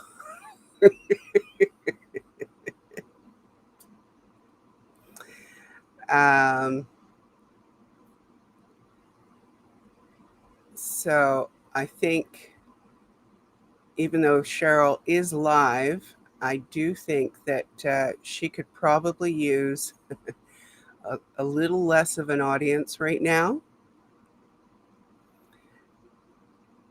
So we will go back to her later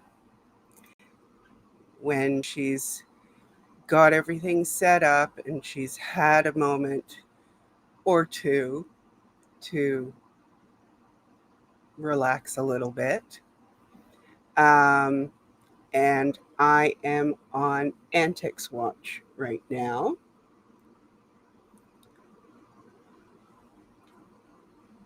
So it might be a few more minutes. Thank you very much, Jael. Cats, I understand the issue. If I weren't doing the stream, I would probably have a few devices going myself. As is, I do have the old laptop that's not in the best of shape going, keeping an eye on some other stuff, and also still running. Thank you, Kat. Also still running Aaron's an Aaron playlist on a loop because I don't know what his streaming situation is going to be over the next little while. Because you still have a few minutes. Okay, Antics. I still do want to leave Cheryl to have a few minutes, even though she's still got someone there with her and she does have her live stream going. I kind of feel like I'm intruding just a little bit. So while we are waiting, because I'm assuming you go at, 10 o'clock a.m. your time, Antics. So that means that we still have about 15 minutes. And let me see if I can find something else for us while we wait for that. And we can pop back to, nope, that's too short. Oh, how about, okay, thank you, Antics. Yes, Cheryl is fire, and right now I think 12 minutes. Okay, we can do that. How about we show the, I just had it. The old Marty Rathbun again while we wait. And then we'll feel as fired up as the call-in crew. Okay, so bear with me a moment here.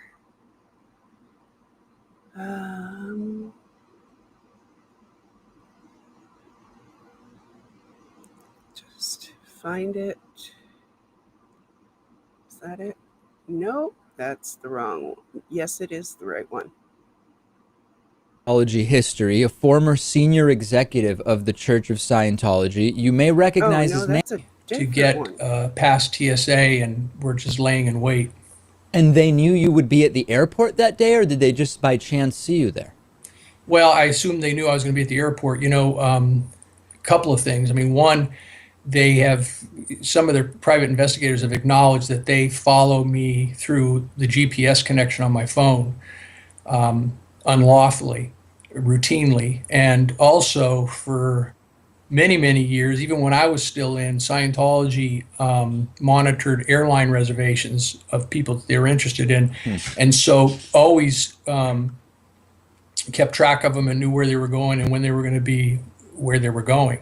So how did you first get into the Church of Scientology? Were you first generation, so to speak? Was this a family association that pre-existed you? I'm not sure that I'm sharing. No, this. no, Bear I with me a was moment 21 because years old I, and messed up. I'm coming back to you. I promise. Give me a sec here. Right, let me go over here. That's not what I want. Close that. Okay, so I am back to, oh, I am sharing it. Okay, sorry about that. Just need to separate these.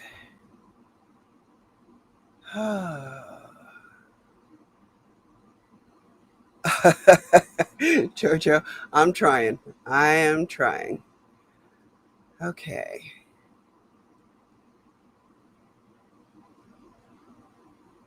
Oh, come on. There we are. Okay. Now we'll play this. and these guys screamed out my name. They were right behind me. So they clearly, based on the way it was set up, they were waiting for me to get past TSA, and we're just laying in wait. And they knew you would be at the airport that day, or did they just by chance see you there? Well, I assumed they knew I was going to be at the airport. Couple of things. I mean, one, they have, some of their private investigators have acknowledged that they follow me through the GPS connection on my phone unlawfully, routinely, and also for many, many years, even when I was still in, Scientology monitored airline reservations of people that they were interested in. And so always kept track of them and knew where they were going and when they were going to be where they were going. So how did you first get into the Church of Scientology? Were you first generation, so to speak? Was this a family association that pre-existed you? No. I was 21 years old, and I just got involved in a communication course because I needed some communication skills. I was dealing with a personal crisis, and the course I felt was so. Sorry. I'm joined today by Mark Rathbun, who is the highest ranking. Let's get to the. I was 21 years old, and I just got involved in a communication course because I needed some communication skills. I was dealing with a personal crisis, and the course I felt was so effective that it sort of was life changing for me, and I ultimately just made it my life's work. And when you say a course, this was a course offered by the Church of Scientology. Correct. And when you did that, there's all these rumors, and we've spoken to different people who confirm different bits of them, that there's all sorts of so-called testing that is done of individuals as they enter the Church of Scientology and rise through the ranks. Tell us a little bit about that. What's true and what's not true about that? Well, yeah, I mean, there's testing and evaluating and judgmentalism interwoven into it. It's a really kind of an odd, unique religious quote-unquote experience because, the first book, their Bible, is called The Modern Science of Mental Health, published in 1950, and then it evolved into a religious cult. But the whole thing is predicated on pop psychology, and so there's constant evaluation, constant testing, constant sort of telling you what's up with yourself, which really is what makes it ultimately a trap.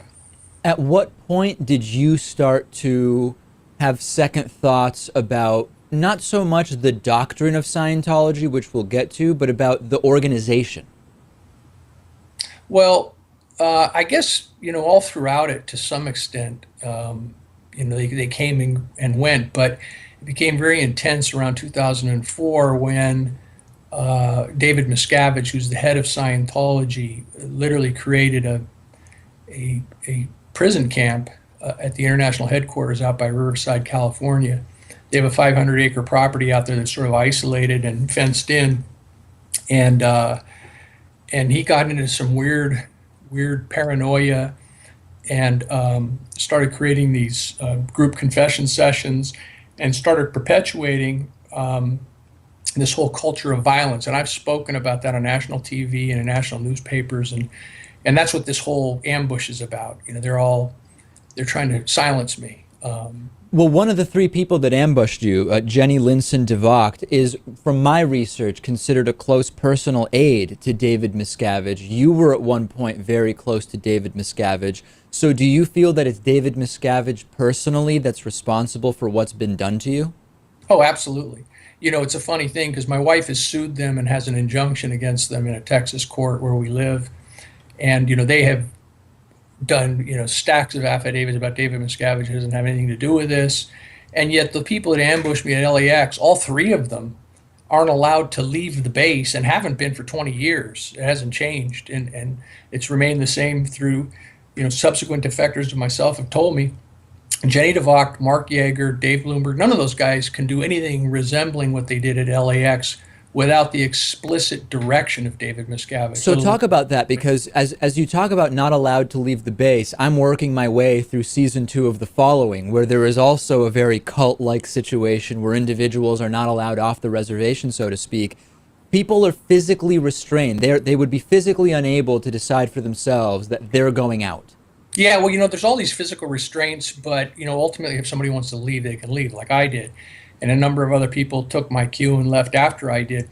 But the psychological restraints are far more debilitating, because like I said, from the very beginning, you're being evaluated, judged, and sort of tested and graded. And so you become a slave psychologically to it more than you do physically. Although there are physical restraints when it comes right down to it. Very seldom will they get physical in stopping you. It's more of the psychological imprisonment that goes on. talking about David Miscavige, you talked in May of 2010 that when you were Inspector General of the Religious Technology Center, that David Miscavige personally told you to secretly record sessions with famous Scientologist Tom Cruise.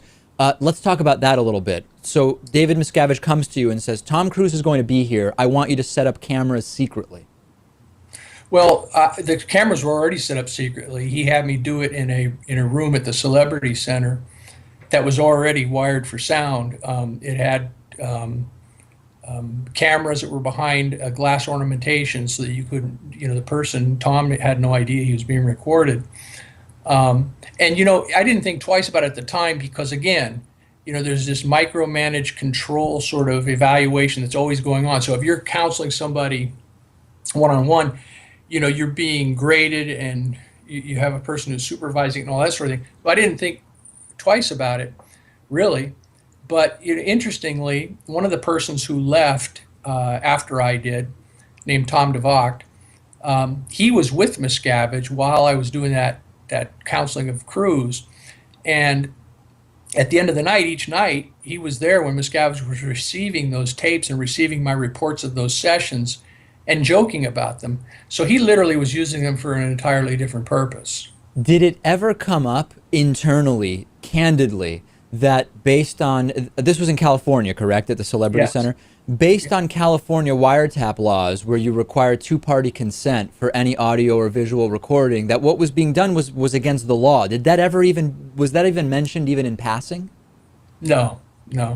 And there was nothing like, for example, that Tom Cruise might have signed that once he's in the building, anything might be recorded. There was no kind of umbrella consent that may have been given.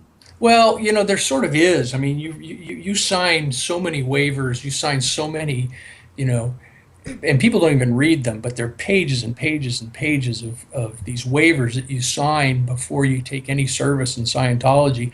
And they pretty much consent, believe it or not, they consent to, if you have a psychotic episode, they consent to being withheld from any mental health professionals and consent to being literally imprisoned by the church as part of your treatment.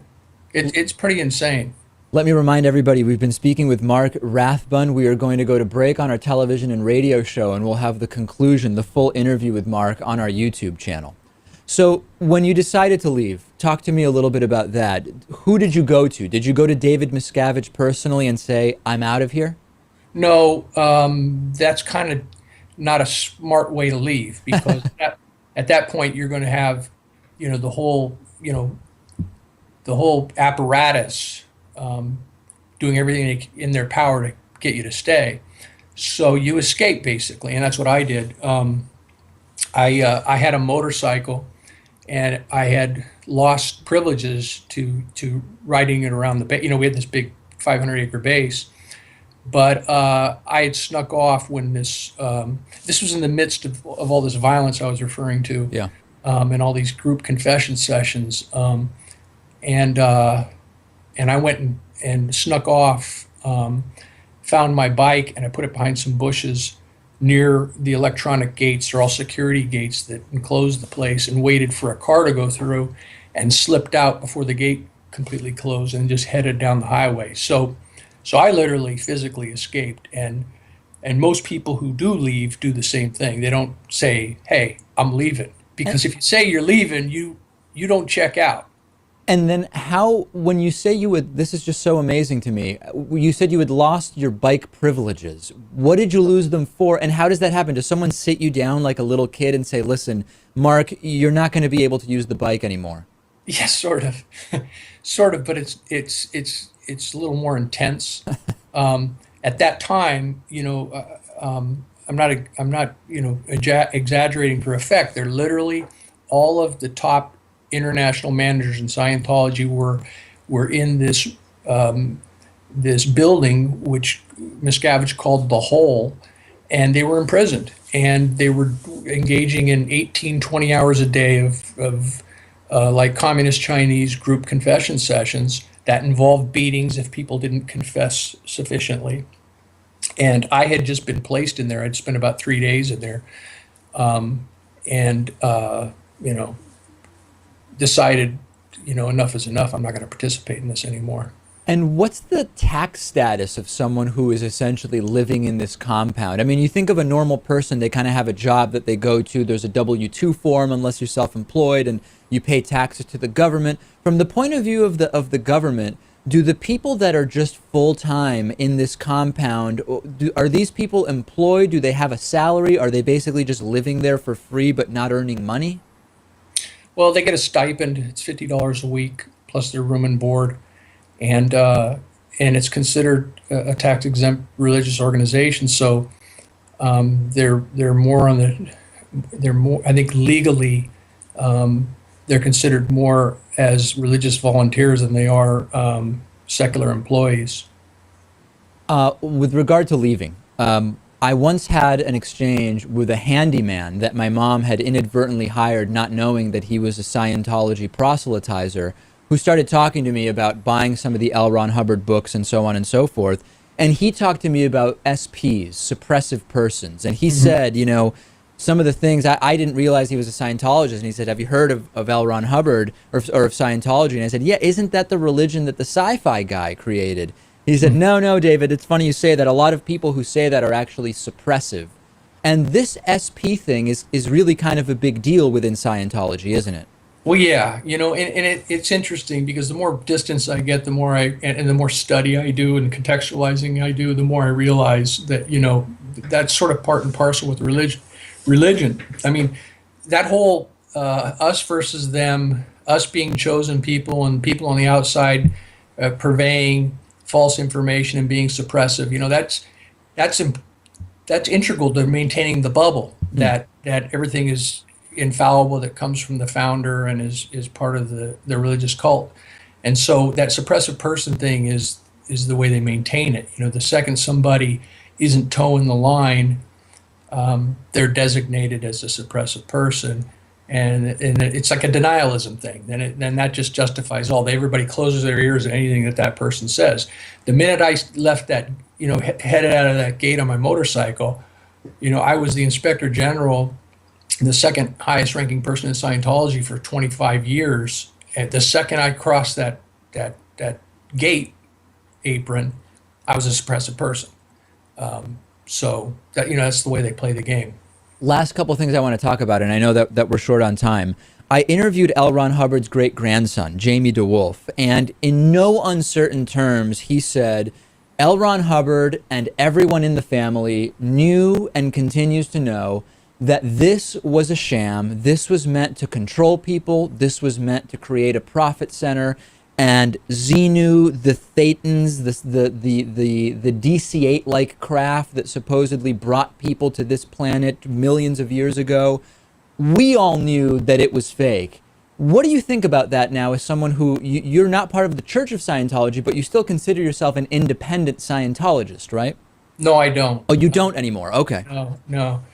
That experiment was a failed experiment because of the very things we were just talking about, that you sort of got to enforce this bubble in order for this faith to stick and have effect. But my view is, he says, we all this and we all that. I mean, he never even knew his great-grandfather. That's true. He was never involved in Scientology. The more I look at it, and the more, and I've spent a lot of time really contextualizing and trying to understand the experience and understand the phenomena.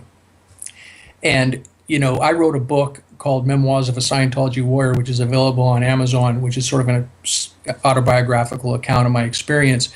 And I wind it up with a poignant chapter in an interview that I did with somebody who spent his Hubbard's dying days with Hubbard. And I mean, it was clear to me, he whether he believed it at the beginning, by the end of it, he believed it. Whether he bought his own bullshit or whatever you want to call it, he at the end was a true believer. He thought that stuff was real. And I think that the people inside that are like those people who jumped me at the airport, they believe it's real. They literally believe. They don't think it's some sham that they're perpetuating on people. They believe this stuff. Yeah. That's and now you, as Mark Rathbun, former Scientologist, I'm guessing you don't believe any of it. Yeah, well, I I don't really believe anything anymore. I sort of created a standard for myself. I'm not taking anything for granted. And no, I see it as something that, I see Scientology itself as really being a faith-based thing. I mean, it works to the degree that somebody believes in it, and it doesn't work to the degree that somebody doesn't believe in it. So, And have you taken a different religion now that you've left Scientology? no, no. Interesting. Very, very interesting. All right. We've been speaking with Mark Rathbun, the highest ranking whistleblower in Scientology ever. Mark, a true pleasure speaking with you. Thank you so much for sharing your story. Thank you, David. Appreciate it. Okay, so I'm actually kind of surprised Antics hasn't gone live yet, but I'm sure that she will any moment. And in the meantime, I guess I will just try to fill some time. And those of you who have watched me before know that I have confessed many times I'm not really great at small talk. So that's me. But ugh, Marty Rathbun just even not calling himself a Scientologist anymore. I that doesn't mean that he became a an admirable human being. I will just say that. I still find him okay. Granted, that was 11 years ago, and we know that he's either back in Scientology or he's just shutting up and not saying anything anymore. I still find him to be, well, full of himself. And that could be part of the programming. Absolutely, it could be. I don't know what he was like before he found Scientology, so who knows? Maybe it was Scientology's influence. I don't know. But whatever. At the last videos that I have seen of him, he's not terribly impressive to me. Now, I have seen that Moose on the Loose has gone live. He is at, I believe he is at the Brick probably, but I'm not going to go to him right now because we are waiting for the call-in crew. And I'm thinking that's going to happen pretty soon. I'm just going to double check once again.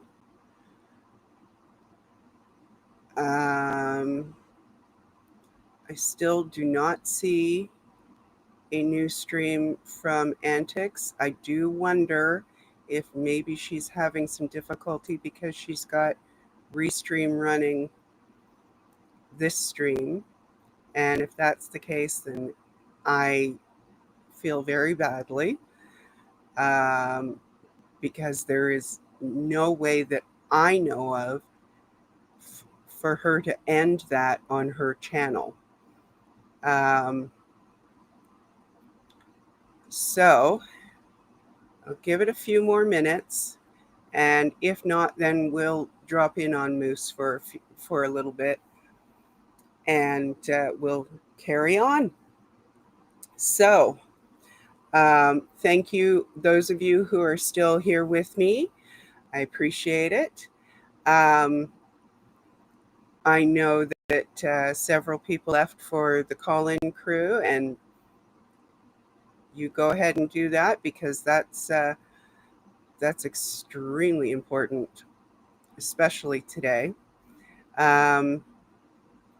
Yeah, she should have gone live by now, and I don't see Audit or anybody else that I know of on the call-in crew going live, so I do not know what is happening there, but I am continuing to keep an eye out.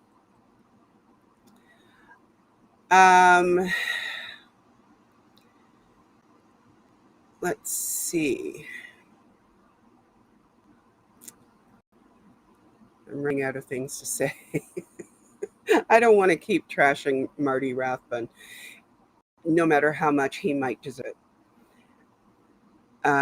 Mama Squirrel is live. Okay, good. Thank you. If that is a separate stream from this stream, all the better, because right now I am only seeing her copy of this stream. Oh, still only seeing this one. Oh, wait.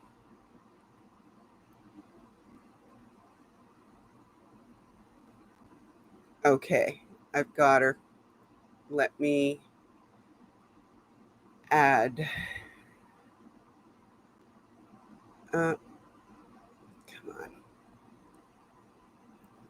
No stream, close the chat.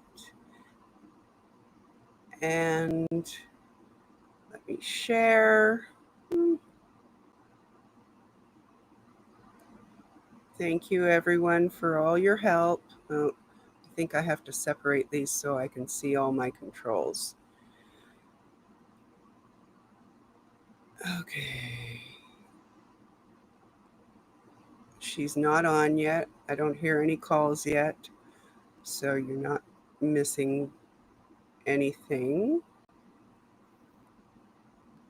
So, President Pro Tem Grant, which obviously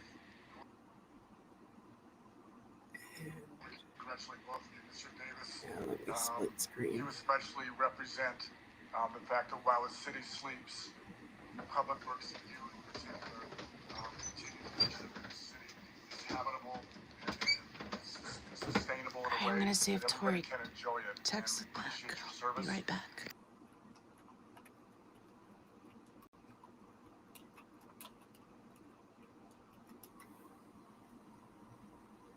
Mr. Morales. No response from her. I have to imagine that's because, like me, she's logged into Zoom and muted her alerts. Your But I don't know. contribution to the city was not I only guess we'll find out. but ensuring that workers had a robust voice and that we understood that in fact is what is part of the infrastructure.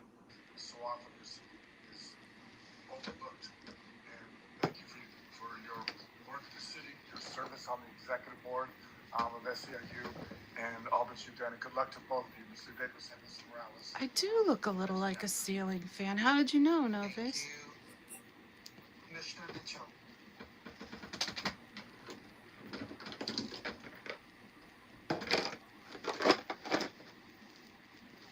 Congratulations. Mr. Morales, I was there in the foyer and I was talking to your family and I thought to myself, this young man seems to be too young to retire. Son? I was talking to your son. Mr. Davis, both of you, thank you, each of you, for your service to the city of Los Angeles. Ms. Morales, I'm glad you I can turn the light back on now. when there wasn't such things as Angled there differently. was trash cans, and they were aluminum, steel, whatever it was. That was a pretty nasty job. Not to say that it's gotten better. Oh, I got all the knitting straightened out, all the yarn. Go back to knitting now. And certainly work is a little bit easier, but we still have challenges. And I know that it's, goes without saying that when we talk about service, we know from our constituents basically when your service is missing, specifically things like, illegal dumping and things like that. Okay, pick up, Puppy, what happens when you're not can you around. leave the yarn alone, So, please? Thank you. And wish you well in the next chapter of your respective lives. And also thank your families, because it's type of jobs that you've had. You had to leave your families early in the morning and there's an emergency. You had to go out late at night sometimes. So thank you so much. I know the yarn smells all lammy, and that's exciting for you. But I need you to leave the yarn alone, okay? Thank you. Thank you. Where's your toy? No, no. Where's your toy? Go get your toy.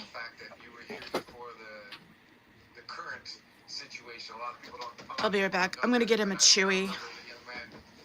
You want a Chewy? Come on. It was not easy.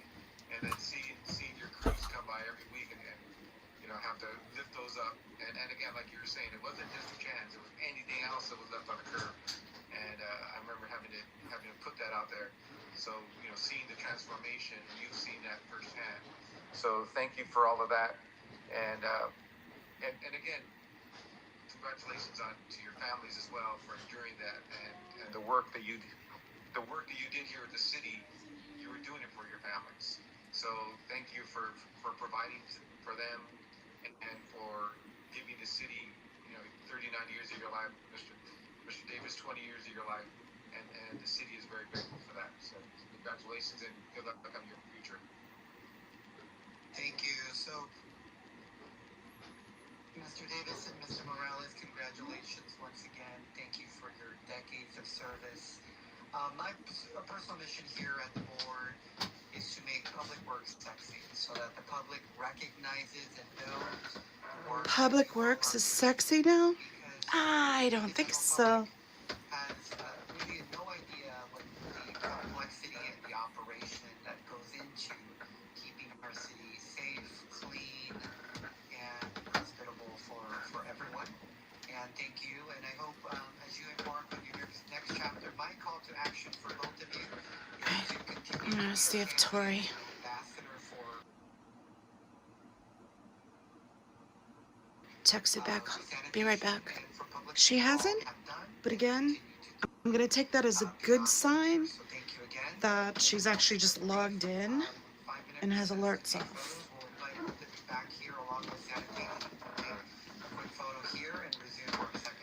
fix my chair. Recording stopped.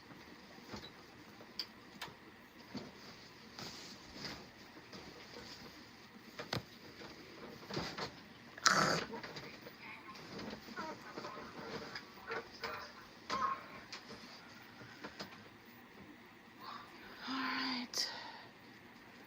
Puppy, go eat your food, baby. I just gave you some kibble. Go eat your kibble. I put chicken broth on it too, guys. Try to entice him. He didn't have any Chewies. I'm just babysitting him. He's not my dog. And she usually has a Chewy in basically his daycare bag. But she didn't put one in, so put some of his kibble in a bowl with some chicken broth, hoping to entice him. But he'd rather chew on my tissue that I dropped and shred that. And he's more interested in my yarn than he is with his kibble. Ah! Kitty! Glad I thought to check that, because the cat's very interested in his kibble, so I moved it. So now I'll be able to see it, and the cat won't be able to sneak up on it and eat all his food. Naughty kitty. Eat your food. There you go. Good boy. Good boy. Eat your kibbles. No? No? You're not going to do it? I wish you would. I wish you would. You're too sexy for this meeting, No Face? Too sexy for this meeting? Public Works is a beating? Yeah, Irish. Oh, Mock's here. Hey, Mock. Can you have a Chewy? Sorry, I'm out of Chewies. No, I'm babysitting a dog today. I was trying to reason with the dog. The cat I just yelled at to get him to stop eating the dog's food. So that's where we're at with that. And Tori hasn't written back. But again, I'm hoping that's a good sign. I'm gonna check one more time.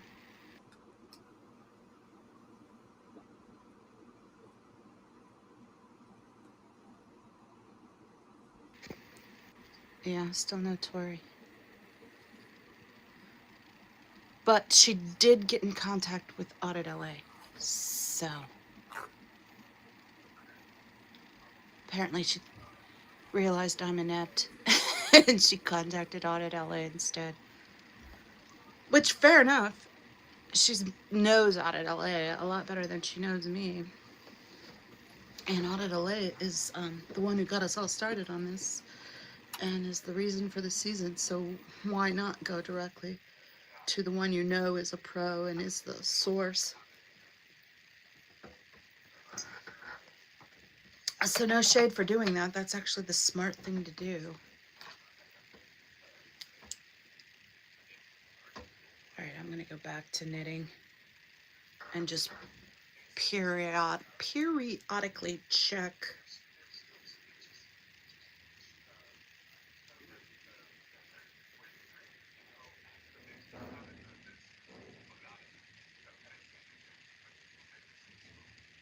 It's gonna be starting in just a couple of minutes. They do all these group photos and whatnot in the back, and then they're gonna start. They probably have cake in the back. But meanwhile, I can get a whole row of knitting done, maybe. So, whatever. I'll patiently wait. Just sit here and knit and pester you guys with my idle banter. It's, is it banter though if it's this idle? I think it's more like drivel. Alright, let's reestablish quorum. Oh, we're going. 10:23, we are. They're gonna do it now. Commissioner Pro Tem Grant, Commissioner Mitchell, and Commissioner Cardenas, and we have quorum again. You guys Thank ready? you very much, and welcome back, everybody, to the Board of Public Works meeting. Moving on to our second presentation today. Second presentation. To recognize our small Hey, Yadira. Hi, Joe. graduation presentation led by the Bureau of Contract Administration. So I want to bring up to the stage. So yeah, one more presentation. To lead us in the presentation. And my apologies, our wonderful General Manager, Mr. Reamer. I'm gonna check again.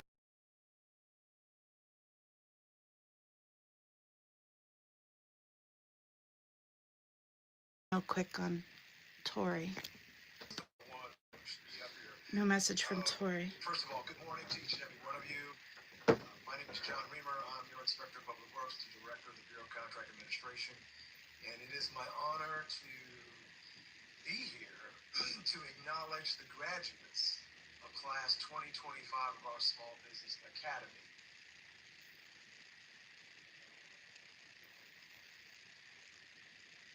Small Business Academy started in 2014.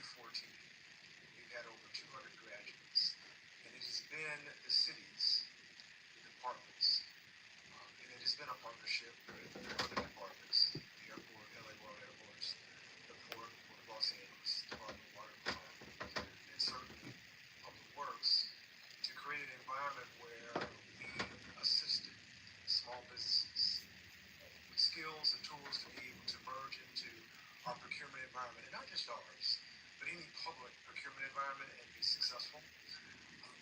We've been very effective, and it's because of the we. We've had partners from industry as well as inside of the city, and I'm grateful for the opportunity to share information and be a conduit, if you will, to make it possible for the micro, the minority, the women-owned, small, the local businesses to be able to come into our world and participate, and not just participate, but add to the flavor of our serving the citizens of this city. So today, we are grateful to have the opportunity to bring before you our graduates. And before we do that, I want to stick with our order of service, and I want to... It's kind of sad that the state of affairs, this in 2025, how many decades later, that we still have to say, thank you for allowing us to participate as people of another race or female.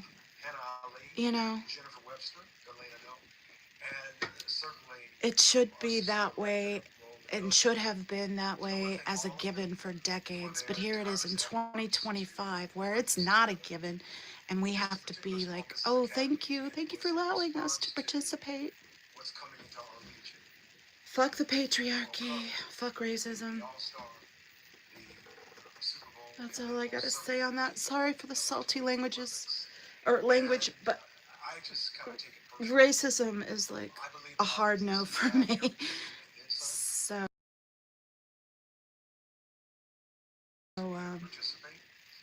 to hear this man have to say that because that's been his rap. They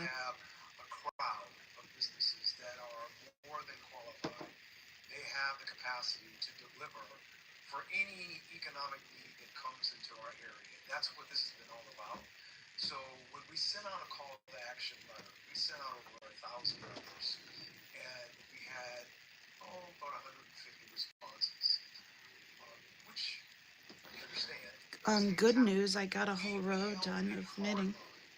For this particular class, in order to even though this is taking forever, and it's not the most riveting stream. I got a row of knitting done. So to the businesses that are here, and those who are out here, it's not that they didn't want to be, but we understand on Friday it can be difficult. But for those who graduated, and we will call every name, I applaud them.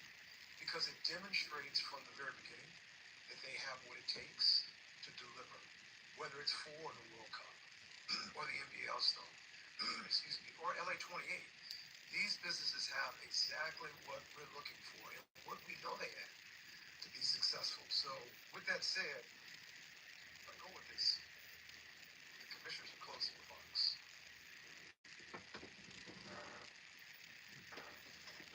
You want to speak first or last? We'll do closing.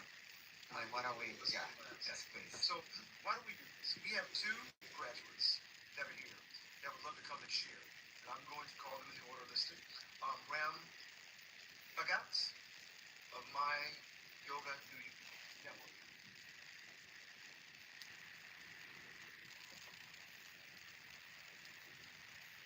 Hi. I just want to say it was a great experience studying and learning from professionals within the city. For small businesses, it's not always easy to understand what are the hoops and bureaucratic things like. So they asked us to speak about what we learned. I learned about hurry up and wait, which is something I guess you have to either know what that means, and the attention to detail. Because when you first Grapes aren't raisins. class, they said that we sent Raisins aren't grapes. only the people They who used to filled be out every grapes. box and, Arno! followed the directions perfectly got into this class. And I'm learning more and more as I'm navigating this procurement system that attention to detail is probably the most important thing. And I want to commend my fellow classmates for all coming here because networking and Should have just shut them both out of the room. I'm regretting that. getting those opportunities and learning more. So thank you for providing this service to the community and small businesses.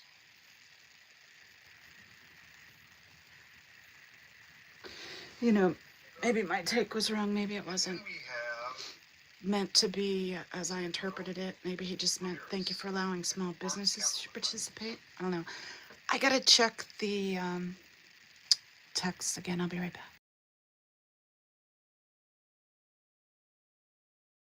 Good morning. No, grapes are not raisins. Eat a grape and then eat a raisin and tell me that they're not different. Clients are small business owners and nonprofits. I provide Raisins are made from grapes, but raisins are not grapes. and training for such things as capability statement preparation. Raisins are dried out and shriveled. Prunes are dried out and shriveled. Learning more about Eat a plum. Does it taste like a prune? the significance of being prepared to submit No, Faze, people are actually watching this today. You're making me embarrass myself. Can we stop talking nonsense about raisins, grapes, and prunes, please? having a perseverance and building relationships with the buyers and the procurement representatives is very important. I hope you continue to support these programs. Keeping in mind that small business owners drive the economy here in Los Angeles. I'm a sole proprietor. You can be a sole proprietor, but as your business It's like grows, saying a banana chip is a banana. personnel.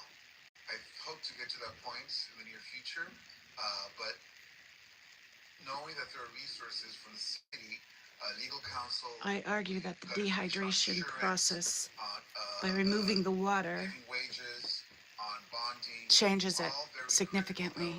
for us to be prepared to be very competitive, not only as the LA 28. See, Irish agrees with me. Los Angeles, but beyond as well.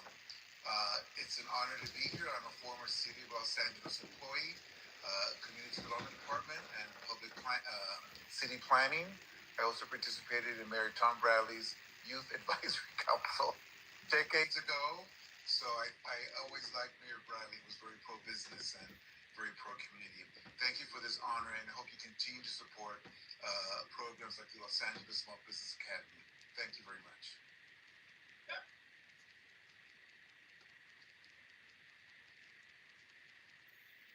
Oh, this is so awesome. One of the things that we do at our Small Business Academy is we have what's called our elevator pitch.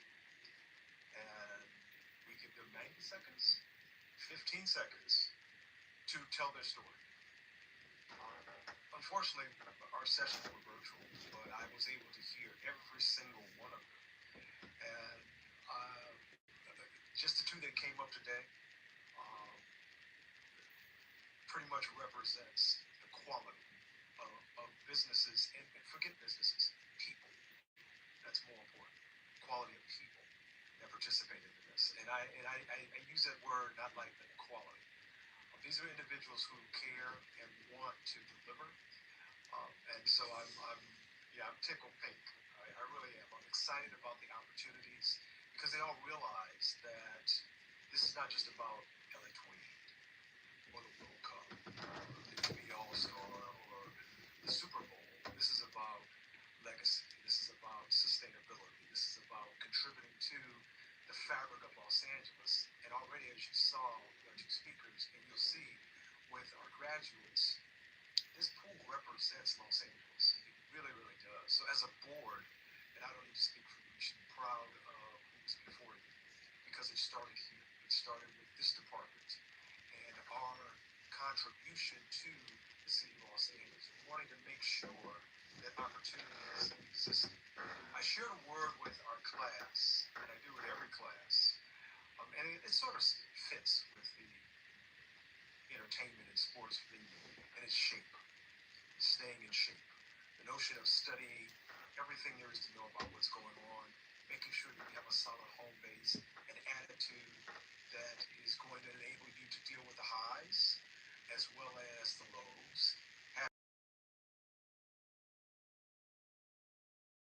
Having a plan in place and then creating and involving yourself in an environment that's going to enable you. I appreciate you being here, and I appreciate your support. And I love your humor. As I was coming in today, I came across someone who told me I already have my first contract with LA World Airports. And so that's just an example of what can happen. So I really am excited. So with that said, why don't we bring up our graduates? Why don't we start calling some names? And all the graduates. Yeah. Well, that's like saying beef jerky is the same as a steak. No face. You would never go and someone hand you beef jerky and then say, "Oh, that's such a delicious steak."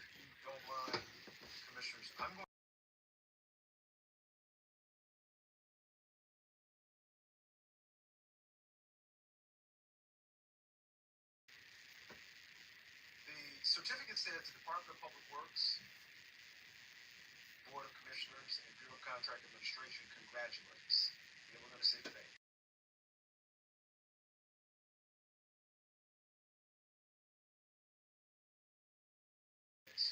Ready. All right. Our first honoree is Desiree Alvarado.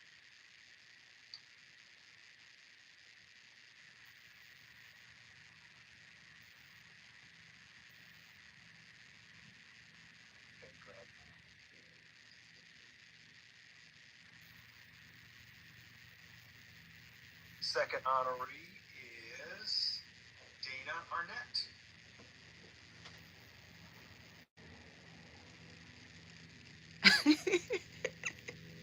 No face.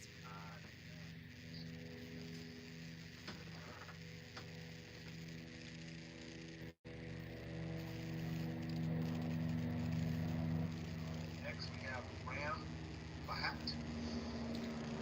On a bright side, my poster board, well, it's not even poster board, it's composite board, is dry. I could start my sign right after this stream. I could start it on stream, but I don't want to be distracted. Melissa Bennett. The knitting's not very distracting, but the sign would be.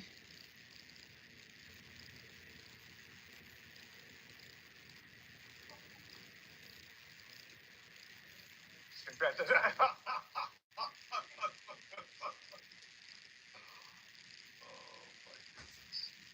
Okay. All right. Lila Brown.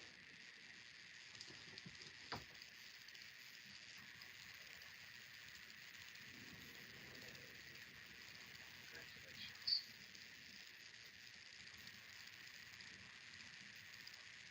Carlos Cordova.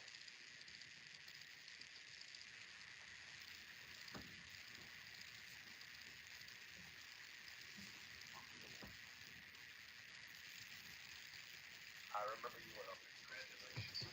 Yes.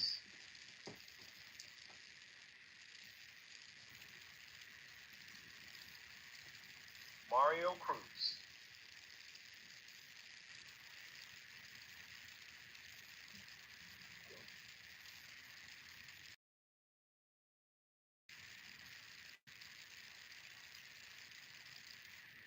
Congratulations.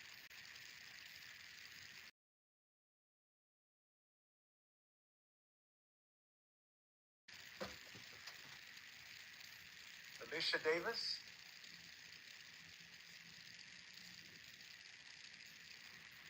I guess I could talk about Lisa McPherson while we do this.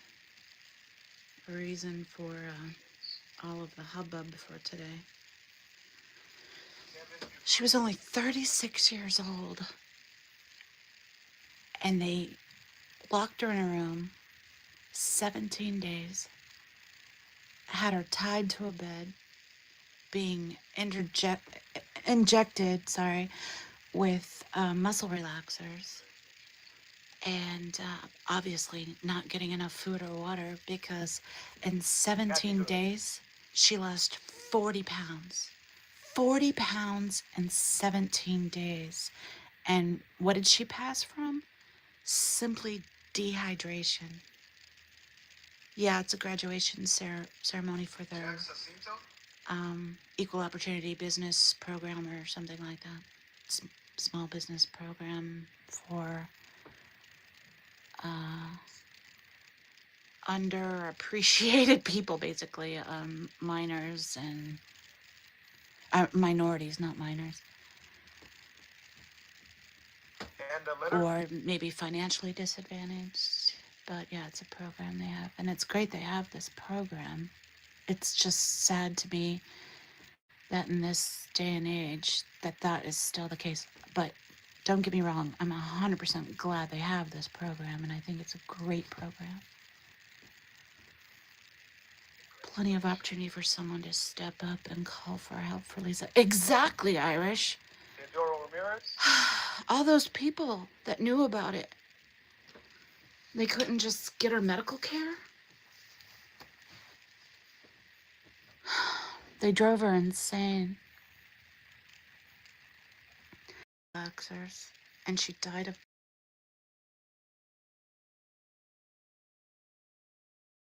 dehydration. They killed her. They killed her. It's plain and simple. It's disgusting. But that's what Scientology would do to you. Iris says it the best. She says, if they don't bend you, they break you. So they either warp your mind into coming around to their way of thinking, and if you refuse to, they will break you. And apparently she was suffering from a crisis of doubt, So they decided it was time to break her. And even the ones that come around to their way of thinking, a lot of those get broken in the end too, because they dangle a carrot in front of you one day saying, you got to work harder, you got to do better, you're a piece of shit. And then the next day they're like, oh, you're amazing, you're doing great, you're amazing. And so it's like back and forth with this bullshit until people break. Only 7,000 more to go. You're probably right. Probably right, Haggis.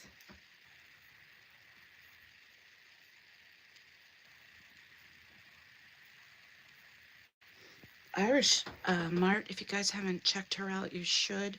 She's had some really good interactions with public walking by. And I don't mean like the Scientology use of the word public. I mean just people walking by.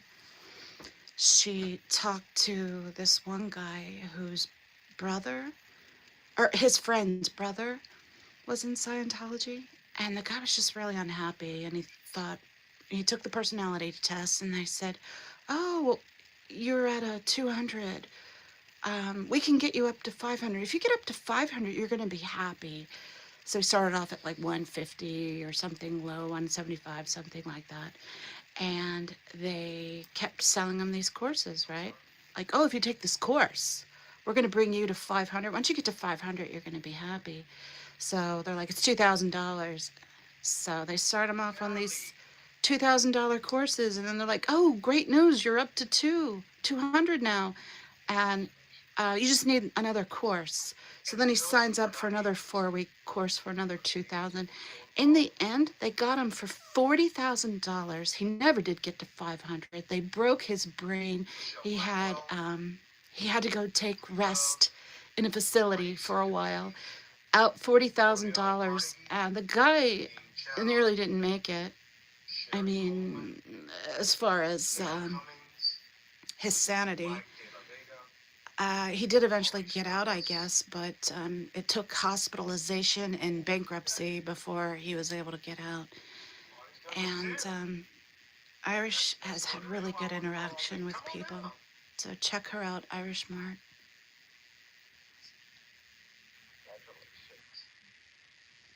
Yeah, Irish said she's visiting her mom next week. And she says she gets concerned if it's even up or down 7 pounds within several months. And but 40 pounds in 17 days? 2 pounds a day? More than 2 pounds a day? Come on now. It's disgusting. Most of that was probably water weight.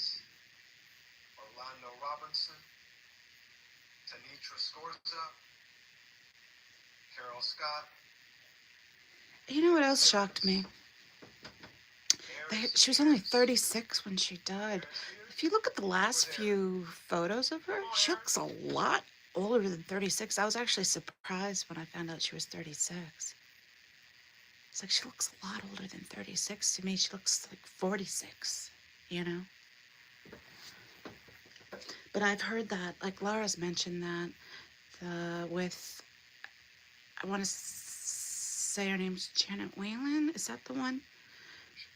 Anyway, she was saying she's like the same age as this lady, but this lady looks a good decade or two older because, just the stress of the constant work and never rest really ages you. People are broken when they come out the other end of this system, and they're far older than they should be from their actual age.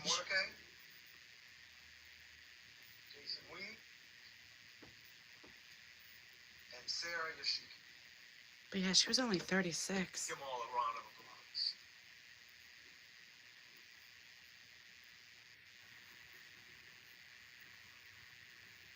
But if you look at the last, I think it was the IAS meeting where she gets up and speaks at the podium, she looks a lot older than 36.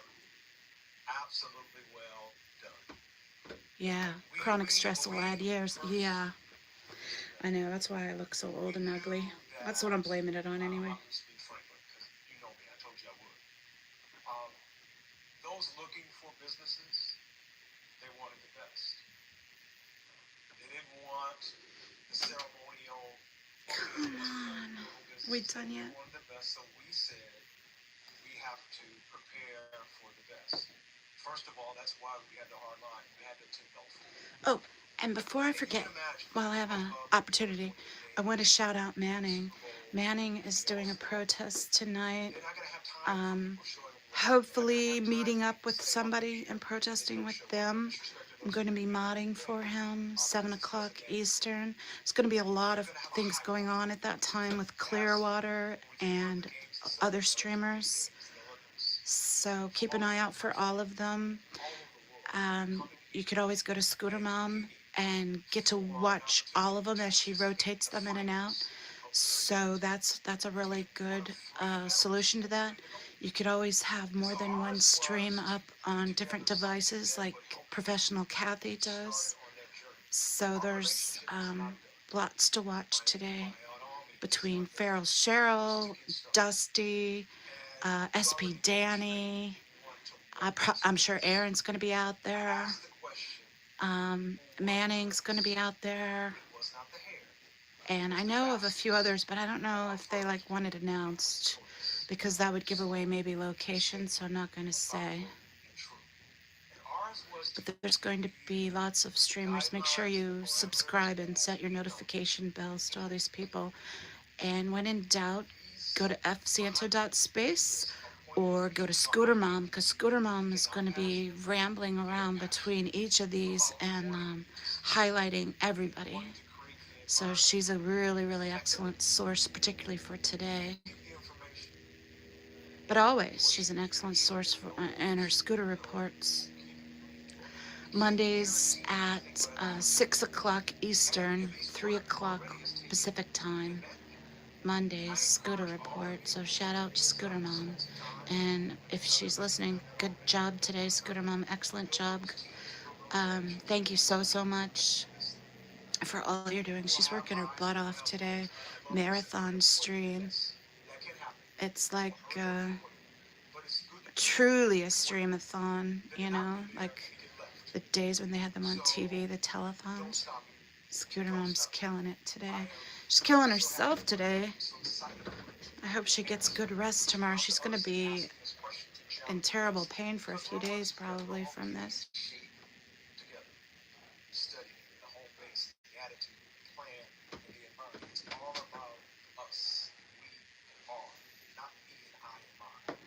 If I didn't ask the question, I'll ask it to you now, then I'll leave it to the commissioners. What is it that you want to bring to the LA region? Not what you want to Jesus.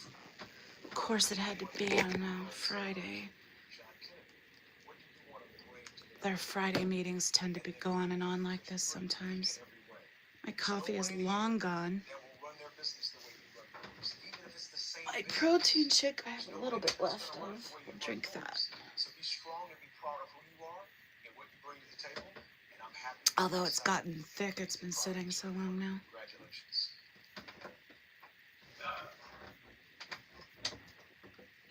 Luckily, I do have a little water left. Commissioners, we'll take a brief Of course. minute to provide. I'm happy to kick it off. So, as Mr. Another break. from BCA has emphasized, Hmm. along with our mayor here in Bass, Let me double check, see if Tori has written back. I'll be right back. No word from Tori. I'm hoping that means she's signed in and good to go. backbone of our city and this country, remains a That's all I can hope for. of those games. So I know I've had the pleasure of working with Melissa here, who's been leading this team with additional outreach programs to our small businesses in Los Angeles. So once again, thank you and congratulations. And Commissioner Harvest. Thank you. And what Commissioner Weber was talking about is the whole world is coming to Los Angeles. So I'll just give you one example. Just yesterday, and they're still in town. There's a delegation from Finland that are here, and they're here for the Olympics, for the FIFA events, for all these events, and you know they're going to need local help. Okay, and they're going to be looking for good local help. And the fact that you've gone through this program, you may have an opportunity to assist those companies, not just from Finland, from all over the world, but just to give you an example, they're here and they're starting to work. and they're going to be looking for folks. So keep your eyes and ears open because there's going to be opportunities. So be ready for those. Congratulations. Thank you. Commissioner Mitchell.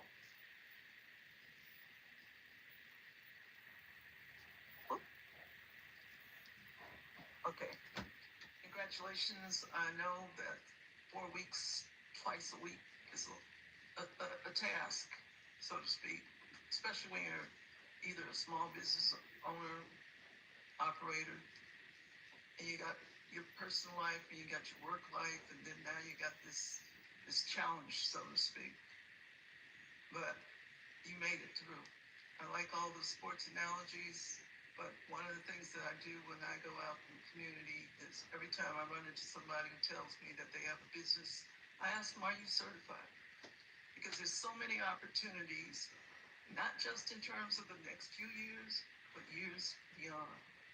Between now and whenever you see stuff operate your business, if you're certified, you keep that consistency, you'll be greatly rewarded. So I know it takes a lot of time and a lot of commitment, but the proof is in the pudding, and you will win the race. And we look forward to working with you, and you're doing business with the city of Los Angeles. Scooter, what are you doing here? With other public entities. So keep up the pace, and we'll see you soon. Thank you so much.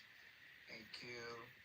Now they're going to take a recess I also want to thank the Bureau of after Contract this. Administration. Scooter, just so you know, they're going to take a recess after this. They always do after the presentations. They go in the back, take pictures, give themselves a break, and then come back. You forgot to mention that they also had homework in their 4 hours class, which was for many a whole new field.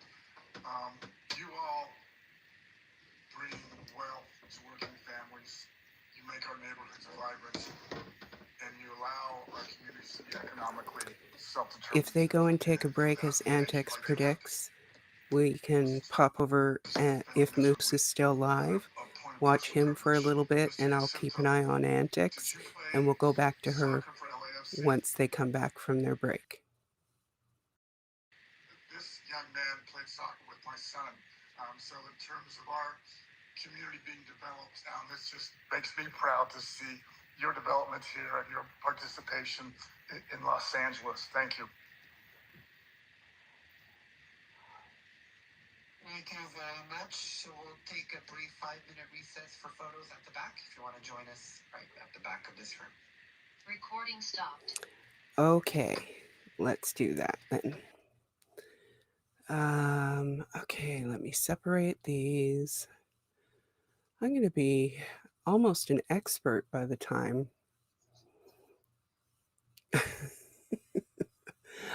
Okay, let me see if I can find Moose. Give me a moment.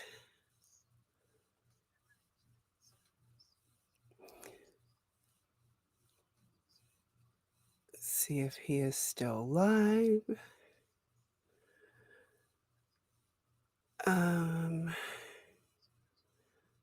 I think I'm might be running out of stuff. Live. Come on, respond. It's not responding. Let's try it this way.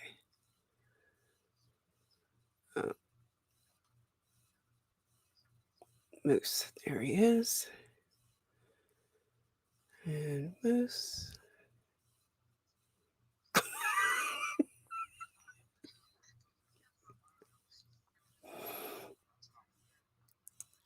Okay. Oh, he's just ending his stream. So much for that. All right, so next thing we will do is pop into back into Cheryl's stream. Yeah. Sorry, you guys cannot hear Antics. I can hear Antics. And I'm just ignoring her right now. Give me a sec. Let me... No, that's antics. Let me get back here. I'm running out of tab space. Joe will be live in 5 minutes. Okay, we might have to replay Joe, because this is not going to work for me otherwise. Okay, let me find Cheryl. Oh, I think their break may be ending.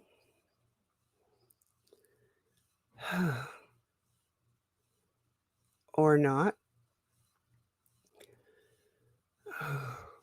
Darn it. Let me find Cheryl's stream again.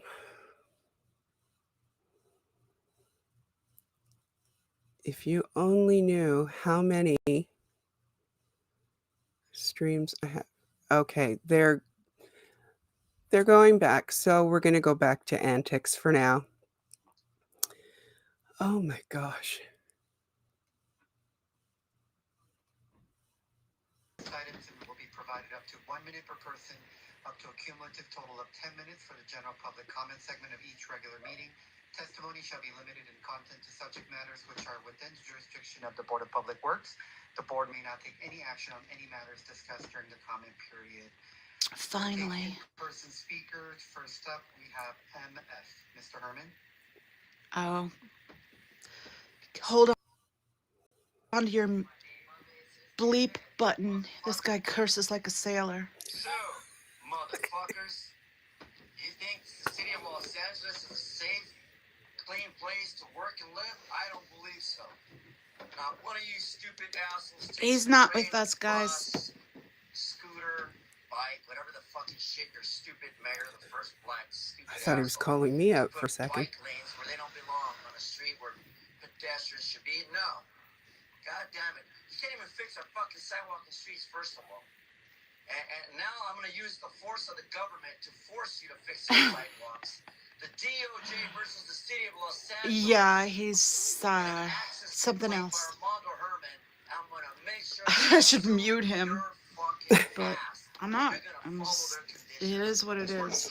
This is what we have to listen to every time we call in. It's this asshole. Disability of fucking retards that don't do shit.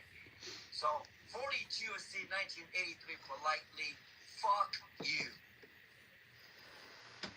He's a big Trump supporter. Oh, yikes. And an asshole. Sorry. Next, we will transition to a virtual platform.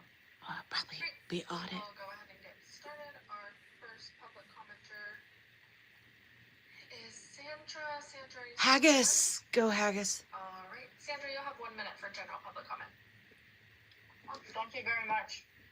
Good morning. Today we recognize the 30th anniversary of the death of Lisa McPherson. She was a Scientologist who tried to escape in Clearwater. She was removed from a hospital and taken to the Fort Harrison Hotel, locked in a room where she was starved to death over the next 17 days. Her corpse was covered in cockroach bites. They call this the introspection rundown. So perhaps this will help you understand why, week after week, we come to you asking to stop the always violated permits, remove the city's liability to be party to their crimes, and keep the public away from these dangers. I would love to see the city revoke the R1 permit and rename L1 Hubbard Way to something other than the name of the man behind the largest infiltration of the U.S. government in history. Thank you, and I yield back my time. I signed in right after Haggis, so I might be next. We'll see. Our next caller is Children's Voices. Nope. Eyes to see. Go, Eyes. Greetings all. Happy Friday. According to Rob Bonta, California Attorney General, a hate incident is an action or behavior motivated by hate, but which for one or more reasons is not a crime. Example, name-calling, insults, distribution of hate messages to public places, all of which L. Ron Hubbard has done, per policies and in lectures. Take back LA streets. Rest in peace, Lisa McPherson. I yield back my time. Our next caller is Yvonne. Yvonne, you'll have 1 minute for general public. Go, Yvonne. Thank you. Today, you've seen the benefits of a union and what it brings to the city and the workers and the citizens at large. You allowing the R1 permit and the constant use of ununionized slave laborers on public property is an abhorrent oversight on your part, if oversight is the proper word at this point in time. I'd like to also comment that at the Hollywood Christmas Parade, not one portable toilet was provided for the citizens in attendance. And yes, Hollywood Boulevard was cleaned up, but all of the smaller tributary streets were covered with human fecal matter. Thank you for not having a clear, complete plan for the Hollywood Parade. Our next caller is Audit LA. You'll have 1 minute for general public comment. Go, Audit. Good morning. Yes, there's going to be. I'm going to check for Tori real quick. Sorry. As will others. Sorry, Audit. So everyone, yourself, is welcome to come join us. I just didn't want to miss her. Be safe because we know there's a lot of electrical wiring all over the place, and and they don't care about safety. They have not gotten any permits for structures or for inspections. They have all kinds of towers there, so it's not a safe environment because it was built by slave labor and uninspected. But we are going to go and memorialize Lisa McPherson. It was a horrendous 30-year-old woman, had a psychotic break from the torture of wanting to get out. Thank you. Thank you, caller.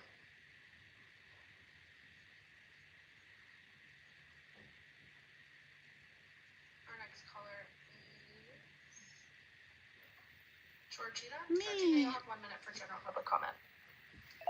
Thank you. Today is the 30th anniversary of the passing of Lisa McPherson. She was a Scientologist that was strapped to a bed in a locked room for 17 days.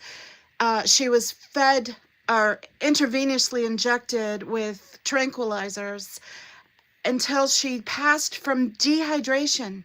36-year-old woman dies of dehydration. She lost 40 pounds in 17 days. So when we call in day after day, week after week, we're fighting for people like her. The world is watching you right now. This is being restreamed by every anti-Scientologist protester worldwide. We're watching you.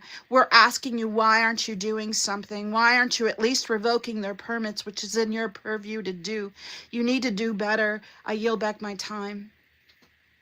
Thank you, caller. Our next caller is Miriam. Oh, Laura. Our next caller is Laura. Laura, you'll have 1 minute. Go, Laura. Hi, can you hear me? Yes, go ahead. Hi, good morning. Hello, board. Hi, President King. It's Laura, your favorite loud rock star that is taking down the cult of Scientology because she's so not interested in living the rest of her life going through all the abuses that she went through as a child. Same with Lisa McPherson. Today is her death anniversary because she was killed by the hands of Scientology because of their inappropriate, illegal behaviors of medical, the city, public fucking permits, etc. So today I beg you, I wish, I hope that one of you on the board, and I know all of you now, will come by and check out the protest and see what's happening. We're going to be there from 4 p.m. at the Blue Building, 4 to 9 p.m. tonight. So you have plenty of time to come by and show that you do care and that you are here supporting and revoking the abuses of Scientology, revoke their LRA covered permit, and put it back to North Berendo Street. Please come by and memorialize Lisa McPherson. Thank you. Our next caller is Good job, Miriam. Laura. Miriam, you'll have 1 minute for Go, general Miriam. For almost 2 years, We've reported sidewalk blockages, unauthorized barricades, and the public being prevented from using the right-of-way by the cult of Scientology. Despite repeated documentation, we see no action. Scientology has spent decades cultivating influence, including questionable donations to LAPD-affiliated charities. This creates a climate where enforcement appears unequal. When an organization can purchase goodwill, the public loses trust that rules apply to everyone. And let's not forget Scientology's history, like the Lisa McPherson case, where a young woman died under their care and the cult ultimately settled with her family. This is not an organization known for transparency or safety. Today marks 30 years since Lisa's death. May she rest in peace. We are asking Public Works to finally enforce the rules equally and protect the public access. Thank you. Thank you, caller. Tori Chrisman, I see you have your hand raised. Yes, Tori! Comment on any agenda items? Can you hear me? Yes, do you have general public comment? Okay, I do. I was in Scientology Okay, for you'll have 1 minute. Go ahead. Okay, I was in Scientology for 30 years. I woke up in 2000, escaped out. They chased me across the country. The Tampa police got me out of the Tampa airport. I worked for them with all these secret things. I helped make L. Ron Hubbard Way. I got it name value. And that was from them. They asked me to go down there and change it to L. Ron Hubbard Way. That is a violation of church and state. And I will tell you right now, they've been lying about me for 25 years, so I promise you they will say awful things about me. And I'm asking you to please look into this and change it back to Berendo. And also, please make the minutes public so that we can all see them, all public. And that's it. I just want, and Public Works actually is in danger of Scientology, because I worked for Janet Weiland. I'm telling you. Thank you, caller. That's 1 minute for general. Okay. Next hand raised, Mr. Anderson. Do you have general Peter! comment on any of our agenda items today? Public comment, please. Public comment, you'll have 1 minute. Go ahead. Thank you. Citing LMC Section 580 Public Works, the Board of Public Works, Section H, on its own initiative or upon complaint, investigate departmental operations. Well, we kind of did that last year. And there were some plain questions, but unfortunately, the board allowed Manuel Perez to go ahead and tell you what they did, instead of holding him to the standard of what LMC Section 4120 closure of streets and the application permit process states in that document. I want to point out that there have been multiple complaints about police showing up and not having copies of the permit. Reading directly from that document, upon issuance of special permit, each of those city departments and offices shall be provided a copy of the permit issued and shall be responsible for enforcement of the terms and conditions of the permit that are within the subject matter jurisdiction of that department. Thank you. Fire, Peter. You were awesome. All right, Mr. King, that's the end of our general public comment. Now we're going to do agenda items, guys. Close general public comment portion of today's meeting and move on to multiple agenda item public comment. The board will provide an opportunity for the members of the public wish to speak on more than one agenda item during multiple agenda item comment period for up to 1 minute per item, up to a total of 3 minutes per meeting. This is the only time to speak on more than one agenda item, and please identify the items that you will speak on when you are called. We'll start with one in-person speaker, MF. It's Herman again. Plug your ears, guys. Well, we got Jude, Bob Bloomfield, and that ugly, dark shit ramen noodle on item number 1. Why the fuck are they disputing the HLA? First of all, ramen noodle is a stupid bitch. She doesn't do shit for her constituent, let alone she don't do shit for her community. Otherwise, we wouldn't be disputing this. Like this gentleman to the right of me, right, who's gonna get up and speak passionately. Why the fuck you don't give him a right of way to do what he's doing? What the fuck is that noise? Really? Stop my clock.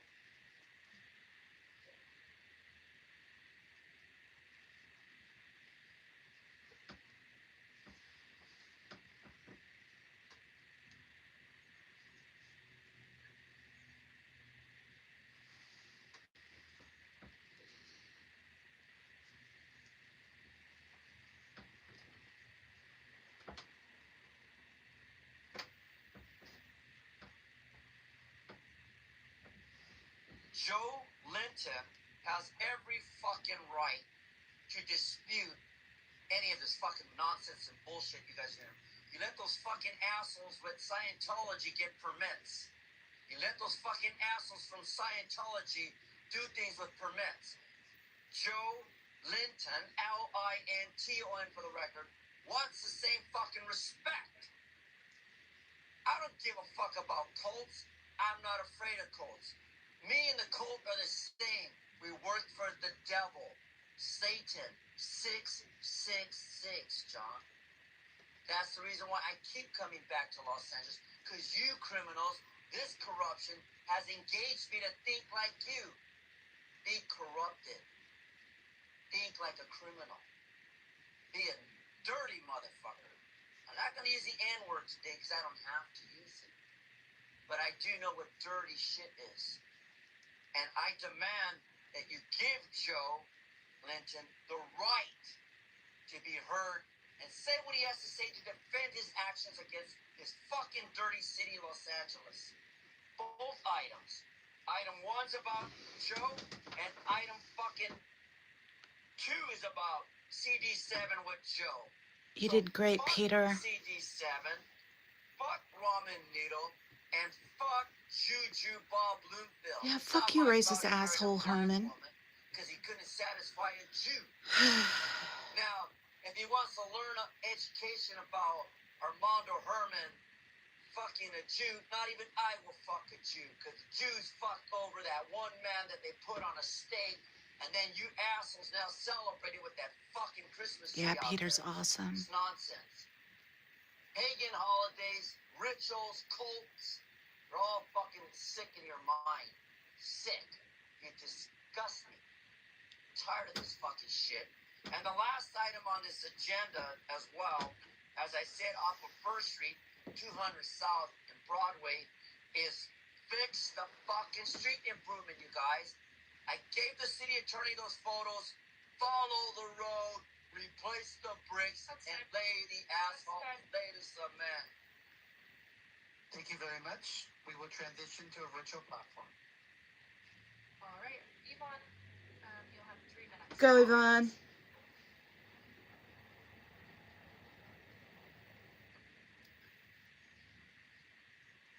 Yvonne, you can go ahead and unmute yourself. You'll have 3 minutes for all items. I forgot to unmute. Thank you for reminding me. This is in general for 1 through 6. Each of these projects, please, the adjoining sidewalk has to be dealt with. Every bus has offloading passengers that will use the sidewalk.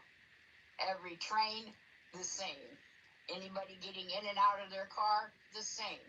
Please address the sidewalk and the sidewalk safety as primary in the city.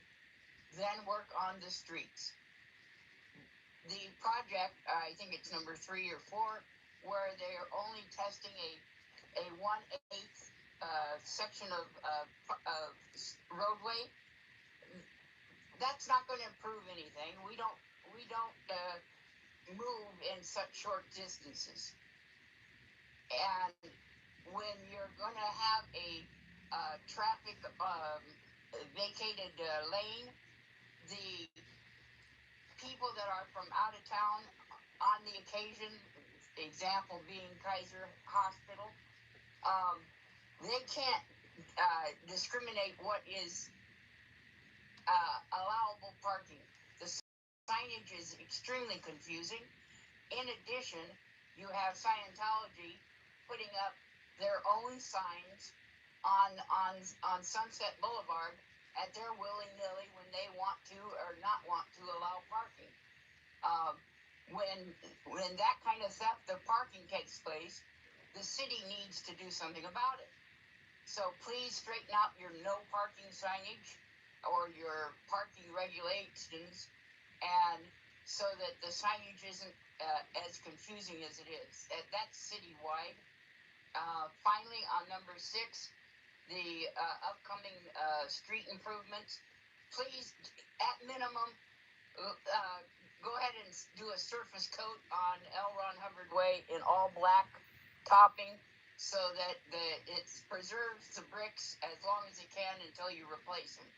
But get rid of the excuse of we can't have any parking here because it's too pretty. That's nonsense. Cover it with the black slurry and put in parking. Thank you. Thank you, Colin. Our next caller is Audit LA. Audit, you'll have 3 minutes for all items. Go Audit. Good morning. I'm going to start with the street update. There's a lot going on in that street, especially right now, and I really would love an update. I really would love your street services to go down there and really do an evaluation. I know in the grand scheme of the city, I get it. You have the entire city to be worried about, but you know, you could get rid of us a lot faster if, you know, hopefully if Scientology is forced to abide by the rules of their permit and everything, and they are not, and they've proven they are not. So the only thing forward is to fix the issues and then prosecute them for the constant violations. So right now, I'm very concerned with all the wiring. I have a chair and you know, and I have to go over the stuff. They don't have it set up correctly. We have to worry about, they're probably going to be blasting loud music to, you know, which is a violation of sound. There's all kinds of things that need to be done. So I really hope the inspectors can get down there. There's these towers, there's light arches across the street. It's just, it's so much. And I know there's no inspections, there's no permits for it. And so, you know, they think that because they have an R permit that they can just do whatever they want, but that's not the case. So I am pleading with the city to revoke their R permit so they no longer have that feeling that, well, they own this street. They can do whatever. They can put the public in harm's way. Now, if you go there and say, no, you're not in harm's way, I would feel relief. I would have extreme relief. But I know everything's being put up by slave labor and they're untrained, so I don't have that sense of relief now. Now to the HLA, yes, the sidewalks are paramount. Yesterday, you know, I'm in a new chair. I'm maybe 6 months old. I've already had my second set of tires replaced yesterday, and it's all from the sidewalks and the streets. You know, it's just. You know, like people in chairs or, you know, like sometimes like the caster tires will hit it. Like there's so many ridges, and then it just makes it like I turned and I crashed. I literally crashed from the sidewalks, and you know, and it loosens just the constant pounding of the unevenness. It loosens the, you know, the screws that hold the tire, so they start getting like, you know, the shopping carts, the crazy shopping cart tires. And it's just because you can't even go 10 feet hardly anywhere and not have a cracks or issues with sidewalks. So the HLA is extremely important. And I'll move to minutes. Minutes is, you know, I get that you, by Brown Act, I hope they change the Brown Act like they are now with the Brown Act. They're updating the Brown Act. All right, thank you. All right, Georgina, you'll have 3 minutes for all items. Thank you. I want to start on the minutes. Audit was talking about the Brown Act and the changes that need to be done to that. There needs to be a modern system installed. Brown Act was in the late 1800s, and we're still abiding by that. There needs to be modern changes made to it. You aren't making accessible the public comments in your minutes, which needs to be addressed. And your YouTube channel has every video titled the exact same. How the heck are you supposed to search on everything when everything is the exact same name? You know, the eyes of the world is watching you today because we're all in mourning for the passing of Lisa McPherson, and we're honoring that today. And so you're being restreamed worldwide. People are watching that want to come for the Olympics, that want to support this city, but they're afraid to. They're afraid because they see the corruption that's going on with the LAPD. They see how you are backing down to this cult that caused the death of Lisa McPherson. They aren't being held accountable. They aren't being made to abide by the permit requirements. Moving on to HLA and sidewalks. The sidewalks in front of Big Blue are severely cracked and damaged from those planters that were there. We finally got the planters removed, but the sidewalks haven't been repaired. They sent their slave labor out to do a little work on those sidewalks. Why is our sidewalks being repaired by a slave labor force that makes as little as $11 or as much as $47 a week? A week. They work 16-hour days, 12 to a room on triple stack bunk beds, one bathroom for 12 people. They only get fed rice and beans half the time. And this is the labor force, uninsured, unmedicated labor force that we have working on our public streets. As far as the number 6 with the street updates, L. Ron Hubbard Way needs major changes done to it. It needs to be given back to the people. It was stolen from the citizens of this city. It needs to be opened up for parking. The fact that it's not opened up for parking greatly impacts Kaiser and Children's hospitals, which are just at the end of that street. That street is valuable. There's people that live in that neighborhood that have to pay for parking in a garage because there's no available parking. You could easily fit 50 cars, 50 meters in that street and recoup some of the expenses needed to repair those sidewalks, and it needs to be addressed. Thank you. I yield back my time. Thank you, caller. And our last public commenter for multiple items. Laura, you'll have 1 minute for... Go, Laura. Hi, thank you. So yes, let's get all the people calling in that are constantly asking the public work boards to revoke Scientology's permits, to stop all of their permits because they literally are abusing them all. They only use them for Scientology needs. So let's reflect that on the minutes. Thank you, Peter. Please. Thank you, Irish. There's been at least, 40 different people over the last year calling in about revoking Scientology's permits. Have you guys revoked one? Good. If you're doing your job wrong, then that needs to be reflected. So the only way that can be slightly reflected right now is at least having something on the minutes that show people from the public called in about the subjects, not just saying public comment was taken.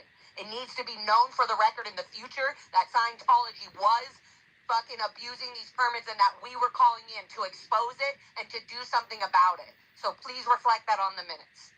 I appreciate you, and again, please come by the memorial, Lisa McPherson Memorial at the Blue Buildings on Fountain and L. Ron Hubbard Way, soon to be North Berendo. Thank you. I yield my time.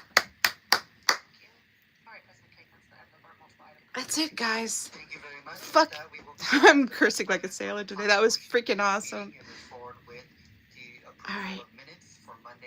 Okay, so All right, guys. That was... let's see. Let me close that out. Now, okay, I need to.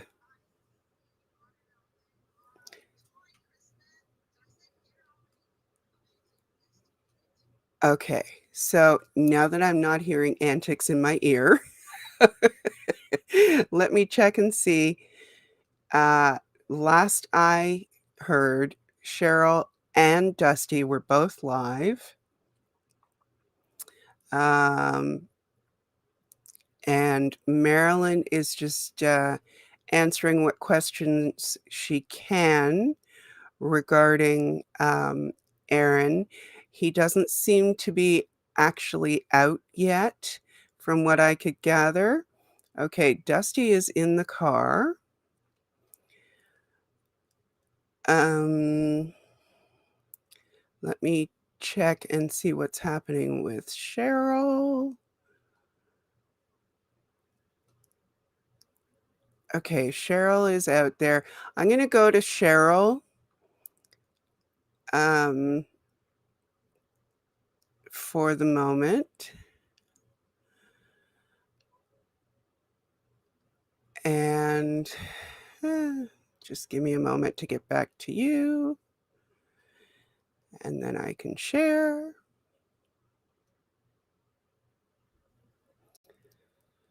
Let me see. Okay.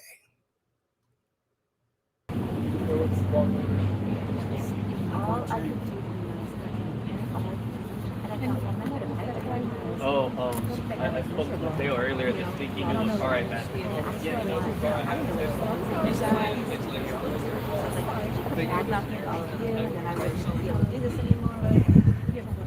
Oh, they weren't background checks. They did advise on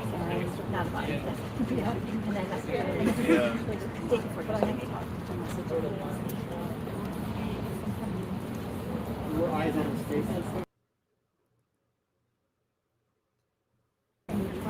They ran a background check. Scientology? Yeah, so they probably do it to us. That's probably how they do it. That too, but they can see the information. Yeah, they have like their spies and He's not pretty good. Yeah, and then No, Mateo. Yeah. Well, you were talking to Mateo last night.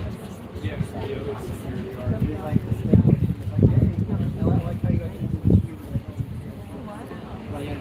With the light, yeah. They were trying to keep me away from the Yeah, other side of the room. yeah, I'm not dancing. So that's what they do. They come up to you and they're like, all you out, so you're like, Well, no, that's good. It's got the message.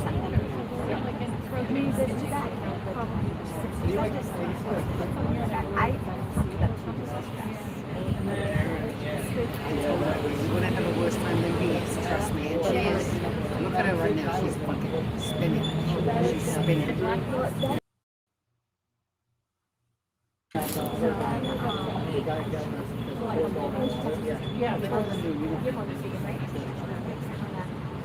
See my friends. we're still friends with them, but I don't know. I was kind of like started joking with Karina and things like that. Okay, and then well,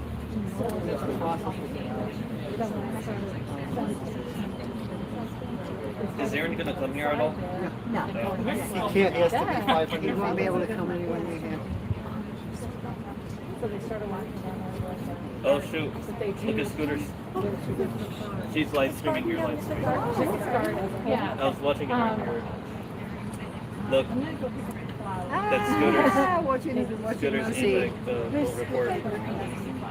Scooters anti-code. Oh, no. No. All right, I'll be back. I'm gonna go pick up the flowers. Oh, okay. Mindy's bringing snacks. Yeah. Where's she's Mindy? I'll reach out to her. She had to go get medicine. Yeah. She went to Ryan. Hey girl, where are you? Question mark. You're bringing fruit, right? Question mark. Yeah. Okay. You know, she'll be. Yeah, I just messaged her, so I'll let you know.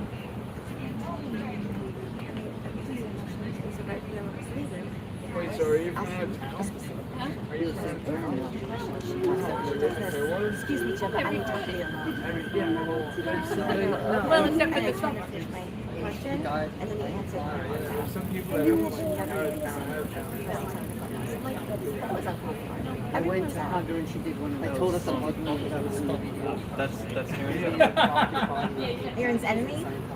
He's an asshole. Who is it? He's a right little wanker. We'll say Alex. Oh, yeah. He's a little wanker. I don't understand him because I've seen a couple. He sold books for 9 months and he thinks he's a fucking Well, I ex-Scientologist. saw like something. I saw a couple things the other day. Almost, at least on parts. They kicked him out. When Scientology kicked him doesn't out? want you, when they wouldn't take him back. When Scientology doesn't want you, there's a problem, okay? Especially when they're like going away, they're almost extinct. Exactly. I love your necklace. I keep looking at it. Which one? Oh, The like that Contra. one? Yeah. My daughter, my whole family, the women in my family all have those. Which he's on the inside. Yeah, I have some personal things to share with you about that stuff. Oh, at some point. yeah. I'm sorry you No, explained then, something to me. Started yelling at somebody. That's fine. Oh, my trip. How I found Aaron. So I was on the way back. I was stuck in the RV and I was bored. So I got on YouTube, which he's always been a YouTube person. I gave him a whole bunch of shit. I'm like, why can't you watch all that? Oh, well, not Scientology, but other stuff. Yeah. And then I found Aaron, and I was like, it came up on my page, and I was like, what's this? And I started watching it. Then I went back and watched more. Then I sent him a message, and I said, Sandy. Oh, thank you. Where did you have these done? Would you have medium? Thank you, love. Want to stand large on the board? Medium. Paul. Hold on, later. Yay! Paul. I got another t-shirt. I love my collection of t-shirts. Yes, I do. Collection of t-shirts. I hope Dusty comes. Well, he's walking around. Oh, he is? Dusty? I got to check. Oh, right now he's I'm going to go find him. He's around. He's around somewhere. He I saw him is? walking. Around, yeah. I want to meet him. He's got his thing out. And Okay, I'll look for him. Yeah, all the those tie dyes that he does, he's damn good at that. yeah. Yeah. I know. I've never had as many tie-dye t-shirts as I do now. Okay, I didn't know he was here. I brought my Dusty. I brought mine, but I'll wear it tomorrow. Right. I'm not wearing anything because I'm too chicken. I know. Well, once you get past that part, That you feel so much better. Yeah, see, Moose has been here once before already. Online, I'm effing and yeah, when I'm at And then home. when you're right Well, there, watching it's like, everything. How are we doing, Chatteroony? Oh, Lauren's in there. I know. You can feel the This problem child will be there in approximately 30 minutes. I hope so. I can't wait. 2018 because I started watching him. And my son and I were having So- and I said, oh, you know what? If anybody Moose is on the loose added to the over in chalktology. Cheryl's chat, please tell her I said hello. And yes, we are restreaming her. Did the guy who was had his live chat on the speaker ever come back? He's Have you come ever back on the Fridays, but yeah, I mean, I haven't been here for the past couple of weeks, honey, so I don't know. seen- It was been kind of Was lackluster. he at the city council meeting? I thought I seen him like around there. Or did you see him there? No. Not around downtown or anything. No. Moose used colored Hi. chalk, Huh? wet chalk to paint, what? quote and unquote. She needs to go that way. Sorry. R.I.P. Lisa McPherson. All Never right. forgotten. But last time when I was here, him and Joe were arguing, like after everyone left. With Joey, really? Yes, we were walking around with him. That guy's trouble. No, they kind of got political, and I tried to end the conversation.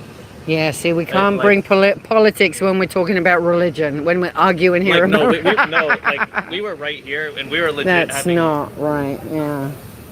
Yeah, that's we were not- legit having like a nice conversation about Lisa McPherson. I was telling them, Antics, of the story course. and whatnot, and then they got political. I tried to like end the conversation. Yeah, see, that's why I don't want to be anywhere near that guy, because some of the things I've heard him say are quite bad. Yeah. Well, I consider not great, and I don't want him around me. Yeah. I'm keeping an eye on Dusty's No stream. siree. He left the chat in the car. Get you over here. A So, room of rate from course, Aaron's. there's the Hey, usual Marilyn just got mayhem. done, did she? Excellent. I have a cami tank top, but I still walked over so no one was uncomfortable. I'm not uncomfortable, but I don't want you guys to be. A somber and sad day for Lisa's family. Not much to see. Yes, it it's is. okay.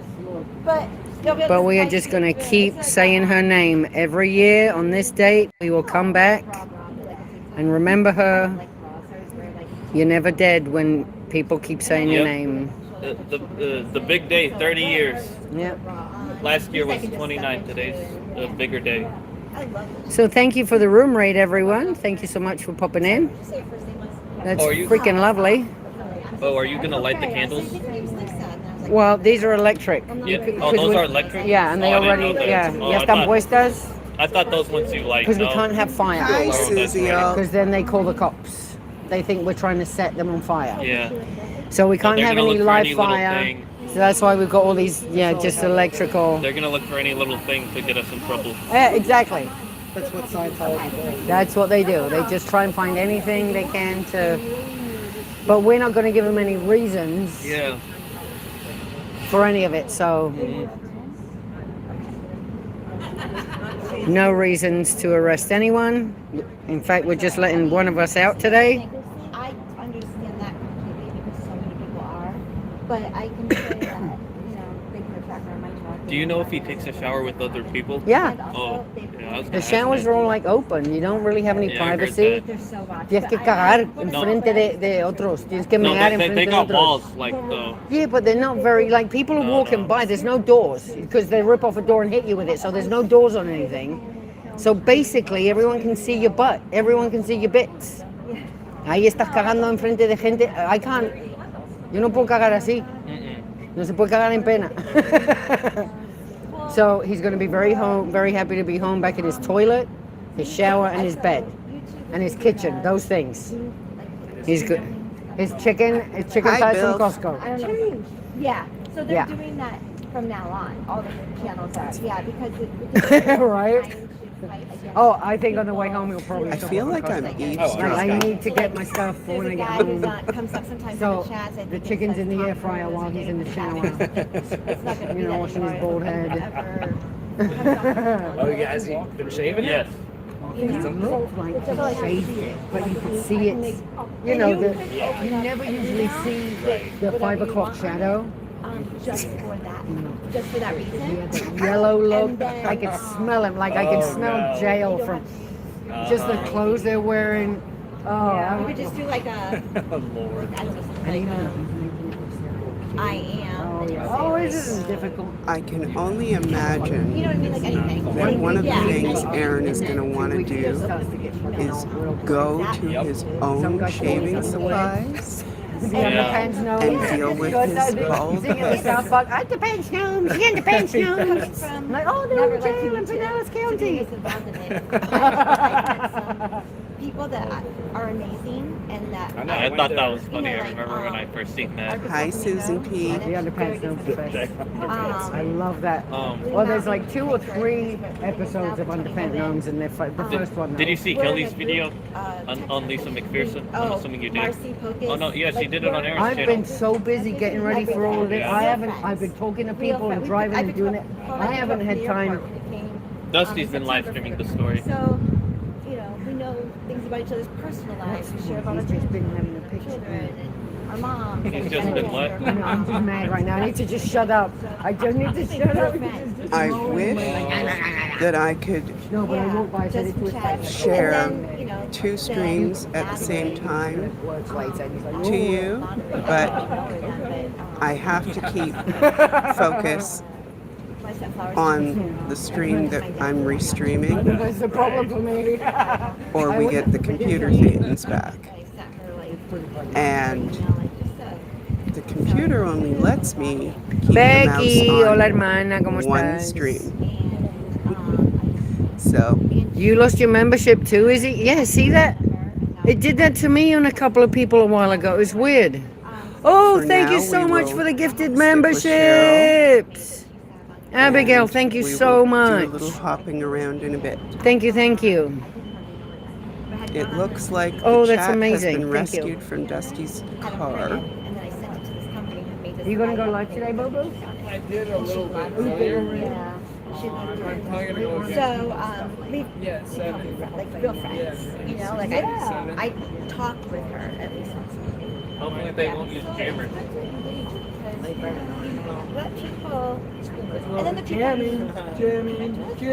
Or DM, and then,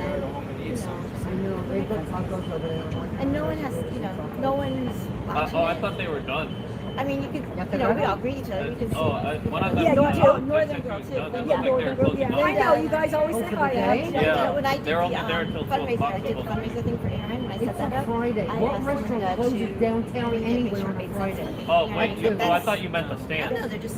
Oh, no, Yeah, no, people no, who no, think no, the like us, restaurant. right? Like charitable. Oh, okay. They're like that. It's a great community. Oh, okay. Yeah, it really is. I have no idea. Do you want something? Let's go home and eat. All right. All right.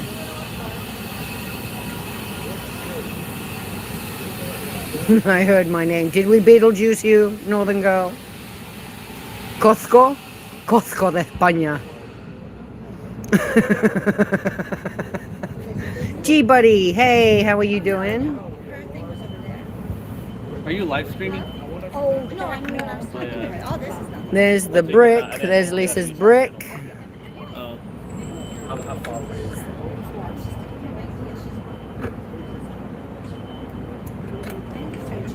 And she's going to tell me where it has to go.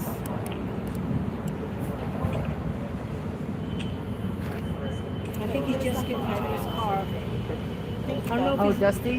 By looking at this, can you tell me where he is? He's Is that all the way Dusty? down there. Oh.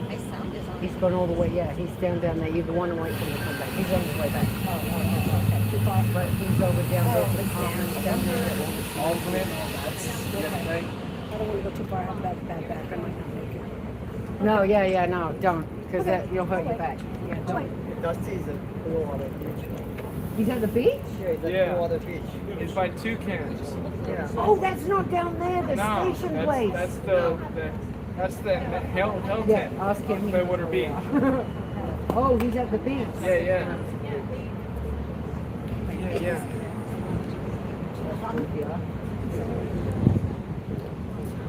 So he's not talking? Yeah, Dusty is muted, and I don't know if it's on purpose because I have the sound off. Oh.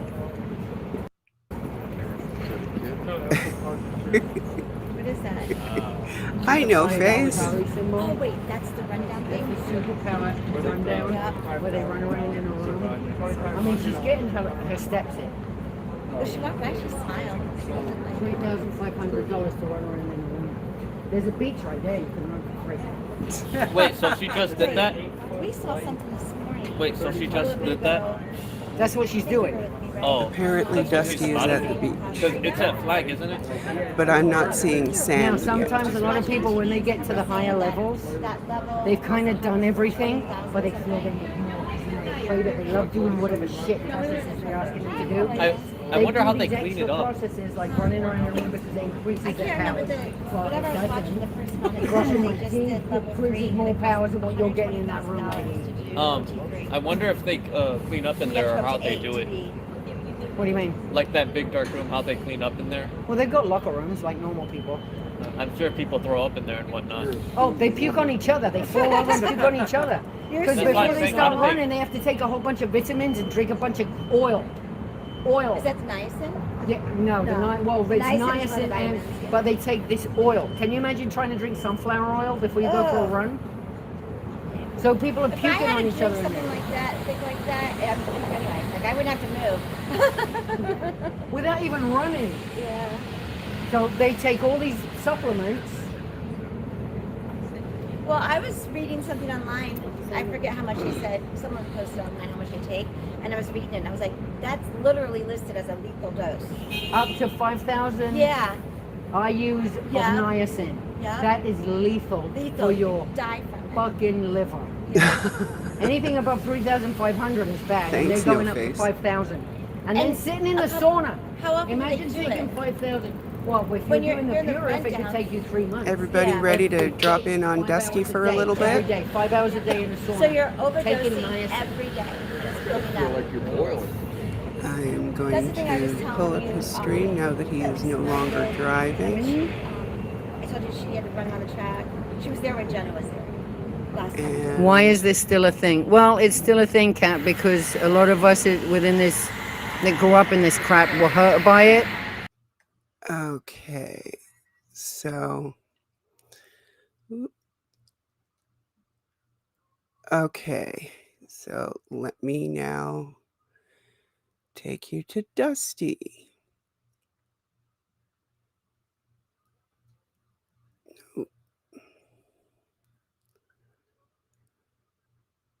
Um,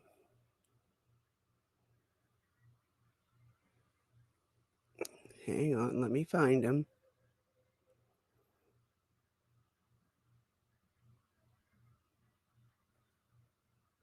Okay. Now I know what I'm looking for a title.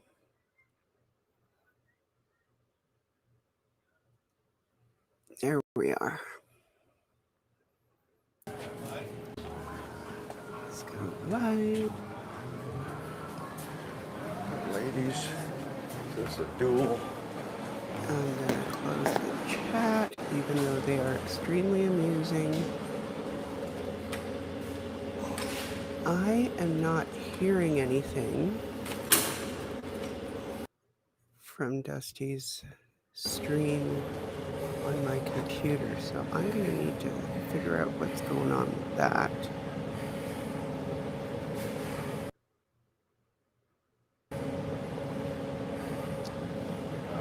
As soon as I reopen my restream, and okay, that's the restream. Where? Darn it.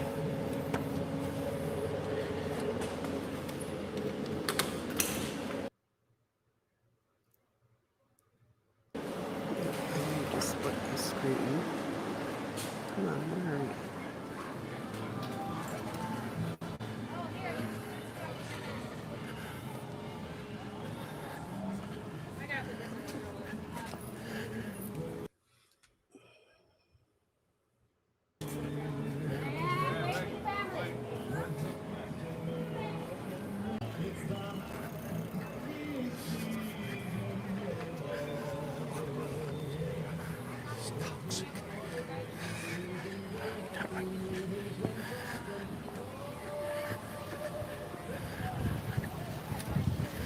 Okay, I don't know why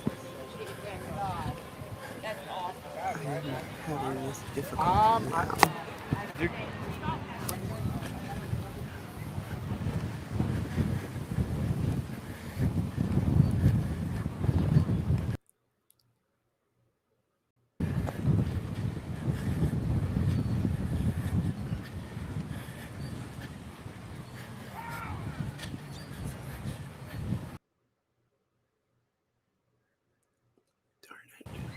Come on. Okay, there's that.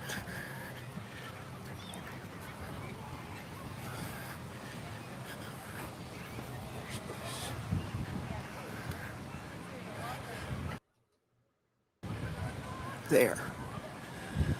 Okay, gotcha. Now, why I'm not having any sound there, I don't know. Can you let me know in the chat if you've got sound?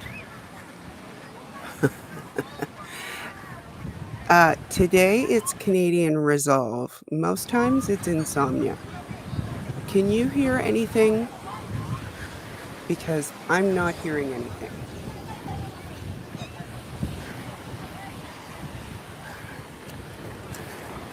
And I know he has the sound on.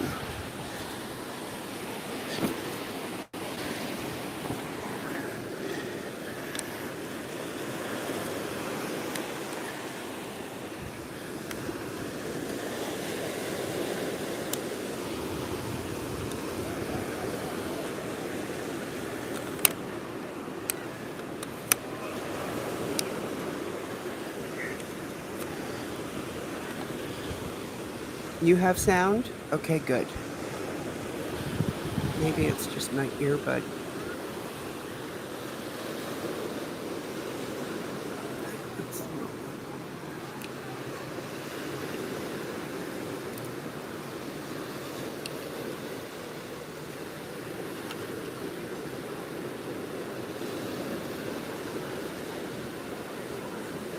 I'm going to mute here for a moment.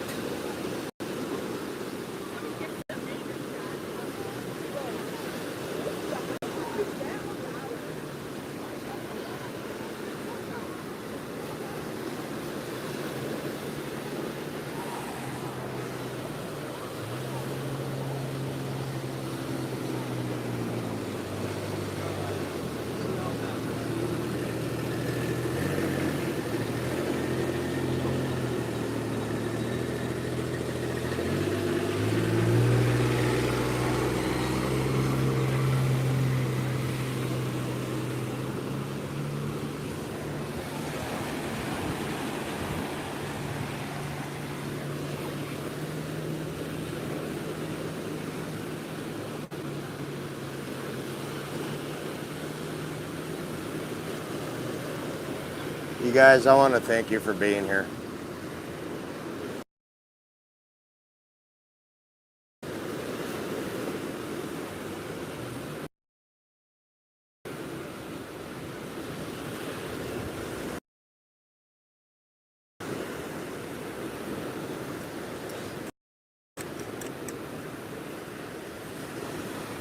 I'm sitting, I'm just at the beach at this moment.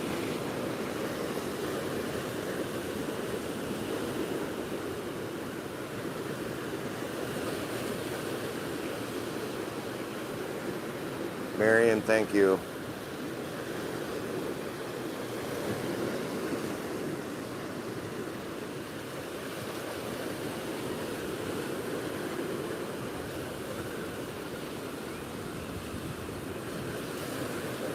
It's beautiful here. I'm trying not to show people. There are kids playing in the water and young girls in their bikinis and stuff like that. I'm trying not to show that. I think the best bet is for me to just get closer to the water. That way they walk behind me.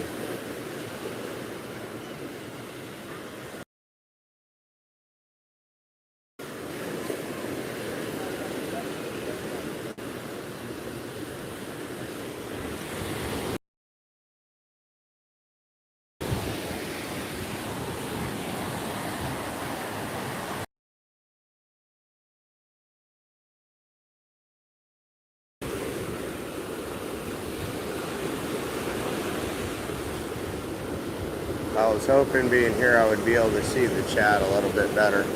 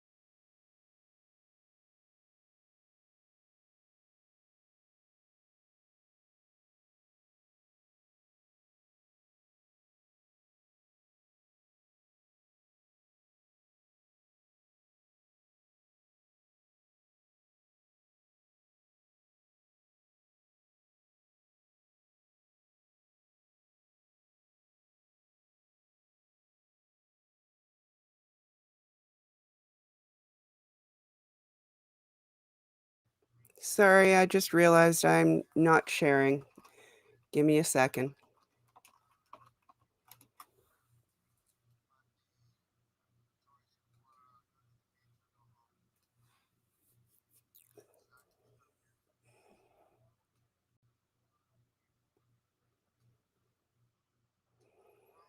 There's a lot of people walking around, and I'm not trying to get footage of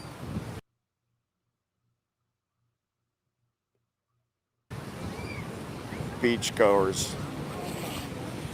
Maybe if I just go.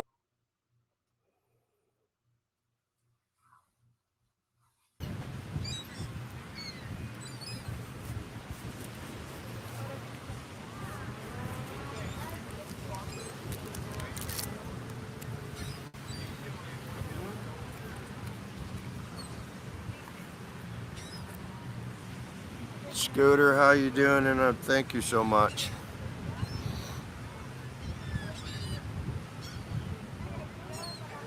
I'm actually enjoying the lovely shade underneath the pier.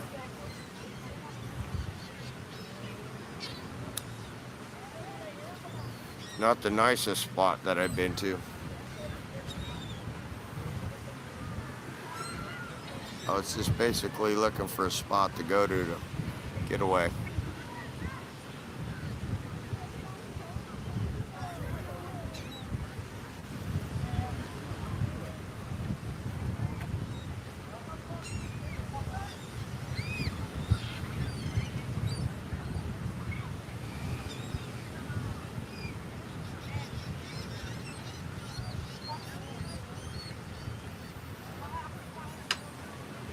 Sorry it's freezing, you guys. The cold front that went across the country is supposed to go across here Sunday, so our temperatures are going to go down. It's not going to go down as much as your guys' is, but our temperature is going to go down.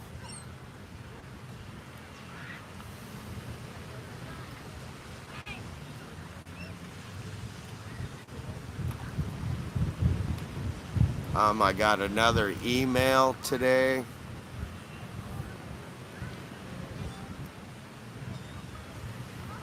That shit's getting really old. Kind of came at a bad time, too.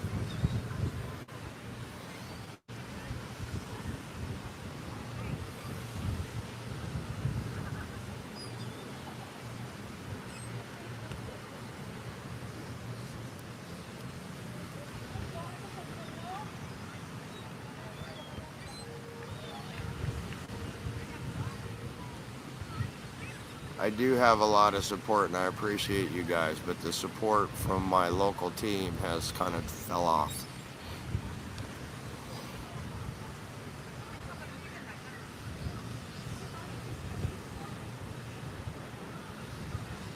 I felt uncomfortable and out of place since the moment I walked into the courtroom this morning.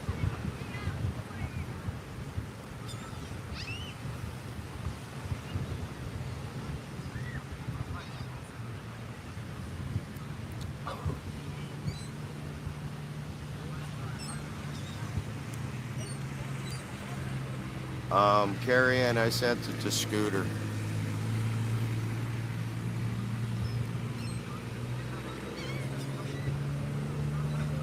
It's another email about Eyes on the State and myself are trying to bring down Aaron's channel. Furthest thing from the truth.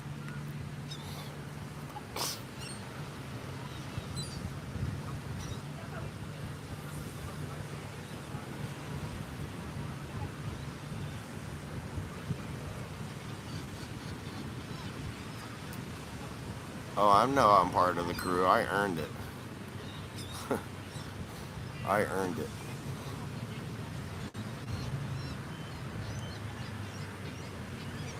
Probably, Marion, probably.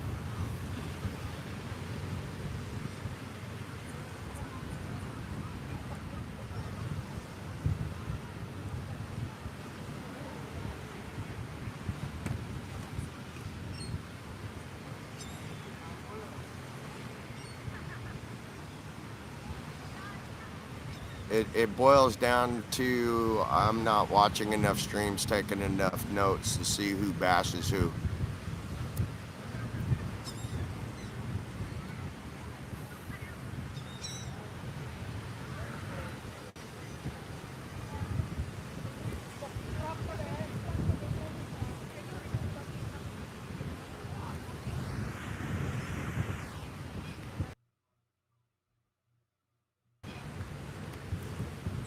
It's a lovely cone.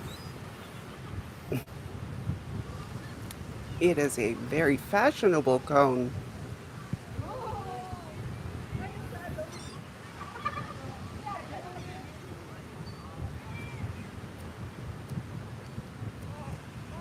Lady V, I do understand that.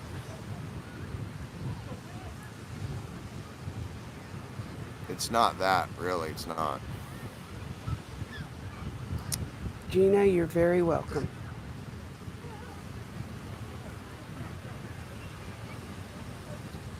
I would like to thank everybody that participated in the Worldwide Memorial today. I'm going to try to participate somehow, some way, somehow myself. Still at 7.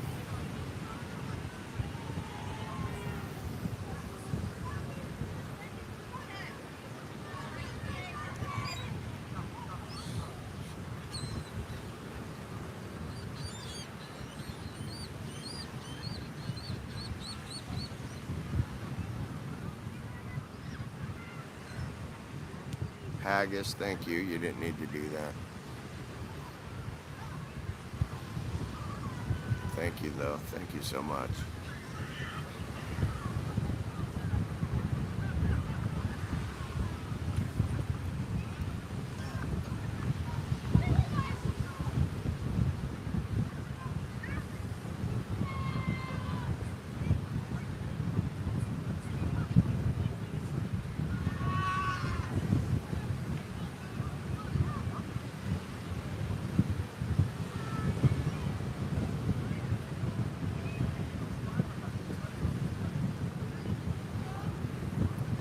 There's not much to catch up on, Scooter. I haven't said hardly anything until just a few minutes ago.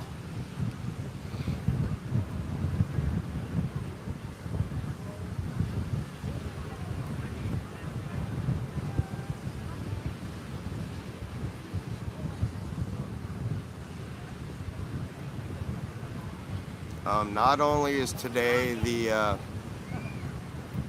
30th anniversary of the passing of Lisa McPherson, but today is the day my wife's mother died.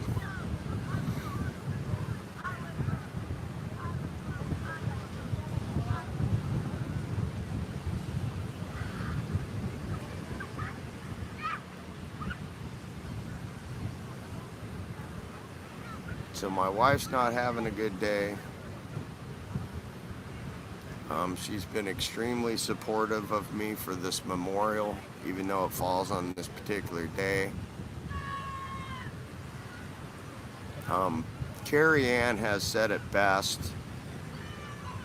I'm thanking all the spouses out there for, putting up with all this stuff.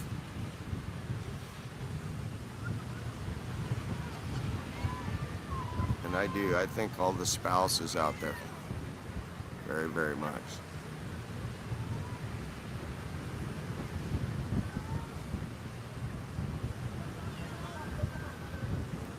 I only want this community to grow. I want all the infighting to stop. And the more it happens, the less interest I am in.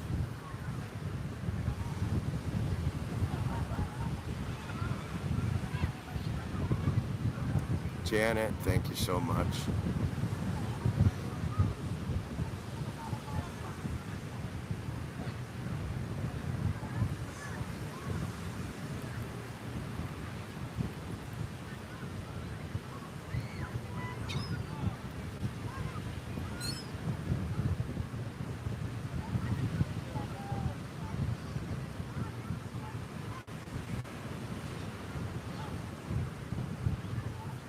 I was hoping everybody could put away their infighting for the day, and apparently not.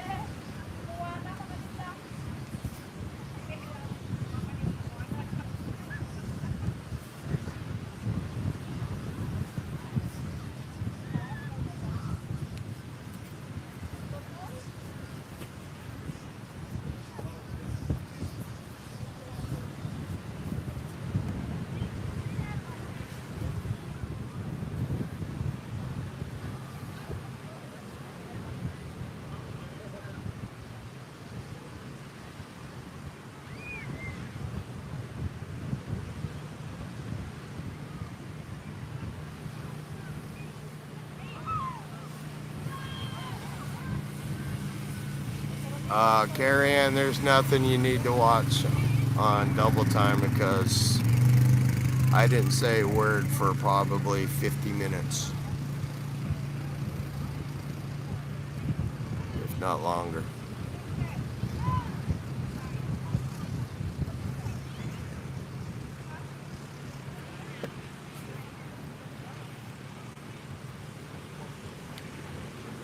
Marion, there shouldn't be any sides.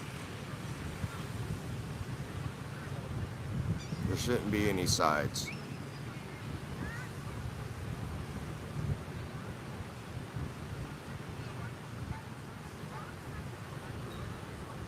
If we're going to be on any side, it's going to be on the side of right.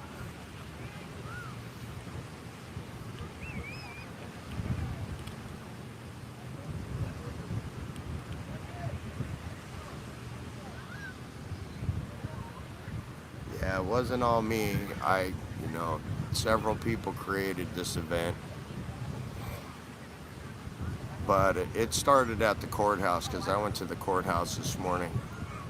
Despite that, I didn't get to sleep till about 3 a.m. and got up at 7 to go to the courthouse.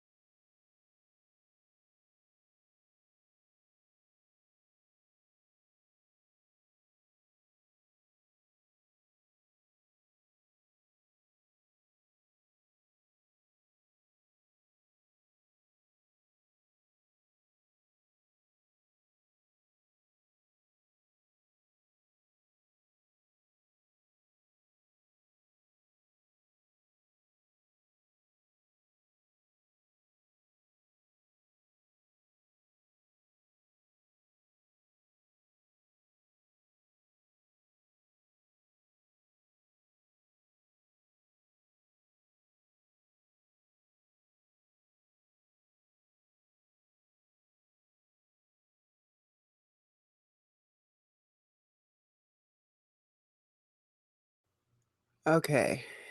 Um, I'm just trying to find one of the streams, and the browser was being a little difficult, so bear with me while I find.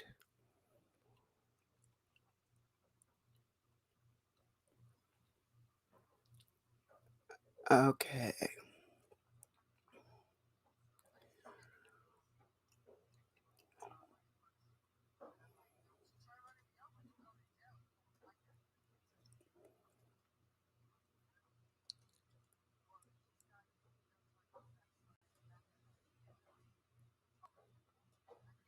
For Scientology to her, and she's like, "Oh yeah, I'm not gonna win with this one," and she took off. That was funny. She just proved why spending any time feeling sorry for them is a pure waste of time. Exactly, Sharona. I mean, we're trying, but you know, they're being told to be that way. She doesn't probably mean it. And if we went out for a cup of tea, we'd have a good old laugh. Do you know what I mean? But So, what time did you say it was now? that was so funny.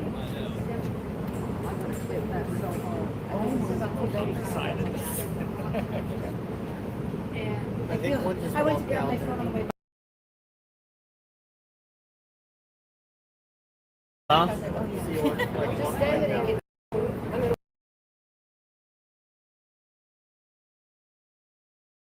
Usual for them to walk through here when we're here. Probably don't know who we are at all. Yeah. Because I walked one by one. Oh, wow.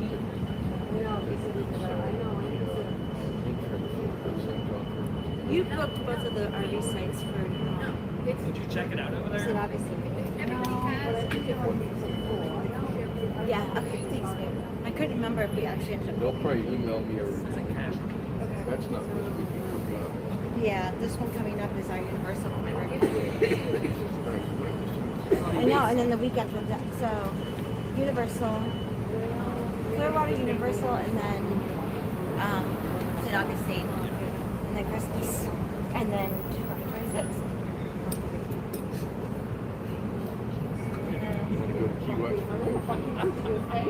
Yeah, shut up. Thank you. Shut up. Thinking about it, I'm fucking every weekend. People going That would be fun.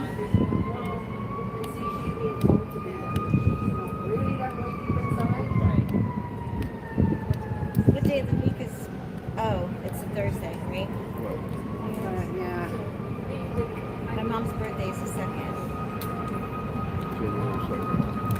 Oh, I got a voicemail. Someone called me. Uh-oh. Jamie needs 3 donut holes within the next 15 minutes. I know. Look at it. I'm worried about Jamie. Worried about Jamie? Yeah, because you look like you haven't eaten in 15 minutes, and I need some food in you. 15 minutes. Why are you tell me, mister? I don't know. What's going on? Fiber seems like I like it. Oh!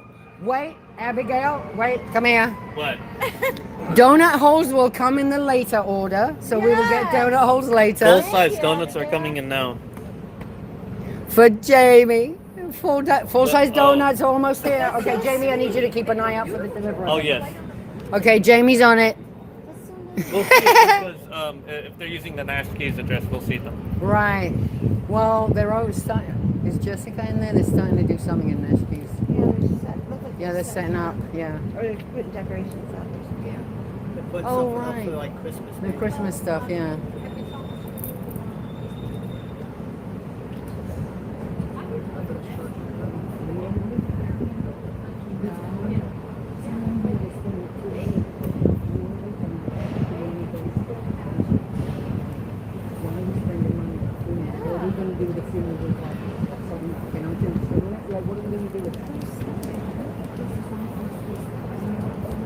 You did a whole thing. I was on.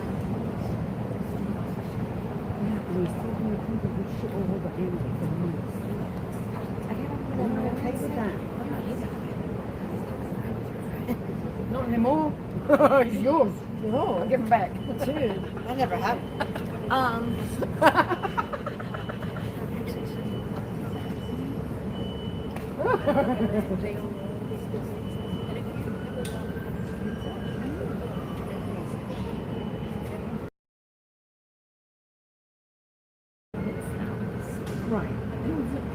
Not that he does, I just. No, no, no. Ice cream.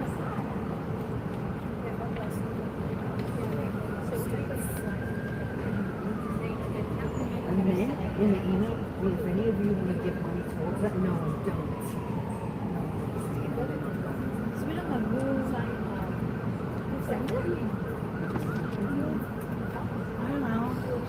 So what happens when you do?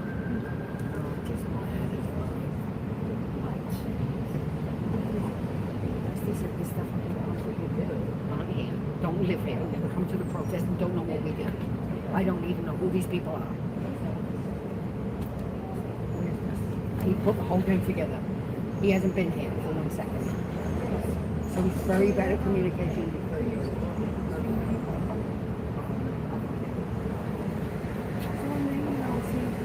There's going to be a funeral. It's like $200. So if any of you want to give money towards it, $200, that's $200. Go to a foundation in honor. Why we spend $200 on it? No, because he hasn't talked to me. Hi, how are you? Oh, you're getting a bagpipe for $350. A fucking bagpiper. Checking things out? Bagpiper, because if we have a bagpiper in front of flag, they're going to call the cops. Oh, okay.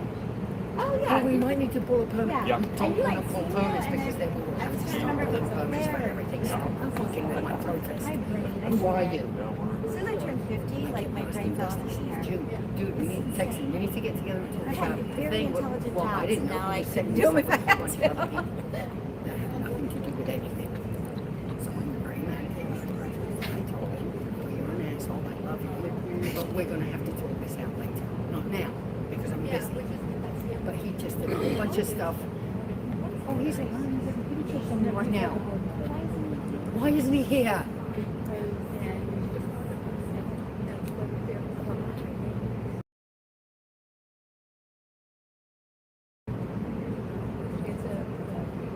Who are actually protesting here? Who aren't pulling permits? Don't start making my life difficult. I don't know why he did that. I think he could have a nice conversation with you. I don't care because obviously we're just going to do what we did anyway. There's a whole bunch of stuff going on later, which is great. Everyone's going. But if I start asking for permits for things we're going to have to keep signing up. No, I get it. I don't need That's that. why I don't understand. No, we don't. Yeah, save the door. So why? Don't need it. Why didn't it?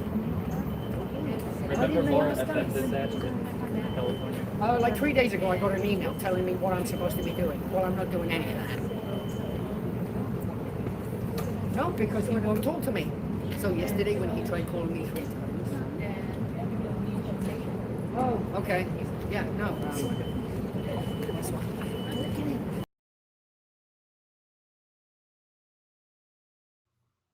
I think we'll watch in silence for a few minutes.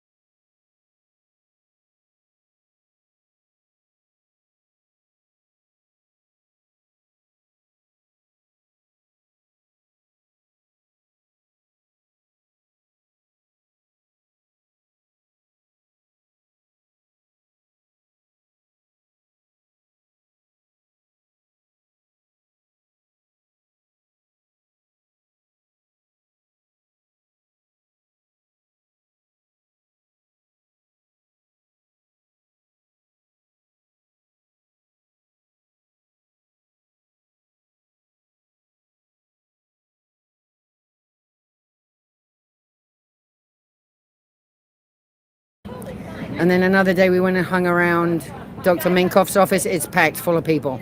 He's got women in there with Lyme disease up the yang. Jerry!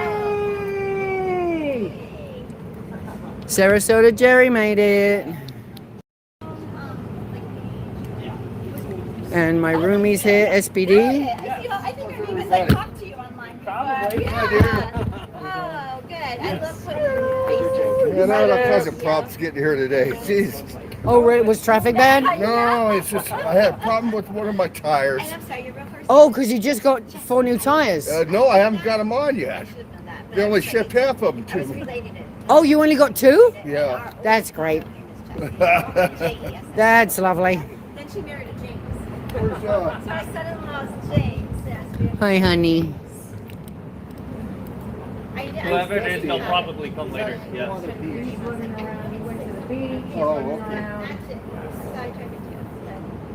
Well, I'm so excited to meet people. Oh, Yes. Oh, it's not? Okay. Look, not you, like. Is there here now?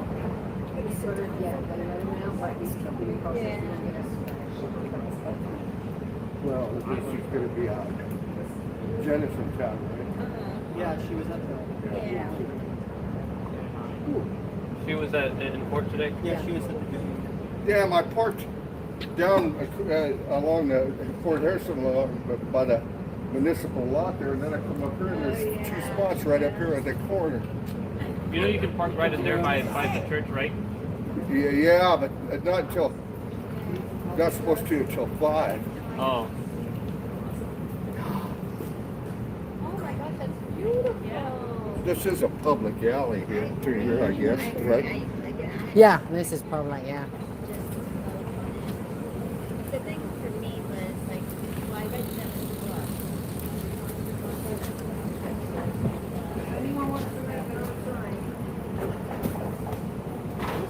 Where did you get that from?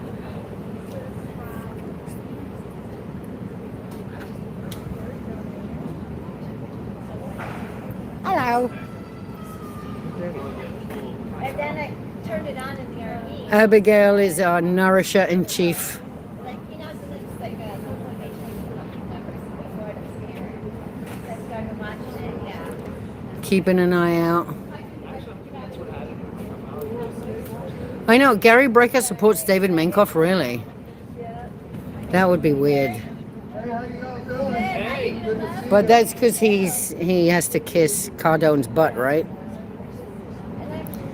Lisa McPherson, she is a young lady. She was a Scientologist who was unalived by her own cult 30 years ago today. So we memorialize her and remember her every year. Cheryl, can I use your chair for Yes. a minute? Oh.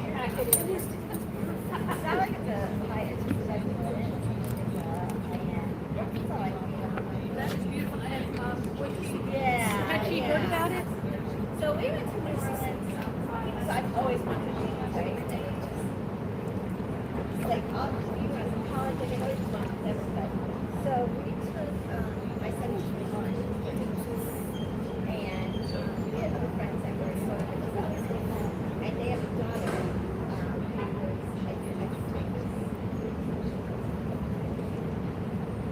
God, was that a funny video that guy did the other day that Marilyn and I reacted to? So we went all over. I made a whole bunch of shit because I was so happy.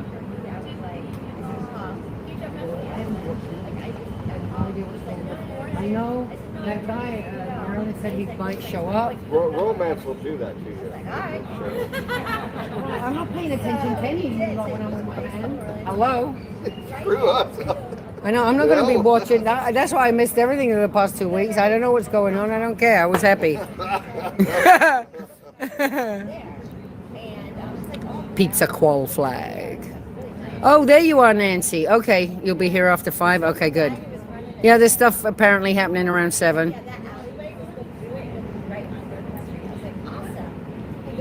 I know, I thought Brecker was done with Grant Cardone, but I think he's still, well, yeah, Cardone's got something on him, I think.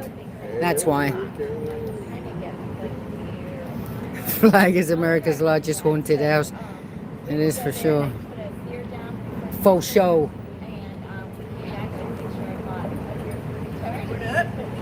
I got another beautiful parking spot. And I got them on their walkie-talkies already, and it makes me laugh so much. I like wave to them, and they're like, and I'm like, bro. I know. I love waving and smiling at them. It's the best. But I have all the RIP Lisa McPherson written on my car, and it's like literally the Yeah. first one on the right. Yeah, I seen that. Excellent. Excellent. I got two of them on my shirt. Really? I was talking about that. Okay. I got video and the tags and everything. I turned around and just laughed, and I was like, I'm sorry. I think you're going the wrong I way, guess they haven't pal. figured that out yet. Oh. But bro, they're terrible. Yeah. That's awesome. What is this? You can't go that way. He figured that out. You go that way. He's You gotta going go back. that way. You can't go that way. Doesn't look like he's trying to. You gotta go that way.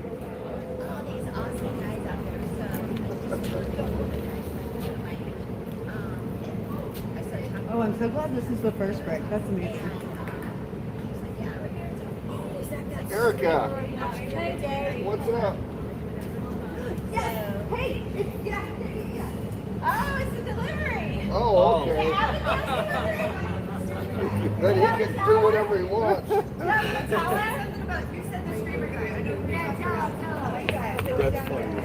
Hey, Abigail, it's Jen Kess. Cheryl asked me to let you know that your delivery came! Exclamation, exclamation. We're so excited. Thank you so much, love. I can't tell you how much we appreciate it. Nice to see you, man. Good. Yeah.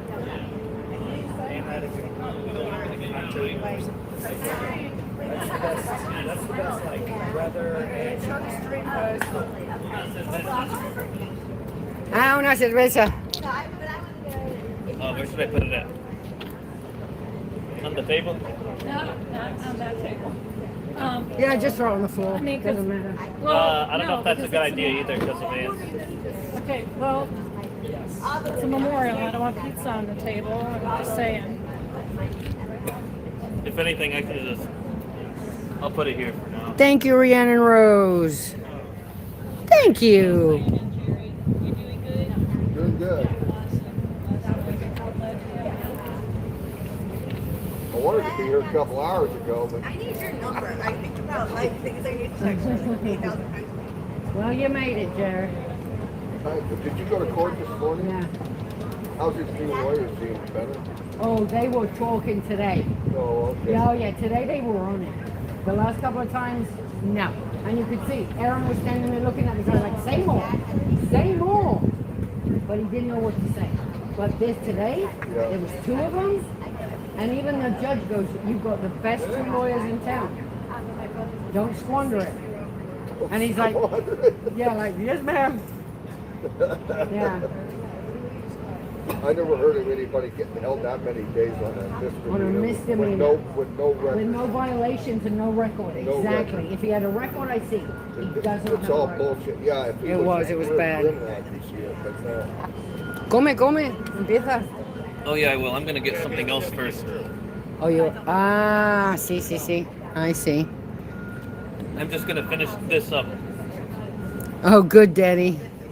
Nourish yourself and come back. Oh, yeah, our display's already annoying the crap out of everyone here, out of all the Scientologists. She was former Scientologist that died. Thank you. You want some, Paul? What is it? Oh. It's a cookie! Oh yes. Guys, stop. Oh! We got cookies, yes we do. Right, and then what's the other one? She sometimes gets one of each. Pizza, anyone? Thank you. Pepperoni. Yeah, see, there's a pepperoni one. What's that one? Cheese. Oh, okay. Hot as hell. They are, they're fresh. That's two. That's two. I might have a piece actually. I thought they were your donuts, Cheryl. No, there's donuts. Oh, yeah, I'm good. No, I'm good. There's donuts. Yeah, we just don't have anywhere to put them, so they're down here if anyone wants a donut. I wasn't sure. I see you guys getting the donuts. Thanks to Abigail. A little piece.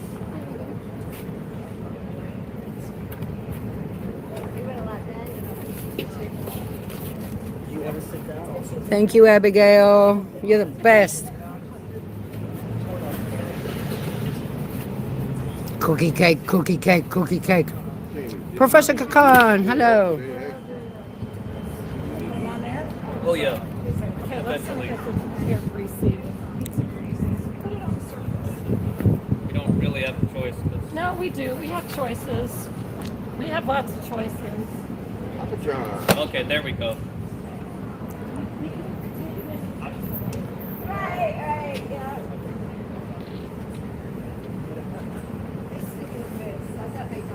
What happened?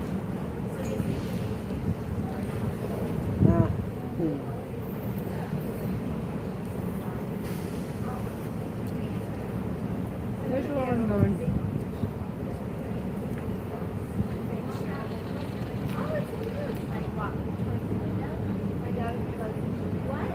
Get away from there.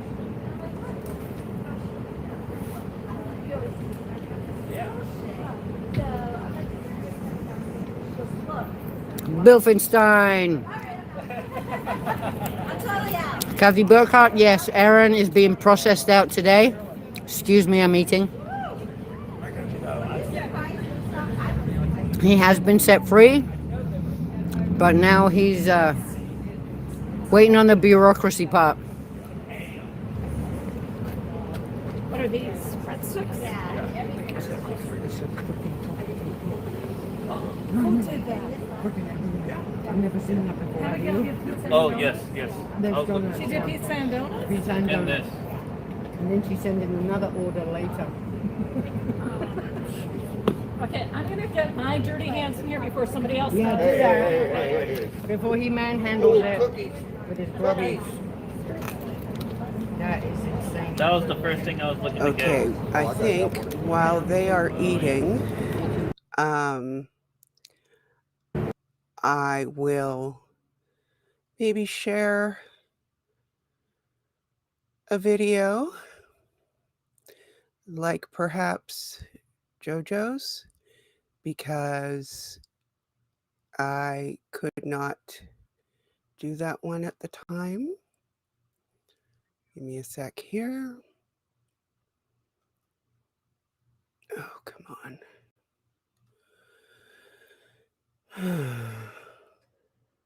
Sorry, everybody.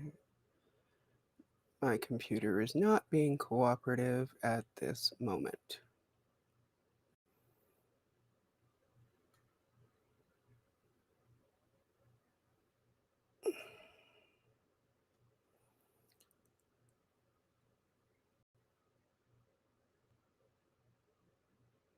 What the heck?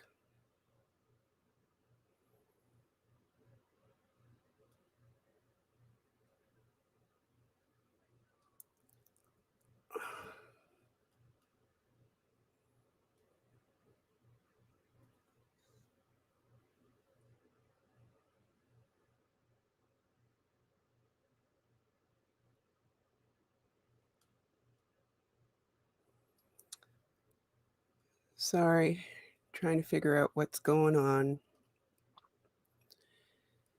And hopefully not have to reboot again.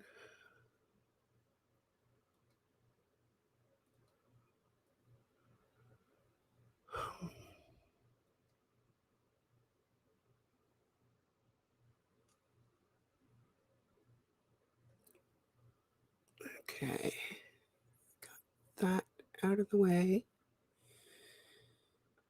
And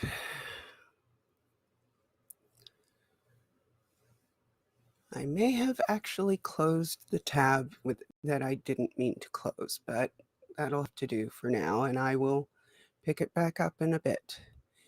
All right, Let me find JoJo first. Let's get that sorted.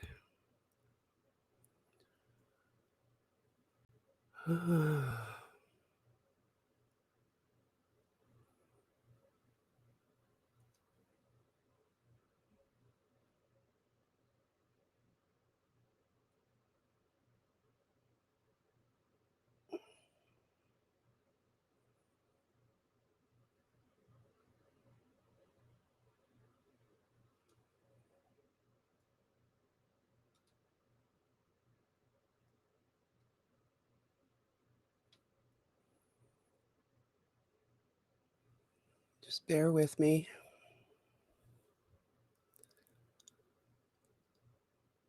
One too many tabs going on here. Trying to reduce that.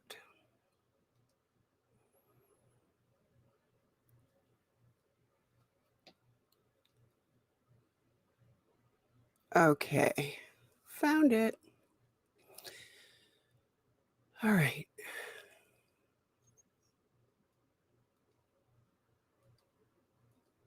Okay, get that set up.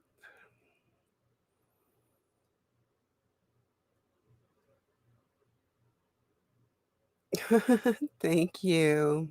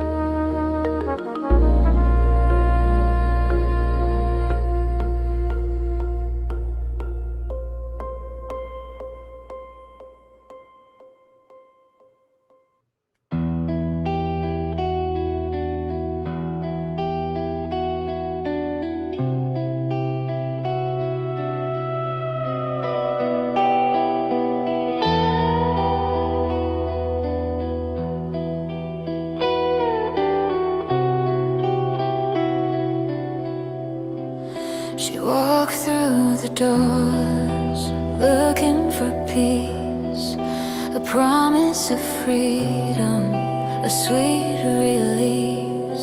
but walls can whisper and shadows lie. They took her voice and watched her die. They said it's healing, they said it's love, but mercy never came from above. Lisa, your silence still cries in the dark, a ghost of truth, a fading spark. The light they dimmed will never fade. Your name's a vow we'll never trade.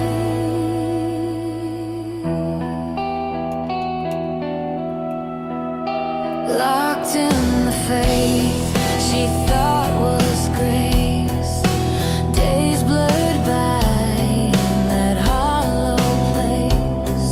The world moved on, she slipped from view, but the story stayed, and so did you.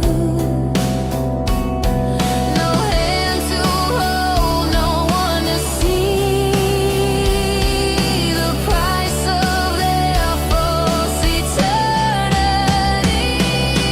Lisa, your silence still cries in the dark, a ghost of truth, a fading spark. The light they dimmed will never fade.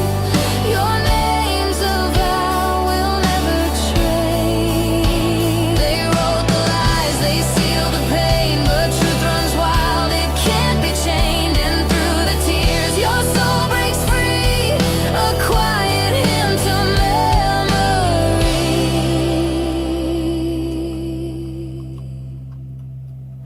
Lisa, your silence still cries in the dark. We hear your song, we bear the mark. The light they feared still finds its way through every heart that speaks your name. Rest now, Lisa, we remember you. Your voice still shines, breaking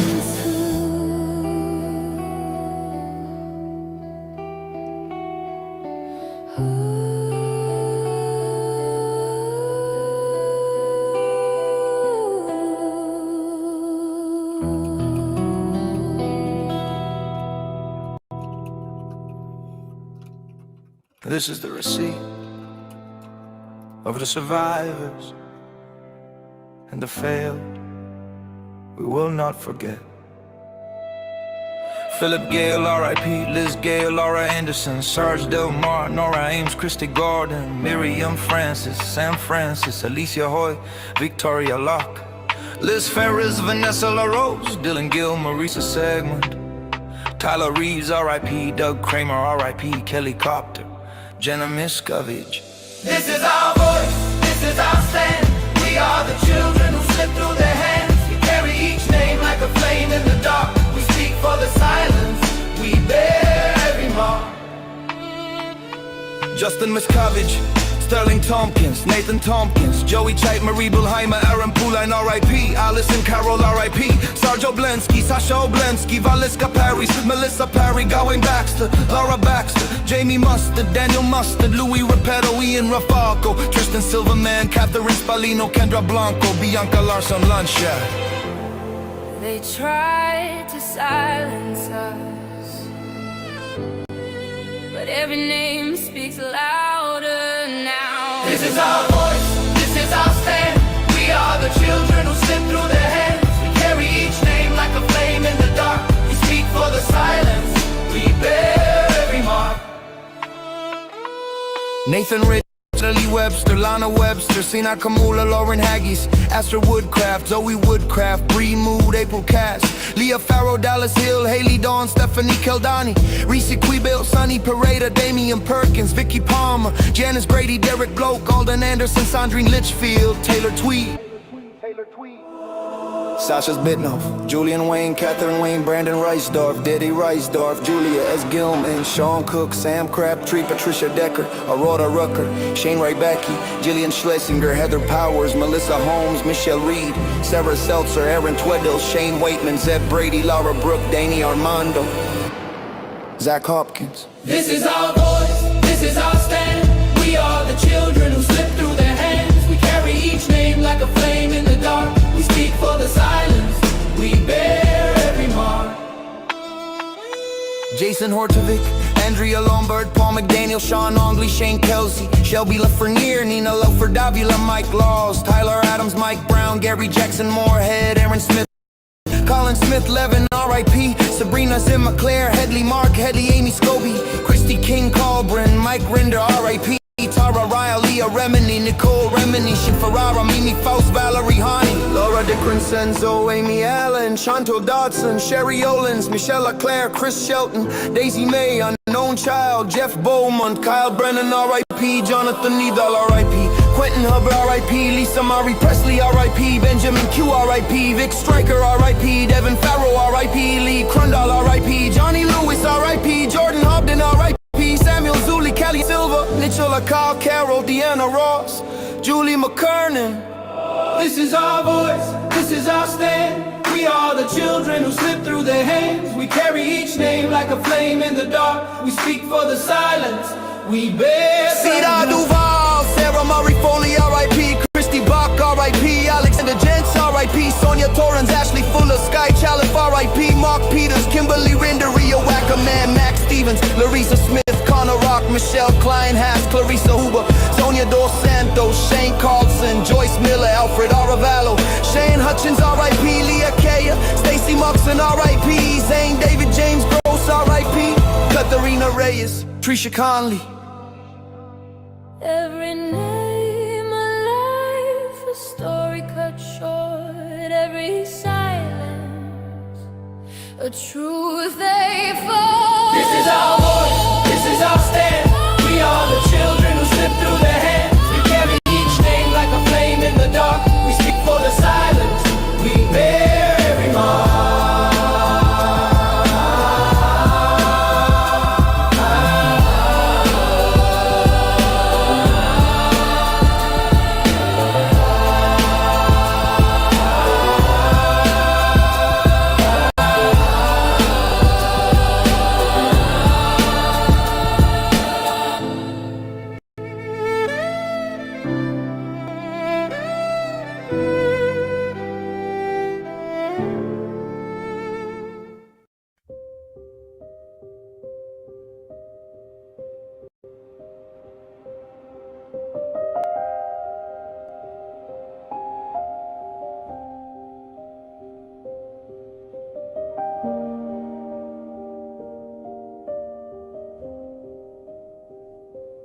Silent night, empty street, snow falls soft where the watchers meet.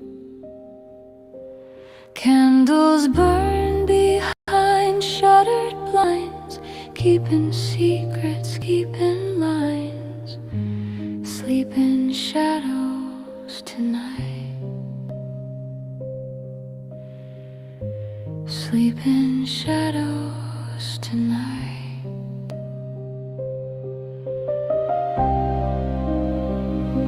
Peaceful word whispered low. Don't let the hidden cameras show. Hope is a spark they cannot name. Truth is the one forbidden flame. Speak in silence tonight. Speak in silence tonight.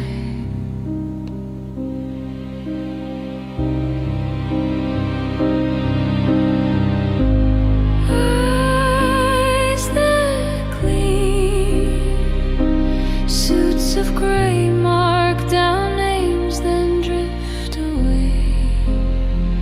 They say they guard the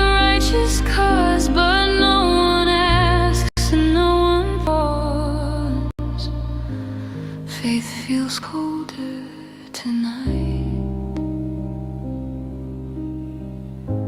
Faith feels colder tonight.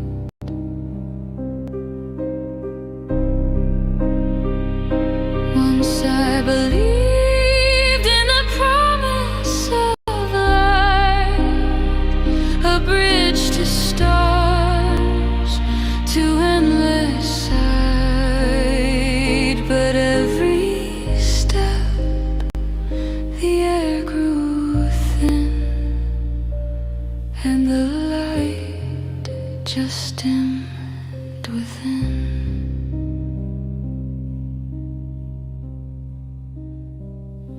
Silent night, I still see truth was all I meant to be.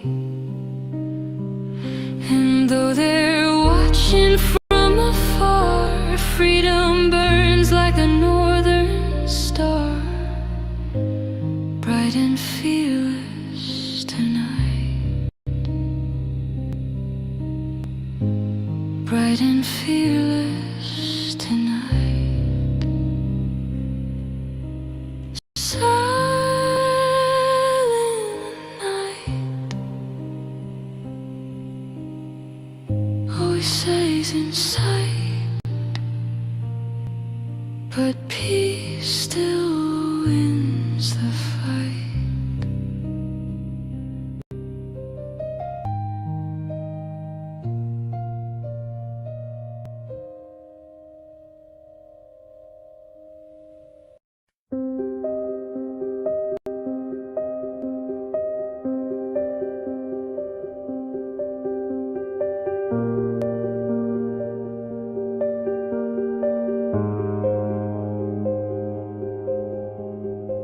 Photographs curled in the corner, laughter still stains the floor.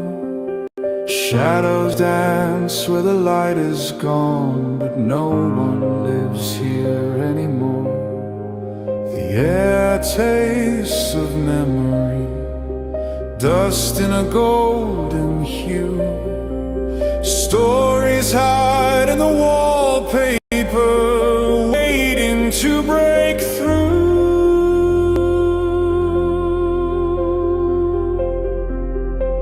In the forgotten room, echoes paint the walls, names etched in whispers, a past that still calls. In the forgotten room, time folds out of view. Every ghost that lingers still remembers you. A toy left under the window, a letter without a name. The house remembers everything, but nothing stays the same. Step inside and listen. You hear what's been concealed. The silence isn't empty. The room will not be healed. In the forgotten room, echoes paint the walls. They try to erase us,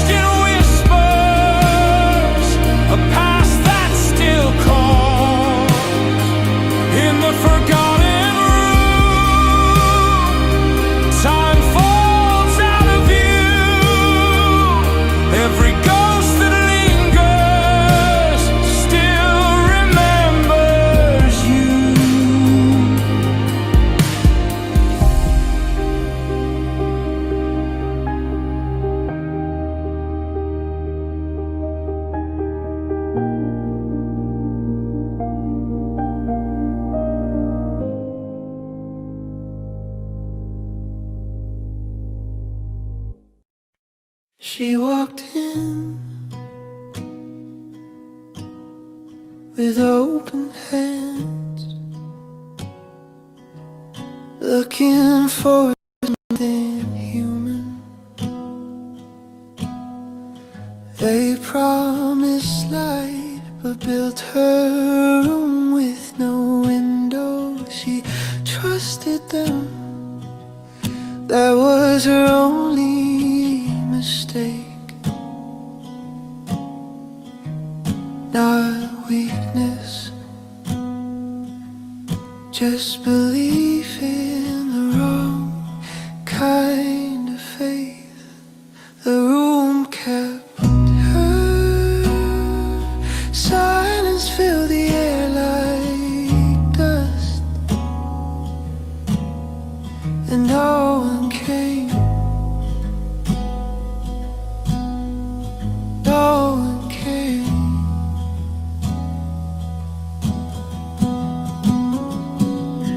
Outside, the world spun on, cars passing, voices laughing inside.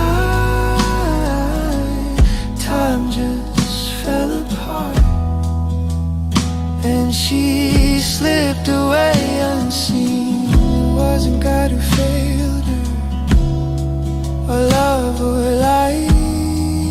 It was people, people who turned away.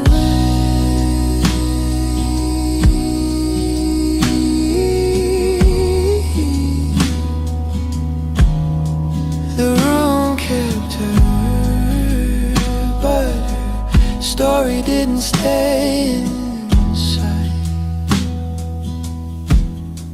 We say her name, we say her name, just space for her.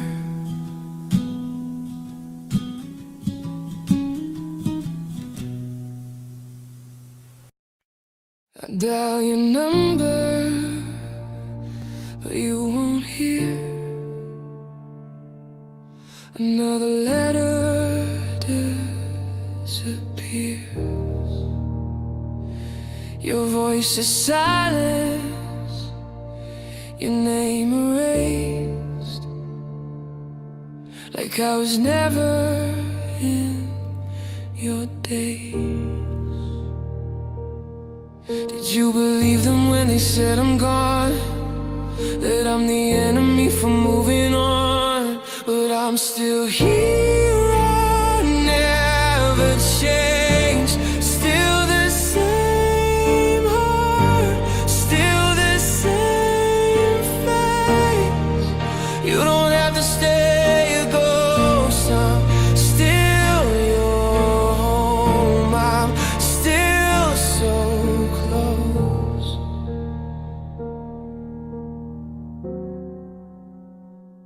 I see your picture, the frame collects dust, but I can't bring myself to give it up. Are you still in there, behind their walls?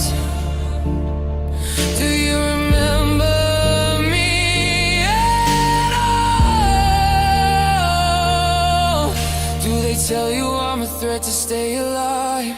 Or do you lie awake at night and wonder why? But I'm still here, I never changed. Still the same heart, still the same face.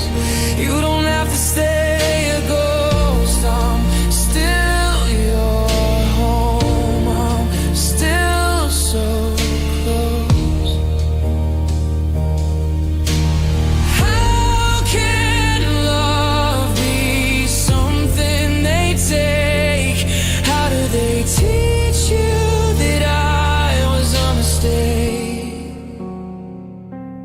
I'm still here, I never changed. Still the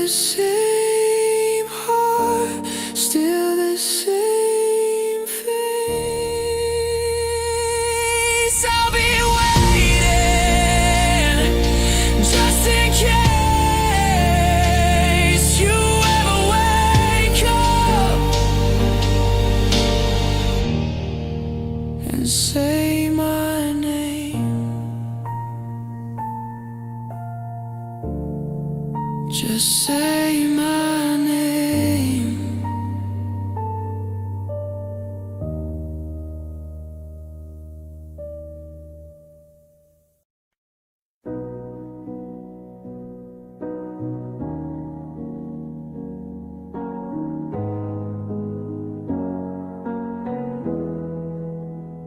You've been stuck in a role, chasing rules that don't feel like you, smiling hard for control, but inside you're split in two. They said you'd rise, but your soul's been worn down thin. You don't cry, but you're barely holding in. Let us be the hand when you're shaking. Let us be the truth when you're faking. You're not wrong to feel this way. You can breathe, you can run, you can live without shame. Let us, we know pain. Every thought you conceal, every doubt you were trained to fear, every silence you feel when there's no one real near. They say stand tall, but strength can mean letting go, and it won't take all.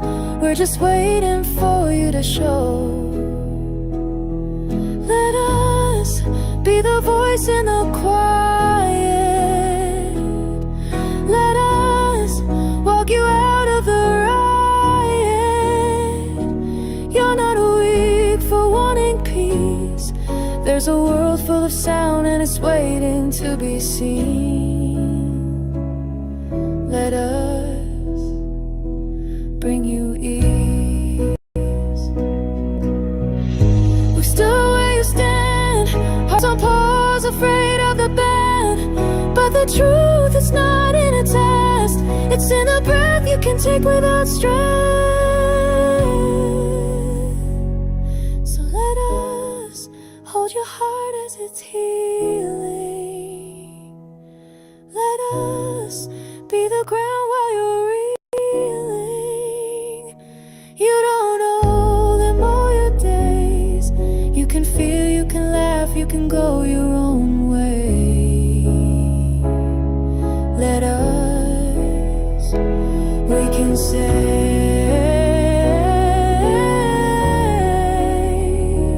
let us, we can save, we can save.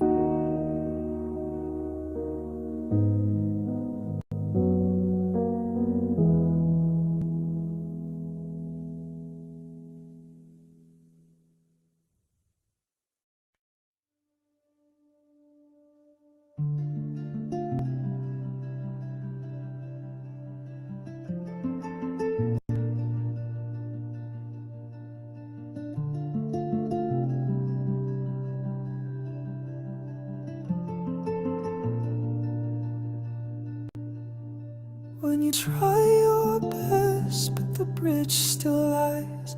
When they gaslight truth with those hollow eyes. When the winds don't come, though you pay the price. They say they'll fix you. When you're told you're wrong just for feeling doubt. When they ethics you, then they throw you out. When the pain comes in, but you can't cry loud. They still say we'll fix you. And they'll drain your soul with the meter on your knees.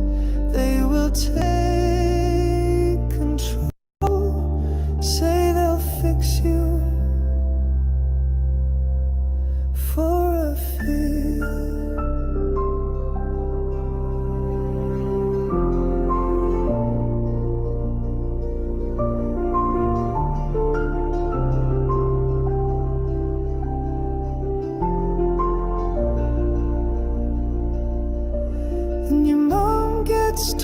told she can't speak your name.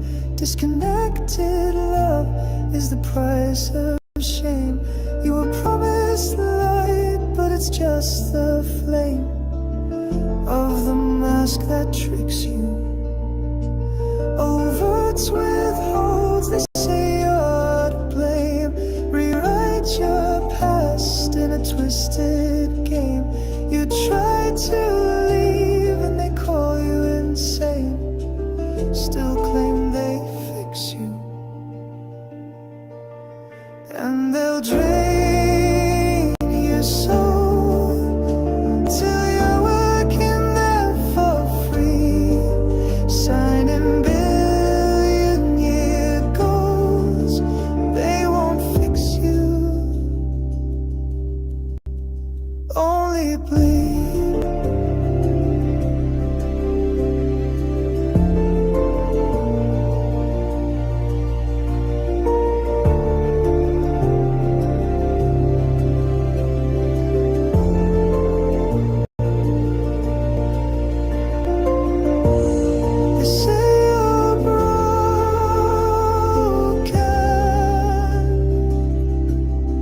That's how they start, then they control you, piece by part.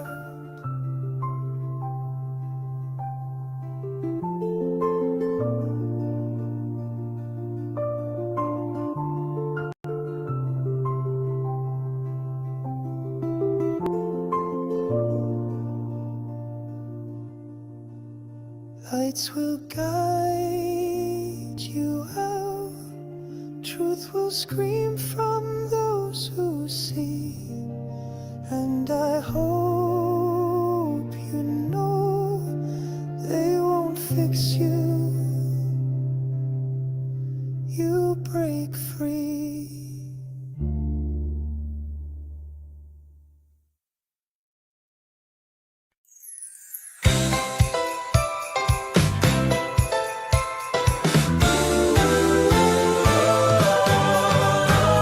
Snow is falling all around me. Lights are glowing, but it still haunts me. Every December, I feel that weight again. Christmas brings her home again. Time keeps moving, but the story lingers. A life in danger slipped through their fingers. We light a candle for all the truth that's been. Christmas brings her home again. We tell a story now so she's not forgotten. This time of year we hold her near, her memory shining blame. This time of year we hold her near, her memory shining bright. Through all our tears we make it clear, her voice still fills the night. We won't let her fade away, not on Christmas Day. Stars are glowing, windows frosted, hands still shaking for the life they lost there. We stand together for all the might have beens. Christmas brings her home again. We tell a story now so healing might begin. We tell a story now so healing might begin. And there is time and year. This time of year we hold her near, her memory shining bright. Through all our tears we make it clear, her voice still fills the night. We won't let her fade away, not on Christmas Day. So softly falling snow, we whisper all the things she never got to know. This time of year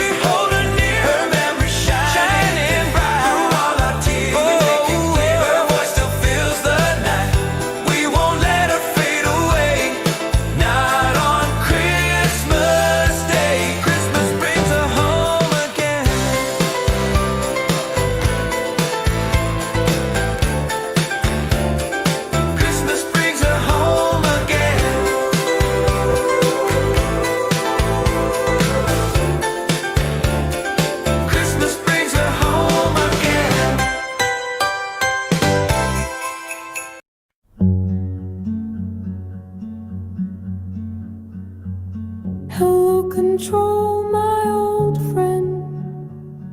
I've come to sign your forms again, because a vision softly creeping left its mark while we were sleeping, and the lies that were planted in the brain still remain within the sound of compliance.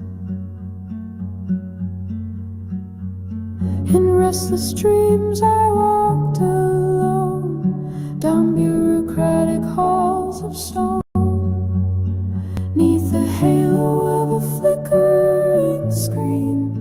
I turned my collar to the cold and mean, when my eyes were stabbed by the flash of a neon light that split the night and touched the sound of compliance. In the naked light I saw 10,000 forms, maybe more, people signing without a voice, afraid to make their own choice.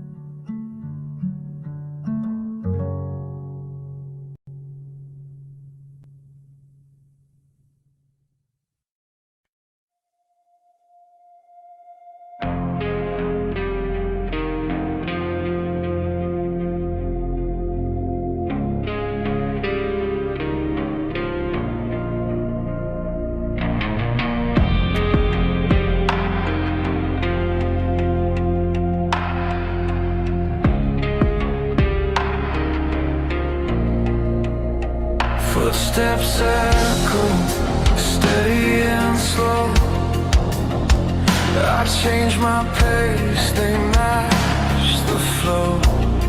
Same faces I saw by the doorway there. Same cold calm, that vacant stare. Phone in my pocket, eyes ahead.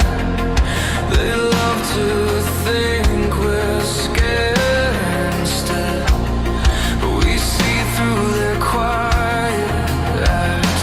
The game is old, their power's cracked. They don't wear crosses, they wear control. They call it truth, but it costs your soul. They walk right by like I can't see, but they stand out like a wound to me. Every step, every move they fake. I know the sound that liars make. They walk right by, just close enough to stare, but we see through, we know they're.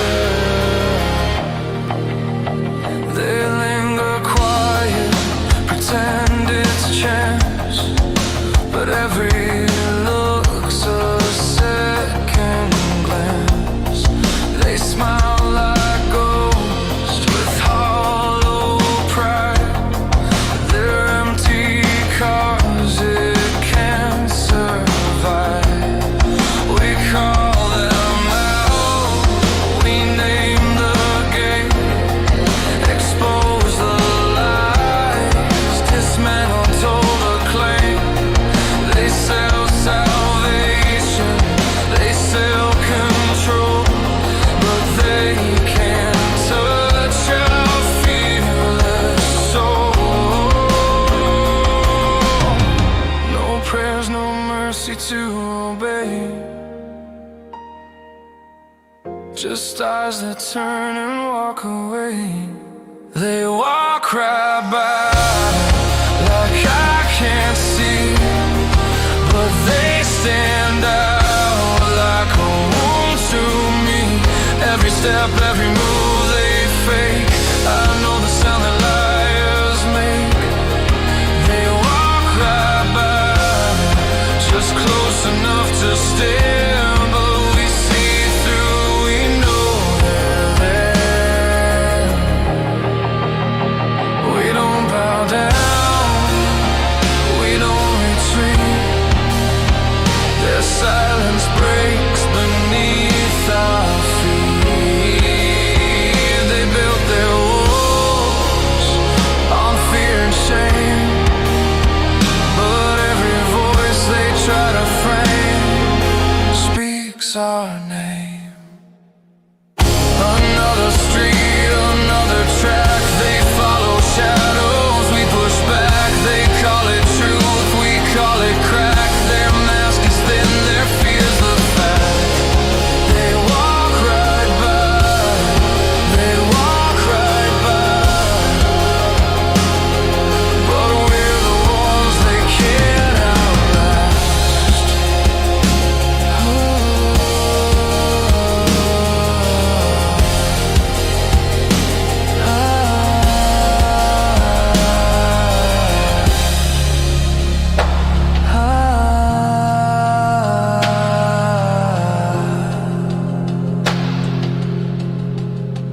They walk right by.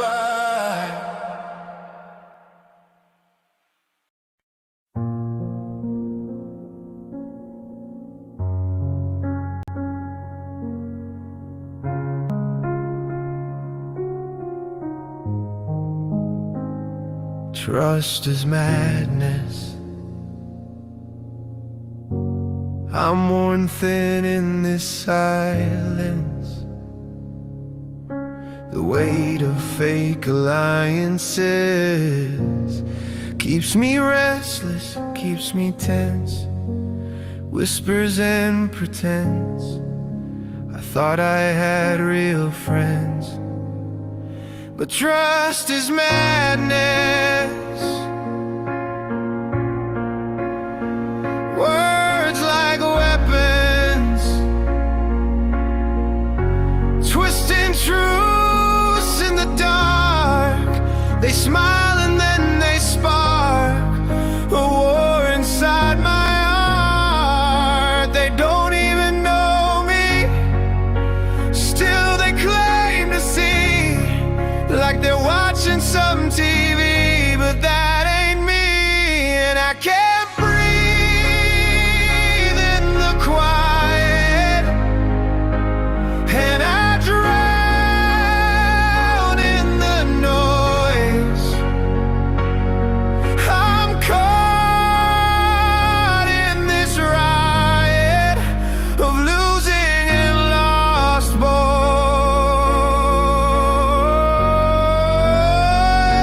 Trust is madness. Can you hear the ache? They love bomb the poison while the real ones break.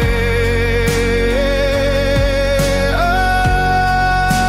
the ones who destroy, they charm with ease, while the ones who care are brought to their knees. My reflection's cracked, but still I see the pieces left are still me. Friendships fading, new faces in the smoke, but every bond feels broke. I'm the punchline of their joke, misread and misunderstood. Even when I tried to be good, still they were.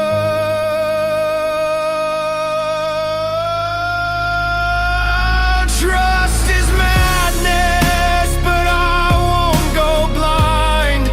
I'm done with the sadness of chasing what's unkind. No more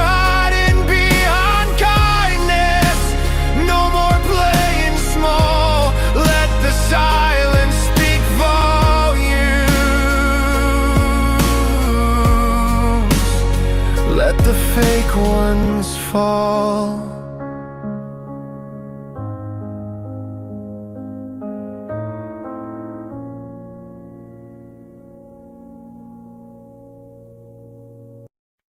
I've never seen a soul so priced. Audits in a chair, eyes cold as ice. And I'm not proud of my past. In a torn down mind, no way to ask. And every tape is like e-meter secrets, ethics in review. Personality split in two, we don't care. We're buying dreams that vanish in thin air. And every grade is like bridge steps, levels, thousands for the truth. Sea Org vows when you're still a youth. We don't care, we've sold our lives for salvation. That's not there. But we'll never be clear. It's a game you can't win. That church sold us myths with a flawless grin. They crave a king in gold-lit halls, no grace within. Let me be free from the lies they spin. You can call me SB, I won't break or bend. That bridge is fake and I'll never serve their dream again. My mom was told to cut me loose. I questioned once, now I'm the ruse. They train your smile, they script your tears. You lose your doubts, then lose your years. And every line is like past lives seen, new fear of outer threats. Sec checks chasing unpaid debts. We don't care, we're tired of God to sell despair. And every night is like whispers, disconnects, families torn apart. No place for questions or an open heart. We don't care, we'd rather break than play a rigged affair. But we'll never be clear. It's a crown they can't give. You just spiral through courses they'll never forgive. It's not divine, it's policy in a tailored line. So let me be free from their righteous spin. They label me out, but I see within. You can take the bridge, but I'm not walking it again. No, and I'm done with the silence. Oh, and I won't pay for guidance that bleeds me dry and calls it truth from men in suits, afraid of proof.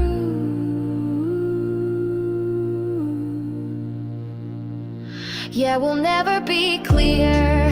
Not the way they claim, just paper chains in a made-up name. You wear that crown, but we see now we're not your game. Let me be free from your holy spin. You wrote the rules, so no one wins, and I won't kneel.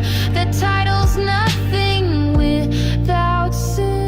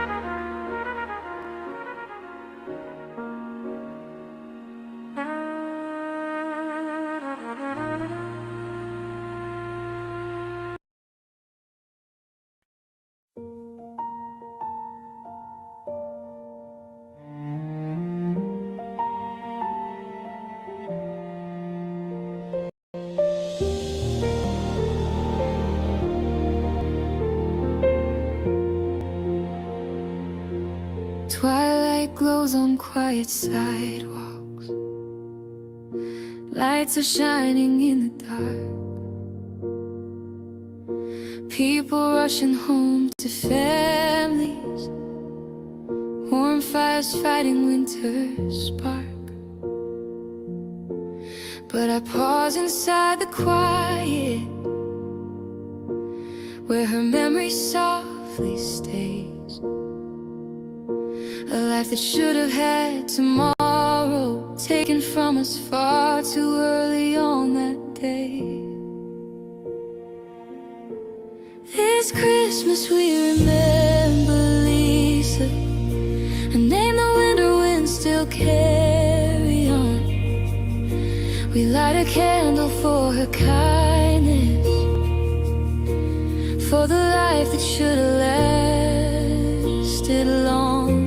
And in the stillness of December, her story whispers through the night,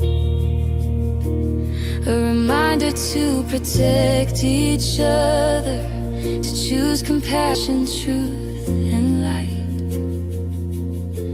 She was looking for some healing, just a place to feel okay. But the world can turn so fragile when the ones you trust betray. And her voice got lost in silence, where no one should stand alone. Now her absence leaves a shadow where her heartbeat once had grown. This Christmas we remember Lisa, and name the winter winds still carry on. We light a candle for her courage, for every moment she stayed strong. And in the hush of falling snowflakes, we promise we will speak her name, to honor truth, protect the vulnerable, and make sure no one fades the same. If love is the meaning of this season, then her story is the call to lift up those who stumble, to catch the ones who fall. And if peace is what December means, then we owe it to her still, to fight for every life in danger, to stand for every broken will. This Christmas we remember Lisa, and the stars she should have shone tonight. So we carry her within our choices, every stand we take for what is right. And as the carols fill the quiet, her memory warms the coldest air, a reminder gentle as the snowfall. We honor her by truly caring.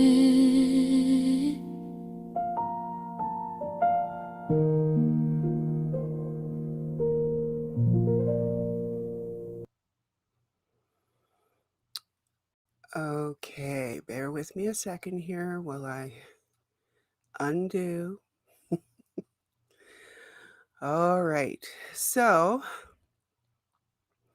I am going to look for Saints and Sinners, or Sinners and Saints. Found it. Give me a moment here. Okay. Let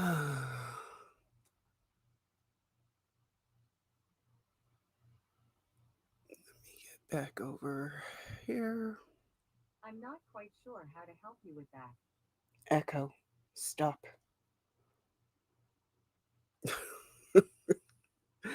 My Alexa.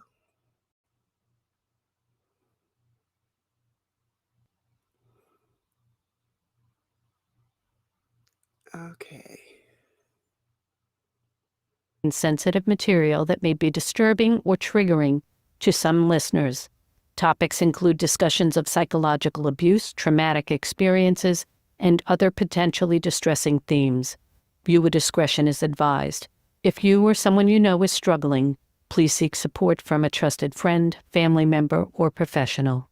I'm Sandy McKenna, and along with my co-host, Abraham Ulrich, we unravel the haunting and tragic tale of Lisa McPherson, a woman whose life began in the seemingly serene suburbs of Dallas, but took a dark and unexpected turn. Lisa's story unfolds in what appears to be a typical middle-class household, but in truth, her childhood was anything but typical. Tragic events cast long, ominous shadows over Lisa's early years, setting the stage for a life steeped in sorrow and searching. Despite her personal demons, Lisa embarked on a promising career, and then her path crossed with Scientology. What began as a curiosity soon morphed into a profound and all-consuming commitment. Marriage and relationships were marred with turmoil and despair, yet Lisa's dedication to Scientology only deepened, driven by her desperate belief in its promise of salvation. Her life became a relentless cycle of intense study and auditing as she sought to purge herself of unseen traumas and achieve spiritual clarity. Financial struggles and emotional isolation punctuated Lisa's life. Her letters from this period paint a picture of a woman on the edge, torn between hope and despair. Moments of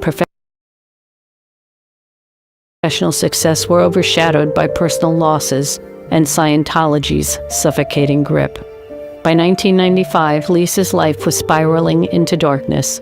Her final weeks were a blur of erratic behavior and desperate cries for help, shrouded in secrecy and darkness. On November 18, 1995, what appeared to be a minor accident became the catalyst for Lisa's final, haunting plea for help.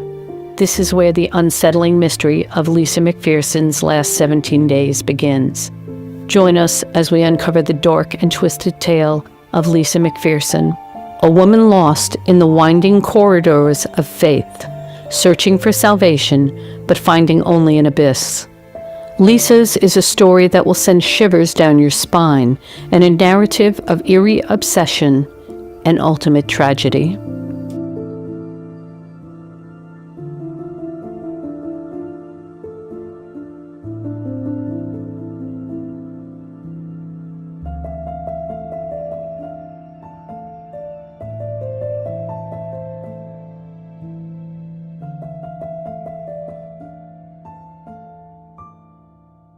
Lisa McPherson's story began in the quiet suburbs of Dallas, where she was born into a middle-class family.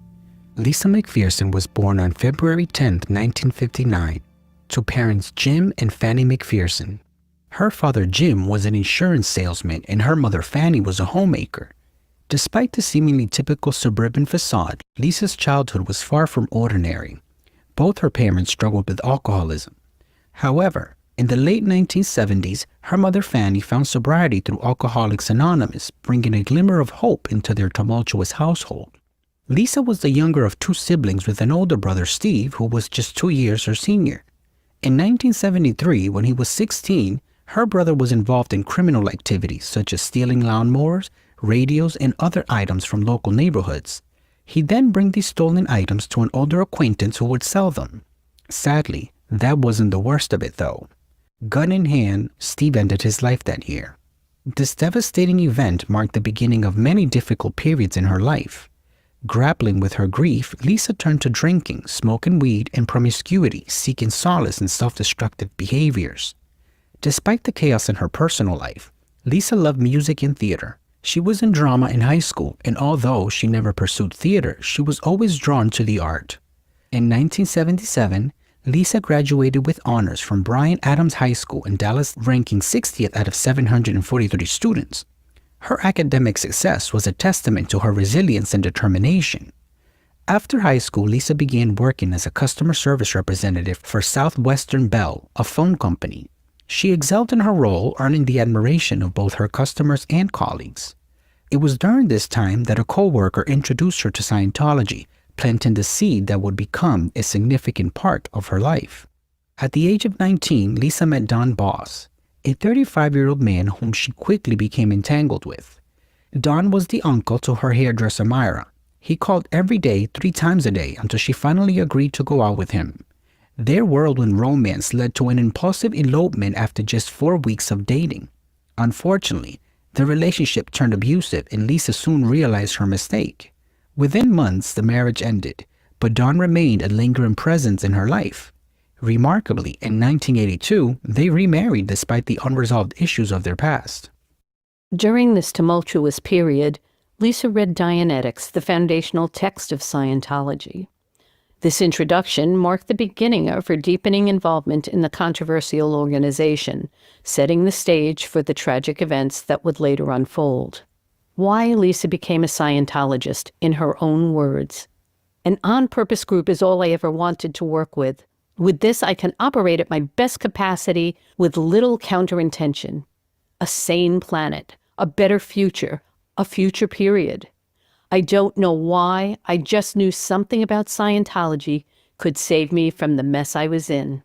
The Dallas Scientology mission was called the Center for Personal Enhancement. With its welcoming atmosphere and community of over 100 members, it was seen as a positive environment for personal growth. Lisa, known for her fun-loving and exuberant nature, was a regular at the mission. She loved country line dancing and was often described as the life of the party. However, as she began dedicating more and more time to the mission, her social activities dwindled. Lisa immersed herself in Scientology studies, foregoing parties and family gatherings. Lisa's journey into Scientology started like many others, with a personality test and some introductory lectures. Given her history of drug use, she was required to undergo the Purification Rundown, a detoxification program that, according to Scientology, helps rid the body of harmful substances and paves the way for spiritual well-being. The regimen involved hours of daily exercise, time in a sauna, and a strict nutritional plan, including megadoses of vitamins and minerals. One of the required supplements, niacin, can be hazardous in such high doses. Despite the program's rigorous and sometimes dangerous nature, the ultimate goal was to achieve spiritual gains. After completing the Purification Rundown, or PURIF, Lisa advanced to the next stage, life repair. Scientology describes life repair as a form of counseling designed to improve a person's outlook on life by resolving personal problems and overcoming barriers. The program is tailored to each individual's specific issues, aiming to free them from their past pain, improve relationships, and reduce anxiety and stress. Central to this process is the e-meter, a device certified Scientology counselors or auditors use to measure changes in an individual's thoughts and help uncover the root causes of their problems. The year was 1982, and in no uncertain terms, the church let Lisa know that her then-husband, Don Boss, was a suppressive person or an SP. According to Scientology founder L. Ron Hubbard, a suppressive person is a person who seeks to suppress or squash any betterment activities of a group. This is the person whose behavior is calculated to be disastrous. He went on to say that well-known examples of such antisocial personality types are Napoleon and Hitler. The term is also used to refer to individuals who doubt the organization and try to get others to side with them against Scientology. This label not only estranged Lisa from Don, but also solidified her commitment to Scientology. During this tumultuous period, Lisa kept extensive Scientology journals known as overt withhold write-ups. These deeply personal accounts included details of her sexual encounters in an affidavit attesting to her husband's criminal activities. Her marriage to Don ended about a year later. Reflecting on her decision to join Scientology, Lisa once said she did it to, quote, get away from the criminal psychotic she was connected to, end quote. This was a transformative time for Lisa. She adopted Scientology's unique terminology, referring to people as terminals in physical items as MEST, M-E-S-T, standing for matter, energy, space, and time. Her friends found this change odd, and as a result, many drifted away, leaving Lisa surrounded primarily by her fellow Scientologists. Lisa McPherson's deepening involvement with Scientology marked a significant turning point in her life, one that isolated her from her past and bound her even closer to the controversial organization. Lisa was no stranger to heartache. In 1983, her father J.T. McPherson tragically took his own life at the age of 64. His health had been declining for more than a decade, suffering a stroke that forced him into retirement. He sought help from various doctors and underwent at least 3 surgeries, but nothing provided relief. Eventually, doctors told him his issues were not physical and suggested to see a psychiatrist. He became bedridden for about 6 months before untimely taking his own life 1 decade after his son. These profound losses undoubtedly shaped her outlook on life and emotional state, setting the stage for her later struggles. Around this challenging time, Lisa found solace in the Church of Scientology. In 1983, she began working part-time at the Dallas Mission, conducting personality tests and volunteering at church phone drives and fundraisers. The church offered a sense of community and purpose, providing Lisa with an escape from her personal grief. Lisa's involvement with the Dallas Mission of Scientology became a significant part of her life. She was committed to the church's activities and helped whenever possible. This involvement gave her a sense of belonging and a way to channel her energy positively amidst her turmoil. It was also around this time that Lisa met David and Bonetta Slaughter. Lisa didn't know it then, but Bonetta would become a key figure in her future. The Slaughter owned a successful mortgage brokerage company during the real estate boom in Dallas. As major donors to Scientology, they were also rising stars on their Scientology spiritual bridge. In 1984, in a Scientology ceremony in Dallas, Texas, 24-year-old Lisa married Eugene Skanetsky, a fellow Scientologist she met at the mission.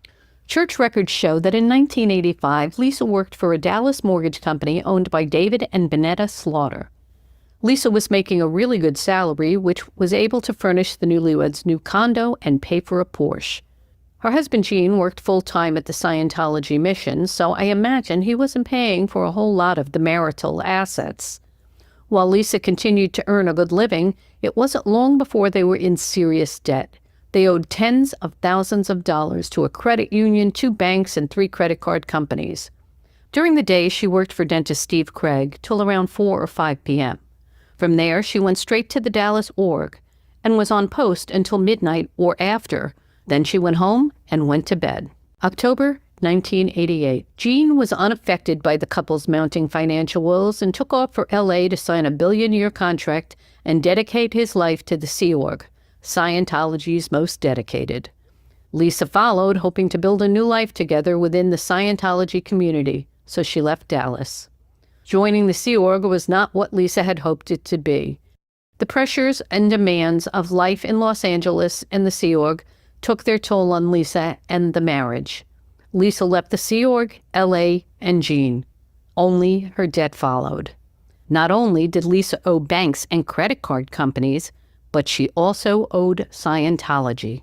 This meant that until Lisa could make some headway settling her freeloader debt to Scientology, she would not be able to receive Scientology services.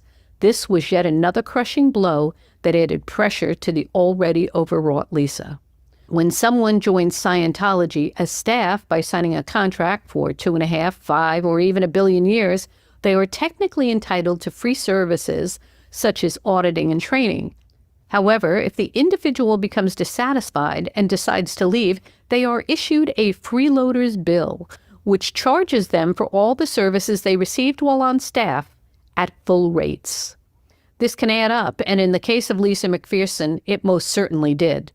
In 1989 and 90, amid her divorce from Gene, her second husband, and facing bankruptcy with $45,000 in mounting debt, Lisa received no auditing services from the Church of Scientology. Later that same year, Lisa underwent a Scientology security check, or SEC check, a form of interrogation following her departure from church staff. The following year, in 1991, just 1 year after emerging from bankruptcy court, Lisa donated $11,828 to the church's Celebrity Center in Dallas. Financial records from 1992 reveal that from March to December, Lisa wrote checks totaling $11,925 to the Dallas church and associated entities, which amounted to 29% of her income for that period. A separate document from the Dallas church indicates that her total donations for the year amounted to $21,781. One of the questions in her life history for Scientology, Lisa was asked about her relationship with her mother. She wrote the following, referring to her mother, Fanny. In the past, she has opposed Scientology as well as me being a staff member.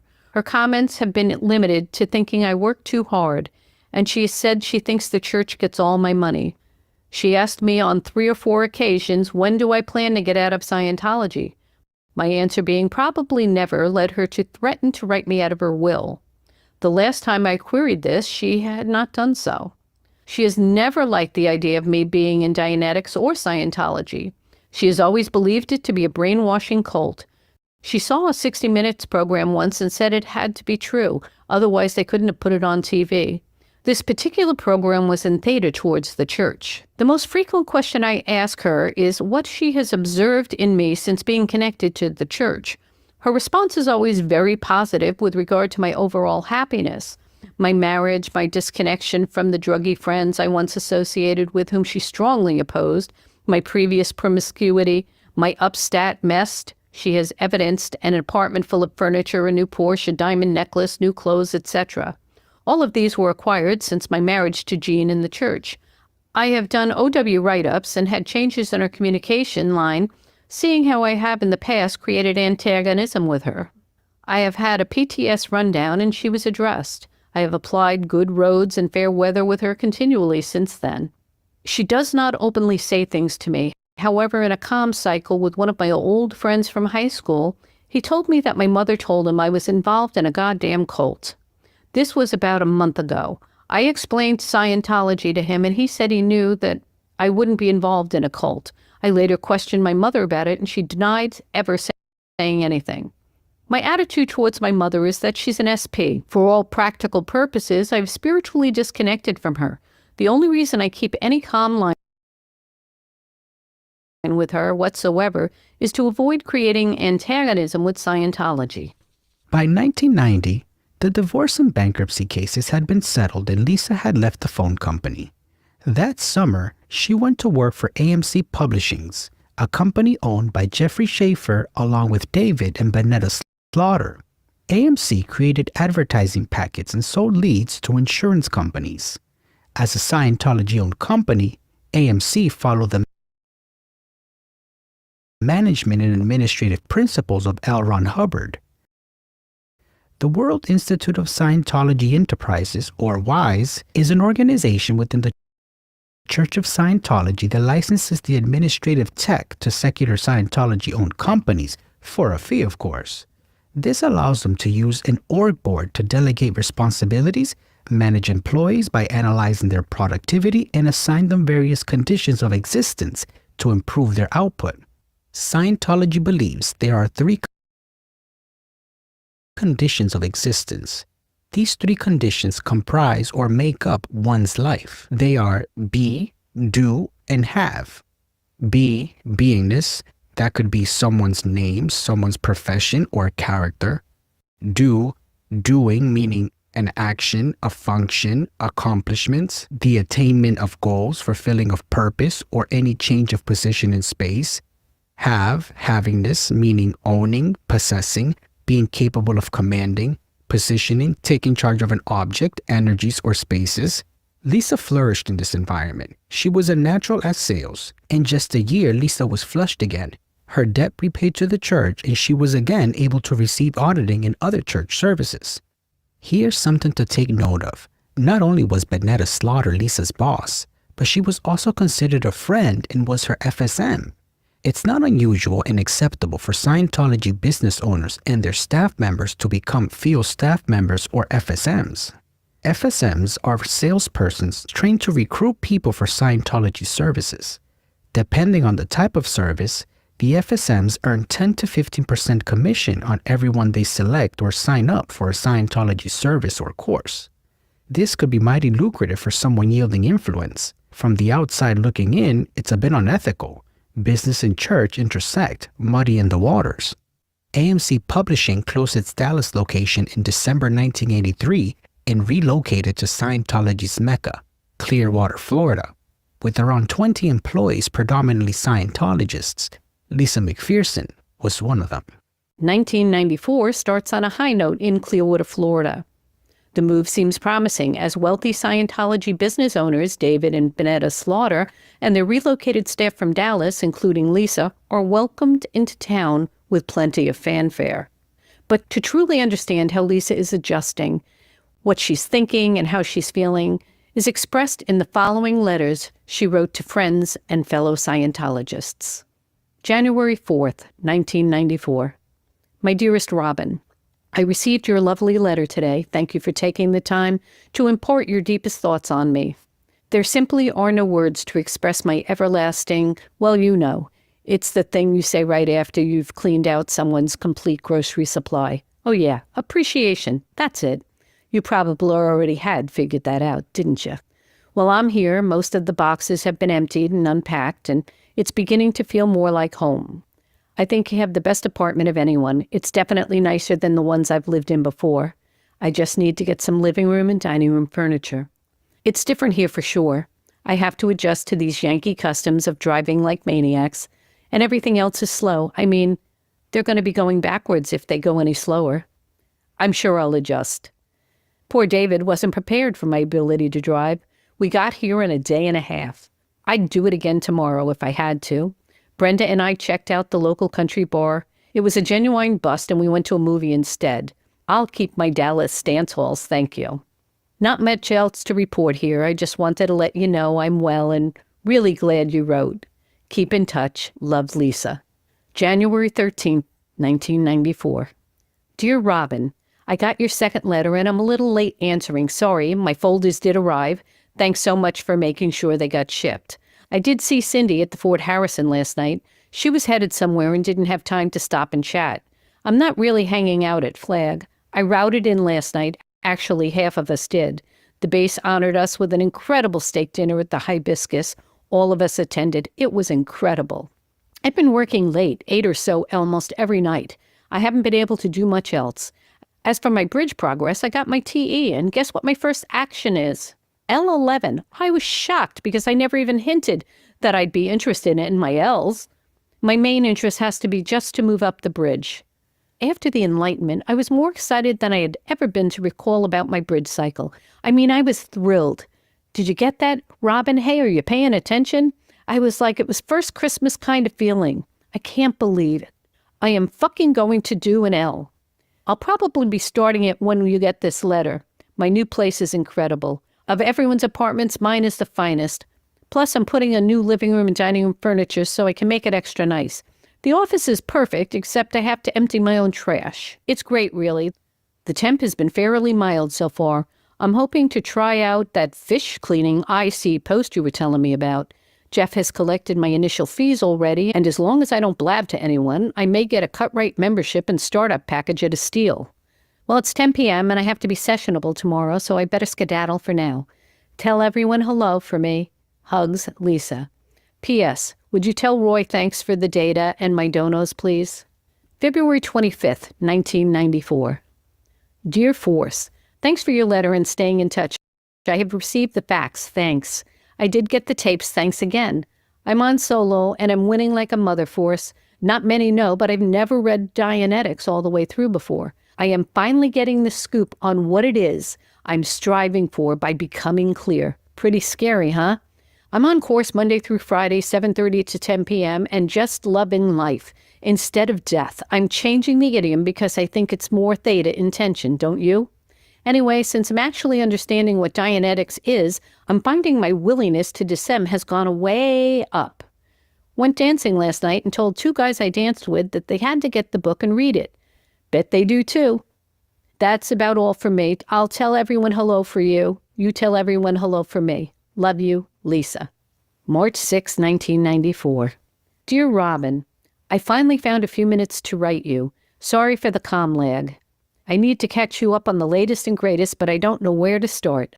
I'll just jump right in and tell you first, his name is Kurt Payne, also known as Jack, and depending on what day it is, Hakeem. I told him I was accustomed to being with a lot of men and he was very accommodating. I originally met him at the L's HGC where we began sparring.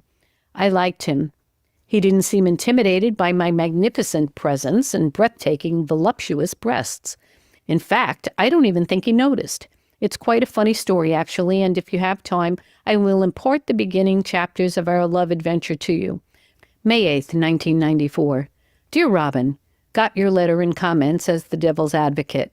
That's very good of you as a friend to bring up the possibility of my living arrangement. It has been re-stimulating, I must admit. So I met someone else. Kurt Payne is the guy I met on L11, and we're just getting to know each other. I'd like to visit with you by phone about it soon. Hell, by the time we talk, I'm liable to have found someone else. You know me. Since I've been talking to Kurt, I'm not re-stimulated by my roommate anymore. I actually started listening to my tapes. I'm on the first one and I like it. You asked about any substitute for country and Western dancing. I have set different priorities and it isn't that much of an issue. Hey, when we talk again, ask me to tell you about all the wins I've had over buying a very expensive computer. I have not done any boating yet. Take care. Love ya, Lisa.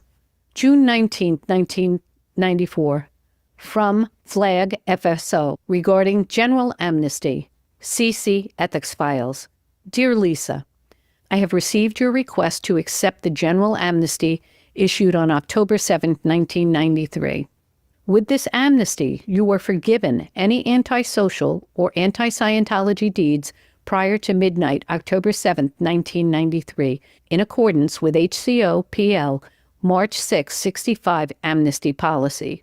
This amnesty was issued to help you look into the future and get on with the job as a unified team with the rest of Scientologists in our area. This is what is expected of you. July 10, 1994. Dear Dean, hello again. I was happy to receive your letter. Thanks for keeping the comm line in. You asked about my progress on the L's. I have only done one, and currently I am doing setups for the next one. I have a handsome hunk I chased and caught successfully. His name is Kurt, and I have every intention of marrying him one day soon. We are very happy together, and I'll keep you posted on our progress. I heard from Bill and Robin recently. Sounds like everyone is really applying the definition of team and doing a good job of holding down the fort. When do you leave for L.A.? Who is replacing you? Continue applying the tech throughout your life, and you'll surely do well at anything. What course of auditing are you on now? Best, Lisa. November 15, 1994. Dear Robin, I was more than delighted to be in receipt of your most recent letter.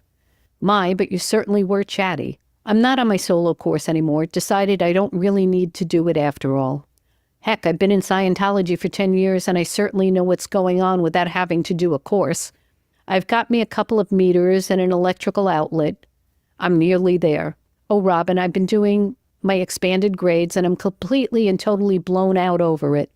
I've reached the EP of grade 1. I was so thrilled I couldn't even believe it. I used to go up to the grade chart in the HGC and read the EP of grade 1 and think, yeah, it must be that way for some people, but that just isn't real for me. Of course, I've had many steadily dramatizing this unflat grade for 7 or so years.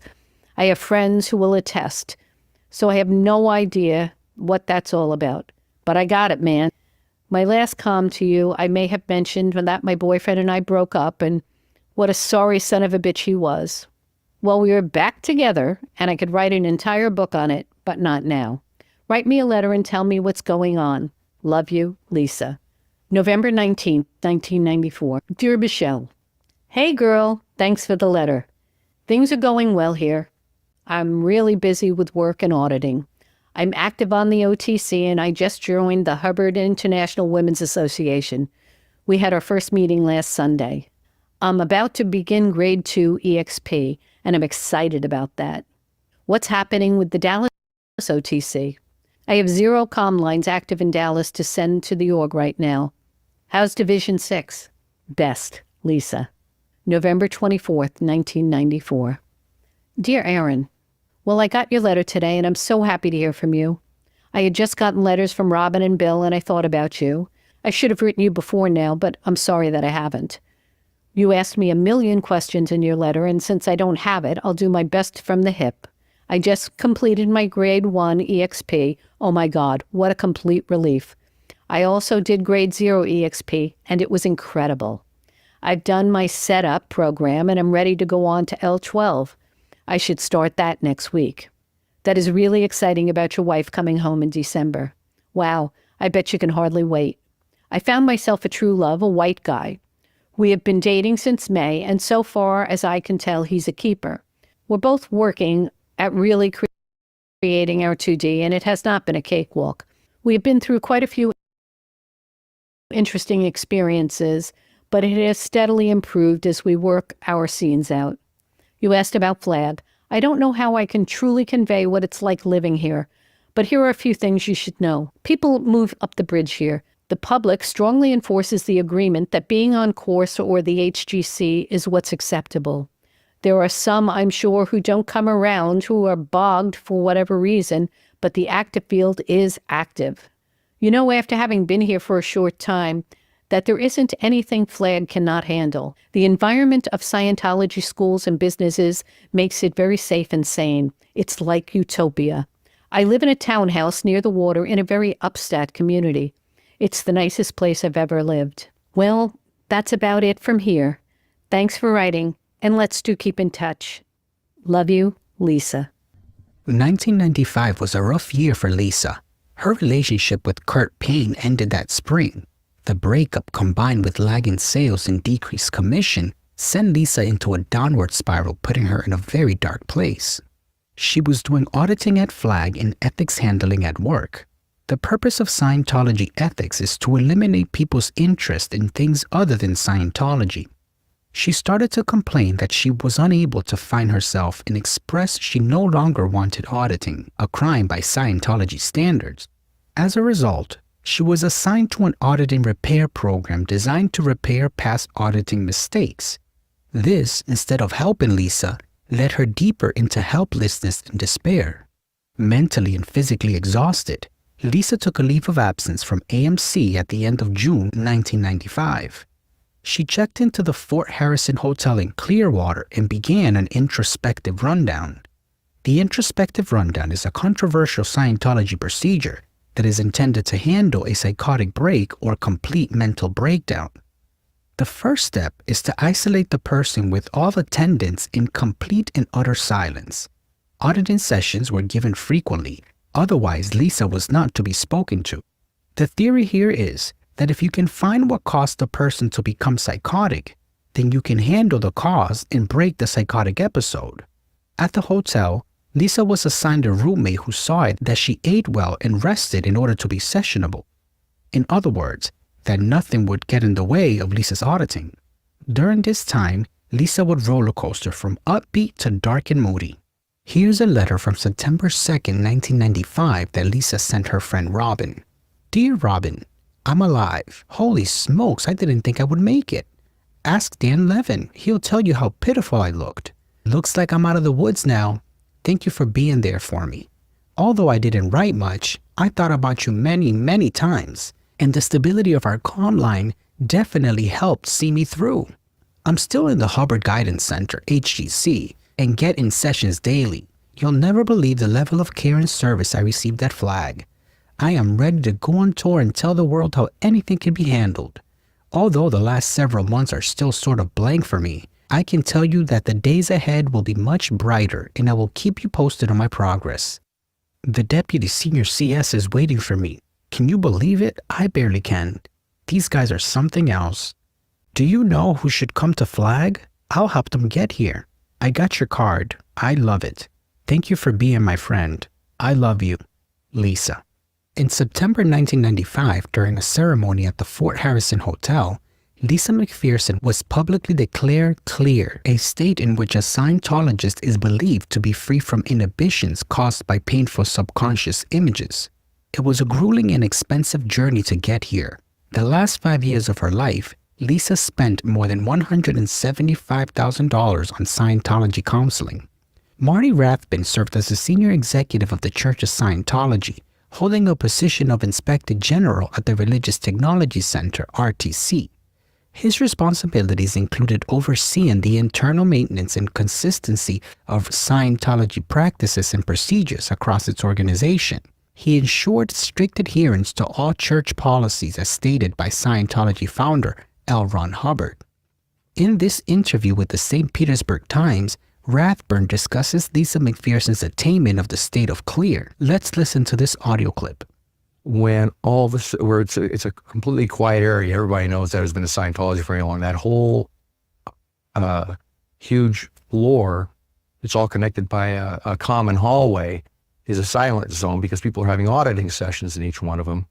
I was walking through that one day and a door kicked open and I heard this loud voice hollering in glee in the hallway. And I thought that was really odd, and I went and inquired about what was going on, and I went up to one of the class 12s and I said, "What's happening here?" He said, "Oh, that's Lisa McPherson. She just attested to clear." So I just, even though I was told I wasn't supposed to, say anything to Angie, I went down to talk to Angie. I said, you've got there's somebody up in the Hubbard Guidance Center who just attested to clear, who looks to me to be on the verge of psychosis. And she quickly reminded me that I'm not supposed to be having any say about anything and, keep your mouth shut. She said, "That's Lisa McPherson." She says, "David Miscavige is CSing and programming her case, and I'm reporting on it weekly." Like, in other words, buzz off. To which I just went about my business and didn't think anything about it. The following letter was written to Debbie Cook, captain of the Flag Service Organization, basically the CEO of Scientology's spiritual mecca in Clearwater, Florida. October 21st, 1995. Dear Mr. Cook, this letter is late. The truth of the matter is I have a stack of thank you letters that have been growing on my desk to people, your staff, who I've wanted to acknowledge for the help over the past year during my journey through the black hole. I'm sure you have seen many people struggle as they move up the bridge. What I have experienced was the worst struggle I have ever encountered in this lifetime, and I grew up in a pretty rambunctious neighborhood. Thank goodness I was not alone in this struggle at Flag. I was surrounded by your incredible staff. There are not enough adequate modifiers to describe the love, care, competence, and encouragement I received while I was there. There were some who were closer to me than others, providing me with constant service and relentless care.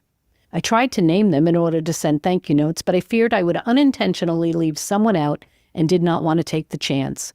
There were people who were propping me up all over the base, day after day, whom I never personally had spoken to, but I would see them and feel their care and attention for me.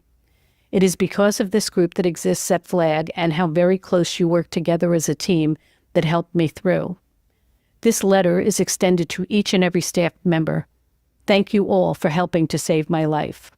I want you all to know that I am in power on personal wins. Every day, my life is richer and more enhanced and so much more fun, I can hardly contain myself. I know one thing from all this that will protect me and keep me from the black hole again. If we only do just exactly what LRH has written and nothing else, it will all come out all right. Being a professional Scientologist carries a huge responsibility, as all staff posts do. I intend to do all I can to help clear this planet. Thank you for contributing to me and for pushing me through to a done. I will do this with others now, I promise you. I love each and every one of you very, very much. Love, Lisa McPherson. 6 weeks later, late in the afternoon on November 18, 1995, 36-year-old Scientologist Lisa McPherson was involved in a seemingly minor car accident. Though she was not injured, inexplicably, she stripped off her clothes and began walking down the street naked. Paramedics rushed her back into the ambulance and asked why she had taken off her clothes. With desperation in her eyes, she pleads to paramedics, "I need help. I need to talk to someone." Lisa McPherson is a stark reminder of the complexities and potential dangers that can arise within controversial organizations. Her life, filled with hope, despair, and an unwavering quest for spiritual clarity, resonates deeply with all who hear it. As we continue to explore Lisa's journey, We hope to shed light on the profound impact that her experiences have had, not only on those who knew her, but also on the wider public who seek understanding and justice. We'll delve deeper into the circumstances leading up to Lisa's horrifying final days, uncovering more about the practices and pressures that ultimately led to her demise. In Part 1, we explored Lisa's background and her journey within Scientology. In Part 2, we focus on the critical events of November 18, 1995, the day of her car accident and the ensuing chaos that would mark the beginning of her harrowing final days. We'll hear the detailed recollections from first responders, medical staff, and Scientologists who were present, and we'll piece together the bewildering circumstances and responses that followed Lisa's public breakdown. As they prepared to leave, the ambulance driver glanced back at Lisa's car. "Bonnie, she's taking her clothes off," he said. Lisa walked down the street completely naked, passing the ambulance. The paramedic quickly jumped out, guided Lisa to the back of the ambulance, and gave her a blanket. When the paramedic asked what she was doing, Lisa replied, "I wanted people to think I was crazy because I need help. I just wanted someone to talk to." Lisa was taken to the ER at Morton Plant Hospital in Clearwater, Florida. Join us as we unravel the complexities of this pivotal day in Lisa McPherson's life.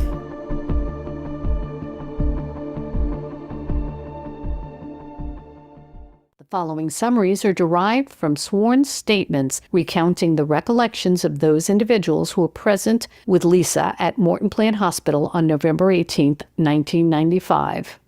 These statements detail their roles, concerns, and actions taken upon learning of Lisa's accident and subsequent hospital visit.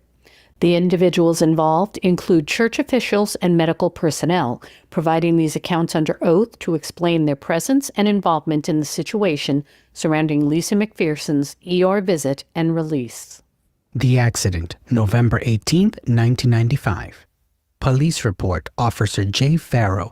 "I was dispatched to an accident at South Fort Harrison Avenue and Bellevue Boulevard on November 18, 1995 at approximately 1740 hours. Investigation. Upon arrival, I parked my cruiser on the west grass shoulder of Fort Harrison Avenue, north of Bellevue. Fire department vehicles were occupying the South